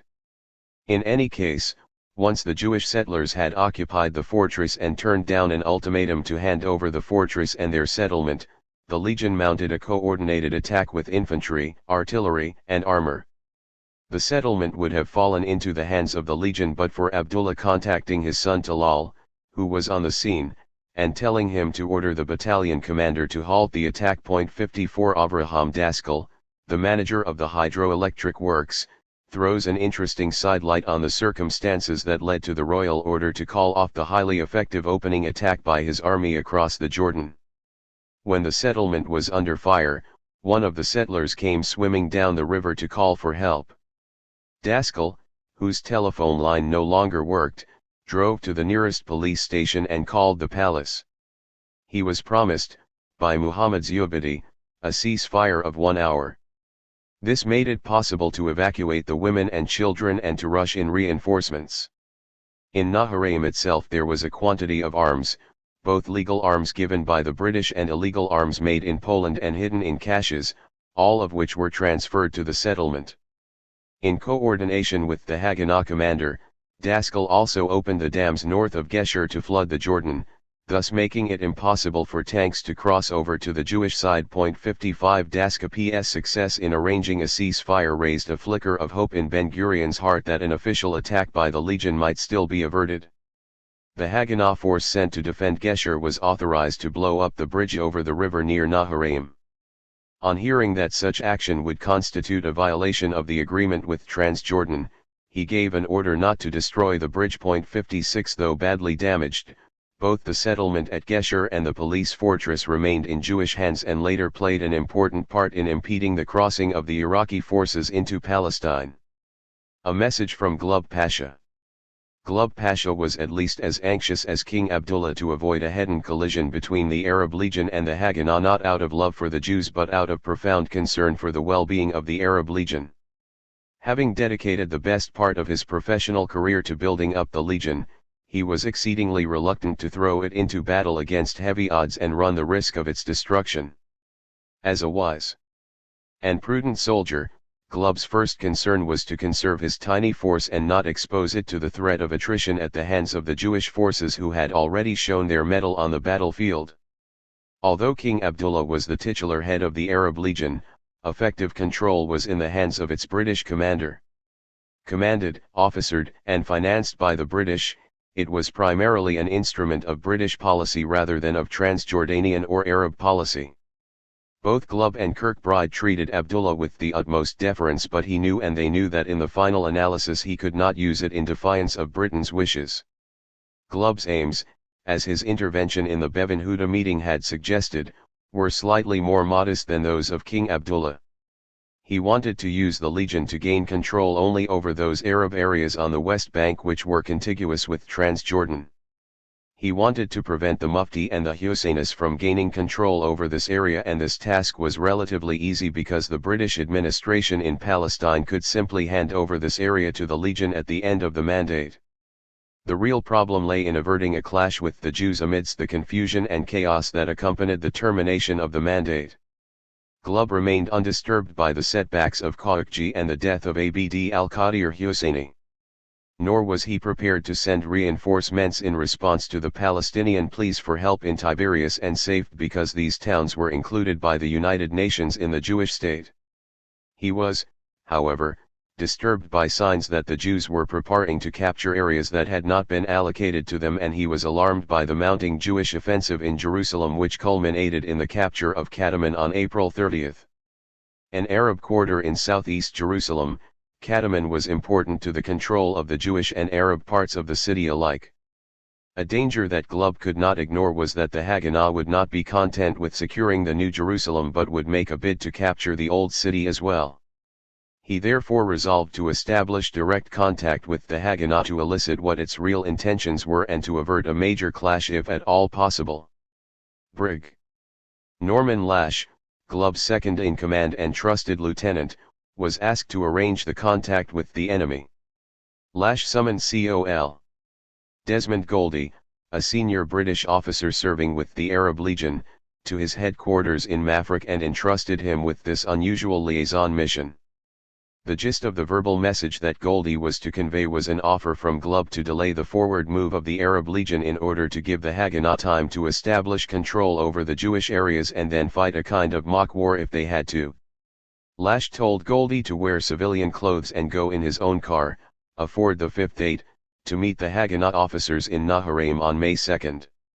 The trip to Naharaim had all the ingredients of a cloak and dagger operation. When Goldie reached the Majamai Bridge, the 4th Infantry Regiment commanded by Light Gol.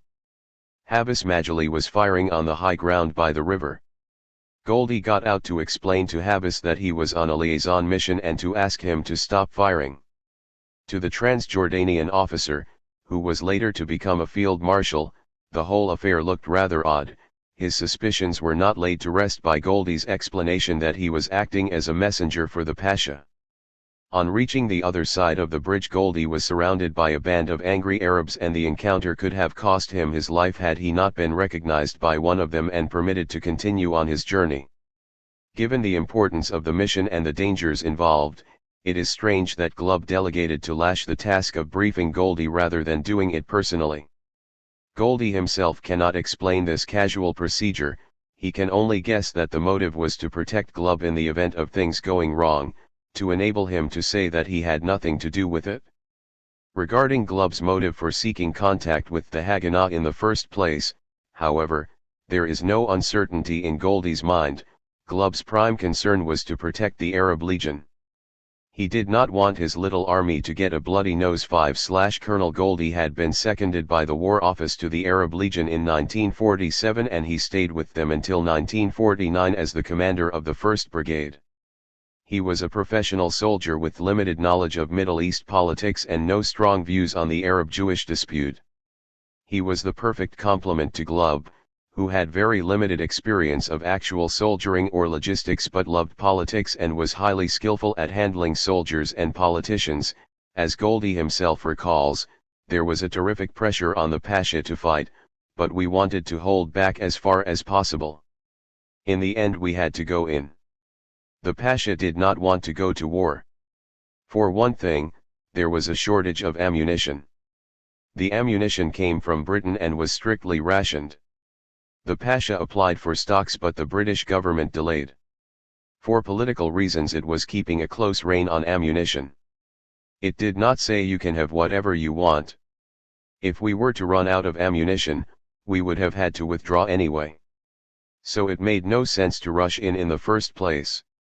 Goldie was emphatic that his commanding officer did not hate the Jews. The Pasha was a very worthy, a Christian man. He was carrying out his duty as a British servant. He did not hate the Jews, but he did his best for the Arabs. He did not want them to get a bloody nose. Besides, he had to do what Kirkbride told him because Kirkbride was the chap who was getting the policy from the British government. Goldie himself had no illusions about the prospects of an Arab victory and, as a professional soldier, scrupulously carried out the orders of his superiors. T was completely neutral, he explained, but I was posted to an Arab unit, so I had to do my best for that unit. Had I been posted to a Jewish unit, I would have done my best for the Jewish unit. Politically I was neutral. 58 The meeting with the Jewish officers took place in Naharaim at the house of Avraham Daskal on May 2, 2 weeks before the end of the mandate. Goldie was accompanied by Maj. Charles Coker, who was about to assume the command of the 1st Mechanized Regiment and be promoted to the rank of lieutenant colonel. The general staff of the Haganah was represented by Shlomo Rabinovich Shamir, who was about to assume the command of the 7th Brigade. Shamir had served as a major in the British Army during the Second World War and was therefore familiar with the way of thinking of British officers. He was also considered by Ben-Gurion as one of the more politically reliable commanders of the Haganah who could be entrusted with sensitive missions. On this mission Shamir was accompanied by Nahum Spiegel, the operations officer of the Golani Brigade. Colonel Goldie opened this extraordinary meeting by stressing that they were speaking in Glubb's name and that they were anxious to make arrangements for further meetings. He himself was worried that the Arabs would suspect him of meeting the Jews and kill him, so Major Coker would come on his own in future because as a staff officer he was less well known to the Arabs serving in the Legion and therefore less likely to arouse suspicion. The Pasha had suggested Kalia, near Jerusalem, on the northern shore of the Dead Sea as a meeting point. Shamir agreed but suggested they maintained contact through Daskal. Goldie then explained that their reason for initiating this contact was to avert a clash between their respective forces. Shamir responded by saying that provided the Legion did not fight them, did not cover offensive Arab operations, and did not go anywhere it should not be, he saw no reason for a clash. Next, Goldie tried to elicit the Jewish intentions. Did they plan to capture the whole country? The reply he received was deliberately non-committal. The borders of the Jewish state are a matter for the politicians to determine, but if military needs so dictated. The Haganah 58 interview with Col. Goldie, Wallingford, November 12, 1985. Was capable of capturing the whole country. The situation in Jerusalem was of particular concern to Goldie and he asked, how can a clash be averted there? To this Shamir replied that their position on Jerusalem was well known. If the Legion refrained from attacking the Jewish sector of Jerusalem, if the road to it remained open, and if the Jewish settlements around Jerusalem and the roads leading to them were not endangered, he thought there would be no reason to clash. In an apologetic tone, Goldie explained that the British did not want to clash with the Jews, but they could not afford to appear to be blocking and betraying the Arab cause. What should they do? Without saying so outright, Shamir implied that that was a British problem. His side had to look after its own security and clashes might prove inescapable under the circumstances. Turning to Coker, Goldie said he thought they could somehow settle the matter. Coker wanted to know whether the attack by the Jewish forces on Jaffa presaged a plan to expand over the whole of Palestine. No, said Shamir, Jaffa interfered with traffic between Tel Aviv and Jerusalem, and since the British officer commanding could not guarantee the road, they had no choice but to do the job themselves. When Shamir asked whether the Legion planned to enter Palestine, Goldie replied that the Pasha might know something, but, as far as he knew, nothing had been decided. The conversation then turned on the quality of the various fighting forces. The British officers looked down on the Arab fighters. With the exception of the Bedouins, they conceded that the Jews had won the first round, and thought that Arab morale would collapse, but they did not anticipate the speed with which this would happen. Switching back from Soldiers 5 talk to the real purpose of the meeting, Goldie reiterated that they wanted to avoid a clash. Shamir contented himself with the observation that the Legion was 26 years old and had acquired a reputation as an important force in the Middle East, and it would be a pity to damage that reputation by allowing it to be defeated. He also wondered how the attack on Gesher could be reconciled with the professed desire for peace.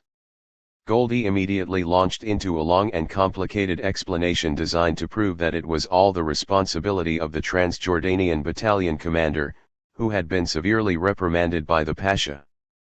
The meeting lasted over an hour and remained friendly throughout. It ended cordially with an agreement that Coker would go to Daskal on May 5 to get details of the next meeting.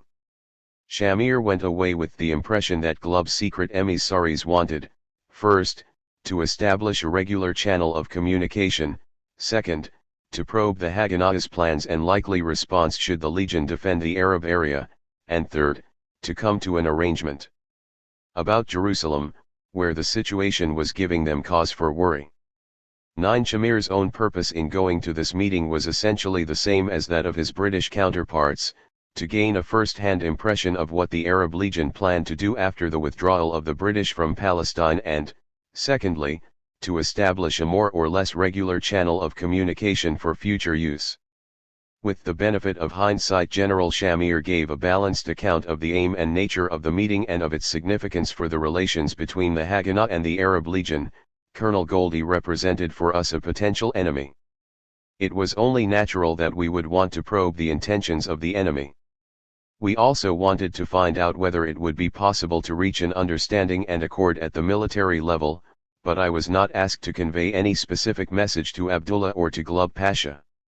There was talk of a kind of mutual neutrality.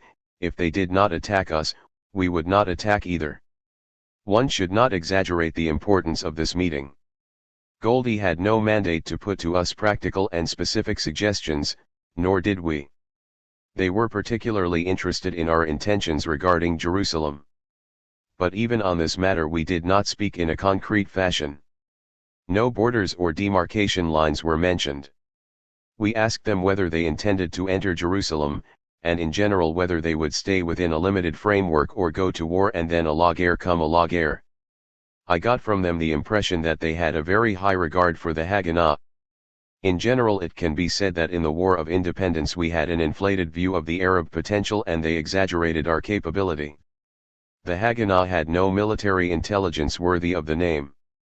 We did not know, for instance, how much ammunition the Legion had and how long it could go on fighting. We did not even know how many battalions the Legion had, and we certainly did not know the precise number of cannons and armored cars in its possession. The British officers for their part were very cautious and very respectful. One of the main points was to establish a procedure for future contact.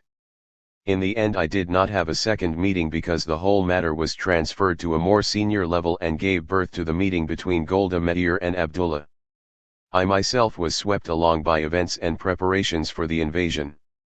I set up the 7th Brigade and met the Legion on the battlefield in Latrun where Goldie was the commander of the brigade that fought against us. It should also be remembered that although the Legion was withdrawn east of the Jordan, there were in Palestine about 12 companies of the Transjordan Frontier Force which were not subordinate to the Legion but owed their loyalty directly to the king. The king had to demonstrate that he was taking part in the fighting, and that is why he invaded and attacked at a number of points. Glubb, on the other hand, was very worried that his small force would be worn down by attrition, because after all the king depended on the Legion as his main base of support.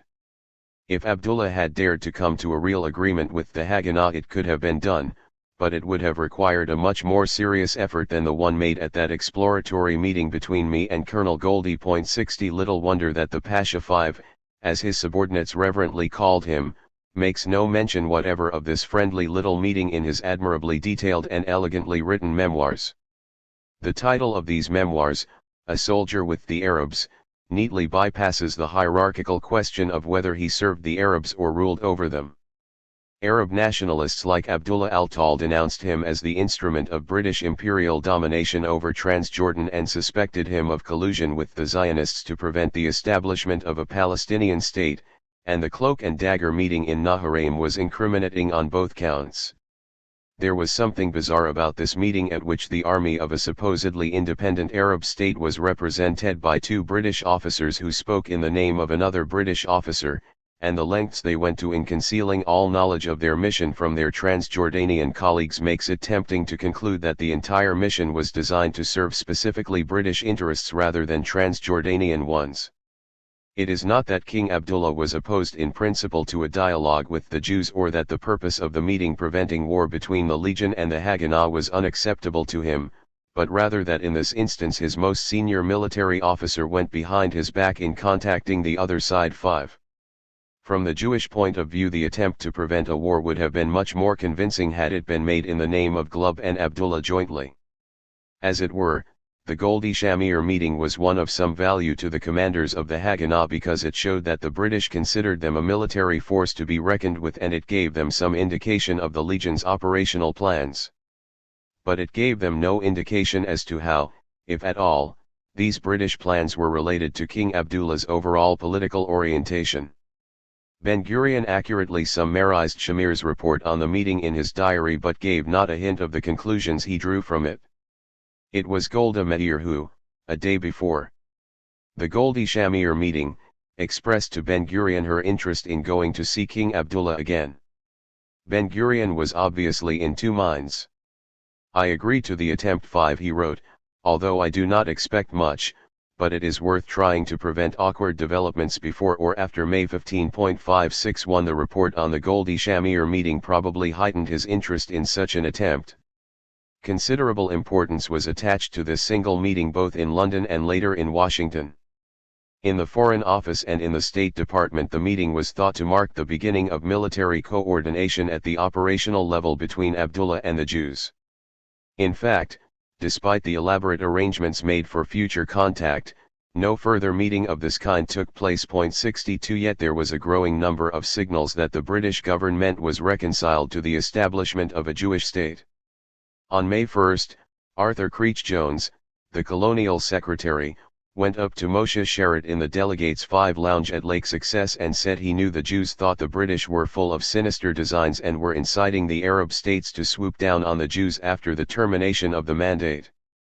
He wanted to assure Sherratt that they had in mind nothing of the sort but, on the contrary, were exerting their influence in the Arab capitals to the utmost to prevent anything of that kind happening. Creech Jones claimed that he and his colleagues, including Bevan, were anxious to localize the trouble and prevent it spreading into a major conflagration, and that is why they were anxious to keep the Arab states out of the fray. As for Abdullah, the colonial secretary was sure that notwithstanding his high-sounding statements he actually intended to get hold of the Arab part of Palestine, and it was no part of his design to attack the Jews. Sherratt did not take all these assurances at face value, but the coincidence between what Goldie had told Shamir and what Creech Jones told him seemed to him significant. 63 Ben-Gurion, on the other hand, was not prepared to base his strategy on these vague British promises. The sentiments conveyed by Goldie at the operational level and Creech Jones at the political level were widely shared within the Palestine administration. Gen. Gordon Macmillan, the officer commanding the British troops in Palestine, preferred a regular army to occupy the Arab areas during a truce in place of Khashoggi's filthy rabble 5.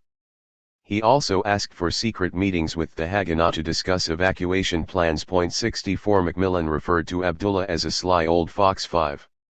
Who made warlike declarations on the one hand to frighten the Jews and on the other to satisfy the Arab world which was urging him to act.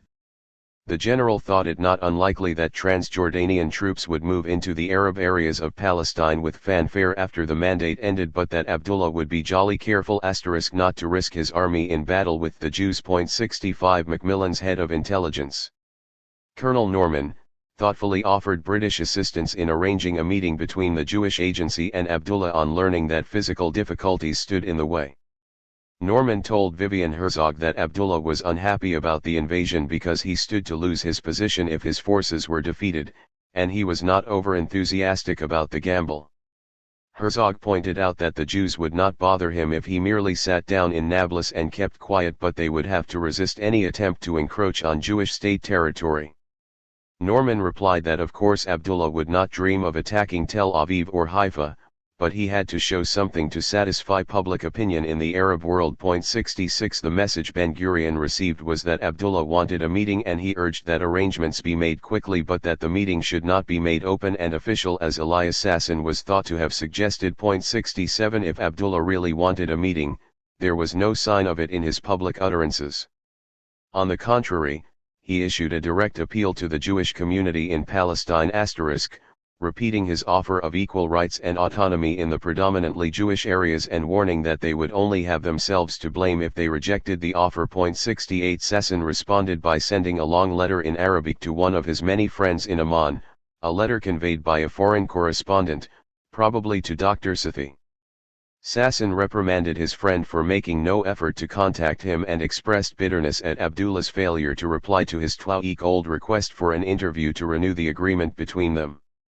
As for the threats and conditions issued by Abdullah, Sasson asserted that they were incompatible with the spirit of the agreement between them. No practical results would be yielded by public statements and proclamations, warned Sasson. On the contrary, they could only deepen the conflict. The Jews had not gone back on the promise they had made at Naharaim and were ready to meet again to renew the agreement and make the necessary arrangements for its implementation. But they were not ready to countenance any attempt to impose new conditions which contradicted the original agreement.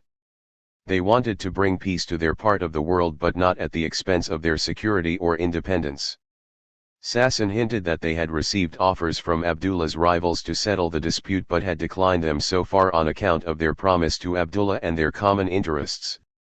From the king's statements Sasson inferred that Transjordan and Iraq planned to attack, and he warned that any hostile act would bring calamity on both countries. The beginning of aggression, he observed, is always clear, but its end cannot be foreseen, and a particularly fearsome punishment was reserved for Iraq should it take the initiative. Transjordan's attack and conquest of the Arab part, however, was acceptable to the Jews provided it was in line with their earlier agreement and did not include an attack on the other part. The letter concluded by saying that it was not too late to meet again and settle matters amicably, and that it was up to Abdullah to choose between reconciliation, which they would welcome, or attack, which would bring forth a counter-attack. 69 In its tone, this was the most incisive and trenchant letter ever addressed by Sasson to Abdullah before or after. In substance it was the usual mixture of threats and blandishments, but with the emphasis very much on the former. 188. The truce neither side wanted. The spread of chaos and violence in Palestine and Britain's persistent refusal to effect an orderly transfer of authority to the United Nations Commission led to another major American diplomatic initiative less than 2 weeks before the end of the mandate. The British government seemed to be saying that until May 15 it was the only ruler of Palestine and would not share its authority with any partner, local or international, whereas after May 15 it would no longer exercise any responsibility, nor did it care who succeeded it.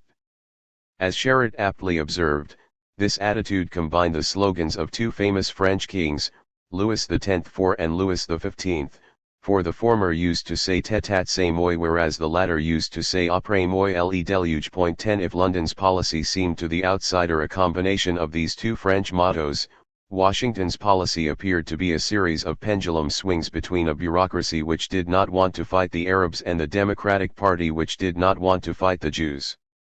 The latest swing by the anti-Zionist bureaucracy took the form of an emergency proposal for an unconditional ceasefire and an extension of the mandate by 10 days.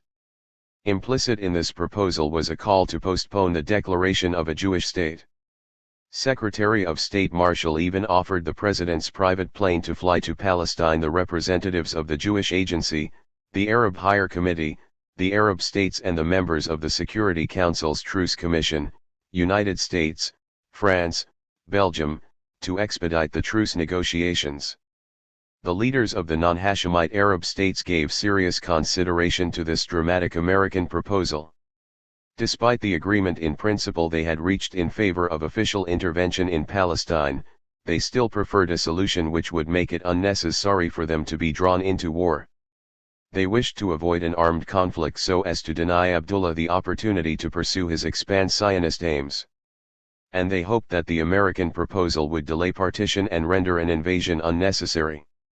Azam Pasha spoke to King Abdullah on May 4 from Damascus and said that in view of the deterioration of the situation in Palestine, the representatives of the Arab states at Damascus and the chairman of the Arab Higher Committee had decided to accept the proposal for a ceasefire over the whole of Palestine, a prolongation of the British mandate, and on-the-spot negotiations on the future of Palestine. 71 Abdullah did not believe that the representatives in Damascus genuinely intended to accept the American proposal for a ceasefire and viewed Azam's message as nothing other than an attempt to force his hand.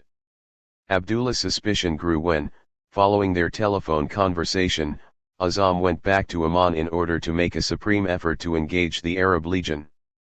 Both the king and his prime minister refused to be rushed into premature action. 72 Worried by the timing and the substance of the American proposal, Abdullah asked the British what action he should take.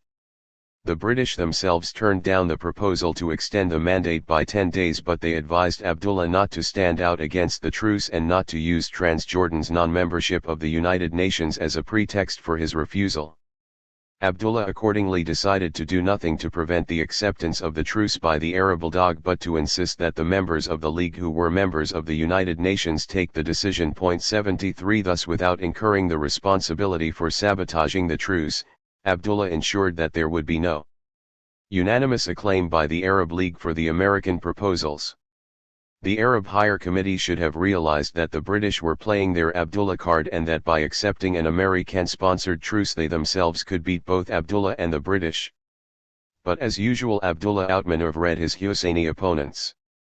The Jewish Agency formally rejected the American truce proposal, and the reasons for that rejection emerged very clearly in the course of the lengthy meeting that Sherritt had with General Marshall on May 8.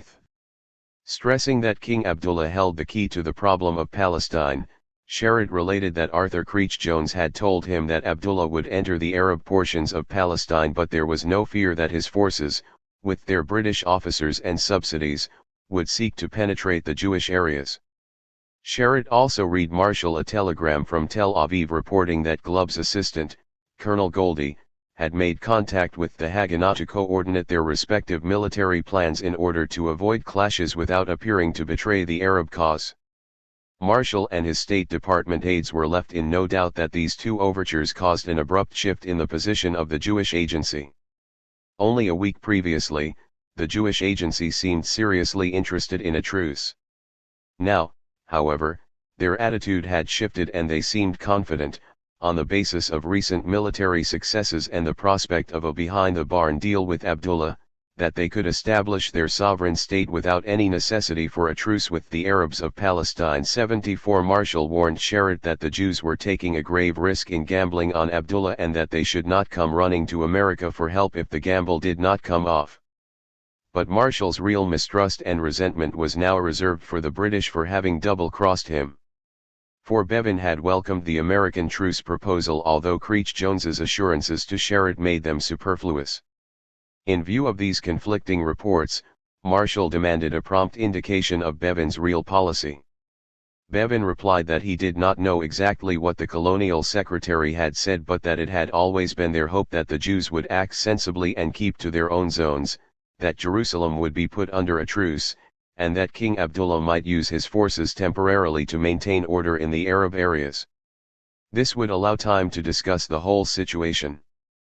But even if there was no truce, added Bevan significantly, the colonial secretary's proposal could still be adopted. 75 Marshall's anger was not assuaged by this explanation. It was generally agreed, he said to President Truman, that the British had played a lamentable, if not altogether duplicitous role, in the Palestine situation. 76 No outsider, however, played a more lamentable or duplicitous role in the Palestine situation than President Truman himself. For while the State Department was making every effort to avert war in Palestine by means of a ceasefire and a temporary postponement of Jewish statehood, the President informed Chaim Weizmann in the greatest secrecy that he would recognize a Jewish state if they went ahead and declared it.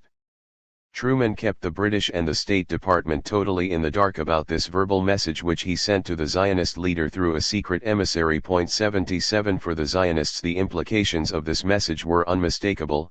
They could disregard the pressures from the State Department to negotiate and the accompanying threats of action by the United Nations in the knowledge that they had the President on their side. That is why the normally cautious Weizmann entreated his colleagues not to weaken and on no account to delay their proclamation of a Jewish state. That is why Sherrod could afford to disregard the advice and warning of the American Secretary of State. And that is one of the reasons for Ben-Gurion's insistence, as we shall see, on rejecting the American truce proposal and going ahead with a declaration of independence. The principal uncertainty on the Zionist side concerned British policy, and on May 11 Dr. Goldman, the moderate American Zionist leader, arrived in London to find out. He went to see Hector McNeill, the Minister of State at the Foreign Office with responsibility for Palestine. McNeill told Goldman that he was convinced that Abdullah would not attack the Jews and, if he did, Britain would withdraw all her officers serving in the Arab Legion. McNeill thought that if Abdullah stopped at the border or returned to the border after some token forays, there would be a possibility of a truce between the Jews and Abdullah. The principal objective, said McNeill, was to work out an arrangement which would permit Britain to develop relations with both sides. Abdullah had completely eclipsed the Mufti and the Arab Higher Committee, said Goldman, and that was all to the good. But everything depended on where Abdullah stopped, and that posed a delicate parabellum for the Jewish Agency. Relations had always been good with Abdullah, and he would make the best possible neighbor. If he stopped short at the frontier of the Jewish state, the Jewish Agency would be glad to have him there. Any truce signed between Abdullah and the Jewish Agency would be far more valuable than one signed between them and the Aussie. When asked why the Jews were being so intransigent regarding a truce, Goldman, who was himself the most fervent advocate of that proposal and the postponement of statehood among the Zionist leadership, referred to some technical points. He made it clear, however, that since Abdullah was still the uncertain factor and at the same time the best Jewish hope on the Arab side, the technical objection of the Jews might alter with circumstances, especially if the truce was negotiated with Abdullah and not with the Arab Higher Committee. The weak point in Goldman's argument was that Abdullah was interested not in a truce but in a war which would provide him with the pretext for intervention and later legitimize his territorial expansion. Whereas Ben-Gurion and Sharad were perfectly logical in spurning the truce precisely because they wanted to come to an arrangement with Abdullah, Goldman's support for both Abdullah and the truce represented an attempt to square the circle. In any case, Goldman was convinced, on the basis of recent British behaviour and his conversation with McNeill, that a major change had taken place in the British position. Not only did the British agree to a Jewish state but they showed themselves to be very friendly and did good work in curbing Arab militancy. 78 Kirkbride gave the Transjordanian authorities and Azam Pasha the latest draft of the truce proposal on May 10. After studying the text, Azam seemed to incline in favour of acceptance. Abdullah and his Prime Minister claimed that they were anxious for a peaceful solution in Palestine, especially in view of the pressure being brought to bear on them by the other Arab states on the subject of the Arab Legion. But they emphasized the practical difficulties of giving effect to the obligations which the proposed truce would impose on the Arabs. Both wanted to retain freedom of action vis-à-vis the other Arab states by exploiting the fact that Transjordan was not a member of the United Nations. Abul Huda said that if the Arab League refused the truce he did not want to be implicated inevitably in a war with the Jews, and that if the Arab League accepted the truce, he did not wish the Arab Legion to be automatically debarred from being used for security purposes in the Arab areas of Palestine. The Transjordanian delegate to the meeting in Damascus was therefore going to insist that the formal decision of the League on this subject must be taken only by member states who were also members of the United Nations. 79 In urging the other Arab states to accept the truce, the Foreign Office took the line that it would be better for the Arab governments to stand fast against popular demand for intervention than to intervene unsuccessfully, for in the latter event they could not hope to weather popular rage at failure. It was not only popular clamour for intervention, however, but the knowledge that Abdullah would intervene whatever happened that pushed the Arab governments, with Syria at their head, to the brink of war. From a military point of view, the Syrians had no illusions about their ability to handle the job alone. But from a political point of view they continued to see Abdullah as their principal enemy and were impelled to intervene, if only to prevent him from tipping the balance of power in the region against them. The anxiety bordering on hysteria that seized the Syrian leadership was evident in the report of Dr. Muhsin Barazi, the foreign minister, to the American ambassador in Damascus. Barazi said, seemingly fantastic story, now widely believed here, that Abdullah had made a deal with the Jews not without foundation. According story, Haganah will counter-invade Syria after crushing Syrian army, then return quickly to Jewish Palestine as Abdullah rushes to rescue. Abdullah would receive plaudits of grateful Syrian population and crown of Greater Syria. Barazi added Syria would not tolerate Abdullah with his royal heirs and black slaves. He added, we must invade, otherwise the people will kill us. 81 Ibn Saud's fears of Greater Syria were also reawakened and he began to consider ways of thwarting Abdullah's expansionist designs. He knew that his army was incapable of effective field operations. Tribal raiding designed to make Abdullah nervous about his rear was the most he could do. There were rumors that Saudi irregulars ostensibly bound for Palestine were really intended for attacking Amman. But Ibn Saud was sensitive to the charge of opening a second front for the Jews. He was therefore unlikely to go beyond a war of nerves against his old Hashemite enemy. 82 Such were the fears of the Arab rulers when the political committee of the Arab League convened on May 11 in Damascus for a crucial session that lasted 3 days. In this atmosphere, no Arab politician dared speak out openly in favor of the American proposal for a truce for the whole of Palestine or for the subsequent British proposal for a truce covering Jerusalem. The burning question was Jerusalem, and the Arab politicians were torn between the fear of the Jews acquiring control over all the holy city on the one hand and the realization of their own unpreparedness to meet the danger and the British insistence that nothing must be done while the mandate still existed on the other. 834-8 At its meeting on May 12, the committee considered Bevan's note to some of the member governments on the conclusion of a truce for Jerusalem between the Jewish Agency and the Arab Higher Committee. After the Mufti's opinion had been heard, it became clear that the plan had not been officially presented yet to the Arab Higher Committee.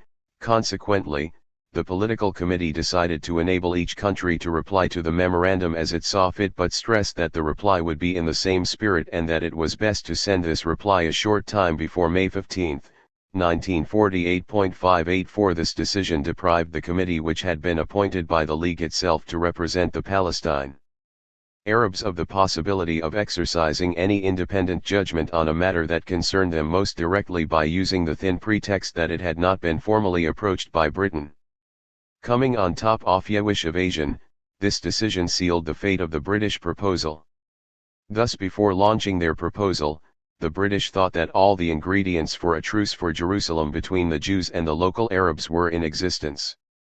The claim by an Israeli historian that the British forces remained in Jerusalem until the end of the mandate with the express intention of preventing an early Jewish takeover and facilitating a takeover by Abdullah is unjustified. 85 It was the Jews who could not wait for the departure of the British, with whom relations had become thoroughly poisoned by this time.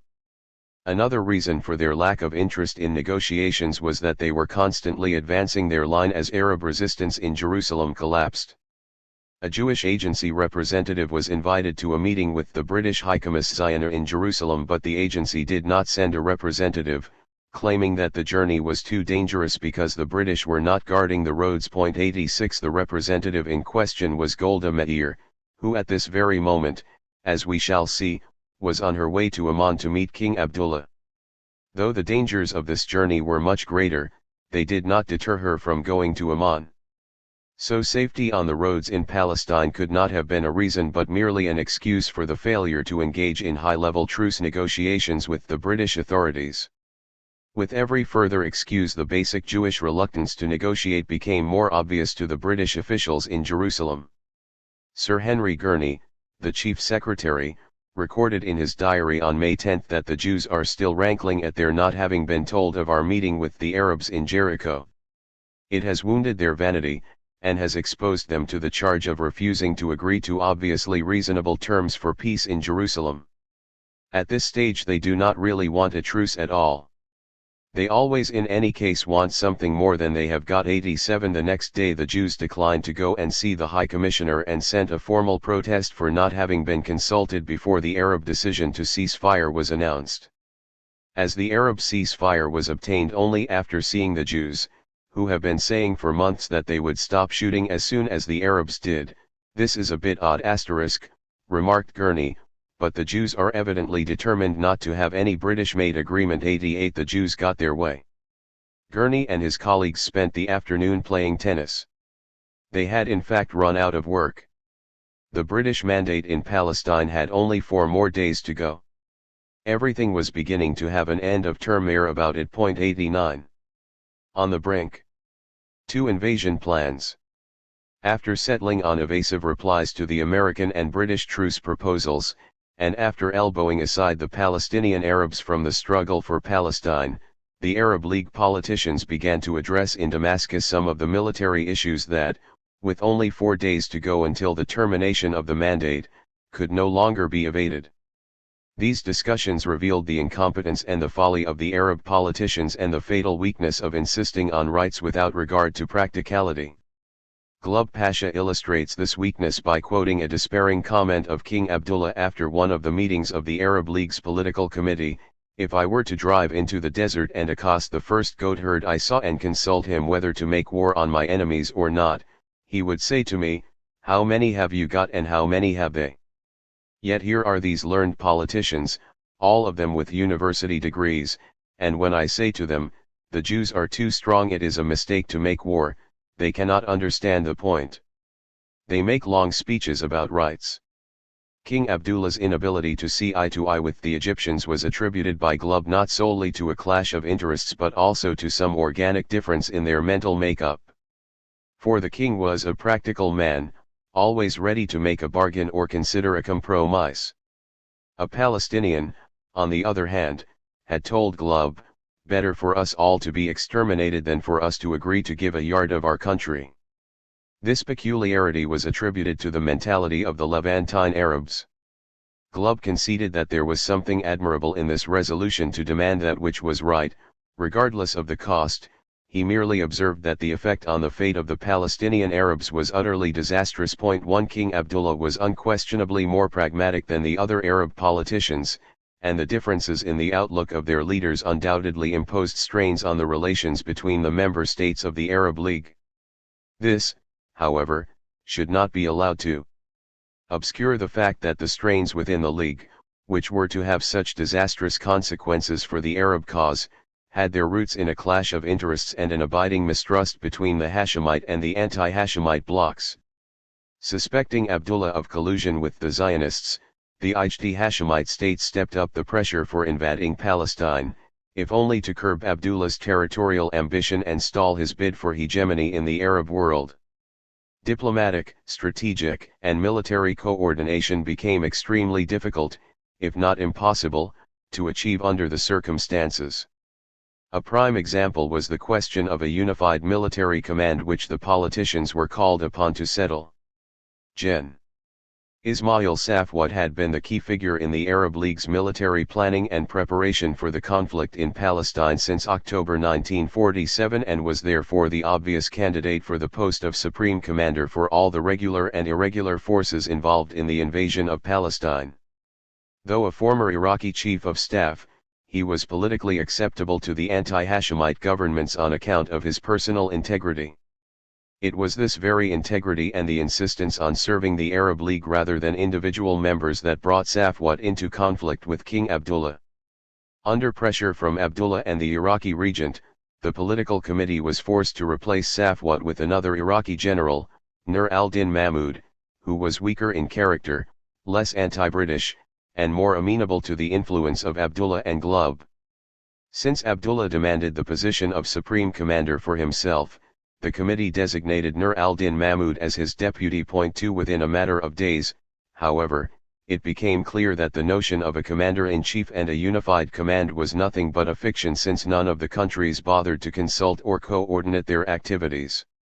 In his memoirs, Abdullah delivered a crushing indictment of his Arab comrades in arms. Unity of command existed in name only, and the commander-in-chief was not permitted to inspect the forces which were supposed to be under him.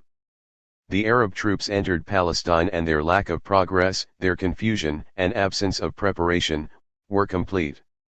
If it were not necessary to keep certain things confidential out of brotherly feeling and hope for the future, I could mention what befell Palestine and its people at the hands of its leaders and those member states of the Arab League which put confidence in these leaders and supported them.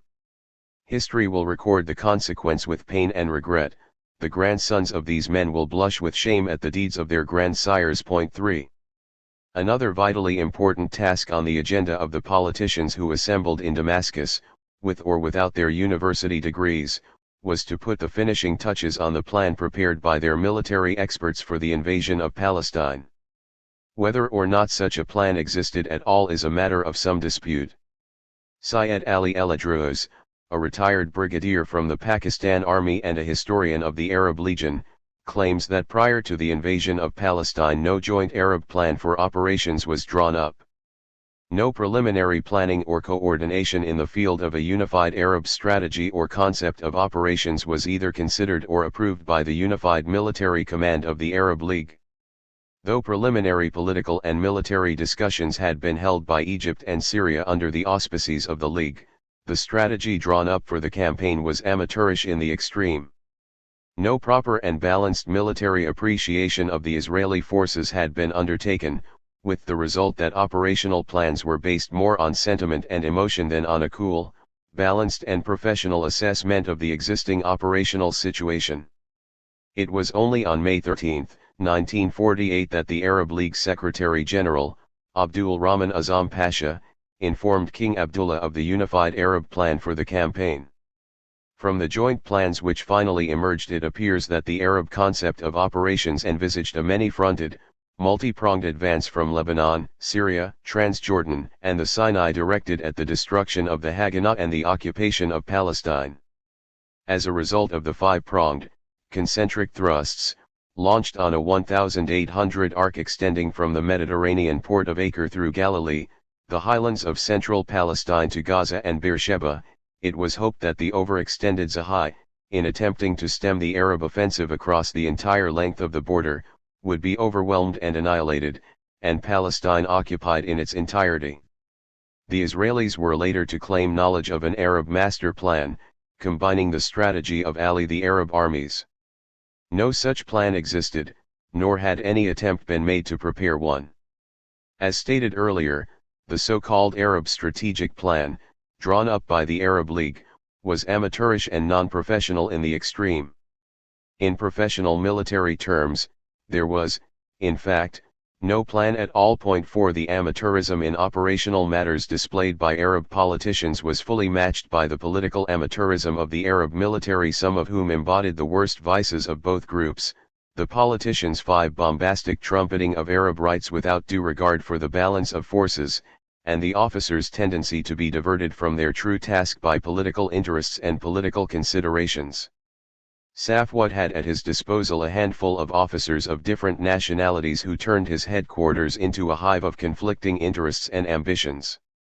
A swarm of Syrian and Iraqi officers buzzed around the building seemingly more familiar with the science of political intrigue than with that of warfare.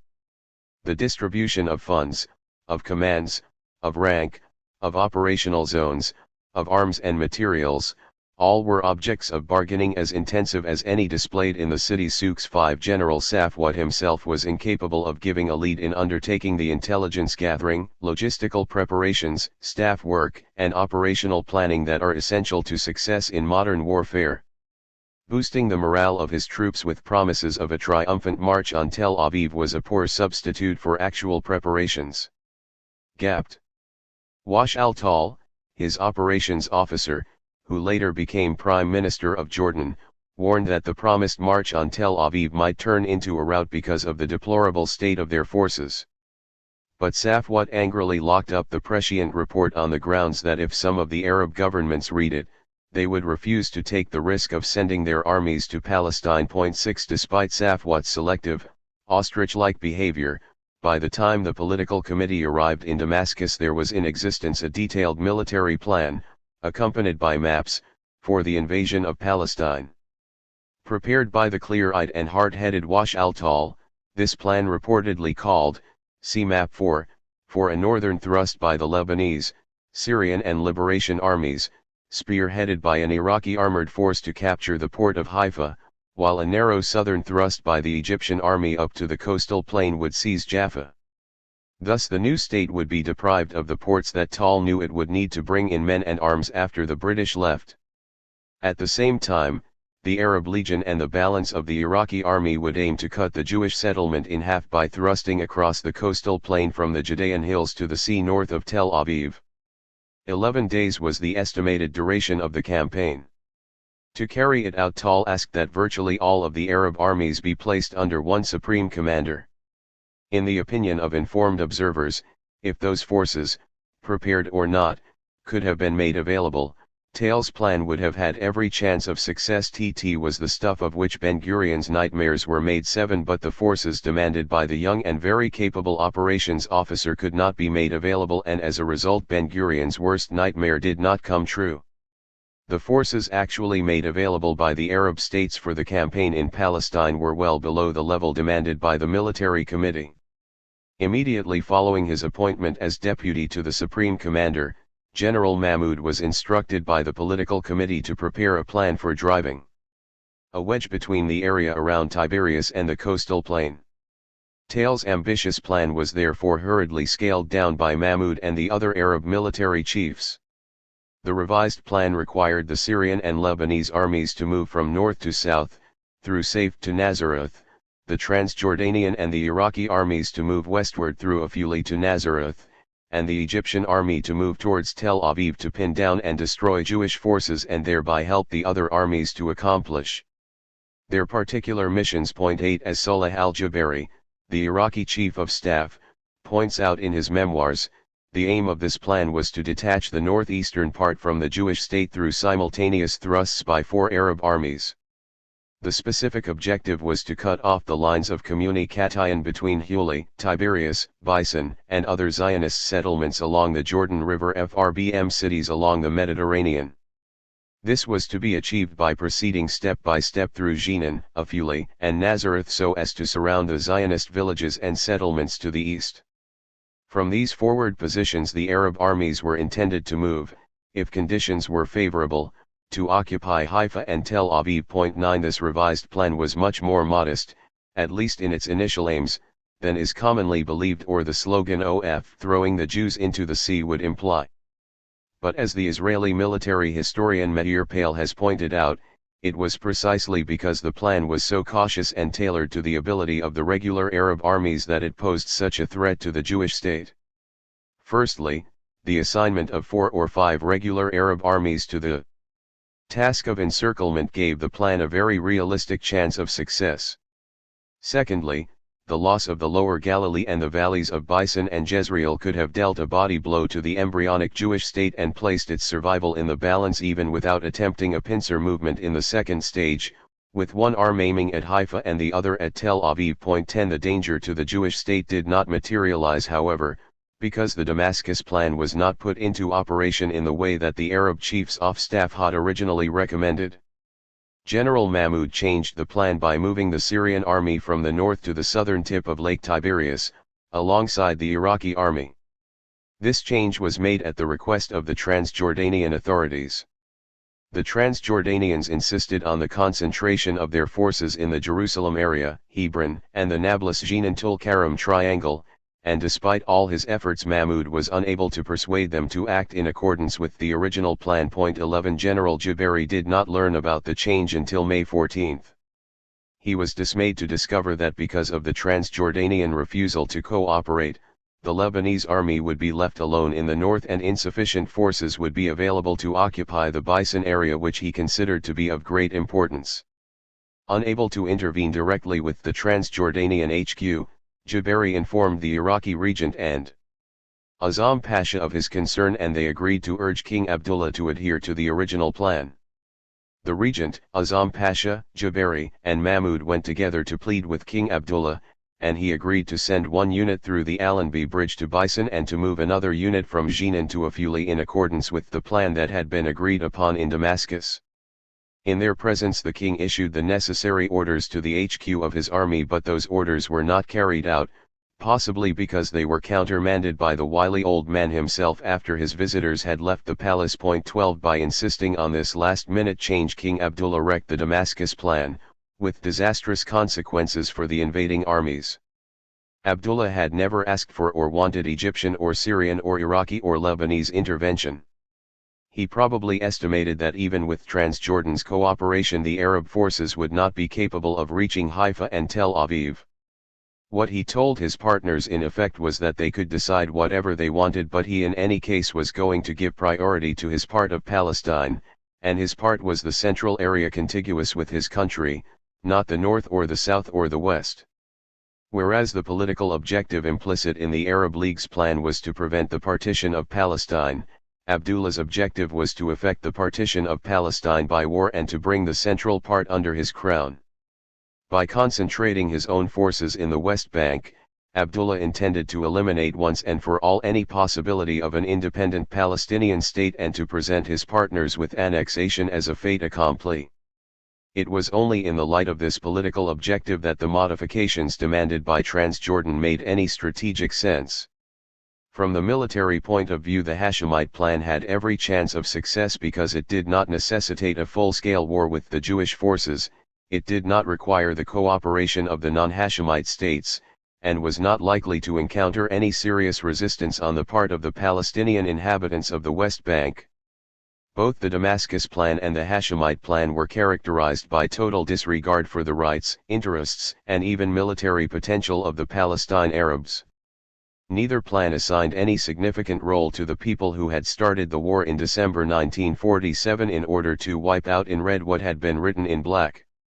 In the coming offensive to save Palestine from the Jews, the Palestinians were not even requested to carry out guerrilla operations against the Jewish forces or to perform any combat support missions.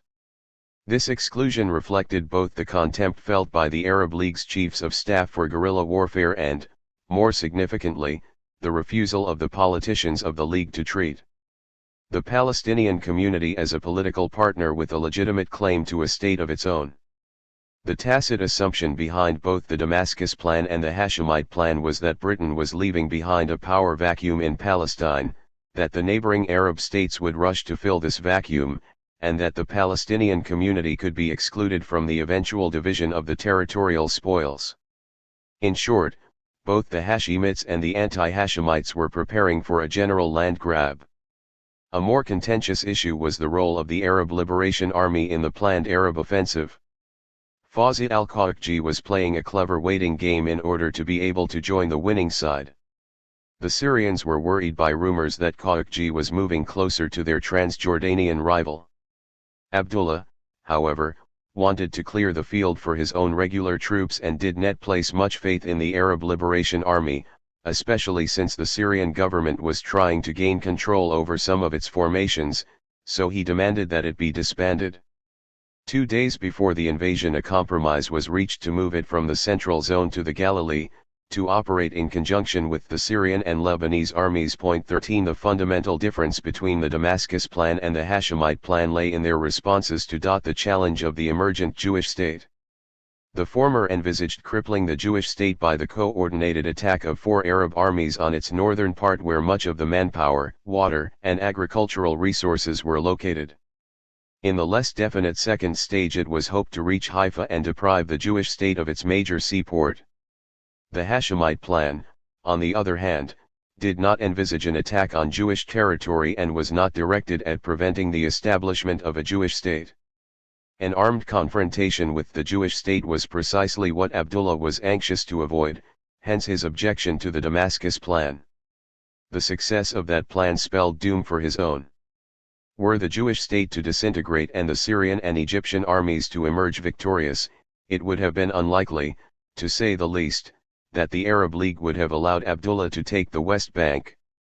His plan assumed and even required a Jewish presence rather than a military victory by his Arab rivals. It is tempting to conclude that only a tacit agreement with the Jews could account for the Hashemite invasion plan, which proved so fatal to the strategy of the Arab League and to the hopes of an independent Palestinian Arab state. But such a conclusion is not wholly warranted by the facts.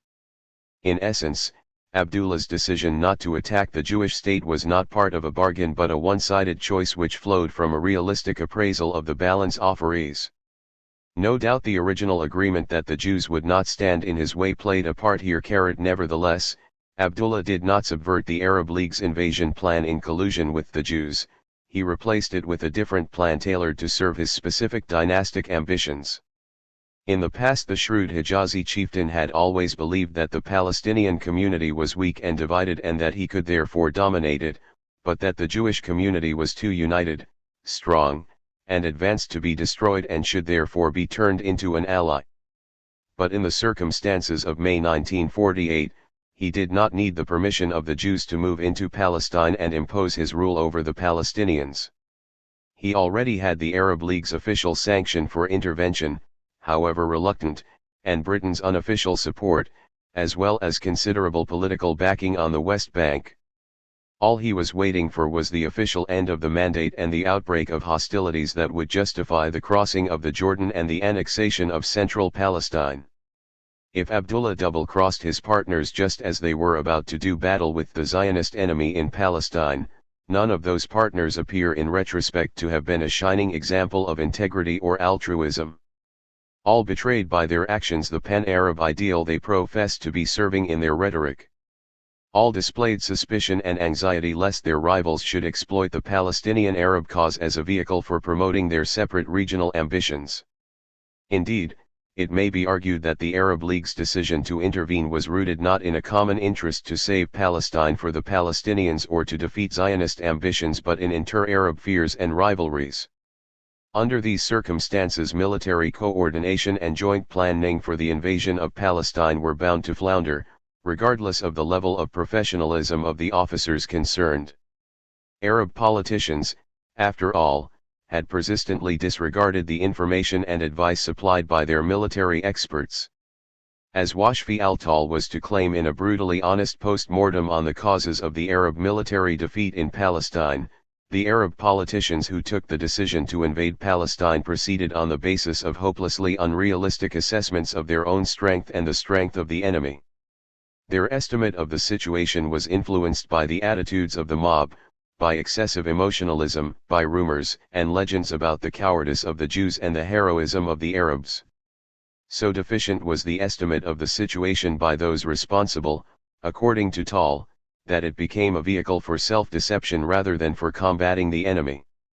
Tal was contemptuously dismissive of the stories about betrayals and conspiracies that were later invented in order to explain the Arab military defeat in Palestine, on the grounds that the Arab military effort, without treason, conspiracies, and imperialist plots, was insufficient to attain victory or to prevent the disaster.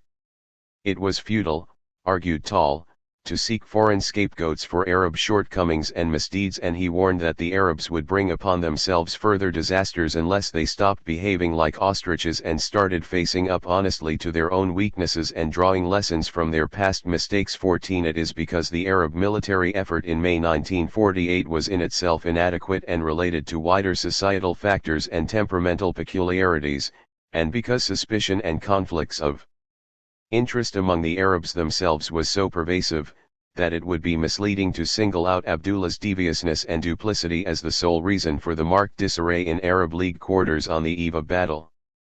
Such a single-factor explanation may seem superficially plausible, but it does not survive a more penetrating analysis of the kind offered by Wash al-Tal.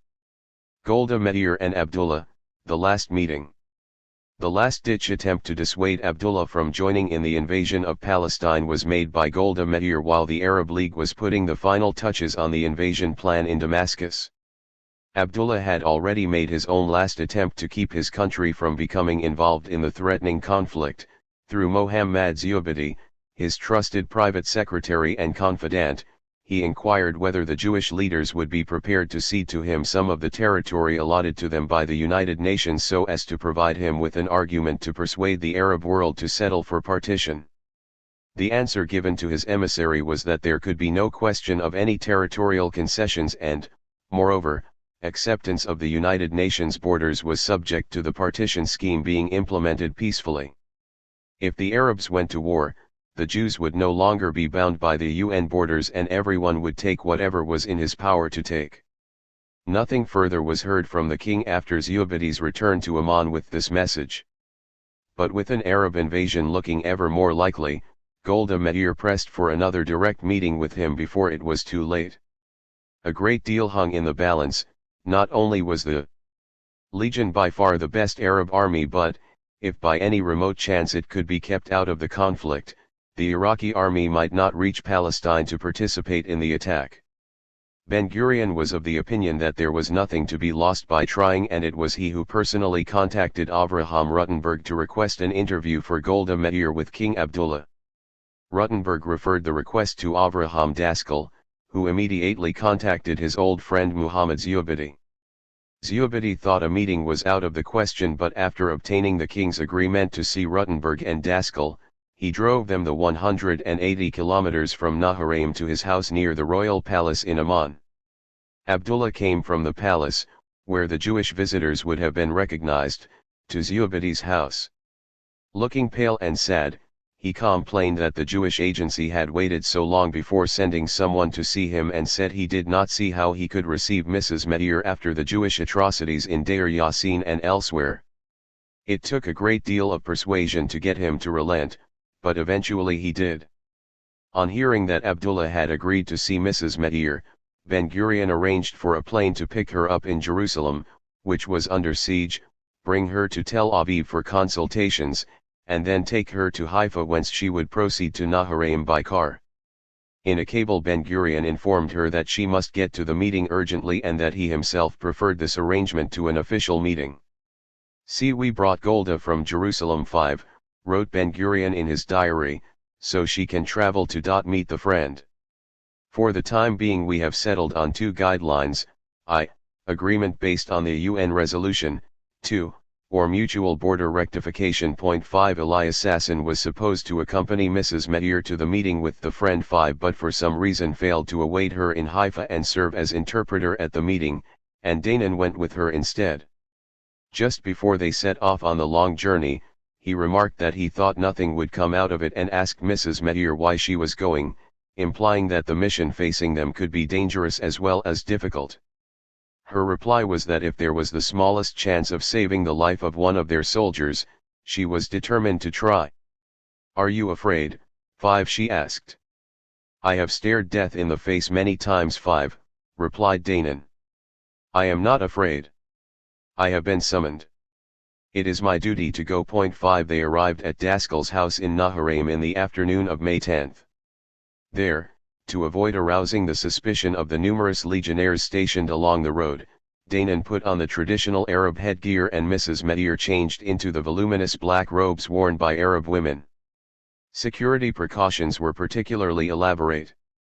On this occasion, because news of the meeting had leaked out and widespread rumors and speculations about it increased the risks of detection. Abdullah declined to come to Naharaim this time because it was too dangerous and because he could not afford to inflame any further Arab suspicions of his collusion with the Zionists.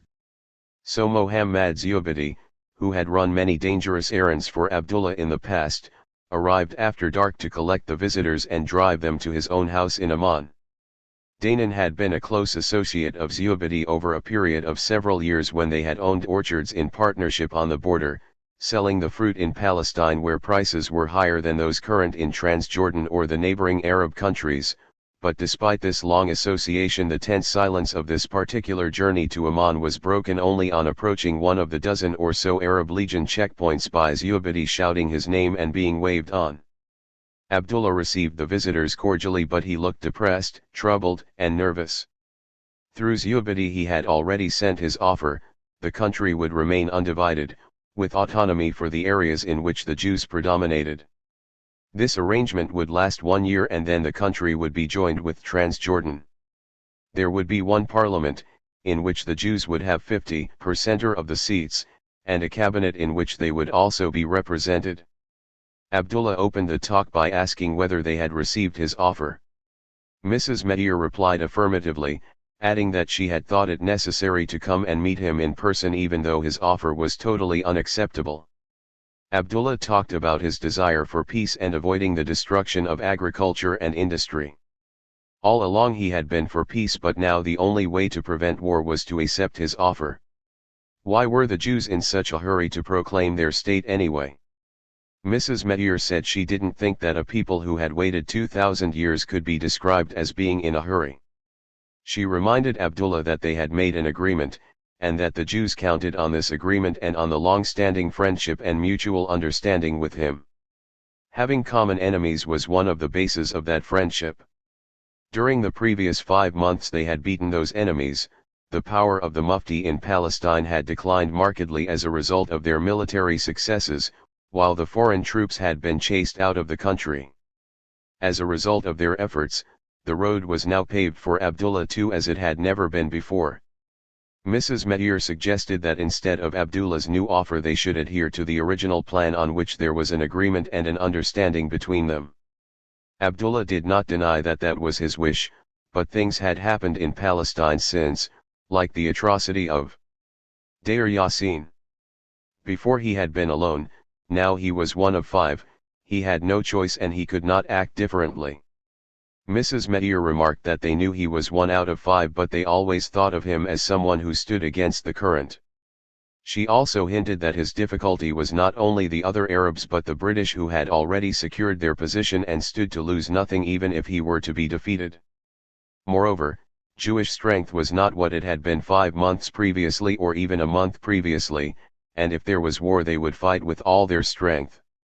Abdullah accepted that they would have to repel an attack. Mrs. Medir then stated that they were prepared to respect borders as long as there was peace. But in the event of war they would fight everywhere and with all their power. Again and again Abdullah repeated his warning, though not in a threatening manner. Throughout, the conversation remained friendly though he showed signs of strain and depression.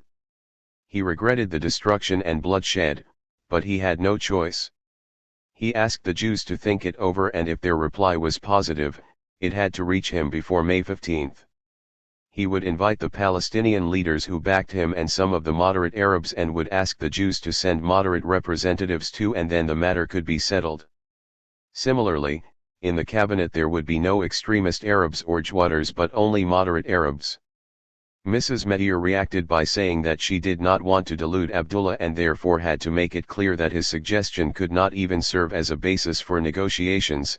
Not only would the responsible authorities not accept it, but there would not be 10 Jews who would lend their support to his autonomy plan. Her answer was immediate and categorical: it was out of the question. If Abdullah was going back on their agreement and if he wanted war, then they would meet after the war and after the Jewish state was established. Abdullah said he had heard that Moshe Sharett was in France and wondered whether one of his men could meet Sharett there. Mrs. Medir thought her colleague would stay in France only a short time, and though he would no doubt be glad to meet, there could be no change in their position as she had stated it. On a slightly more hopeful note Abdullah proclaimed, "We do not need America and Europe. We, the children of the Orient, must show this miracle to the world. Let us get around one table and secure the peace between us." Towards the end of the conversation, which lasted about an hour, the king turned to Danan and asked in a fatherly voice why he, who was also a native of the Orient, did not help him in this conversation.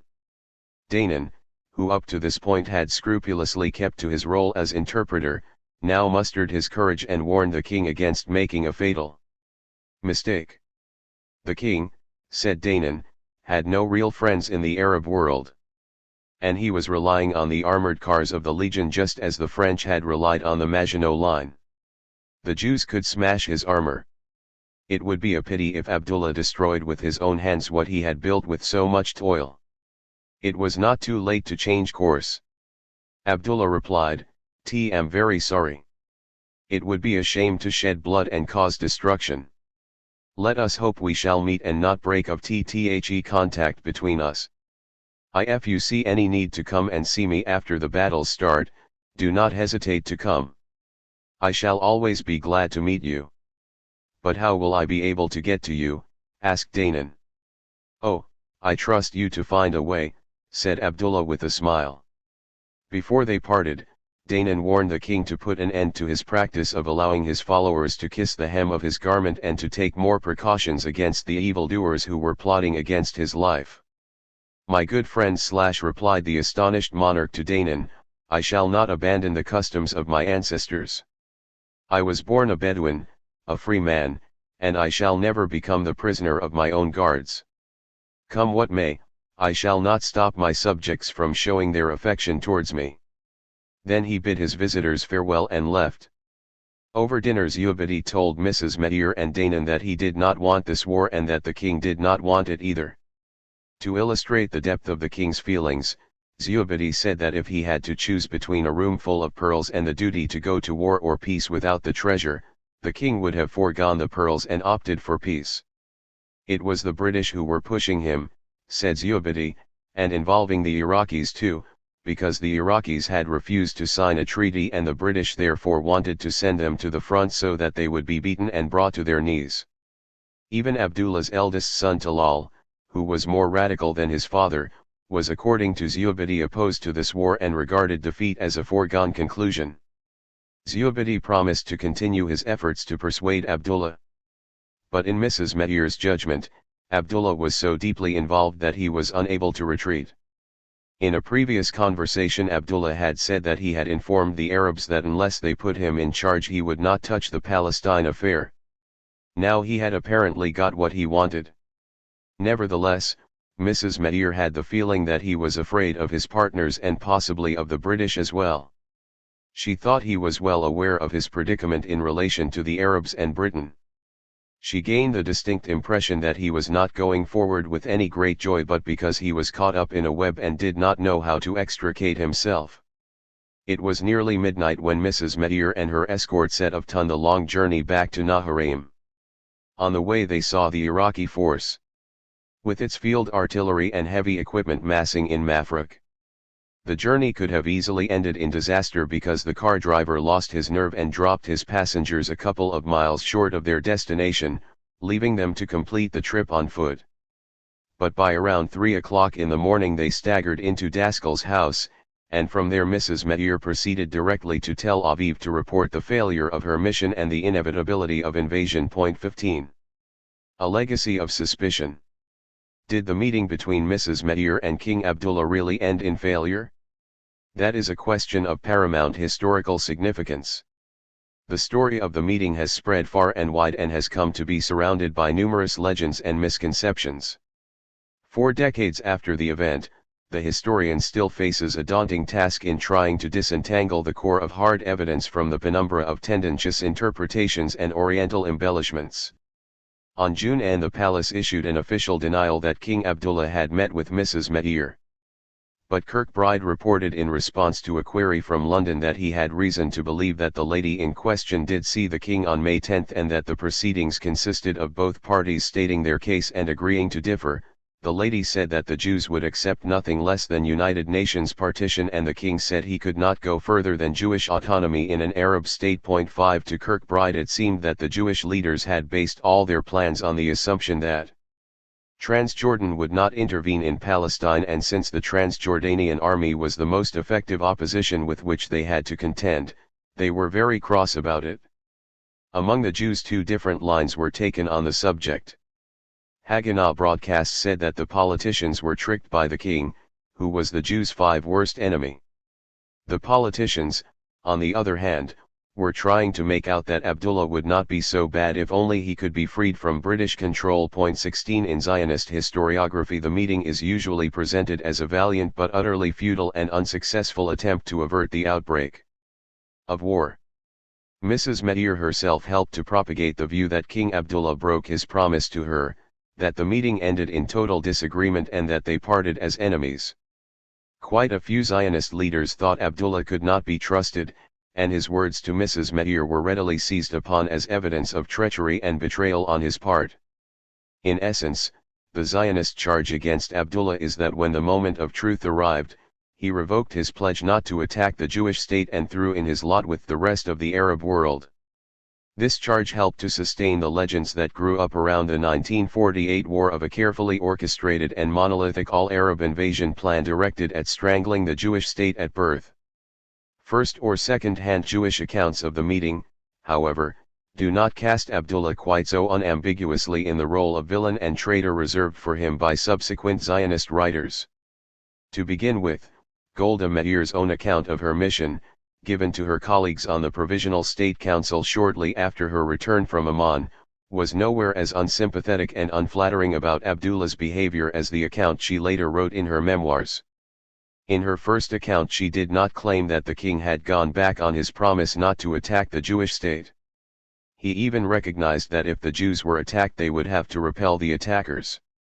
What he said to her was not that he no longer wished to abide by their earlier agreement, but that changing circumstances made it impossible for him to carry it out to the letter. In particular, Arab pressure reduced his room for maneuver and forced on him a change of tactics, but not the abandonment of his original scheme. Chaim Weizmann said in a press conference in Paris that Mrs. Meteor had seen King Abdullah and received the impression that he was not anxious for war but was being subjected to foreign pressure. 17 The most balanced and perceptive assessment of Abdullah's position was presented by Yaakov Shimoni at the meeting of the Arab section of the political department of the Jewish Agency on May 13 in Jerusalem. His Majesty has not entirely betrayed the agreement, nor is he entirely loyal to it, but something in the middle. He will not remain faithful to the borders of November 29, but nor would he try to conquer all our state. An American journalist had told Shimoni that the Legion would stop at the border of the Jewish state. He was absolutely certain of this on the basis of talks with Abdullah and with Arab and British officers from the Legion. Shimoni's own view was that they had to stay with Abdullah to the end and that it was too late to change the policy and start cultivating new contacts at 1 minute to midnight. 18 If at one end of the spectrum there is the Zionist contention that at the second meeting with Mrs. Meir, Abdullah reneged on the understanding they had reached during their first meeting, at the other end of the spectrum there is the nationalist Arab contention that this meeting only served to confirm the long-standing collusion between the unpatriotic monarch and the Jewish agency. Whereas the Zionists accused the king of turning his back on them in their hour of need and behaving like all the other Arab nationalists, the Arabs leveled at him the opposite charge of betraying the Arab cause for the sake of a cynical deal with the Zionist enemy. Thus Abdullah al-Tal, the self-appointed spokesman of Palestinian nationalism, claimed that King Abdullah had assured Mrs. Meir that the Transjordanian and Iraqi armies would not cross the border laid down by the United Nations in its partition plan. According to al-Tal's far from reliable account, one of Mrs. Meir's conditions was that the king should declare peace with the Jews and refrain altogether from sending his army into Palestine. This condition was rejected because it would have manifestly contravened the unanimous decision of the Arab states to send their armies to rescue Palestine. However, alleges al-Tal, the king gave her a pledge that the Transjordanian and Iraqi armies would not go to war against the Jews but stop at the United Nations partition border. After some threats on the part of Golda and warnings on the part of the king, concludes al-Tal, she bowed to the king's opinion and received a commitment from him that his armies would not attack. 19 The one thing on which most commentators seem to agree is that sending a woman to meet an Arab king was a mistake. Abdullah himself was later to claim that if any one person was responsible for the war it was she. He even made jokes, according to Abdullah al-Tal, about the coarseness and arrogance of the Jewish woman. 20 Sir Alec Kirkbride, who thought it was a mistake for the Jews to be represented by a woman at the November 1947 meeting because of the king's old-fashioned views on the position of women, wrote off the May 1948 meeting as a completely futile exercise. 21 A number of Jewish officials also admitted with hindsight that it was an insult to send a woman to negotiate with an Arab king and that royal dignity would have been better served if someone like Moshe Sharett had undertaken the mission. Gideon Raphael regarded the mission itself as a necessary part of Ben-Gurion's strategy of deterrence, a strategy based on a correct analysis of the strength of the other side and of the role of the Legion as the crucial link in the hostile coalition facing Israel. Yet, it was a grave mistake in Raphael's view to entrust Mrs. Meir with such a sensitive political mission. For all her courage and the risks she bravely took upon herself, it was absurd under the circumstances to send her to talk with Abdullah. 22 Yehoshua Palman, who had conveyed Mrs. Meir and Danan from Haifa to Naharaim, also thought that the mission's primary purpose was to serve an ultimatum to Abdullah, to say to him, if you join the invasion, we will take off the velvet gloves. He was actually disappointed that there was no room for him to complete the journey to Amman because he liked cloak and dagger exploits and his success with Khokji had whetted his appetite for more. But he was given to believe that Golda Meir was going not to negotiate with Abdullah but to warn him that the Jews would retaliate without inhibition or restraint if he lent a hand to the Arab attack on their state. That was the basic message, the rest was just window dressing. As a Muslim, argued Palman, Abdullah could not accept Jewish sovereignty over an Arab land.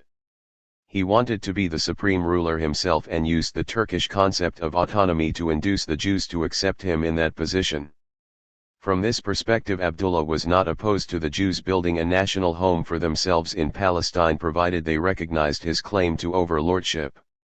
In the past the Jews had refrained from telling Abdullah too bluntly that he was mistaken in his assumption because they wanted to strengthen him rather than the Husseini tendency of unrelenting opposition to the growth of a Jewish national home.